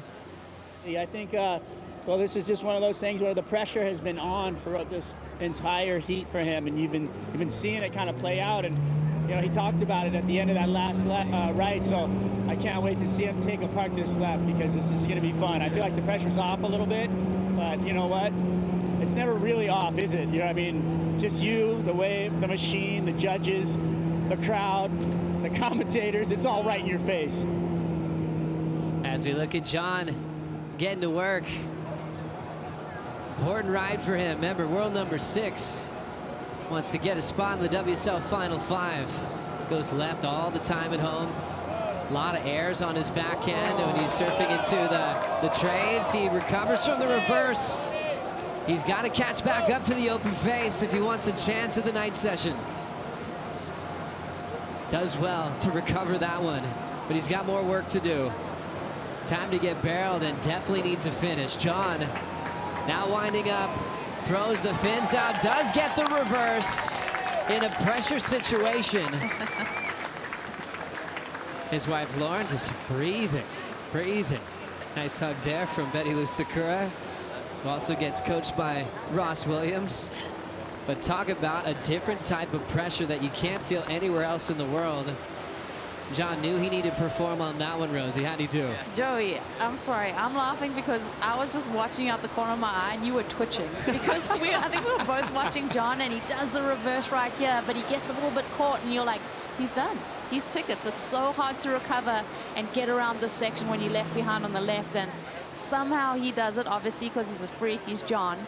But this was crucial. These last few maneuvers and then obviously this barrel section and then just the combination of this wave, this last maneuver is just so cool. Having the strength in the legs to do all of that after the heart-stopping moments of almost not making around that section.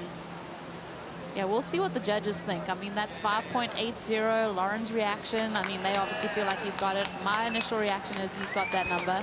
You, Joe? I'm just waiting because there was a little bit of disconnection. They've been so hard on downtime today, and he did take them a little bit to recover. Not every turn was perfect, so, and it's that mid-range 5.8, so it's just right there for me.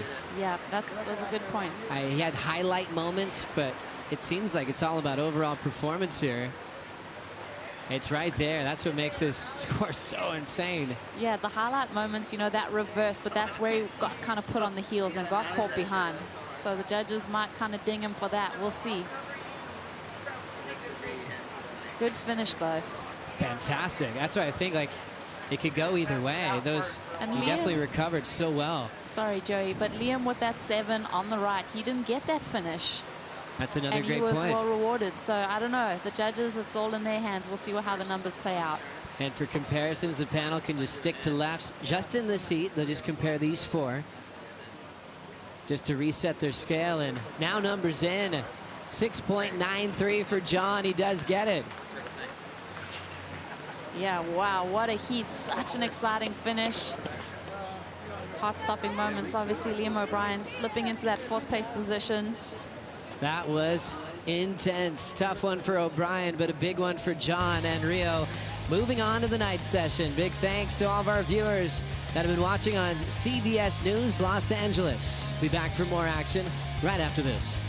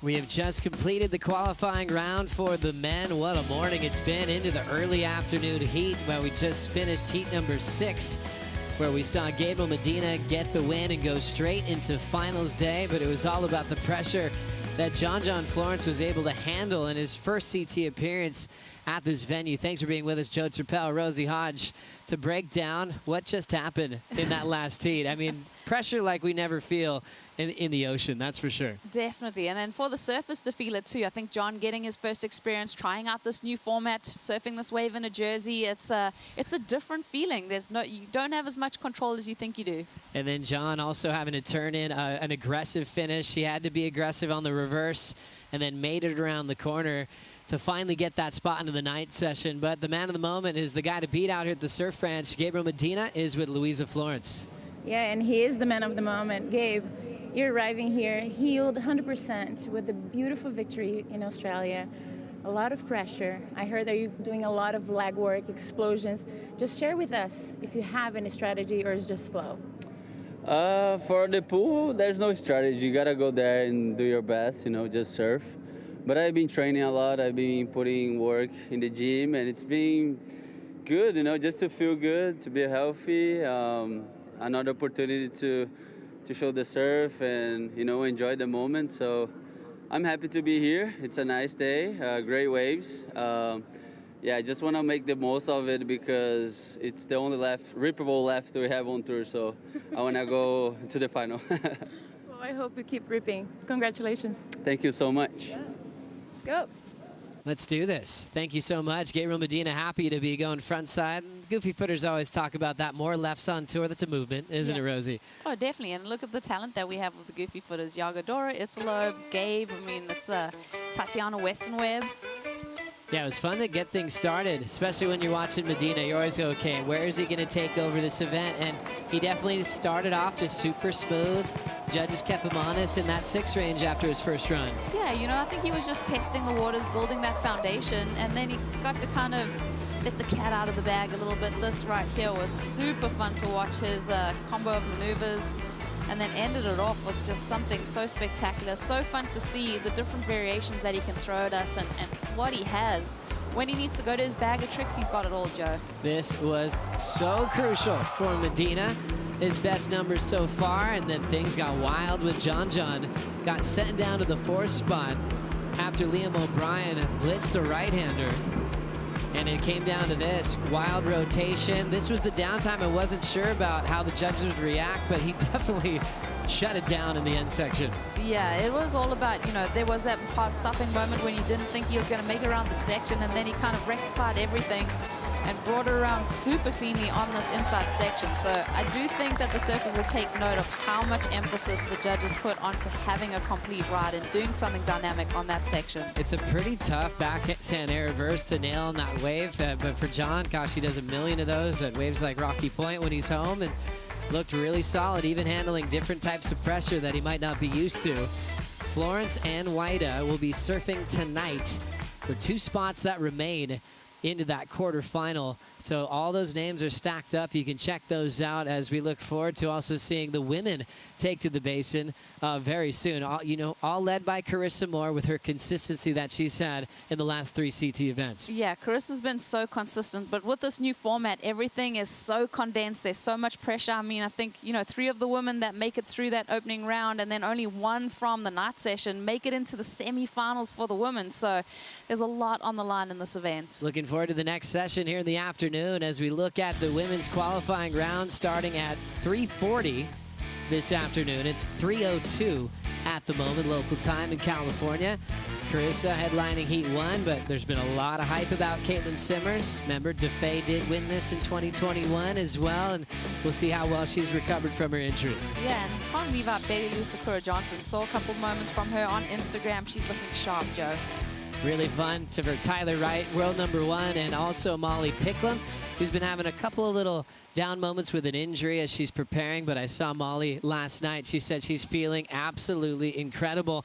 So enjoy this little bit of a break, but we'll continue on with the action at 3:40 this afternoon with the Surf Ranch Pro presented by 805 Beer.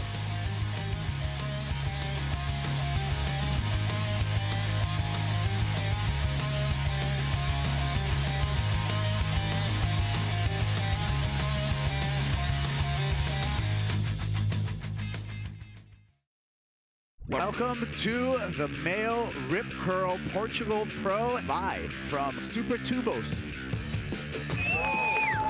Ethan Ewing throws a tail. Sammy Pupo and completed. Colapinto puts it up. Robinson in the yellow leaders jersey. Robinson into the air, grabs the rail, and muscles his way to make sure he's complete.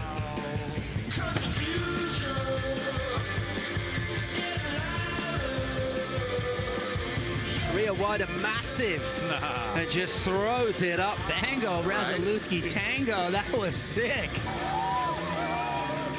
Carissa Moore, beautiful turn, slashes off the top, hangs on to that turn by the tippy toes.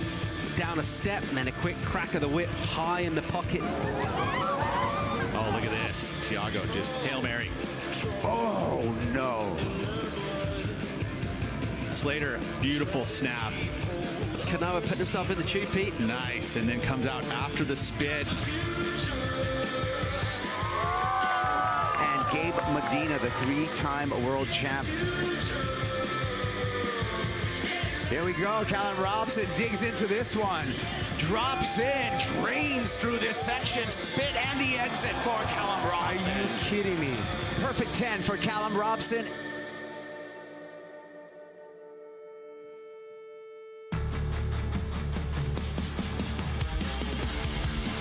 Fallow drops out the sky, pulls in, he's traveling. Is he going to come out? He does.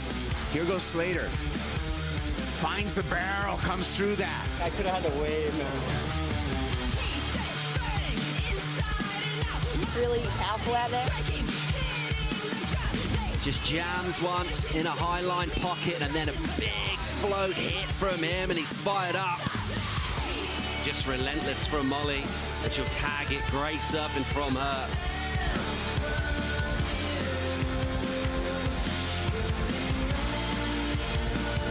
Slashing off the top. Carissa Moore needs a 7.17. Hacks a big layback. And it looks like the Portuguese wild card is going to take down Carissa Moore. What kind of confidence do you have going into that next round? I don't know. I hope that we get super tubed. Just hits it over the foam. Wow, really nice. Griffin Colapinto is disguised back there behind the rowing machine. And then it goes massive backside rotation, tail high.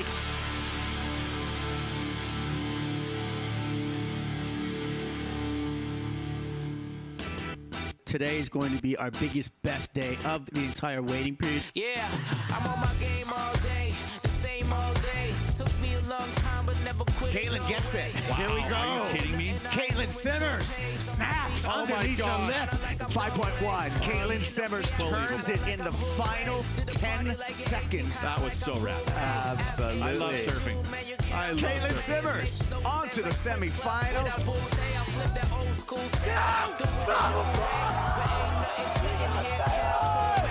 But I can lay the bars down, give you a cool 8 or 16 or 24, maybe more smart like Professor. Jack in the bubble. Little shower there through the foam ball. No problem. Jack Robinson. Oh my, Ferreira. Coming through that barrel right there. Turn the beat up, turn it up. Nice, Oh it my absolutely goodness. blasted out by a massive spin. And that's why these blockers frontin', cause they always on the block and I'm leaving the parking lot across the world and they not going anywhere. We have our men's and women's finals all set up. One of a kind man, but not often a kind man. I'm always on the pitch. Joao Chianca is male Rip Curl Pro Portugal champion. 17-year-old Katie Simmers wins the male Rip Curl Pro Portugal presented by Corona. Turn the beat up, yeah. Drummer boy, turn the beat up.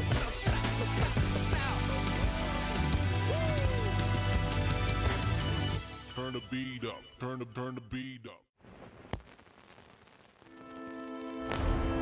The surf ranch is super surreal. You drive 100 miles from the nearest body of ocean, there's not a single hill for like hours. And then you pull into surf ranch and there's this perfect man-made wave just peeling through. And to be out in the middle of farm country is weird and cool and surreal. First time I saw Jackson surfing the wave, I feel like it turned us both into little kids. His smile and just his disbelief that it was actually happening was such a trip. Watching my son growing up surfing at a really high level is something that is incredibly special.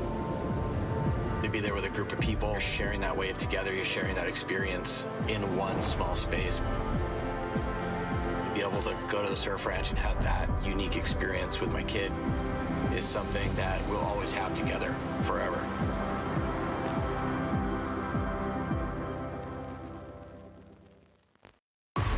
I'm Kelly Slater. I committed my life to this, all of this. There is so much pressure now. It's really do or die. He's not coming here to participate. He's coming here to win. Her career is at stake. You want to perform in the big stage, this is the biggest stage you can have. Oh my goodness. This is sport history.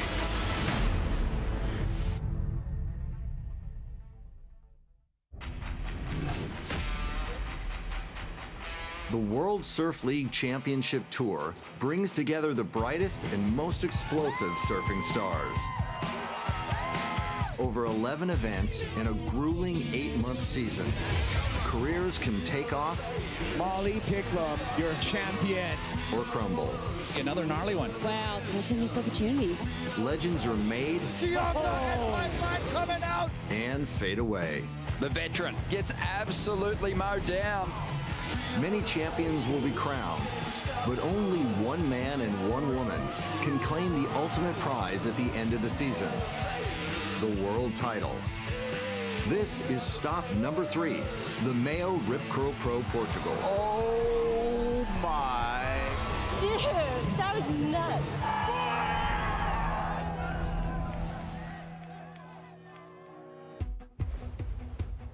The 2023 Championship Tour kicked off at the Bonsai Pipeline on the North Shore of Oahu. And it's all over. Jack Robinson is your champion of the Billabong Pro Pipeline.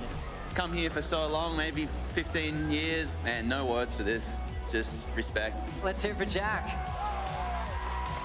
The Billabong Pipe Pro hosted the women's tour for just the 3rd time in history. Puts herself in a great position. She comes flying out. I see people getting very comfortable in the lineup and feeling like this is a place for them. Local hero and 5-time world champion Carissa Moore would not be denied. After losing the title last year, Carissa Moore's back to number 1 in the world. To win this event is up there with a world title for me. It's really special. Carissa Moore, number 1 in the world. The championship tour moved a mile up the road for stop number 2, the Hurley Pro Sunset Beach. Good morning from Sunset Beach. The hype machine is on and it's Mother Nature.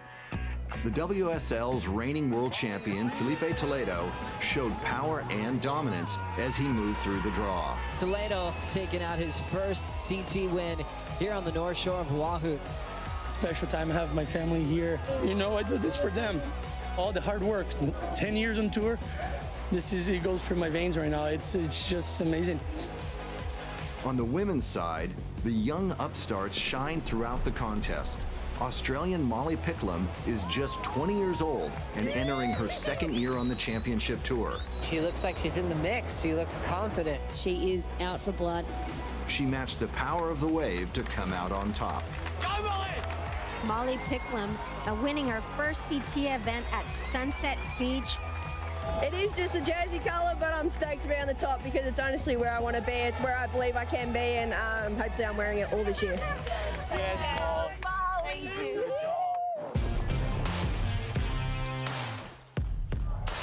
Now, heading into stop 3 in Peniche, Portugal, Picklum and Moore are tied in the race for the world title. I think she's going to be a major threat. She's going to be sharing the yellow jersey. That's right. Molly Picklum sharing it with a 5-time world champ named Carissa Moore. Molly Picklum, she had a very strong start to her season. I think she'll be a threat all year. So every year on tour, the women's level keeps progressing and evolving and getting harder and harder. And so there really are no easy heats anymore. Jack Robinson leads the men's field with a slight edge over Toledo. Every event, you start again, you start fresh, so you just feel all the emotions, feel the nerves, everything. As long as the jersey fits well, it's all good. Welcome to the 2023 Mayo Rip Curl Pro Portugal at Super Tubos. Super Tubos, one of the best waves in Europe, will host the world's best as they compete for the World Championship. Meanwhile, surfers at the bottom of the rankings are fighting for their careers. This is where we start to see that mid-season cut come into play. A lot of pressure here. The drama gets built here at Peniche. After 2 more events, the tour will cut 8 women and 14 men from the competitive field, forcing them to re-qualify for next year's tour. And for 2024 Olympic Games hopefuls, a high ranking at season's end is critical.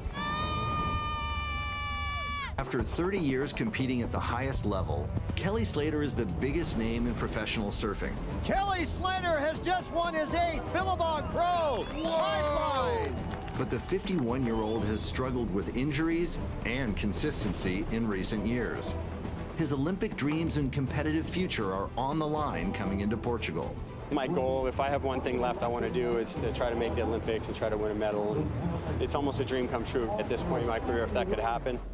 Coming up, competition kicks off, and Super Tubos offers perfect conditions. And then in the pocket jams, it uses the shoulders, opens up. Molly Picklum, meaty left, great hit from her. Beautiful airdrop. This is just technique.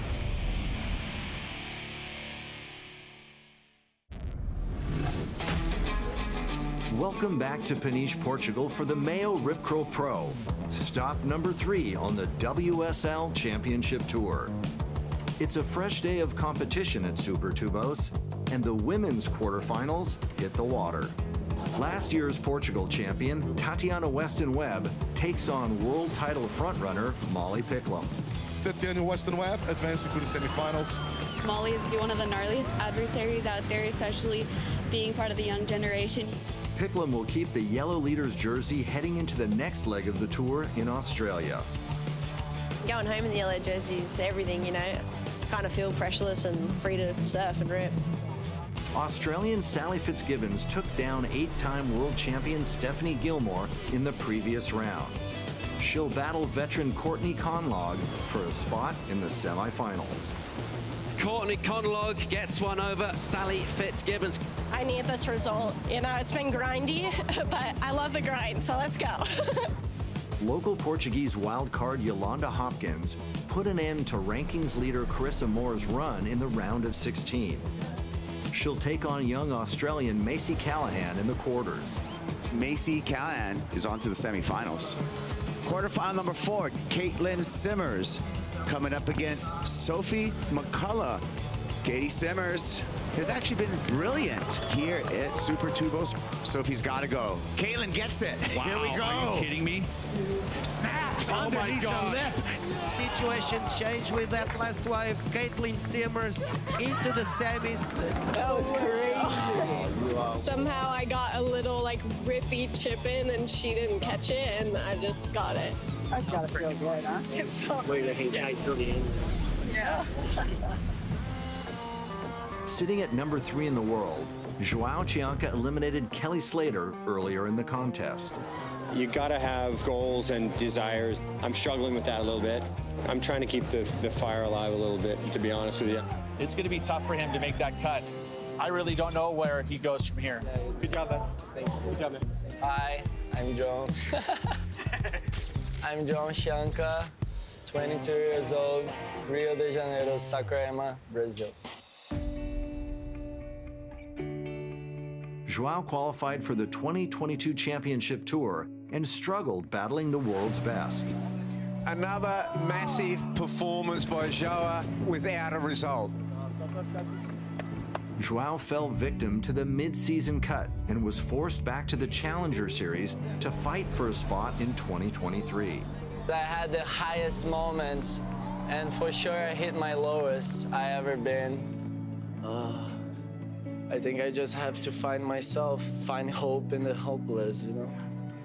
Sorry, brother. For like a short period of time, I fought with myself if I would make it back. Huge news for Brazilian surf fans. We can confirm after that last heat that Joao Chianca has requalified for the CT Tour. Couple doubts comes into your mind, but I remain strong and like I'm proud of myself last year. Chianca's run continues in the quarterfinals, backed by the fired-up Portuguese fans. Check out Joao Chianca, elevator drop, here's the speed. He's got so much energy and spark. Oh, just streaking through it, Chianca. He's through to semi-finals again, 3rd time this season.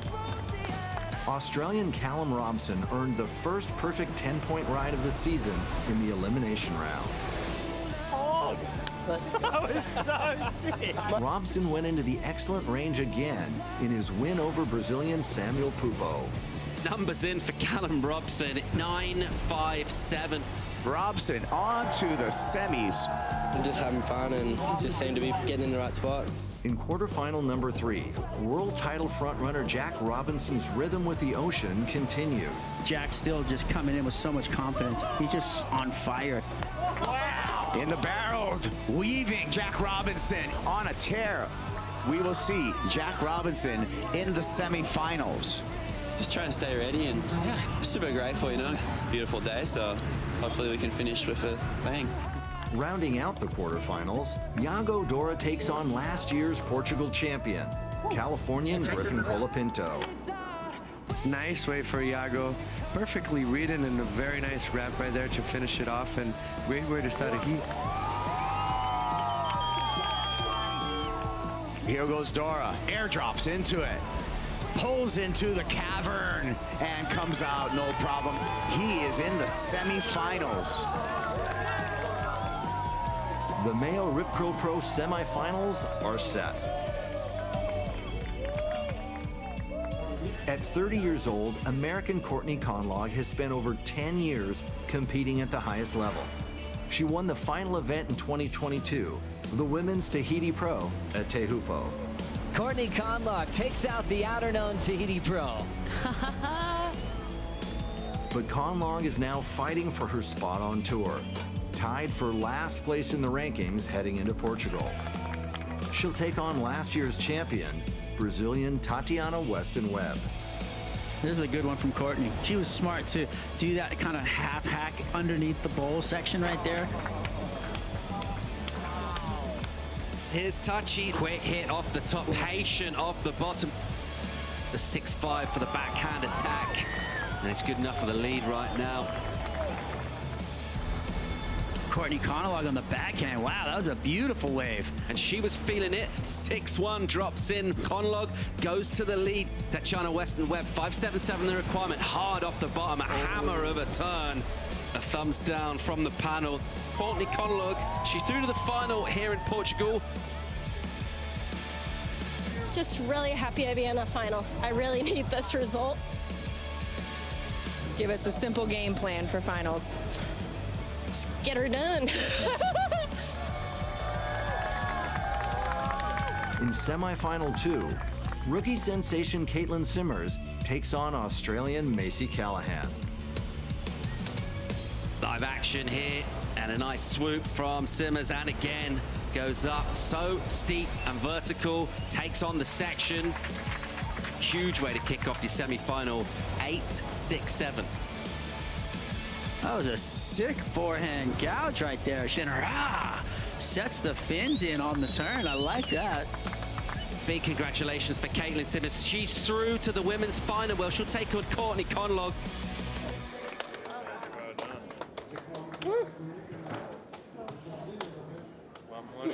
I know. Coming up, the waves are firing. Starts off with a 9-point ride. And the Mayo Rip Curl Pro crowns its champions. He's just hunting for something. This is the longest 20 seconds of his life, no doubt.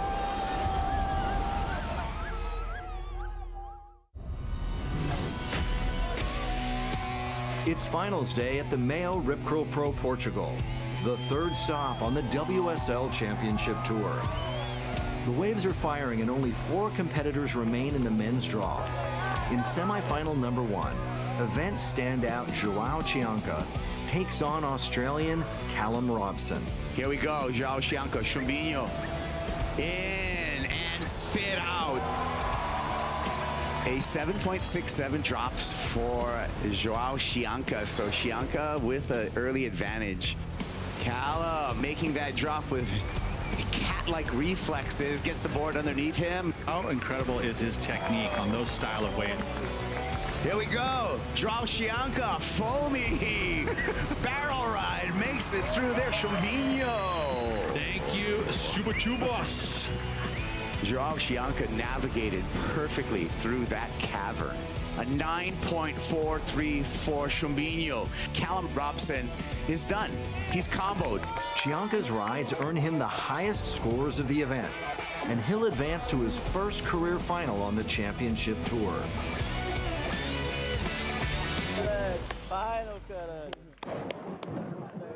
In semifinal 2, world title frontrunner Jack Robinson will defend the yellow jersey against Brazilian Iago Dora. If Jack is to make the final, he will guarantee that yellow leader's jersey on his back going into stop number 4. Jack Robinson drawing a line, pulling through this one. Robinson with the big spin on the way out. Unbelievable. Somehow he just has a way of whispering waves like this. Here we go. High on the wall. Comes in, comes out of the barrel. Likely not going to get that 9.77, but he's chipping away. Jack Robinson, big, grindy, left, open barrel. Exit for Robinson. This is incredible. And Jack Robinson will hold on to the yellow jersey all the way to stop number 4 at the Rip Curl Pro Bells Beach.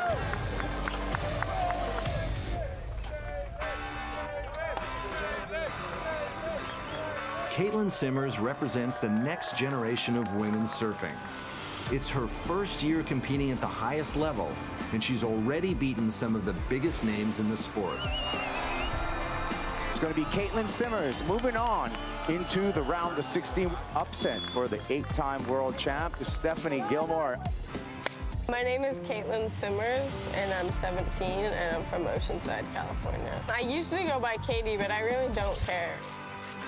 Probably my biggest life mentor would be my mom. My mom's a hero. Katie won the 2021 U.S. Open of Surfing in Huntington Beach, qualifying for the 2022 Championship Tour. Huge moment. The 15-year-old phenom, Caitlin Simmers. But at 16 years old, she decided to pass on the opportunity.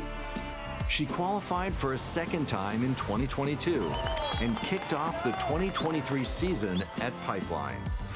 My goal is to probably just to make the cut, honestly, and try to enjoy it too. Maybe get barreled. That would be pretty sick.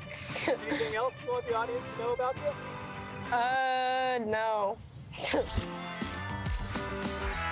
To decide the Mayo Rip Curl Pro champion, Simmers will take on one of her surfing idols, fellow Californian Courtney Conlog. Women's final in the water at the Mayo Rip Curl Pro Portugal.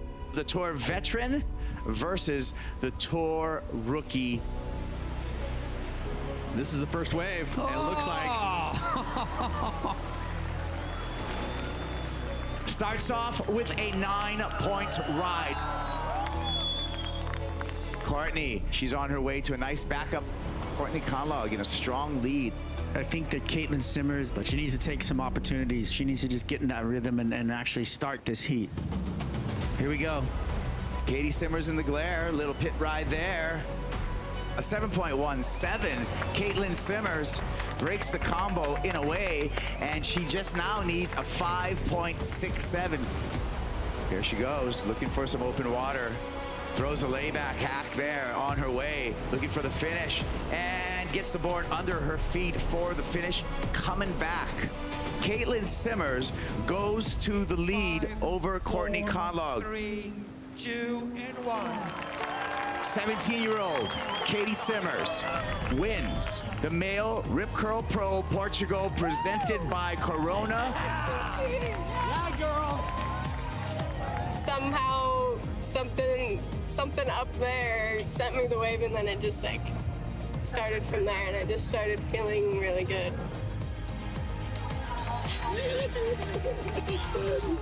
Come on, again. What? Insane. Are you kidding? Men's final, Joao Chianca in his first CT final here in Portugal. Jack Robinson. Can Robinson make it 5 CT wins? Two of the best tube riders right now. Straight offshore, 6 foot. It is the best we've seen it the entire event. Matter of fact, some of the best I've ever seen. Joao Chianca, a square cave at Super Tubos, out with the spit. Using priority, going right, traveling, one more section. Joao emerges, lip glide, and puts it down, looks back and says, take that, and the crowd loves it. Joao Chianca pulling in, pulling out, making it again. Unbelievable. And there you go, Joao Chianca, a little block there, parallels, and comes out again. Oh, Big C once again. He's getting so close to his maiden championship tour victory. Look at this outside. A good one. It's not Robinson over yet. drops in, trainer in front of him, and he comes out. No problem, looking for a little bit more. Beautiful carve. Jack Robinson starting the comeback at the 5.5 minute mark, Jesse. Oh, man. Jack Robinson needs an 8.61. 5, 4, 3, 2, 1. It's official. Chominho, Joao Chianca is the 2023 Male Rip Curl Pro Portugal, presented by Corona, champion.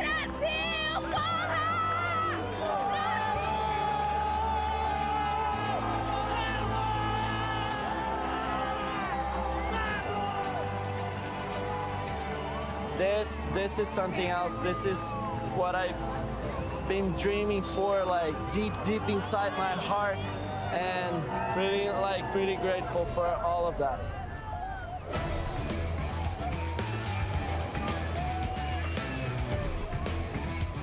Sitting at number 1 and 2 in the world, Robinson and Chianca have a runaway lead in the race for the 2023 world title. The road to the Rip Curl WSL Finals continues on the next episode of WSL Presents. Ethan Ewing too strong in quarterfinal number 1.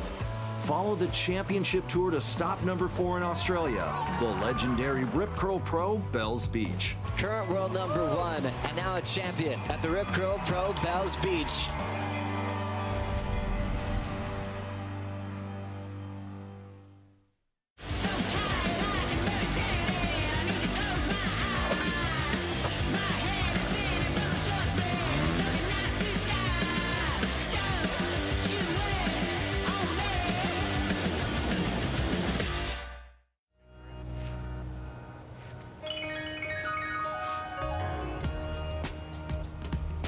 Oh, hey, Joe. Hi.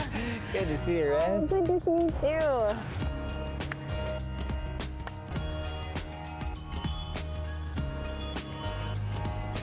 Geez, you must be busy. It's been busy, but I'm excited for the season to start because I really feel like things get a little more simple then. Yeah. So. It's pretty cool for you, I'd think, specifically this part of your career, everything's so focused on your home island of Oahu. Oh, it's, there's no place better in the world than being at home, especially home in Hawaii. And to have our first 2 championship tour events of the season on home turf is pretty cool. Speaking of your home island, you're here to compete. There's been something that's completely changed in everyone's career with the introduction of Pipeline. Was it on your radar as a young up-and-coming superstar? Pipeline is definitely on my radar now. It was not when I was a young girl, and what is so impressive is when I'm out there surfing and training now, there are young girls that are out there charging, and I'm excited. I'm excited for women surfing right now to be performing there, but just to see where the next generation is really going to take the performance level out there. Is there any way you can be satisfied with a runner-up finish, whether it be an event or a world title? Yes, I can. It takes some time. It takes some time to get to a place to process it and be satisfied and be at peace and be happy with that result. But if I am able to put my ego aside and really look at myself, and I think we lose the joy when you start comparing yourself. What is your process? of letting go? You know, what is it? Because I know you strive for perfection. That's your program. What is that process like to move on? The process is very raw. Like, I'm not gonna lie, it's not, I don't pick myself up like 5 minutes later and I'm like, okay, let's go. Like, it's sometimes, I mean, I lost the world title after being in the lead all year and pretty much tying it up in a normal season after surfing my first heat in Tahiti. Like, I was, you know, and going in the front runner, and then I got it, the rug swept from underneath me. It took me, I would say, a solid month to get over that one, you know, and there was like moments where I felt good, other times I just started crying hysterically, I was angry. It's like you're grieving, you know, you're grieving over this thing that you invested so much time into. What was it like seeing her coming for you that day? Are you watching that on that day in September? Yeah, I mean, I'm still trying to figure out the new format. Like, what do you do when you're sitting there waiting for everybody to come to you? Who's it gonna be, right? And like, it's so tricky because the day, you have this idea of what the day is gonna look like with the conditions, like your vibe, how you're feeling, how you're surfing. And then for some reason, it just isn't that, you know? And I was definitely at home watching it and I'm like, should I be watching it? Should I not be watching it? And I actually was rooting for Steph because I was like, okay, she's gonna be tired. She'll be tired, this is great. So we want Steph to keep going. And then she got there, I was like, all right, well. Yeah. Well, she has a lot of momentum and I'm jumping in the water like cold turkey.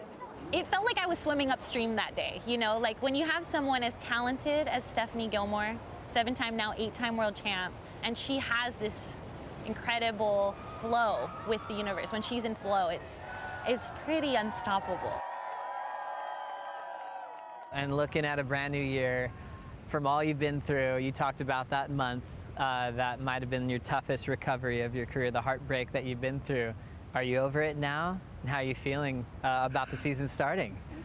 I'm really excited for this next season. I think last night at the awards banquet was kind of like that final closing of the chapter for me. And it was like, okay, that season's done. I learned a lot. I'm gonna take what I can and I'm gonna move into this year with an open heart and I'm gonna give it everything that I have. I'm gonna enjoy every moment. I'm so honored to be a part of professional surfing at this time. It's evolved and progressed and it's so exciting. It's such a special sport. There's just like, it's like nothing in the world because it's not just black or white. There's a lot of rainbow in it. So it's really beautiful.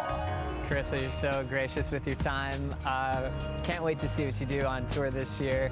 You inspire us when you're on land, when you're in the water, and we really appreciate what you do for yourself and for the sport. Thanks, Joe. I enjoyed the conversation.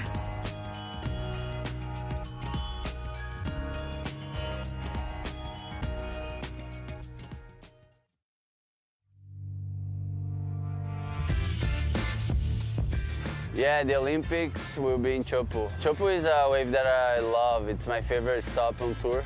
To surf good at Chopu, you gotta be really good. It's a left-hander that is also a really big barrel over super shallow reef. Chopu is one of the most famous waves in the world, I would say, because of its ferocity, its beauty. It is so much more than just a wave. So we've been going to Teahupo'o since 1999.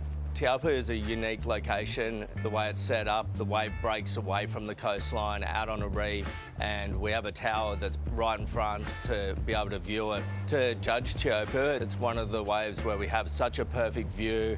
It always comes in at the same location, so there's never anything that changes your look of that wave. Cameras from the boat that look inside the barrel, and you can actually see the work that the surfer's doing inside. Nothing's hidden from us at that location. It's purely in our view and our replay angles. Judging criteria is basically some key elements, commitment and degree of difficulty. Then we go to innovative and progressive maneuvers, and then we go to the basic key element, which is speed, power, and flow. It's a very scary wave. It holds a lot of swell. It can be surfed from anywhere from 2 foot to 20 foot. It's one of the most scary waves in the world, but one of my favorite waves in the world, and it's a challenge and it's exciting. So it can be the scariest, biggest, most machine-like wave that you've ever seen. Chopu for me growing up was a wave that I feared so much.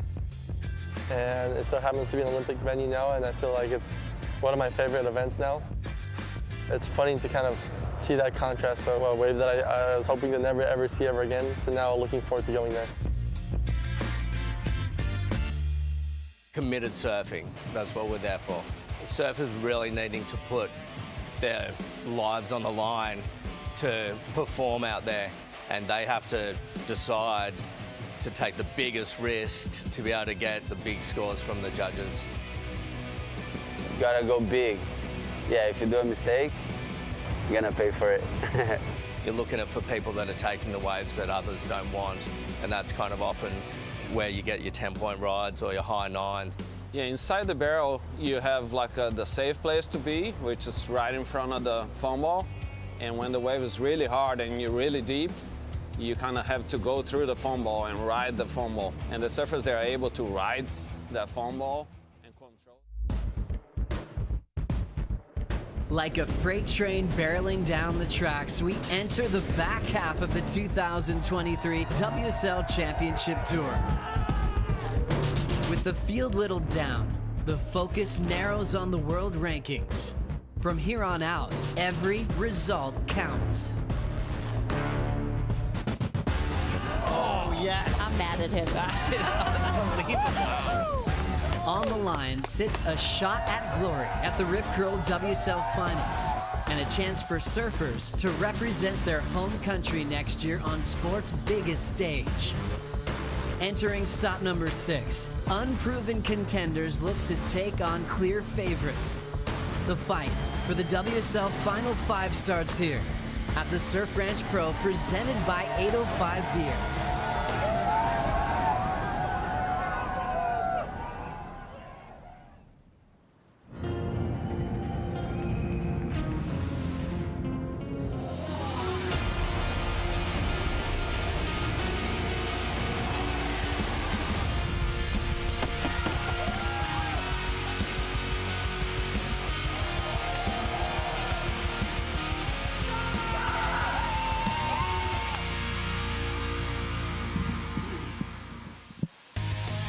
Few things like it, but a Championship Tour victory does taste good when you're at the Surf Ranch. It's the Surf Ranch Pro, presented by 805 Beer. An amazing day of competition so far. I'm Mitchell Salazar, and this is one of my idols growing up, Peter Mell, next to me. Hey, right on, dude. It's true. Yeah, Pete, cool. Great day of competition. We already saw the men. We have our qualifying round heats out of the way. We have the night session coming up. But now let's focus on the ladies. 3 amazing heats, and we're going to start off with a banger out here, too. Same thing in this qualifying round. First, we'll move on into the semifinals for the women. And, of course, second and third will be in the night session, going for 1 spot. So with the women, a little bit tougher in the draw. Half the field, but one makes it into that final quarter or semifinal. So, yeah, pressure filled. Once again, it's pretty neat, the format and how it's been unfolding, because it's been pretty exciting most every heat. And we've had 2 sessions so far today. This is session 3, splitting it up in 3 heats each. Here's the draw for this. Carissa Moore, Caitlin Simmers, Duranda Faye, Betty Lou Sakura Johnson. That's going to be heat number 1. How about heat 2, though, Peter? Tyler Wright, number 1 in the world currently. Stephanie Gilmore, last year's world champ. Tatiana Weston-Webb, former runner-up to the world championship. And Alyssa Spencer, the highest ranked surfer from the North America region in the event right now, getting the call up for Heat 2. Heat 3, though, Molly Picklum, Caroline Marks, Lakey Peterson, and Gabriella Bryan. As we're looking at Betty Lou and Katie getting ready for their opening heat. Should be a very fun one. A couple of youngsters in this opening round heat. So true, you know, and again, I reflect on, as they were looking in on the Red Bull Athlete Zone, the warm-ups. And Caitlin Simmers, one of the standouts. Carissa Moore, always one of the standouts as well. But you got to like the youngsters and how quick they learn. Yeah. Joanna Faye, past finalist champion here. Actually, she's the defending champion. So everyone in this one is exciting, as they all are. No easy heats anymore. Not at all. And we do see Sakura right there with her coach Ross Williams as well. And you mentioned Katie Simmers, standout performer in beach breaks. She has a CT win earlier this season in Portugal. She's one of the very few people that have been a U.S. Open champion in both the Pro Junior and the Open division. When we talk about talent, recognizable since she was around 10 or 11 years old. She's on the CT now, Peter, and she's making it worth her while. So true. And as you can see, even this athlete right here, Betty Lou Sakura Johnson, coming out of the North Shore, you know, obviously growing up in a region like that, produces great surfing. And also in waves of consequence. You think about Pipeline, Sunset Beach, those are her home breaks. So Betty Lou has a good chance to, as she learns and progresses in the sport. I mean, here's a new venue for her right now. You know, to get to see her participate at the Surf Ranch.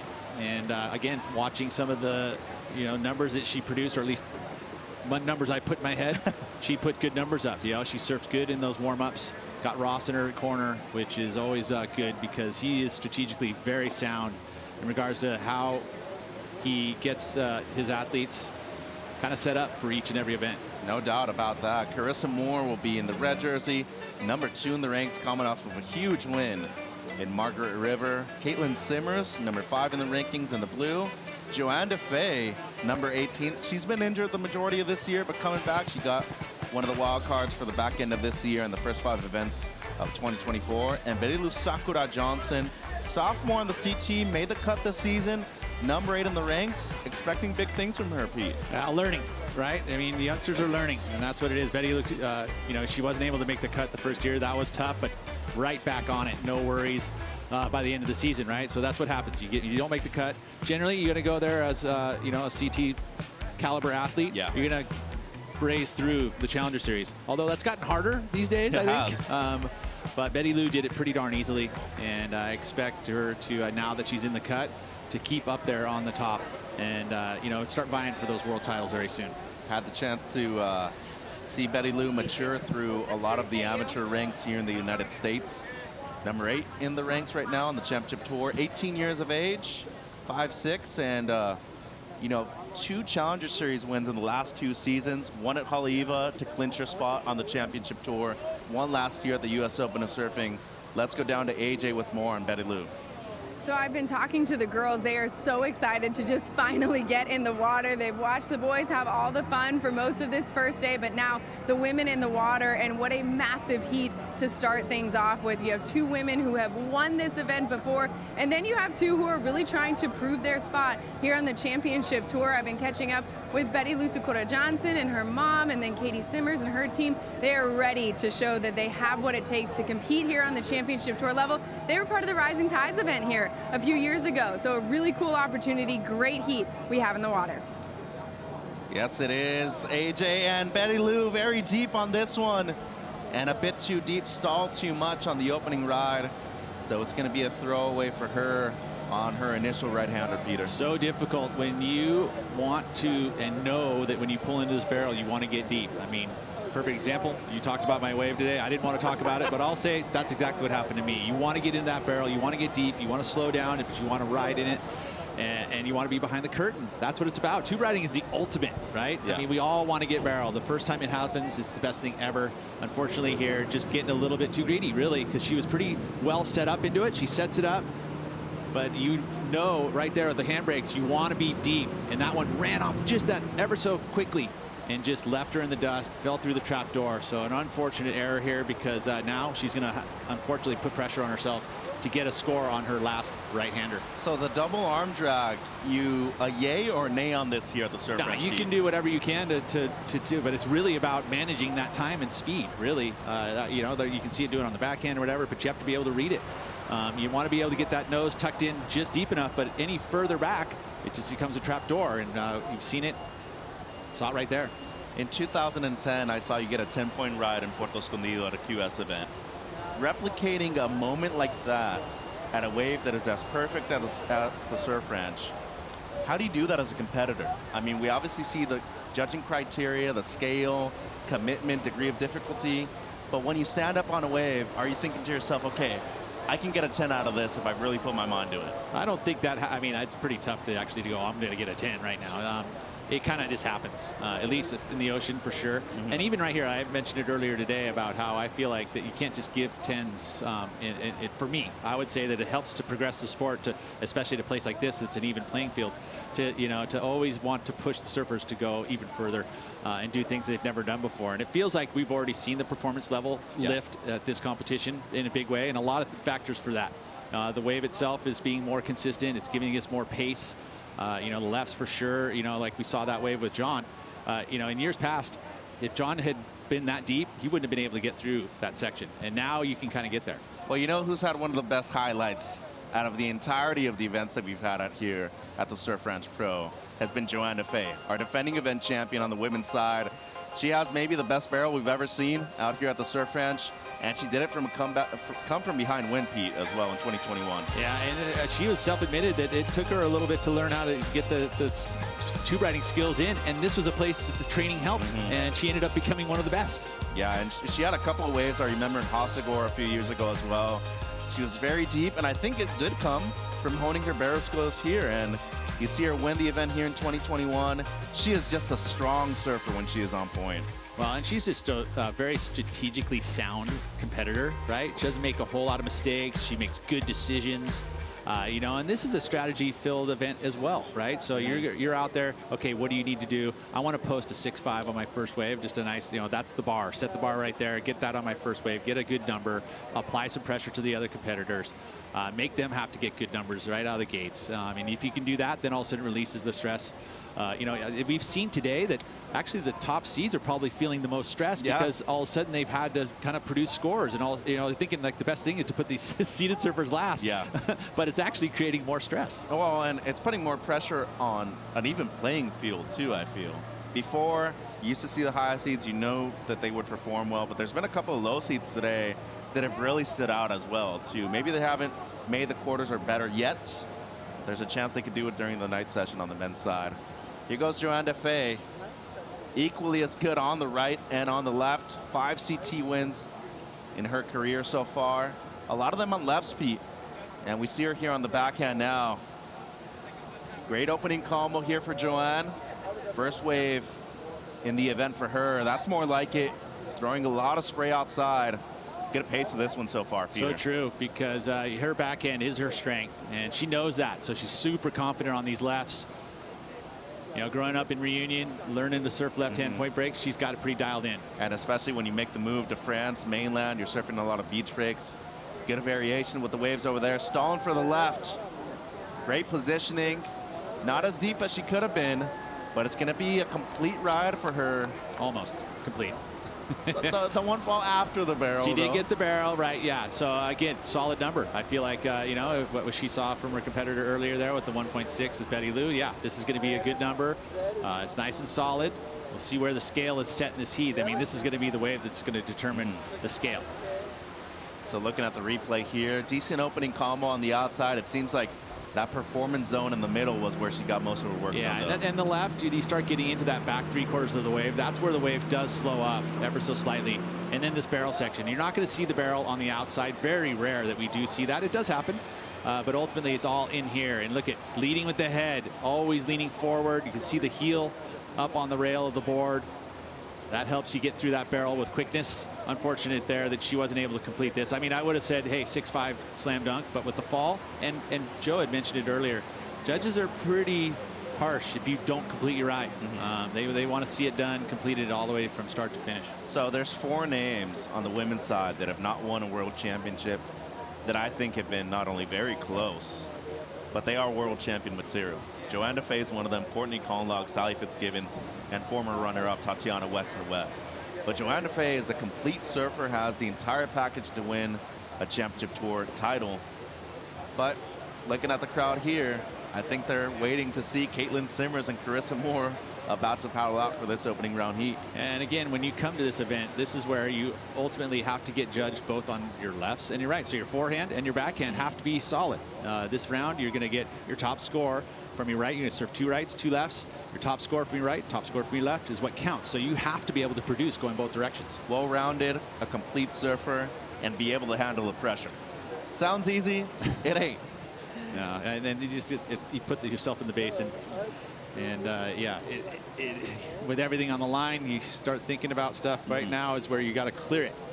Deep belly breaths.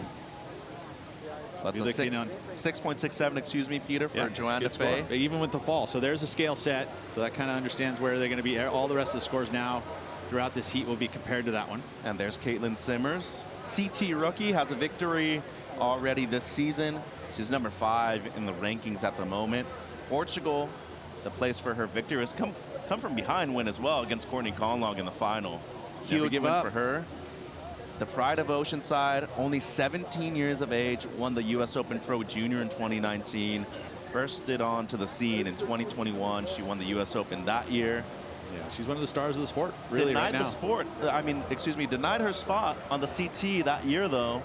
Took a year off, re-qualified last season, though, in 2022. Yeah, well, I mean, obviously confident in her abilities to make the cut, no worries. I want to say 6 or 7 years ago, I had the chance to judge Katie for the first time. I asked her coach, John Daniels, who she was. Oh, that's Katie Simmers from Oceanside. And guess what? She's one of the best surfers in the world right now, and for good reason. Ooh, great layback there for Katie. Sets that up, that barrel again, just nicely done. Oh, look, even going for the double barrel. Seeing that opportunity, and it's not on every wave you're going to get the opportunity for double barrel. She does it. That's incredible. Strider, how about the talent from Oceanside? That was insane.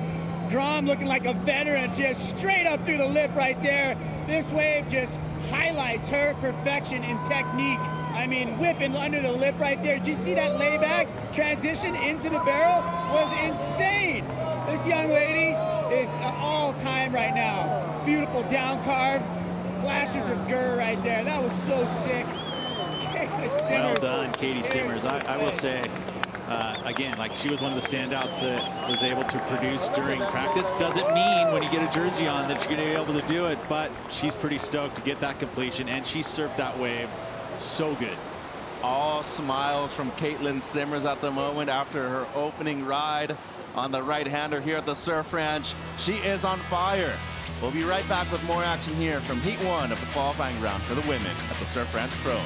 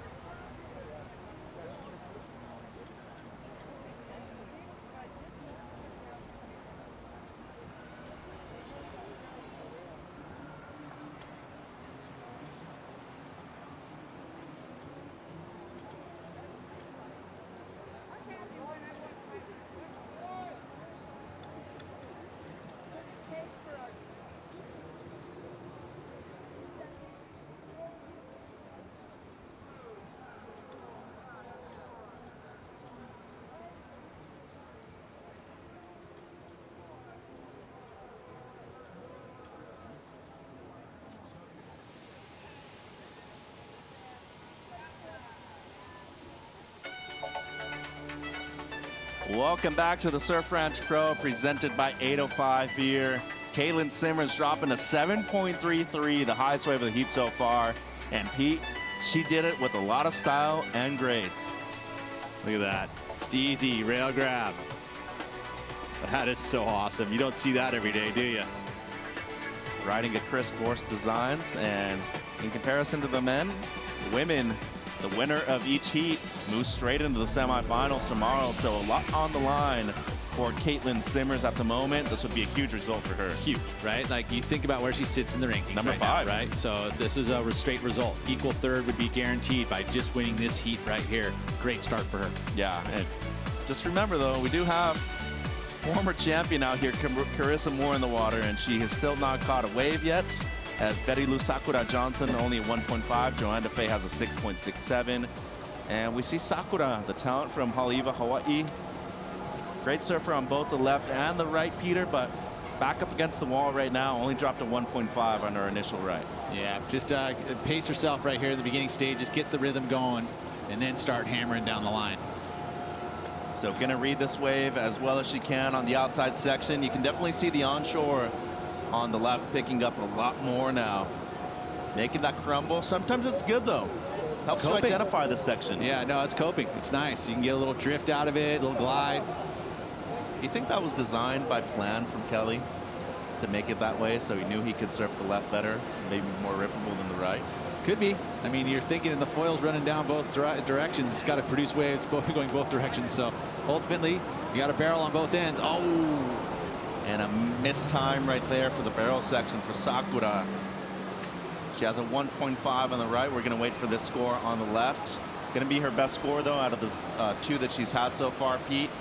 Maybe not the start that she's liking to have, but if she gets into the top two, she's at least guaranteeing herself in the top three, excuse me, a spot in the night surfing session as well. Well, let's take a look here at the outside work being done. Again, you mentioned the wind picking up, and that's where you get conditions here. Yes, the tide doesn't change much here. We get a little bit of the seiche, which is a little bit of the undulation of the water, but ultimately, it's pretty much the wind will factor into the wave face, and it's definitely on the lefts where you start to see it affect it. But they've been practicing through all of this. They've had different types of winds, and she surfed well on this outside section. Great rhythm. Again, you're not really seeing that double pump bottom turn. She was able to get combination major moves here. It's just unfortunate this section here. A little bit of an error. Pulled up probably a bit high right there as it squares out, and then it just troughs out. And what happens is that transition turns into a square rather than a nice, beautiful curve. It went square on her, and she just fell into the straight water and went down. The squarer the barrel, the higher the wave score will usually be, though, right? That's just true. I mean, it's a more hollow barrel, right? Ultimately. Well, it doesn't seem like she's entirely stoked with her performance so far, but she still has 2 rides. And we know what Sakura can deliver. She's made the semifinals before. Maybe not at this venue, but in other venues in the past. She had in there with her coach, Ross Williams, one of the best in the business. The only way you're really ever going to experience the type of pressure is to go through it, right? And that's why we always kind of pick, you know, if you think about people who have competed at this event and understand the pressure that it gives you, you get used to it, right? And I think that, you know, over time, and that right now she's going to put herself in a pressure situation and she's got to perform. And the only way you really get to do it is by doing it. As we see Carissa Moore, the 5-time world champ. She's about to paddle out for her heat. And she has just had an incredible string of results here in the past. Victory, runner-up, and a 3rd place finish. And that's not even counting the exhibition events that we've had here at the Surf Ranch either. But, oh, believe in Carissa. I like that. She's got fans all over the world. And just what? So Carissa about to go right. It seems like during the break, Strider Wasilewski got it right.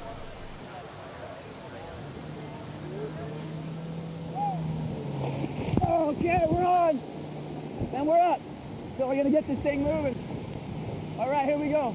Oh, we're gonna get barreled already. Whoa. Woo. Tango. Oh yeah. Warm it up, baby. Here we go. We're gonna hit the lip. Bang. And one more time. Bang. Up in the lip again. Bang. Whoa. Whoa. Oh. Here we go. Okay, barrel. Wow, Strider on his millionth wave here at the Surf Ranch with one of the burner waves to start off this 3rd session of the day. Here's Carissa Moore. I think by now we can nickname her Carissa Lemoore, as she is just hammering down the line. Great stance right there in the barrel. Pete, she's known for her variation on the turns, both the right and the left. But to me, her barrel riding has been outstanding and her great performances here too. So true. Good outside work too. And the barrel was nice and long and solid. No errors yet. Doesn't look like she's chasing it. Getting the maneuvers done. Nice and solid. Doesn't have to press too hard. Wow. Beautiful turn there. This has been an incredible ride for the Hawaiian so far. Deep in the pit. Comes out of it cleanly. And we'll just end with a strong layback at the end. Ladies and gentlemen, there's a reason why this lady has been a champion here in the past. Her name's Carissa Moore. Well, that's a good answer to Caitlin Simmers, 7.33. Nicely done there for Carissa Moore, just cruising her way to a good number. Flawless, you'd have to say, right, Peter? Flawless. Yeah, absolutely. Didn't see any hitches and rails. There was no chasing. All the maneuvers done smooth and silky. Barrel was nice. Yeah, all of it there was great. The end move, big layback gaff after the barrel. I mean, I say start nitpicking, you know, the barrels could be deeper, right? But that's the run risk. You start pushing yourself too deep, you ruin the whole wave and you get yourself a 4, right? So just making sure at this point that she's going to get herself a solid number, and she's done that. And those big arcs like that, so hard to do. Don't see a lot of the surfers doing that, except for Caitlin Simmers, who just put up a good number. So those big, huge arcs, those are big. Beautiful tube skills there. Stays low in the bottom of the barrel, and that's what you got to do here. Right on the little teeny transition that's left there at the bottom of the wave. And then look at this, just the layback snap. One of the favorite turns in surfing. It feels good. It does. Feels amazing. I was about to say, there's usually a certain amount of pressure on the person that go last in a heat. It did not seem like Carissa had any amount of pressure on that wave whatsoever. That's experience, right? We were touching on the fact that the youngsters really haven't had that type of pressure on you before. Carissa's had it. She sat here and knows how, you know, to center herself in those moments and not think about what ifs, you know, and could have's. None of that. It's right here in the moment. Oh, look, I'm here at the surf ranch, and there's going to be a perfect wave right here for 45 seconds. I'm just going to ride it. Yeah. And she did that. Wow. Just incredible there by Carissa Moore. That should more than likely end up in her top 2 scores at the end of this heat, as we do count the best right and the best left for these surfers out there. What she's done, though, is I mean, when this number posts, she's going to know what she needs to do to improve. So getting that solid first number is important, and for that reason is, can you start cutting loose a little bit now, and also being that she is the top seed, she's going to know what she needs to do. There it is. Wow, the first excellent score of the heat so far, an 8.33 for the 5-time world champ Carissa Moore. A couple of 8.5s thrown in there as well. Actually 3 and 2 8s. You drop the high and the low score, and you average the other 3 out. Great way to start things off, especially when you're setting the scale for the 3 ladies heats out there as well, Peter. And it's interesting, you know, you see how the seating falls out. Now Caitlin's going on her left, coming back. So she can actually apply some pressure by going and producing a good number on the left. To everyone else, especially, you know, the other 2 surfers, they're going to need to produce numbers to stay in those top 3 positions. And she's good on the left. Oh, no doubt. No doubt about that. Caitlin Simmers, number 5 in the ranks at the moment. She had a good string of results the last few times out. 5th place finish, Curly Pro Sunset Beach, a much more difficult wave to surf. The victory over obviously at the Male Ripco Pro Portugal. But last 2 events, maybe not the kind of results that she'd like to. The surfing's been there though, Pete, so. Surfing's been there, but I feel like this is a good event where she can capitalize and start moving up the ranks a bit. And especially at home too, in her home state of California. She is from the most northern city in San Diego County. That's Oceanside. Lovely place, great waves, great surfers. As Katie is one of the top talents in that area. Just cruising down the line so far. Much better right there from Simmers. Up and over the whitewater. A lot of flow on this one. Love to see it, Pete. Deep bottom turn. Straight up into a progressive maneuver right there where she slides the fins out. I'm a major fan of the single rail bottom turns, no pumping at all. And once she got into that zone, she did that. Look at that, barrel riding skills, solid. It's funny you bring that topic up. She went for a shove it. I like to see it.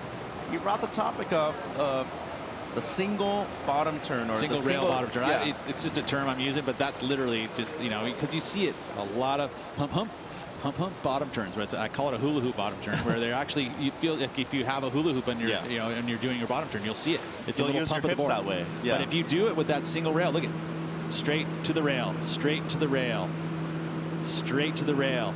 She's light, so that gives her the ability that she doesn't have to pump as hard probably. But she's using that, and it's distinct. It showcases the flow, and she carries a ton of speed through it. So to me, This is another good number. She did chase a little bit on the outside. Feel like the outside, there's stuff you can do out there to get a couple more points, but the inside or the halfway point on, just super solid. And the barrel technique right here at the end, impeccable as well. Not as deep as she would have liked to have been, Pete, but still. Look at the heel.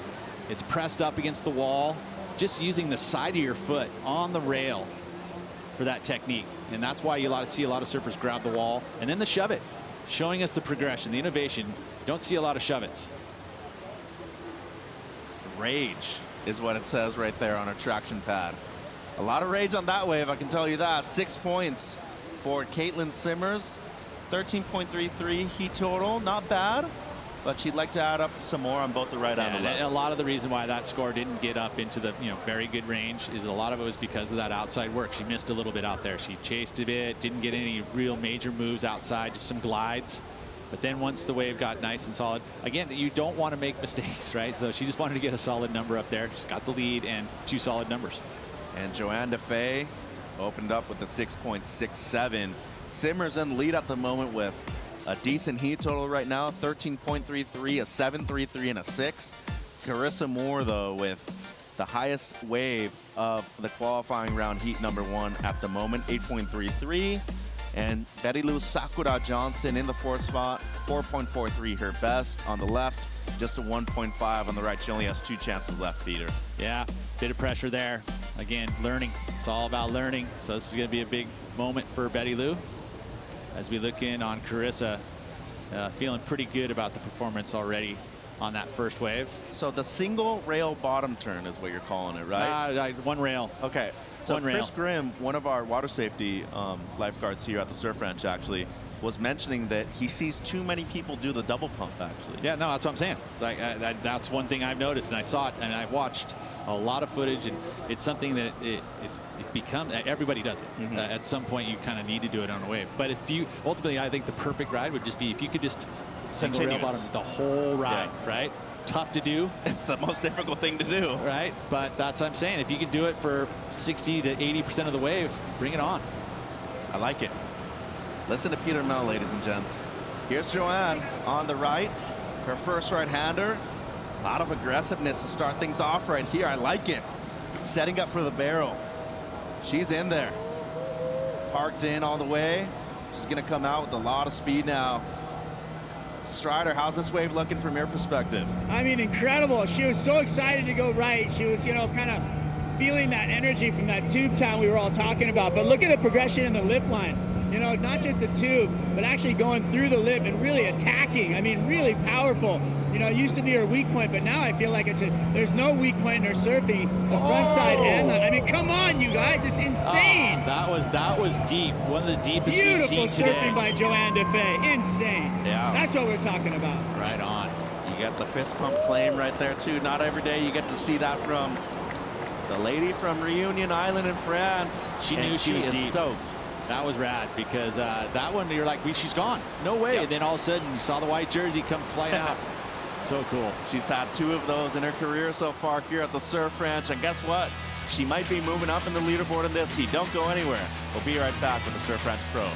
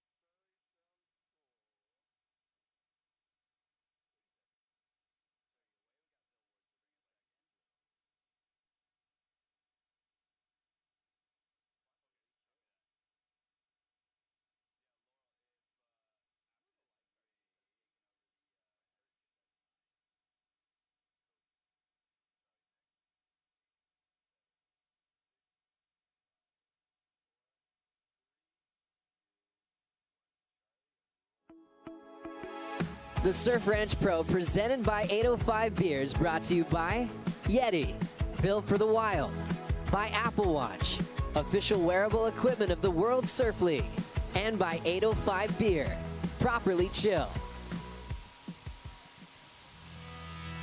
Welcome back to the Surf Ranch Pro, presented by 805 Beer. Mitch and Pete here in the booth, and how about that shot of both the basins here at the Surf Ranch? Water World. All kinds of activities here, Pete. They're doing paddleboard races over there. We should get involved. It's a long one if you had to go down and back. After this heat, though, because we have qualifying round heat 1 in the water, Joanna Fay takes the lead as she drops a 7.93 on her opening right-hander, but this lady has something to say about that. Ooh, I got an idea for a good water world. We could do a waterman's race here. You can do surfing and paddling. Propose it. And then throw some bass in the lake and go some fishing. I'm down as we see Carissa Moore up and riding. Needs a 6.27 to retake the lead. Has an 8.33 on her opening right-hander. Equally as good on the left as she is on the right. Oh, man, what an amazing fan of water on that backhand turn right there. Up and over the section. Once again, wants to show the variation in this midpoint part of the wave, though. Oh, she is just hammering the lip on this one. Down the line again. Good slide of the fins. She's going to stall for the barrel. Come out cleanly. And finish with a beautiful roundhouse cutback right there. Carissa Moore, once again, just show-stopping everything here at the Surf Ranch.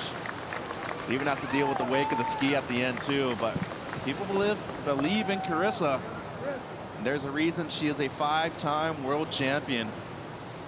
Number 2 in the ranks right now. As we're going to take a look here through the Cup of Noodle ski camp, Pete. Great ride. Sets it up. You can see very patient in the beginning part of this wave. Just picks up the momentum.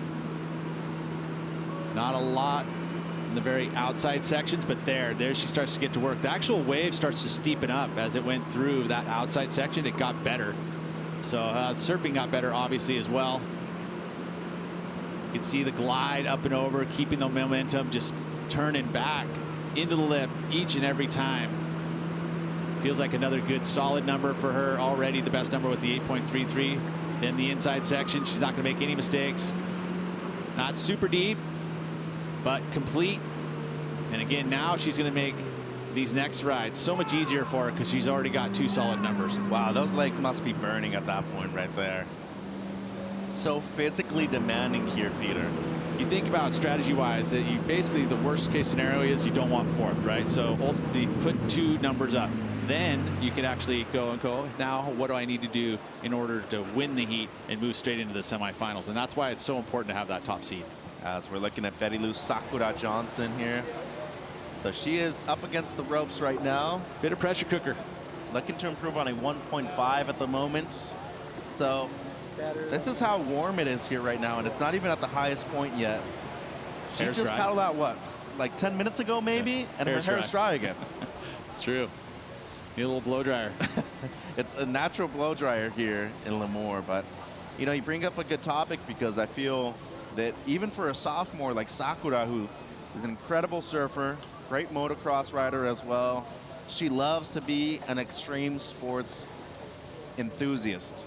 When it comes to the Surf Ranch, though, you can do any kind of preparation outside of the water, but it really does take a lot of practice right here in the basin to get this wave down. It does. Yeah, and Connor Coffin had talked about it too, is that he went to this event knowing how physically demanding it was and trained really hard.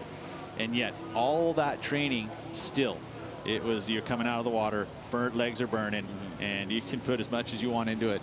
And it's still physically demanding, which is cool. I think that we should push the physical limits here. Well, they are athletes, right? And the highest athletes in the world as well. You think at finals day on most every event, you're going to surf, 3 heats, quarter, semis, and final. It could be big conditions. It could be long waves too, just like this. So there is that physical demand that you have to have it. So being physically fit and training outside of the water, so important. High-level athletes, high-level surfing. That's what we want to see here. Here's Betty Lou. One of her last 2 chances here on the right. An incredible surfer from Haleiwa, Hawaii. Wow, aggressive at the get-go here from Sakura. Stalls in the barrel right here. Deep positioning. She's coming out. A lot of speed on this one right here, Pete, through the midsection. Yeah, she wasn't going to make that same error by going too deep there. She's going to complete this ride for sure. So kind of skipped one section after the barrel, regroups, and just incredible attacks towards the lip line. That's later designs look great. She's riding a round tail right now, a thruster into the second barrel, airdrop, deep. Can she come out? Oh, and a bit too deep right there for Betty Lou. Yeah, it's interesting. You get that little wobble on the lip, or actually on the sidewall of the wave, and it just takes you so quick. You just like all of a sudden you're like on the bottom going, what happened? I felt that lip yesterday when it hit my face, and it's a lot stronger than a lot of people think it is. As you see this technique there, look at that back knee dropped way down to the deck of the board. And that helps a lot to kind of shrink your size and make sure that you're going to keep your speed up too, because you're pushing forward, you're dropping that knee, and then these snaps here in the lip, getting nice release out of the tail.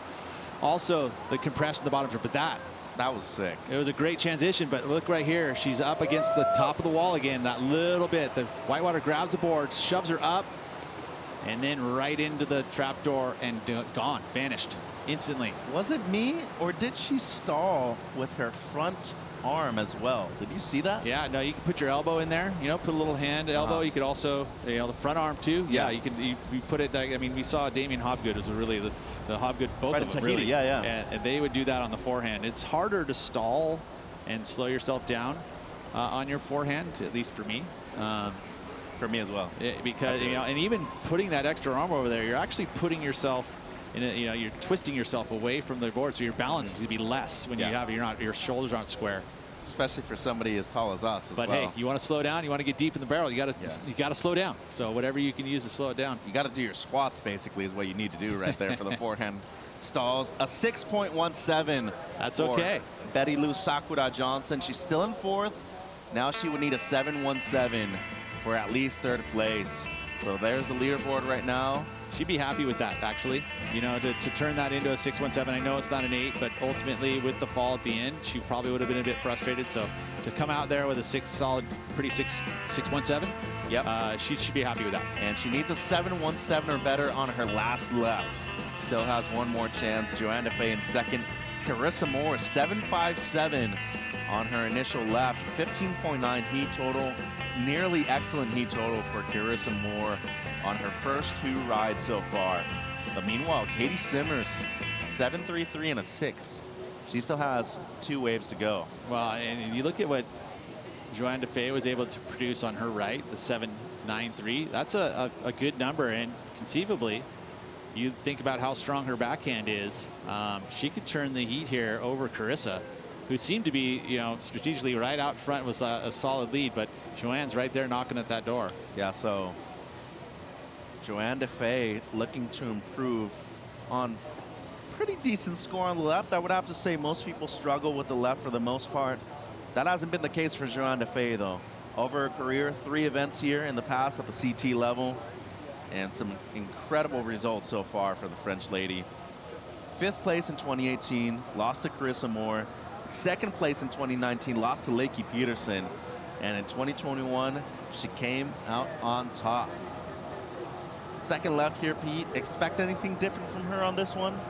Well, I think the outside work needs to be a bit stronger, you know, in order to turn this one, because she needs basically an excellent number, right? A 7.98 in order to turn it. So let's see what she can get done on the outside. So starts off with a snap, one more.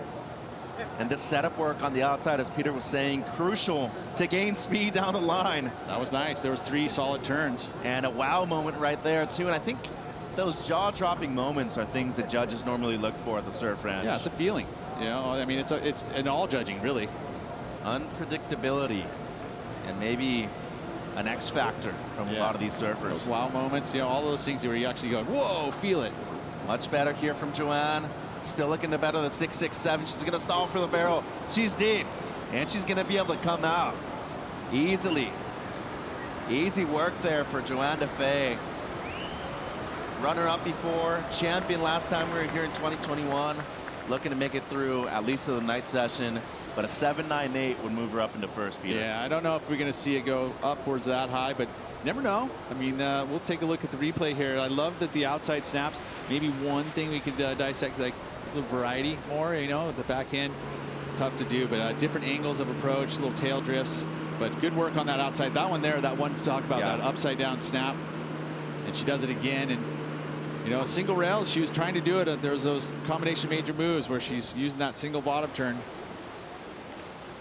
Now the inside, the barrel riding here with this onshore too is a little more challenging because it's not as round. You know, you got the little chandeliers coming down, little diamonds over the top though, but no worries. Tip of the nose showing, didn't see a lot of the body. Same technique. He's will roll that foot up over there and gets the finish. So at this point of the heat, I mean, she has a 7.93 on the right. She still has one more right to go.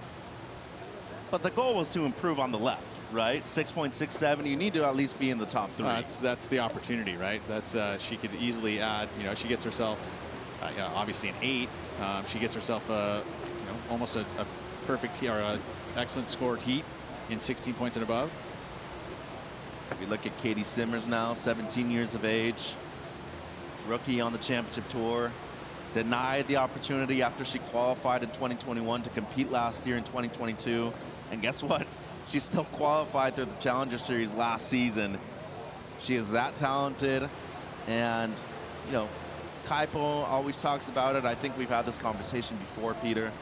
She's a breath of fresh air for competitive surfing, and she is unique. She brings her own style, and it's nice to see that kind of flair on the championship tour. Yeah, and again, that you talked about the X factor. Like that's one of the things we just don't know what you're going to see from her. She surprises all the time, and that part is so cool to watch because as you see her pulling it off, all of a sudden you have to, you know, create big numbers. Yeah, 7.33 is what she's looking to better on this right here. 6 points is what she'll look to better on the left when she gets to that point. But Simmers, though, one of our judges, Liz Hauser, originally from the East Coast. She lives in North County, San Diego now. She actually was the one that told me about Caitlin, and when we first started judging her on the regional scene here in California, she's like, oh yeah, watch out. Like, if you do a heat of hers, like, tell her what I was looking for. The first time I saw her surf, Pete, she might have been 10, 11 years of age. She had a 10 and a 9.5. Well, there you go. And she was in the U12s. Yeah, well, I mean, we talked about it, the youth prodigy. She is one of that now. You know, finds herself on the championship tour, and right now needs to better her low score on the right, which is the 7.33. And it's imperative for her to do so right now because Sakura is on the heels of her in this one. Couple of decent wraps to start things off right there. Great variation. That's right, the variety part of it, and the deep barrel. Comes out of the initial barrel right there. How was that grab rail stance? She's getting a double barrel again? Next level stuff, ladies and gentlemen. She is just incredible. And she was deeper on both of those barrels, so it seems like to me if she can finish up here and get some nice turns like that, she's going to improve. Layback snap. Stall into the barrel with another layback. And in the pocket. World class. As we see Katie finish with another layback. How's that style? 7.33. She had the rail grab cutty that time. She did the layback cutty. Almost could have grabbed in the reverse, almost a slob angle if she wanted to. But steezy as can be. Nice work there, Katie Simmers. And me, I feel like an improvement on that score. So we'll see what the judges think. But that was pretty cool. That both barrels on the outside, and even actually all 3 barrels she had on that wave were deeper than she had on the previous one. And she had a chance to compete here in 2021 as a wild card. But Pete, on this wave in particular, a couple of moments of brilliance. Look at the little shift of her feet up onto the board. You see her pull up into the front of it, and that just gives her that extra speed. And then the little delayed bottom turn stall. And again, deep on both barrels. Such good flow in between that. Yeah. So the read was awesome. And then the layback snap coming up right here, holding the rail. Lengthy through that turn. Look. Oh, and just compressing into the board. So cool to watch and so stylish. It is just amazing to me how much she has improved in the last 2 years. When she won the U.S. Open in 2021, I mean, look at that style in the barrel. Yeah, this is the little footwork, you know, the little subtle shifts of the feet. Sets her up on the board in the perfect spot. Look at how trimmed and stable the board is. And then here, almost grabbed the rail there. That was filthy at the that end was going to be right a there. 6 still. It was a 6 slow-mo too, but pretty 6 still, I bet you. So Joanne Defay drops a 7.1 on her previous left. And judges are actually watching Carissa's replay to get a comparison for this wave right here. There you go. There's your judges' tower, which is actually the boardroom in the main part of the surf ranch. But they have obviously the angle that they're watching is the same angle from both directions. They don't get the same stuff that we're seeing here. They have their own judges' cam that is more generic, I guess you could say. They get the surf ranch angle. Yeah, it's almost. It's not. It's one of our cameras, but and so they can keep it nice and tight when it's really far away. I mean, that's 700 yards away. It's the front angle basically, and then you get to see a side angle for the barrels as well. See the amount of depth, but got to be expecting something at least to better the 7.33 for the most part. Chasing Carissa Moore at the moment in the lead, but this is Betty Lou Sakura Johnson though. So we're still waiting on the score of Simmers.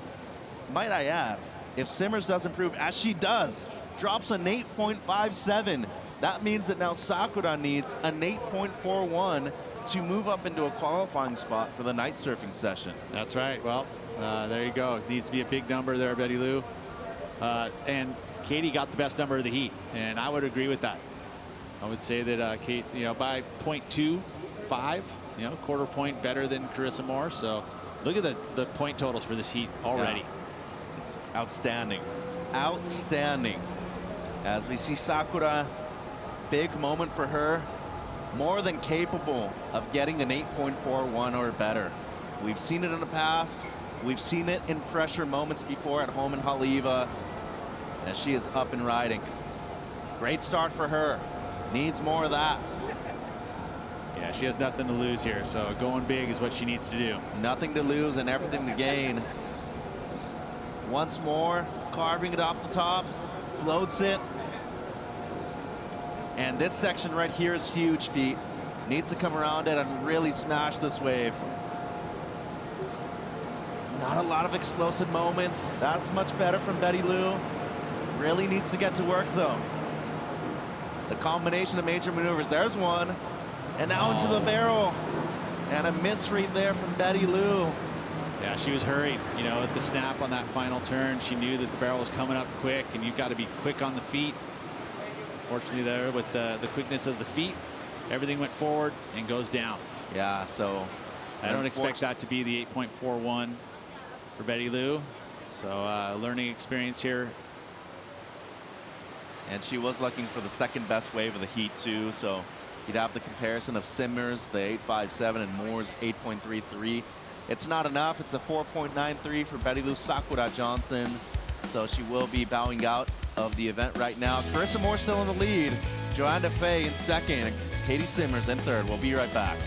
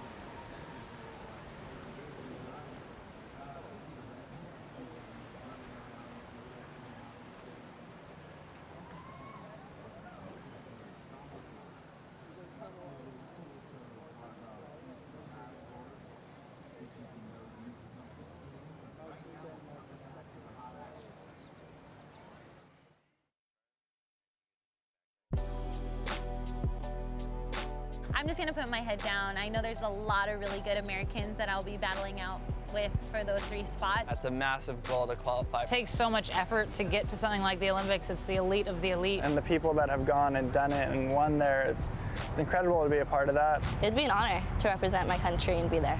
It pushes all of us. To be there again would be a dream come true.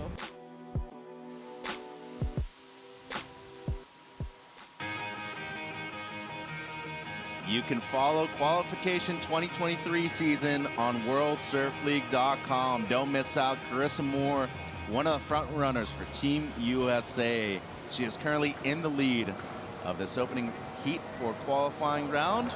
And Carissa looking to better an 8.33. Mentioned Pete here in the booth for you. And looking like she's gaining a lot of speed down the line here. Yeah, getting that space right in the beginning of the wave, gets the space so she can unload 3 solid turns before the barrel. And once again, where she's most comfortable, in the barrel right there. Great carve, top turn combo, into the lip line. Wow, the lines that she draws here, Peter, just incredible. Into the lip once more. Oh my! There was a moment. Maybe the biggest turn we've seen out of the women so far. Late drop there into the barrel. Stalls, perfect positioning. And now cleanly. Carissa Moore once again. Wow, looking to better an 8.33. Oh, an old school 360 to finish. Richie Collins move right there, Peter. Yeah, hey, those were big moves back in the day. I remember my first 360. Got scored 5 points. 5 points just for that was in turn competition. alone. It was in my head. Beautiful stuff there. 8.33 is a big number to try to overcome. You know, I saw the outside work. She was in her mind. She wanted to carry a lot of speed into those first few sections, which good.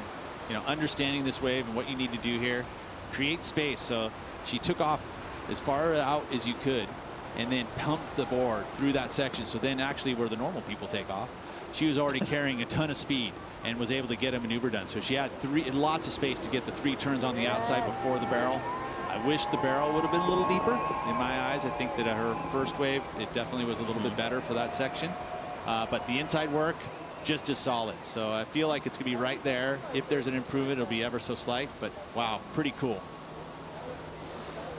So the nose doesn't completely disappear, but this mid work right here in the performance zone of this wave was stellar. Yeah, it is. I mean, and that there was the wow moment, really. You know, there was a lot put into that maneuver, and it was high quality. And the finish move, too. Is it crazy to think that I think she's getting better? Oh, no, she is. And that's because of the youngsters behind her. It's Katie Simmers, right? You have to get better. And that's where the inspiration is drawn. From the best of the best, you know, you've got to find inspiration. You've got to find drive.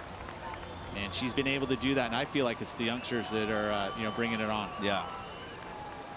They're pushing a lot of these older talented ladies out there. And it does seem like the 360 was deemed incomplete, though, Pete. Why? Oh, it was complete. That was totally complete. Oh, my bad. Yeah. I guess I misread it. I was laughing too much about the Richie Collins joke back in the 80s. It's okay. You used to wear gloves back then, too, Yeah, not a lot of points on offer for that finish move, but it was cool. It was a nice finish and something different. The cherry on top. So Carissa looking to better an 8.33. She has a 7.57 on her opening left. And, I mean, just wow, first of all. There's a reason why she's won here, but an unconventional way to get to that opening section. They didn't expect her to pump that much down the line at the start of this one. And it's an 8.03 on her last ride. Does not better, but still excellent surfing nonetheless, Peter. Yeah, and there was like a split in the judges, though. Like Judge 3 saw an 8 for the first wave and an 8.4 for that last one, but he was the only judge that actually judged it a little bit higher. So I didn't average it out for an 8.03, but already you think about 15.9 as a total in the qualifying round. Yeah. It's a pretty much guaranteed you're moving on, but right now you just got to wait and see what the 2 surfers here who have big numbers as well. I mean, Joanne Fay, 7.93, almost an 8. Caitlin Simmers with the best number of the heat so far, the 8.57. So both these surfers are now looking at who's going to get this next one for the semifinals. Yeah, and it's a big moment here for Simmers as we see qualifying round heat 1, standing so far, she is in 3rd. So there's a chance that she could still take the lead. Carissa still has one more wave to go. But so Simmers... so right now, looking at the number, though, it's 7:33 needed by Katie Simmers to take over that number 1 spot. Yeah, and she only has 1 shot left here on this left. She needs to be going big here. Great read. Love the different kind of points of variation with the way she's able to navigate through this wave. You know, as soon as I say that, that came out of nowhere. That was shocking. I didn't see it coming. She was solid on her feet. I have no idea what unfortunately happened there. And I was just going to mention about how she was able to go just top to bottom, and she was getting into that rhythm. She did chase on the outside section. I have no idea what happened there. Probably trying to get a little release, you know, get a little extra out of it. Up and over the white water. So again, up into the lip, vertical. Gets the drift. Oh, foot slipped off, you know, punching the fins out the back. And the foot came off the rage pad. And right there, she's like, oh, there's my chance for the semi. But she still has the night session. Yeah, Caitlin Simmers going to have to settle for 3rd place in qualifying round heat number 1. But we still have Joanna Fay and Carissa Moore to go here at the Surf Ranch Pro.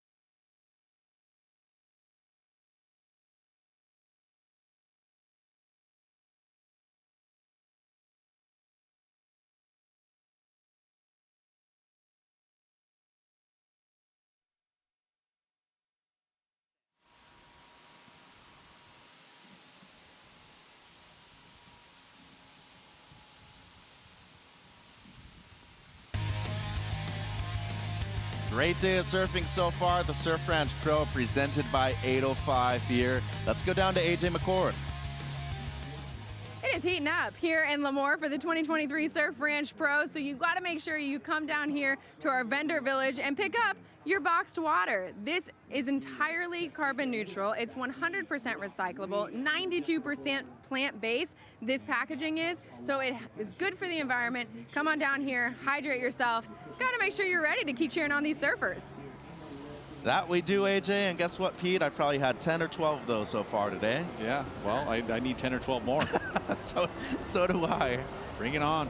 Boxed water, thank you guys. Appreciate the support. It's keeping us hydrated here at the Surf Ranch. Got hotter than I expected today. I didn't think it was going to be this hot. Big number needed here for Joanne Defay if she wants to take the lead. Yep, an 8.8, and it is her last chance. She's dropped 9s before in the event. Not today. 7.93, her best score. Well, I would say, though, this is an opportunity to go big because she's already guaranteed her spot into the night session no matter what. Yeah. The only way she's going to get into the semifinals is if she goes all the way, almost into the 9-point range to get it done. And a huge difference in points, especially if you're trying to garner up a better seed for next season. Great turn right there by Defay. Into the lip once again. Whoa, and again. Look at that. Oh! And she just mistimed that turn ever so slightly. Talking milliseconds right there, Pete. Great effort, though. As you mentioned before, she was needing the highest score of the heat so far. Nearing a 9-point ride, an 8.8, but she's going to have to settle with second place in this one. Carissa's going to take the lead. going into the semifinals tomorrow. Great start to the ride, though. Yeah, it is. You know, you think about the seeding when it goes into the night session. If you get a good solid 2-wave total, you're going to go last, and it's the best wave in that night session. As we watch the barrel there where she went down, but look at those turns here, so strong, and the compression, both knees bending. She's had an injury there, so she's pushing on those hinges. But right here, what went wrong? Compressing and moved too far forward, and no speed. That's the thing. If you have to have that board on the transition to pick you up and get that extra speed to go through that tube section. And that board just was taken out from underneath her feet, still with a lot of smiles and stoked out on all the fans cheering her on here. So she's going to settle for second place. Carissa Moore will end up moving through into the semifinals tomorrow, straight through. All the fans cheering for Joanne, our defending champion here at the Surf Ranch Pro. Carissa Moore, though, on the other hand, she's looking to better a 7.57 strategy here, Peter. I mean, you get another practice run on the left as we look at the scores in this heat so far. Carissa with a dominant performance, 15.9, near excellent heat total. You cruise right here, or do you surf this wave to your maximum potential? Well, she's got to have the rest of the day off. She can go to bed whenever she wants. She can sleep. You know, she's gonna have time. No night session. Ultimately, yeah, go off. Entertain us, please. And a pair of 7s for Joanne DeFay. That'll keep her in second place. Caitlin Simmers, though, with the highest score of the heat, an 8.57 on her right. Backed it up with a 6 on her best left. And Betty Lou Sakura Johnson bows out of the event, 11.1 heat total. Good performance from her. First time surfing this wave at a CT event. She was part of the Rising Tides a few years ago. And it's amazing to see how many surfers have come through that program, Pete, in the last few years. As Carissa Moore getting off to a great start at the Billabong Pro Pipeline, Sunset Beach afterwards, and then a huge win in Margaret River the last time she was there. You think about Carissa Moore and like the world champions, the multiple world champions, what gives them that extra magic? And when you put the jersey on them, and then that's when they start to perform at a much higher level. Like, you know, watching Carissa's practice session, solid as always, but it's almost just another level put on as soon as that jersey comes on, and that's what champions do. They just thrive in the competitive atmosphere. She shines. She shines under the spotlight, that is for sure. I think she's getting better, first of all. Yeah, oh yeah. She's only in her early 30s. Just take a look at what's happened at Pipeline. Yeah. That's really where you can see the progression, you know, and now being part of the tour, it's important. And Carissa putting in the time there, and sure enough, she's getting drained. There's a deeper level of understanding, I feel, when it comes to evolving as a competitive surfer, especially when we're seeing what I'd have to say, maybe the best generation of young female surfers on the championship tour. Yeah, right and now. that's inspirational too for her. And we mentioned that earlier in this heat. That's what's pushing is the youth. It's the motivating factor for Carissa Moore right now. Still trying to show everybody that she's the top dog out there. As Tatiana Weston-Webb looking at Carissa's last ride here. She'll be coming up in the next heat. Tati, a great performer here at the Surf Ranch as well. Carissa working through this wave as well as she can. A lot of flow. Yeah, she hasn't chased it once in this wave. You know, no high impact moves, but definitely great flow. Right in the pocket too, in the most critical parts of this wave. Great snap right there. Stalls for the barrel. Lovely positioning there from Carissa Moore. And another roundhouse cutback just for good measure. So say even though she, you know, might not better the 7.57, statement made though, Peter Mel. It's statement so true. made. Yeah, no, it absolutely is a statement. And again, now going to get the rest. Great performance. It really is an awesome performance, and taking the win pretty much easily. I mean, yeah, there was some good numbers posted by the other surfers, but dominant. When it comes to a two-wave heat total, Carissa Moore just on fire. Have to point out as well that she did not fall on any of her rides. All 4 of them completed, both the right and the left. And look at the numbers. This is going to be another good number, right? It's going to be a solid. It could improve. You know, because there was a lot of top to bottom surfing going on in that last wave. And one of the more underutilized and underrated maneuvers in roundhouse surfing. Yeah. Roundhouse cutty. And it is difficult to do as well. Well, and especially to keep speed through the whole maneuver, right? Because you're using your rail all the way through. It's a continuous motion. And it's so underutilized, I feel, especially at a lot of point breaks. So she's looking to better a 7.57 either way. She's going to remain in the lead. Talking to Brandon Gilmet and her husband Luke right there. Get him the breakdown. 5-time world champ. Number 2 in the rankings right now. She would be qualifying for the WSL Final 5 and the Ripco WSL Finals. She's got a shot of winning another one this year. You think we could see number 6 at the end of 2023? I mean, for sure. You can't count her out. There's Alyssa Spencer, the 20-year-old from Encinitas, California. Number 5 on the Challenger Series ranking at the moment. So we will be starting heat number 2, as it's a great one. We have Alyssa Spencer in the green jersey, our wild card for the event. But how about this lineup? Tyler Wright, number 1 in the world, will be in yellow. Stephanie Gilmore, the 8-time world champ, is going to be in the blue jersey, number 6 in the ranks. And Tatiana Weston-Webb, also number 6 on the CT rankings, will be in the white.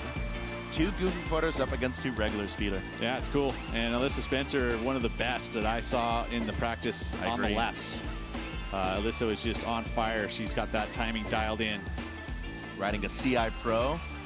Tends to ride those pink boards as Carissa's score drops a 7.93. She had to get the excellent score, right? Yeah. The 16.26 excellent heat. Good job. As Alyssa, calm, cool, collected. Won a Challenger Series event last season in Saquarema, Brazil. Missed out from qualifying just by 2 spots last year. Ended up number 10 in 2021. So she has been on the verge of qualifying for the Championship Tour 2 years in a row now.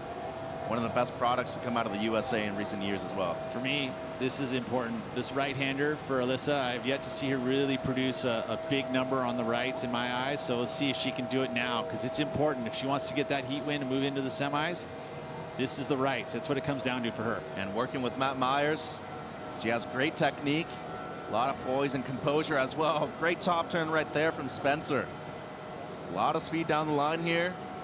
Up into the lip once more. That's more like it from Alyssa. And that board is looking sharp as a knife right now. Woo. Down carve from the goofy footer from North County, San Diego. She's going to stall for the barrel. Oh, and gets clipped right at the end. Yeah, that's been tough for her. That backhand barrel riding at the end to finish it off. Hasn't quite gotten that technique right there at the small part of the barrel. And unfortunately, there he got it in the head, but good surfing before all that. I like it. Beautiful snaps. I mean, look how this wave almost looks, you know, like 6 inches bigger than we've seen on the rights, but solid maneuvers on the backhand. Such a graceful style. You can see she keeps that arm straight out for stability. Just now here, trying to figure out this barrel riding on the inside. She's going for the grab. She gets it, but doesn't twist as much as we've seen other competitors do. And just pulls up a little too high, gets the head in there, and realizing that moment, ouch. Ouch is the right word, that is for sure. Still going to be a decent score to open up for Alyssa Spencer. Let's go down to Carissa Moore with Louisa. I know, Carissa, I don't know if you heard the joke that is going around that we need to start calling you Carissa Lee Moore. Yes, actually, Joe pulled that out at the press conference the other day. Okay, so seriously now, what do you see in this wave? How do you strategize, you know, to be able to pull the scores that you do? I'm just feel really grateful that I have a great team. I'm working with my coach, Brandon Gilmet, and my husband is here, and then some of my really close friends and family are here to support. So that love really helps. And I think the hardest part about the pool, like Kelly said earlier, is just being present and at peace. So it's finding that happy place when, you know, that train starts coming at you. Well, it sounds like it's working for you. Congratulations. Thank you so much. Yeah. Back to you guys. Thank you, Louisa. And Carissa Moore looking as deadly as always out here at the Surf Ranch. Job done today, right? Get yourself in there. Excellent heat score. So she's going to be a top contender. She's going to be one of the top seeds going into the semifinals. So yeah, now everyone else is, you know, standard's been set. Yeah, I like that. Statement made and making it known that she is here to stay and here to win yet again. Great shot right there from the drone angle. So Alyssa Spencer done with her opening ride. It's a 4.67. Probably not a keeper at the end of this heat for her. Top 3 move at least into the night session. The winner of the heat moves into the semifinals tomorrow. But this is a stacked heat right now. Tatiana Weston-Webb will be the next surfer out there in the water. And she is just waiting patiently for her opening left. Tends to be a better surfer on the rights for the most part, but has excelled a lot on left-hand point breaks in the last few years, Pete. For sure. You know, and again, one of those surfers that is super well-rounded. You know, you can put her in 10-foot surf, you can put her in 1-foot surf. She's going to be able to perform either backhand or forehand. As Tyler Wright warming up the legs here in the Red Bull Athlete Zone. Physically demanding wave, and Tyler had been in the hospital for a few days before the event started, Peter. So this is a must for Tyler Wright. Wearing the yellow leaders jersey.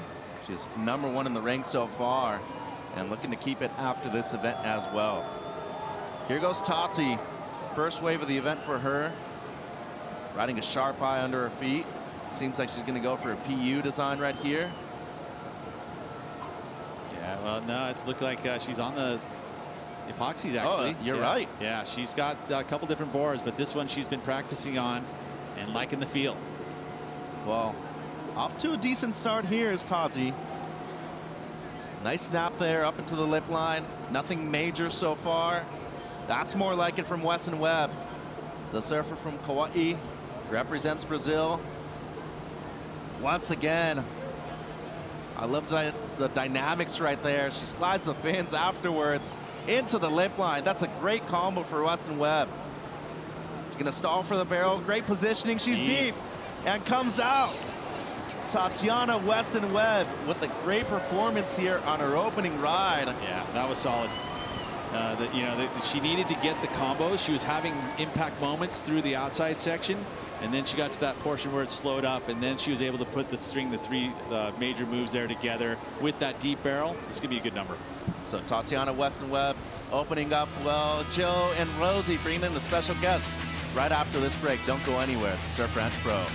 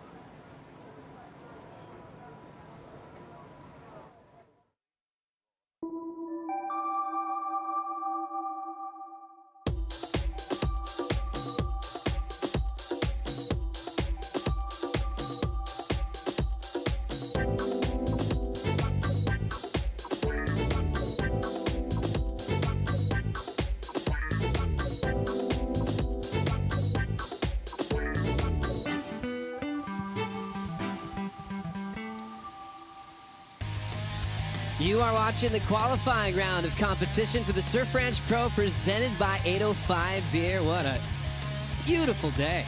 Started off just gorgeous this morning, about 60 degrees Fahrenheit. Now it's super hot, about late 80s.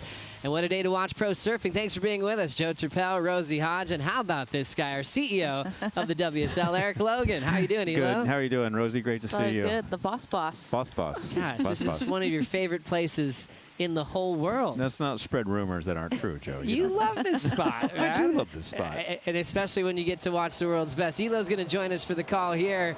Steph Gilmore, the best ever in the sport. 8-time world champ, ripping apart this right. Loves the barrel section, maybe one of the best in the barrel on the right in history of this wave. Look at that, stretching it out all the way through. One of the longer tube rides to start.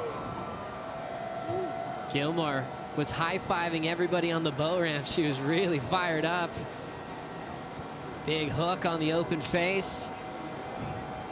Throwing down the wrapping cut back, and now slamming on the brakes again. Ultra deep on the end section. Gilmore looking for her final move. There's that famous down carve sweep with one of the best styles ever.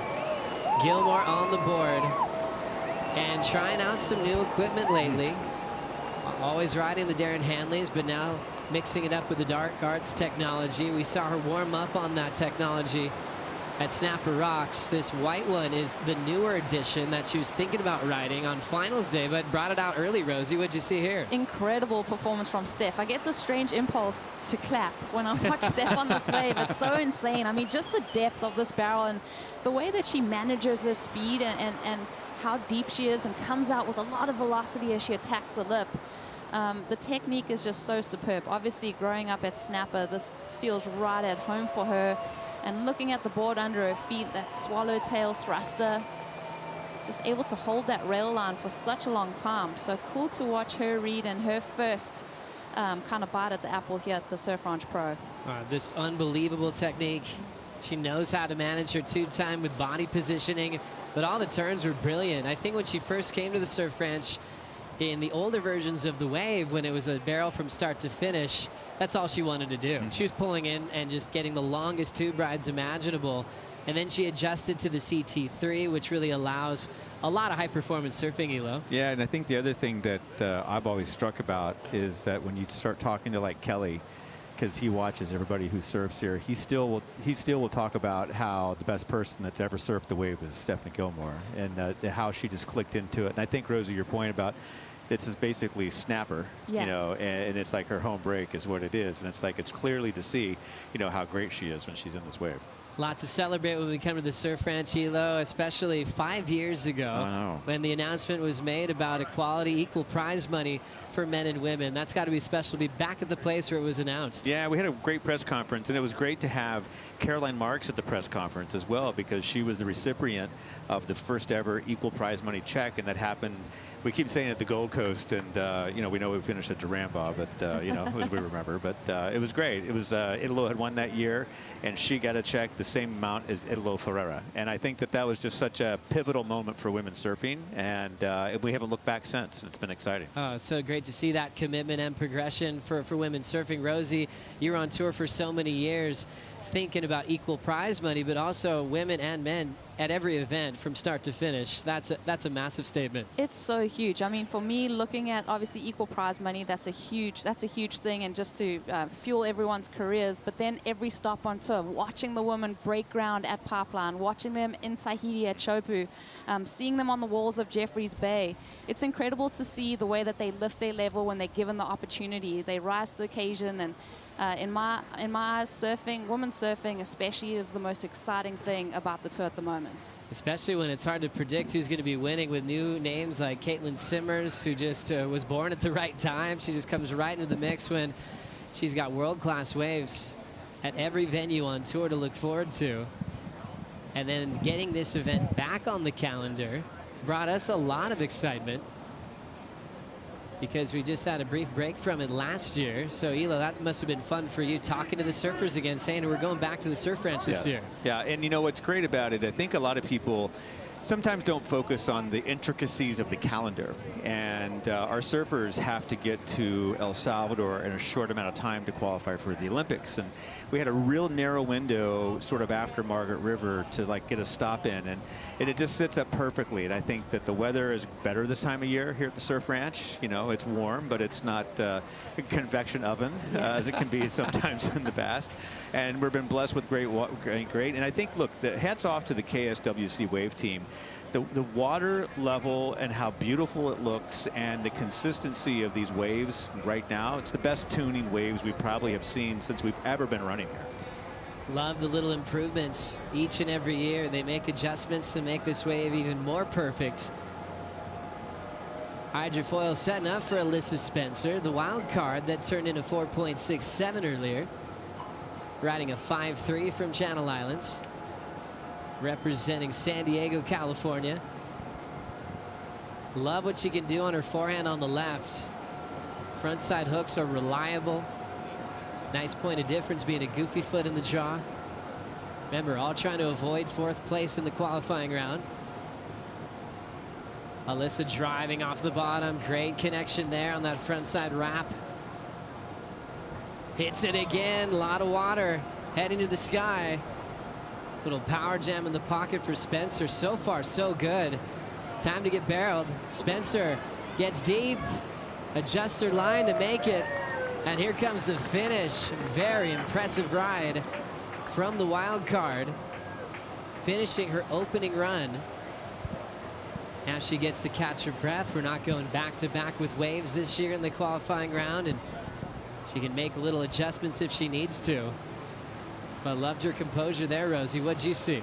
You know what, Alyssa on her forehand on this wave, it's just that flow that she finds. I mean, would only be a handful of times that she surfed this wave, but it's an instant connection for her. I mean, growing up at Seaside Reef, she's obviously favored her forehand for a long time. Beautiful barrel ride here on this inside section. So just a good, natural expression of her surfing. Really impressed with the combination she was able to do here. Comes out of the barrel and is able to hook it under that lip and really throw a lot of spray. And then winding up out of the barrel. This is my favorite part, to see what they're going to do. Do they have any energy left? And she had a ton of it, because that lip will disappear. That's the last moment of the wave. So you have to rush right into that section, and she'll break it down with her coach, Matty Myers.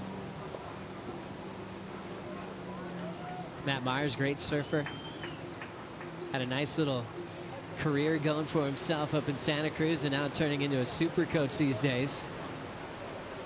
Fresh off the plane from the Challenger Series in Australia, where Alyssa said she's really happy with her performances so far. And it's been so fun. I mean, the Challenger Series is something we saw implemented last year, Elo, for the first time, kind of having those tours run separately.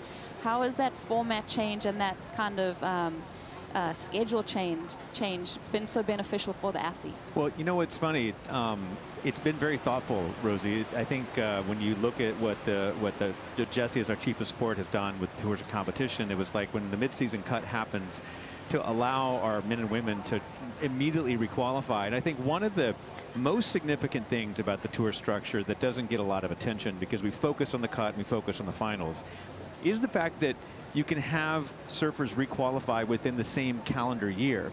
And I was making this point at Margaret River because the two people that were in the yellow jersey, Yao Shienko and Molly Picklum, both missed the cut last year, went on to the Challenger Series, requalified, and are wearing the yellow jersey. And I also point to, you know, the work that Leo Fioravanti did in his first year on the Challenger Series by winning it, and how he came on strong with Pipeline this year.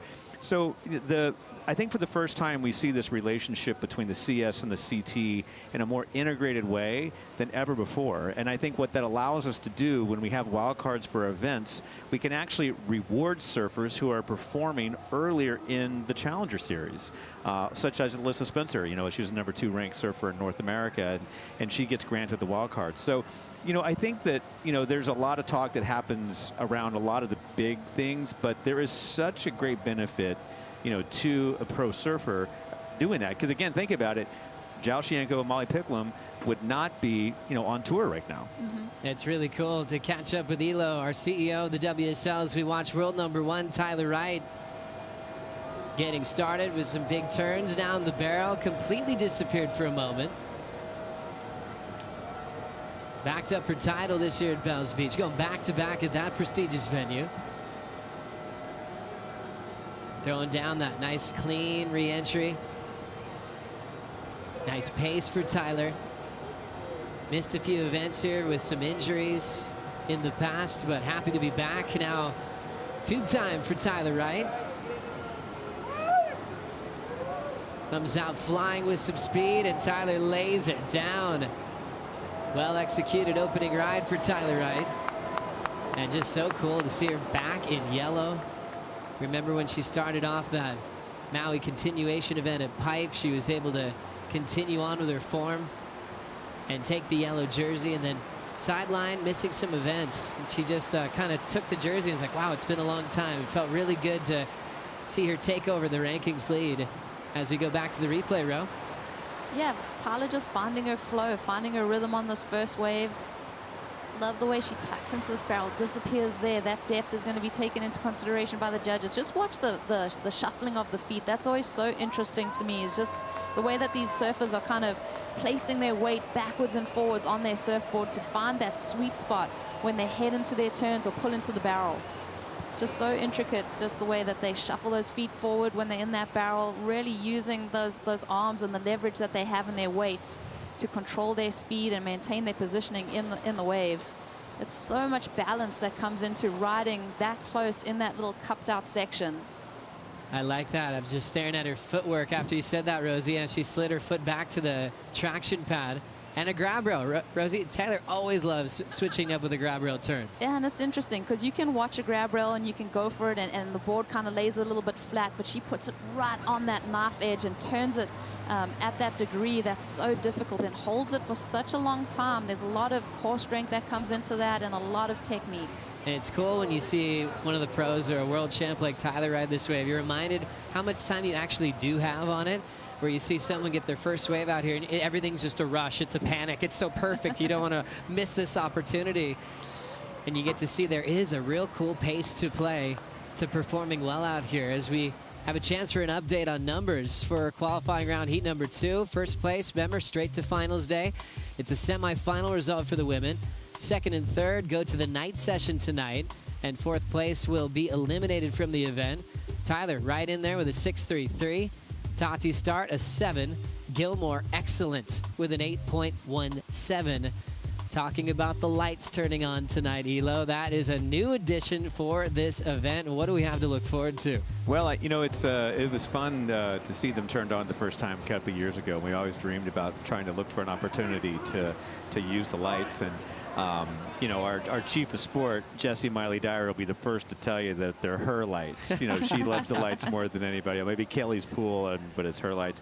Look, I think it's going to be exciting for the fans. I think it's exciting for the surfers. I was watching the warm-ups all week, and it's just something different. And I think this new format, which we can unpack a bit more, lends itself to some excitement. And I think, you know, the Surf Ranch contest that we've had before, sometimes, you know, you're running a lot of waves and they're not totally clear on the format. And look, we'll be honest, it's like we hadn't got it right, you know, and I definitely think that the work that Jessie and the team have done have really cracked the code. And I think we're in store for an absolute spectacular show tonight. Yeah, really cool. It's going to be the night session tonight. Sudden death surf-off type feel. One right, one left. You could score your best score on any direction, counting one wave to try to get a shot into finals day. If you're in that night session, that means you're getting second or third in the qualifying round today. So far, Gilmore looking smooth on the left. This has always been the area she's identified there. She wants improvement on her backhand, but she's been looking great the last couple of days. Goes straight up on that section. Looks like she's in more of attack mode now. Getting some space off the whitewater and pushing harder off the coping that time. So really not running away from the pocket here. Steph keeping it really controlled. Right in the critical part of the wave. Now she'll get sucked into the tube and she will come out. Gilmore's gonna wrap it shut. Great execution. One of the better lefts I've seen from her in her opening rounds over the years. Sometimes she's got to build and warm up to it. Not this time, Rosie. Yeah, really lively and just hitting all those right sections at the right time, drifting the fins. That equipment is just looking super sharp, and Steph looks engaged in this event, which is dangerous for the competitors. Waiting for numbers from the left of Stephanie Gilmore's qualifying round. Heat number 2 continues, and we'll continue our conversation with Eric Logan. We'll be right back.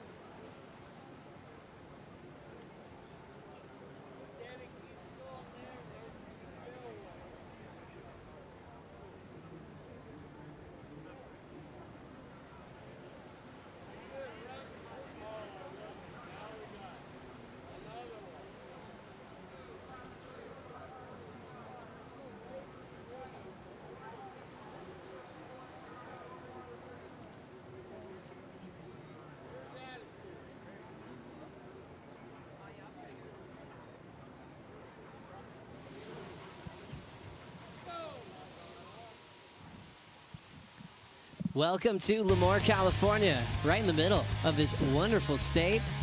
It's a couple of major cities, Los Angeles and San Francisco, that I think everybody's heard of. It's a few-hour drive from both cities.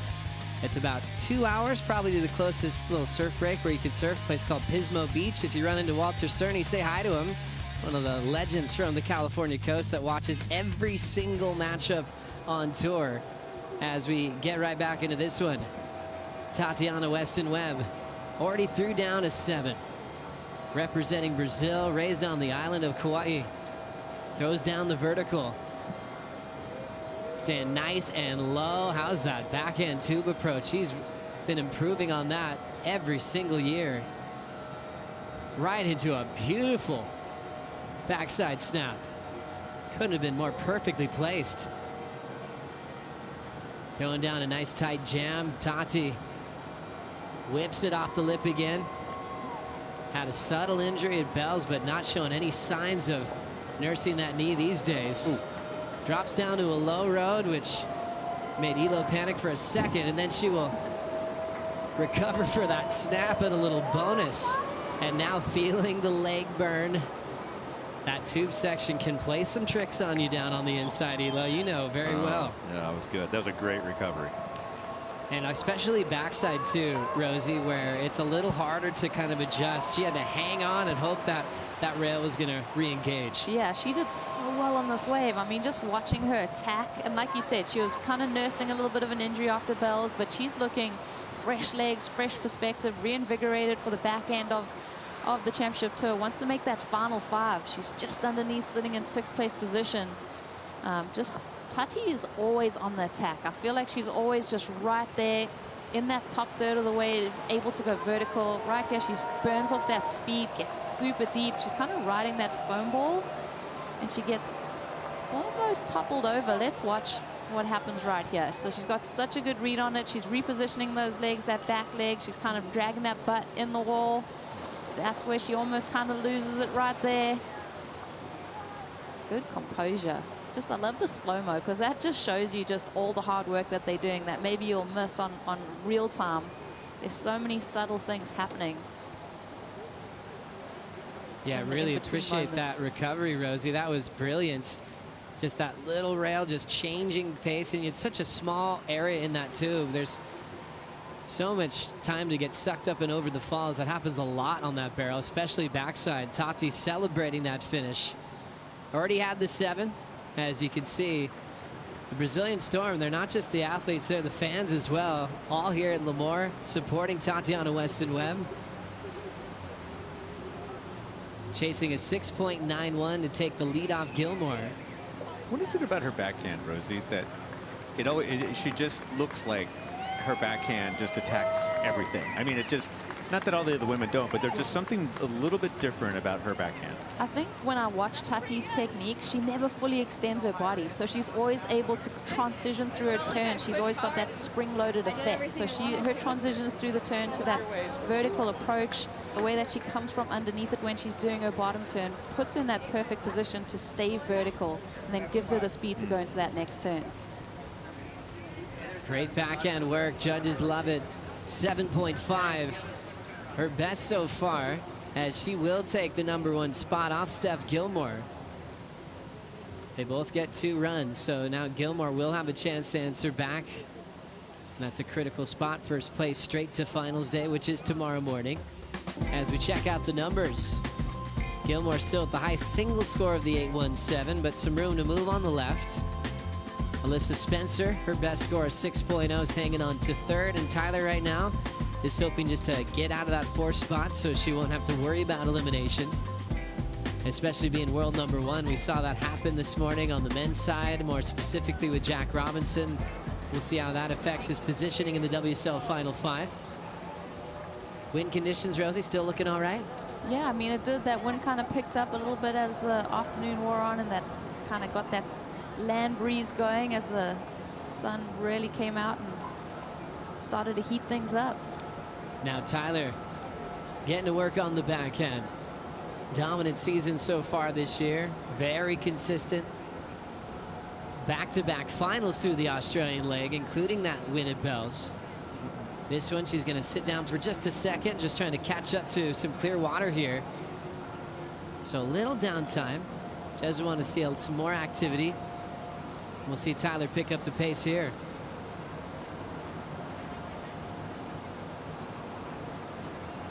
All set up work, and now barrel hunting. Tyler puts her head down. Not too deep, and she'll set up her final turn. It's a roundhouse cutback with the rebound.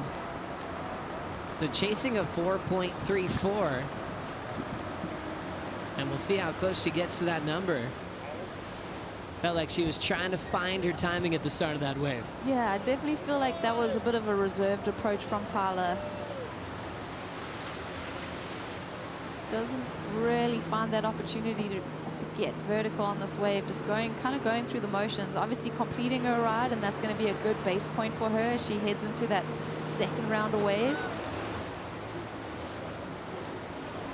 There's definitely just something a little bit off for me with this wave for Tyler. Just there wasn't that usual approach of her just attacking with that spontaneity that we're so used to from Tyler, and creativity. Well, especially from her start this season, looking just so dominant. So she'll have some time to rest, and she'll get one more right, one more left to try to avoid elimination, as we still enjoy our time with WSL CEO Eric Logan.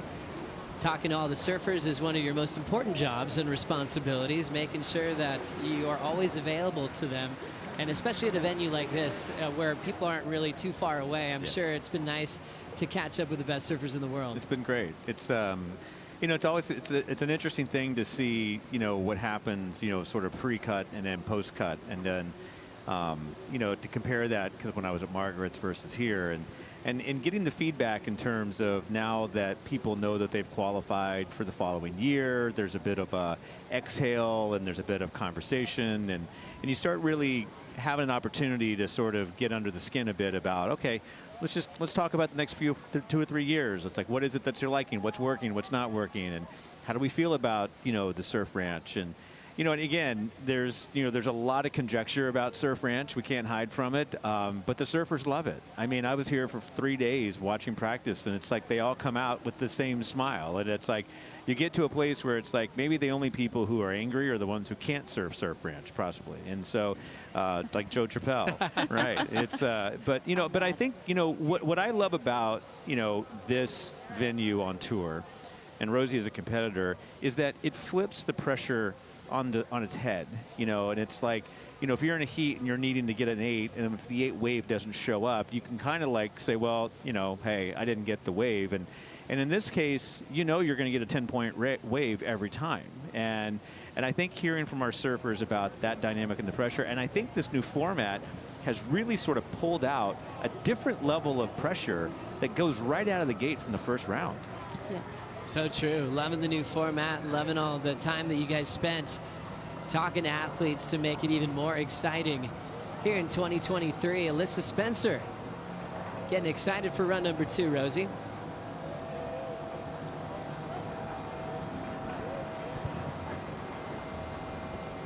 Alyssa's going to get this one going down the line. Little bottom turn to snap off the top.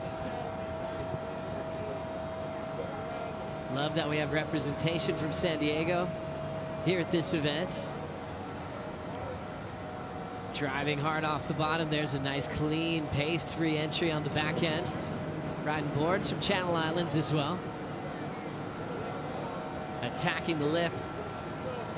Back end is so solid. Her technique is incredible. You can always see that back arm leading every single maneuver.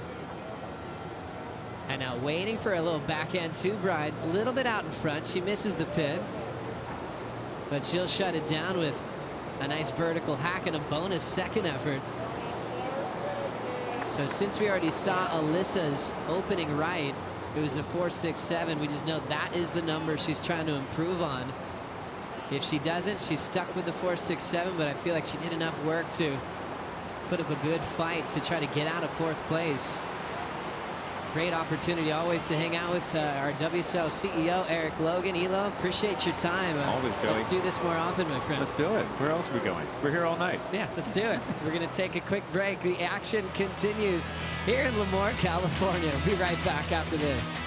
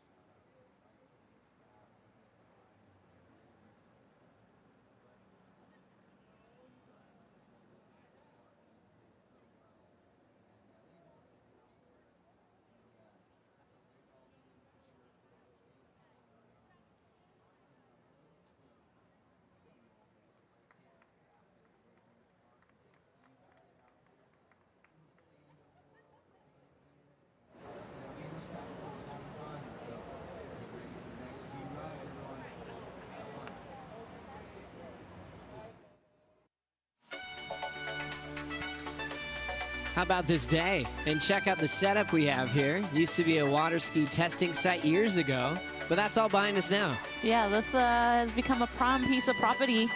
Surf Ranch, I think you still get that same amazing feeling when you go through the gates and you get to see this thing and you hear that hydrofoil come to life.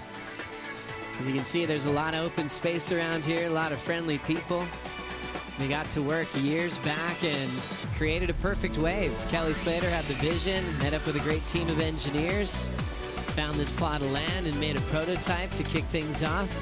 Next thing you know, it worked. That first version was just a barrel from start to finish, and who wanted to make it more maneuver-friendly and performance-based, and came a long way.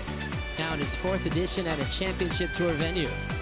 Yeah, it's been fun to see the different iterations of the surf ranch and what it's gone through. There's a couple subtle tweaks that we're seeing here on the CT3 wave option. Now, Tatiana Weston-Webb having her chance to get things going with that wrapping turn.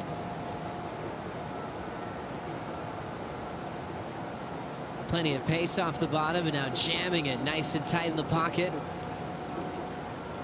She has a 7 and a 7.5. Already had the heat lead after the opening run. And the Brazilian knifing the whitewater section, throwing down a beautiful wrapping turn. Tail slide on the open face, and now time to get barreled. Weston-Webb completely disappears, maxes out the tube time, and just kind of chips that end section. She's feeling great today. So good to see Tati start to open up. We've obviously seen her in the last 2 WSL Final 5 picture, and I think as she's sitting outside those rankings and as this tour starts to open up and that pressure kind of alleviates, we're going to see Tati make such a huge run for it. This wave right here was so well read. I'm loving like the subtle difference that I'm seeing here in the left today is just that section right there has become a lot more playful, this midsection of the wave. It seems like it's kind of slowed down a little bit, and there's that 2-turn option that you get in the middle of the left that's really become a fun little staple for the guys to play with and really drift the fins and get a little bit creative. That 3rd option was pretty cool too. Barrel pretty deep there, Joey. Disappears from view and then has the last little bit of juice in the legs to go for the layback.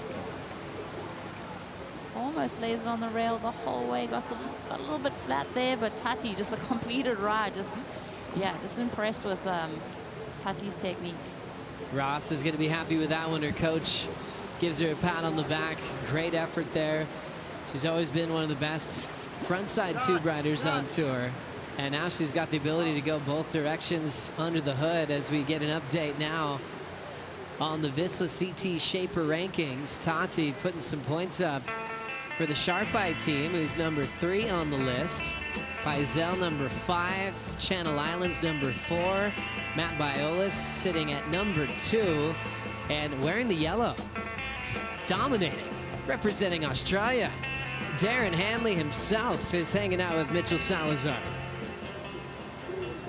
As happy as he could possibly be. First of all, Darren, thank you for joining us. We appreciate your time. And more importantly, Steph Gilmore riding a different board that she's normally ridden here at the Surf Ranch before, Dark Arts DHD combo.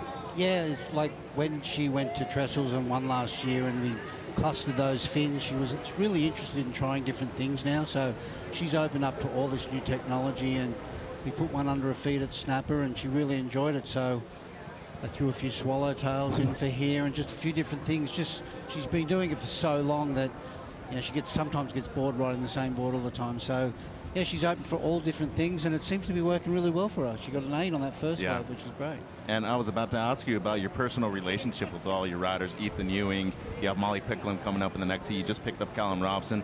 But specifically Stephanie Gilmore, it's been a long time between the both of you. How cool has it been?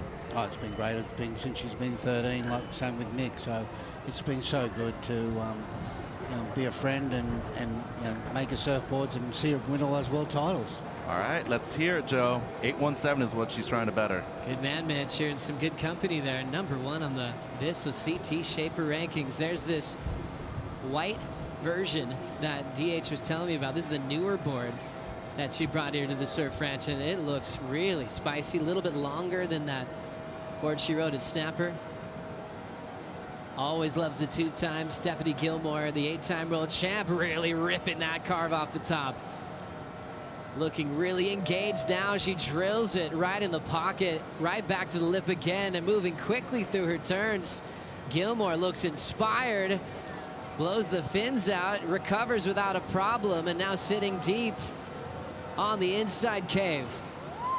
Gilmore reaches for the exit and lays down a grab row where she gets stuck. That was an exciting ride, just missed the finish, but she looks incredibly fired up. Just gonna send it back to Mitch and DH so they can break this one down. Yeah, Darren, what do you think about this last wave? You think she's improving the 817? Oh, look, she was very close. You know, she knew that, you know, it's a big score, the 817 to beat, and everything was going quite good. She had to go for it at the end, and, you know, it didn't come off, but an 817's a keeper. This will go close, but probably not as much, but, you know, the next wave's the most important one for her, the left. We all know that she's not the best in the world on the left-handers, but, you know, she's been working really hard, and this swallowtail has a little bit more bite and should, you know, if she doesn't get too much wind on this next left, I think we'll really see her push that score a little bit more. So why the exact reason into using swallowtails here rather than a round tail or a squash?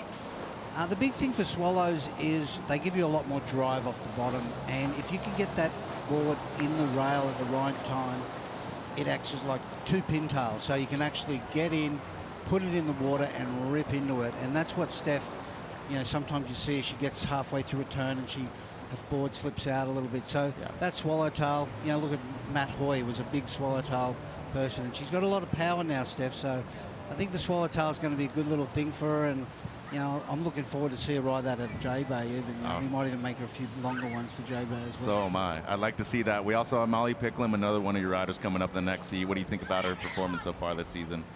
She's been great. She's had a really good run, and she's a really good spirited person. I really enjoy working with her. She comes into the factory, makes everyone laugh, and she's just one of the boys, which is fantastic. And her, you know, getting the yellow jersey so early in the year was fantastic. We sort of shared it for a little bit, which was great. But now, you know, she's got a small injury, but, you know, she said she's 80% now, and she's, you know, got a few waves. We didn't work on any boards for her. She's just riding a normal 5/8 surfboard, and she said it feels good. So she's just hoping for a little bit of a result, get through this first heat and go from there. Yeah, like to hear a quick answer from you, DHD. Yeah. How much are you enjoying talking smack to everybody else with the Vizsla CT Shaper rankings? You're leading right now, my man. I know. I just wish I had a yellow jersey to walk around the side in. It would be fantastic. Yeah, seeing Britt We're going to here, get you one made. We're going to get you one made. Seeing Britt here and seeing Matt, and I saw Marcio in Snapper, and, you know, I rubbed it in a little bit. To have a yellow T-shirt working around would be even fantastic. My wife thinks I look good in yellow too, which is fantastic. I think you'll look great in yellow. Yeah, well, so, yeah. Well, Joe, let's see if we can get someone to work something out for tomorrow, right? I'm getting Joe on it right now. All Joe, right, you Joe, better get him a yellow jersey now. Oh, you deserve it, Pick Darren. me one up, Joe. You deserve it. Colin too. I want Colin. Look at this. Well deserved, man. This guy is amazing. Darren's a legend. Always great to hear from him. But I love that competitive fire. And one of the coolest things to do is, you know, go into the Red Bull Athlete Zone. Is there's a few of those shapers. Oftentimes it's a lot of those in that top 5, and the banter is just unbelievable. They talk about who had team riders first, you know, who came out with certain designs before they did. Is that a copy of mine? Oh, it's all time. As we look at Alyssa Spencer getting started here, Rosie. Yeah, Alyssa's got some, you know, she's got a good score on that forehand, but she's looking even spicier on the second attempt. And now getting some flow down the line here, setting up crushing little hack there. She's got a really cool way of hitting the lip at this wave. Wow, how about that turn as well? Just hits it and times it so well. Puts a little bit of extra once she meets the lip line. And now flowing back into the pocket, pulling into the inside section, not super deep. And then she'll just seal the deal with a nice clean forehand snap. Alyssa Spencer, the wild card, getting the call up, is taking advantage of her time here in Lemoore. Remember, in 3rd place, so she's really hoping she improves on run number 2. We'll take a quick break. We'll give you the update on all the numbers here in the second heat of the qualifying round for the women. We'll be right back.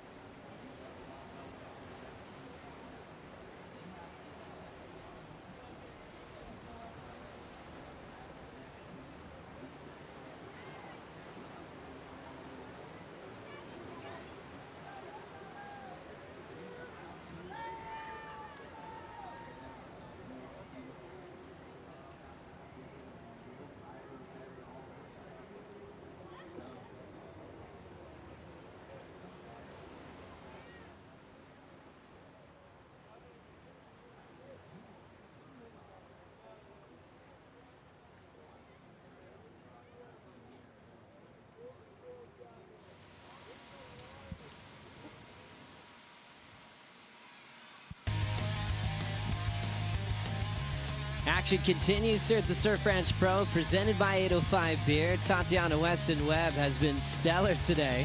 7-5, but her best on her forehand, 8-3-3, where she got shacked on the inside section. Threw a ton of variety with a lot of power. Weston-Webb is looking very solid. Gilmore second. Alyssa Spencer hanging out in third, and Tyler Wright down in the fourth spot, which is world number 1. Tyler still has 2 waves left. Steph has 1 more wave. Tati with another wave as well, and Alyssa Spencer is complete with run 1 and 2, with her last number coming in at a 6.67. So saw her peak at her best on her 4th ride. Well done for Spencer. Tyler now needs a 7.17 to get out of this heat.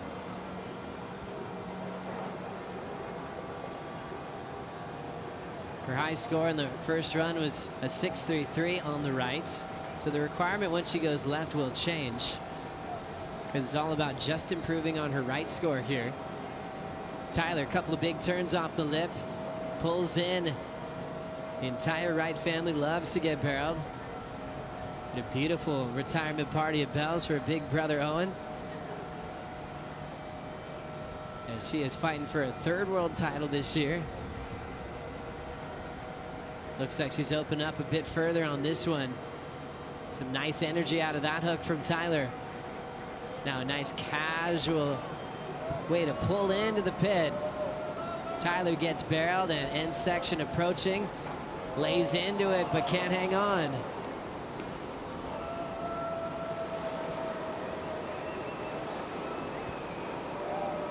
So kind of nice. Run 1, you get to kind of work things out, and it looks like Tyler already making some quick improvements into her 2nd run. Yeah, way better wave there from Tyler, looking a lot more lively. Unfortunately, didn't get that finish, but still good work done. I like that little barrel section that she was able to spend some time traveling through. Definitely look more engaged on this wave, and it's funny because you can see the surfers, they kind of have that game plan. They set that first foundation of their first couple rides, they set in some solid scores, and then they really go out and try and improve it. And Tyler being the first seed, she had the luxury of being able to watch everyone's scores drop in and recognize how she needed to tweak her surfing coming into these last 2 waves for her. And that really was super unfortunate that she went down on that turn, because that score would have gone so much better. That almost is going to handbrake it by a point or 2, Joe. Tough one to fall on. It'll come down to the lap for Tyler as we're waiting for her last score to come through. Tyler, the world number 1, started off with a final at Pipeline. Runner up to Carissa Moore. Straight to a semi-final finish at Sunset Beach, where she went down to Molly Picklum. 1 Bells, runner up at Margaret River. What a great first half of the season. Now let's hear from AJ McCord. We are down here at the vendor village of the 2023 Surf Ranch Pro, presented by 805 Beer, and 805 bringing in all sorts of fun for people, including a mechanical bull. That's right, you can come down and ride it for yourself. So let's see if I can essentially be a pro bull rider in my free time. Let's hit it. Let's see if I have 8 seconds in me. Here we go. 1 1,000, 2 1,000, 3 1,000, 4 1,000. Oh, we're getting faster. 5, 6, 7, 8. We crashed it. So I'm pretty sure she took it easy on me. But if you want to come down and try it for yourself, they can dial it up a notch. Totally made that look easy, AJ. Amazing. Rosie, you're up next. No, thank you. Whiplash. Handled it so well. So much to do if you're up here in Lemoore. Watching the surfing, checking out all the cool sponsor activations. Great to have 805 Beers, the presenting sponsor of stop number 6 of the season. Steph Gilmore did the impossible last year. Went from the first match of the Rip Curl WSL Finals and went all the way to an 8th world title. We've had 2 versions of that final format in the last 2 seasons. First time we ever saw anyone upset world number 1. And it all came down to that effort when Brisa Hennessy kind of had Steph against the wall and got called for a block. Gilmore got the score, and then this energy just started flowing through. Stephanie Gilmore, and she was truly unstoppable. So it's kind of fun thing to remember. She's actually going for a 9th world title this year. Wow. We're still getting used to that number 8. Gilmore on the backhand. She's always so critical of her backhand, but she's won events like down in Peru where Rosie was as well back in the day competing. And there's that stumble. So the left continues to give Gilmore a little bit of trouble.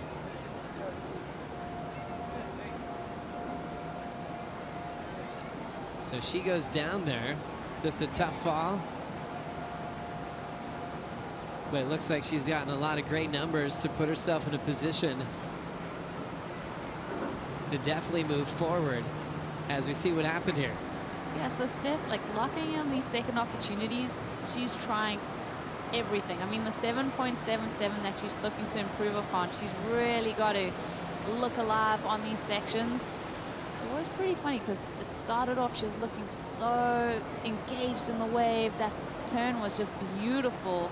Dropping out of the sky, she gets just that split second where she gets left behind and that wave tickles at her heels. And it's so hard. I mean, to come around that white water when you've had just been put off your rhythm is so hard.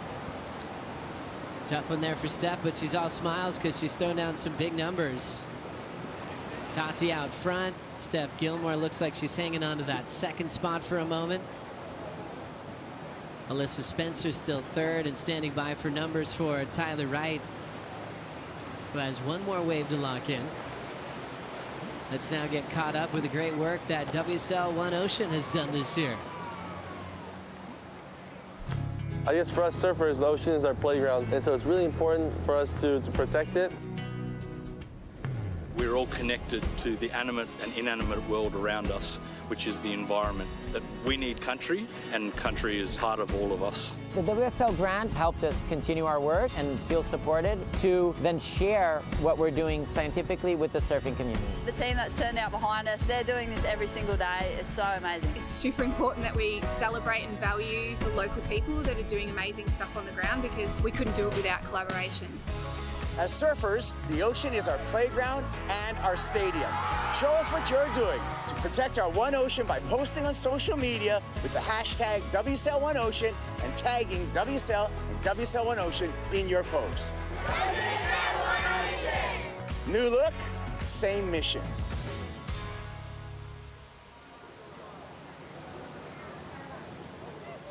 Thanks for being with us. Tatiana Weston Webb is really enjoying herself today. She's got one more ride this afternoon. If she can hang on to first, she'll have the rest of the night off. And I saw Iago Dora and Leandro. They were actually saying how much of an advantage that was to actually leave this place, knowing that they could just come back tomorrow morning. Here's a scoring update. Tati out front, Steph 2nd, Alyssa Spencer in 3rd. Tyler Wright is the one surfer that's trying to get out of 4th. She happens to be world number 1. She has one more wave left, and we're going to feel that kind of pressure that was on John Florence earlier today. Yeah, that's right. This format, I mean, it moves so quickly. I made a mistake there with Steph's rider saying it was a 7-7. 7, obviously that was her 2nd ride, but yeah, Tati holding onto that lead, and she's even got an opportunity to push that total out even that bit further. As we watch Tati set up the back end, winning events like Margaret River, finaling at Bells early in her career. She's got an ability to knife it, but she's looking real loose with it now. Once she gets to the lip, she can just hammer it and ditch the fins, and how about that?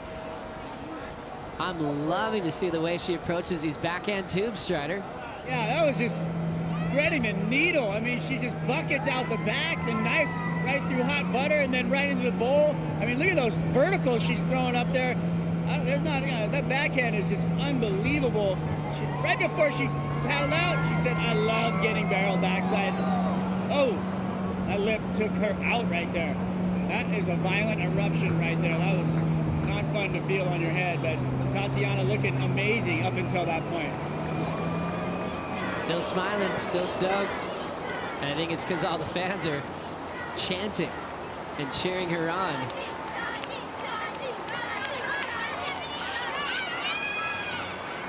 So cool. I think those are some of the young women that are participating in the Rising Tides coming up later this evening.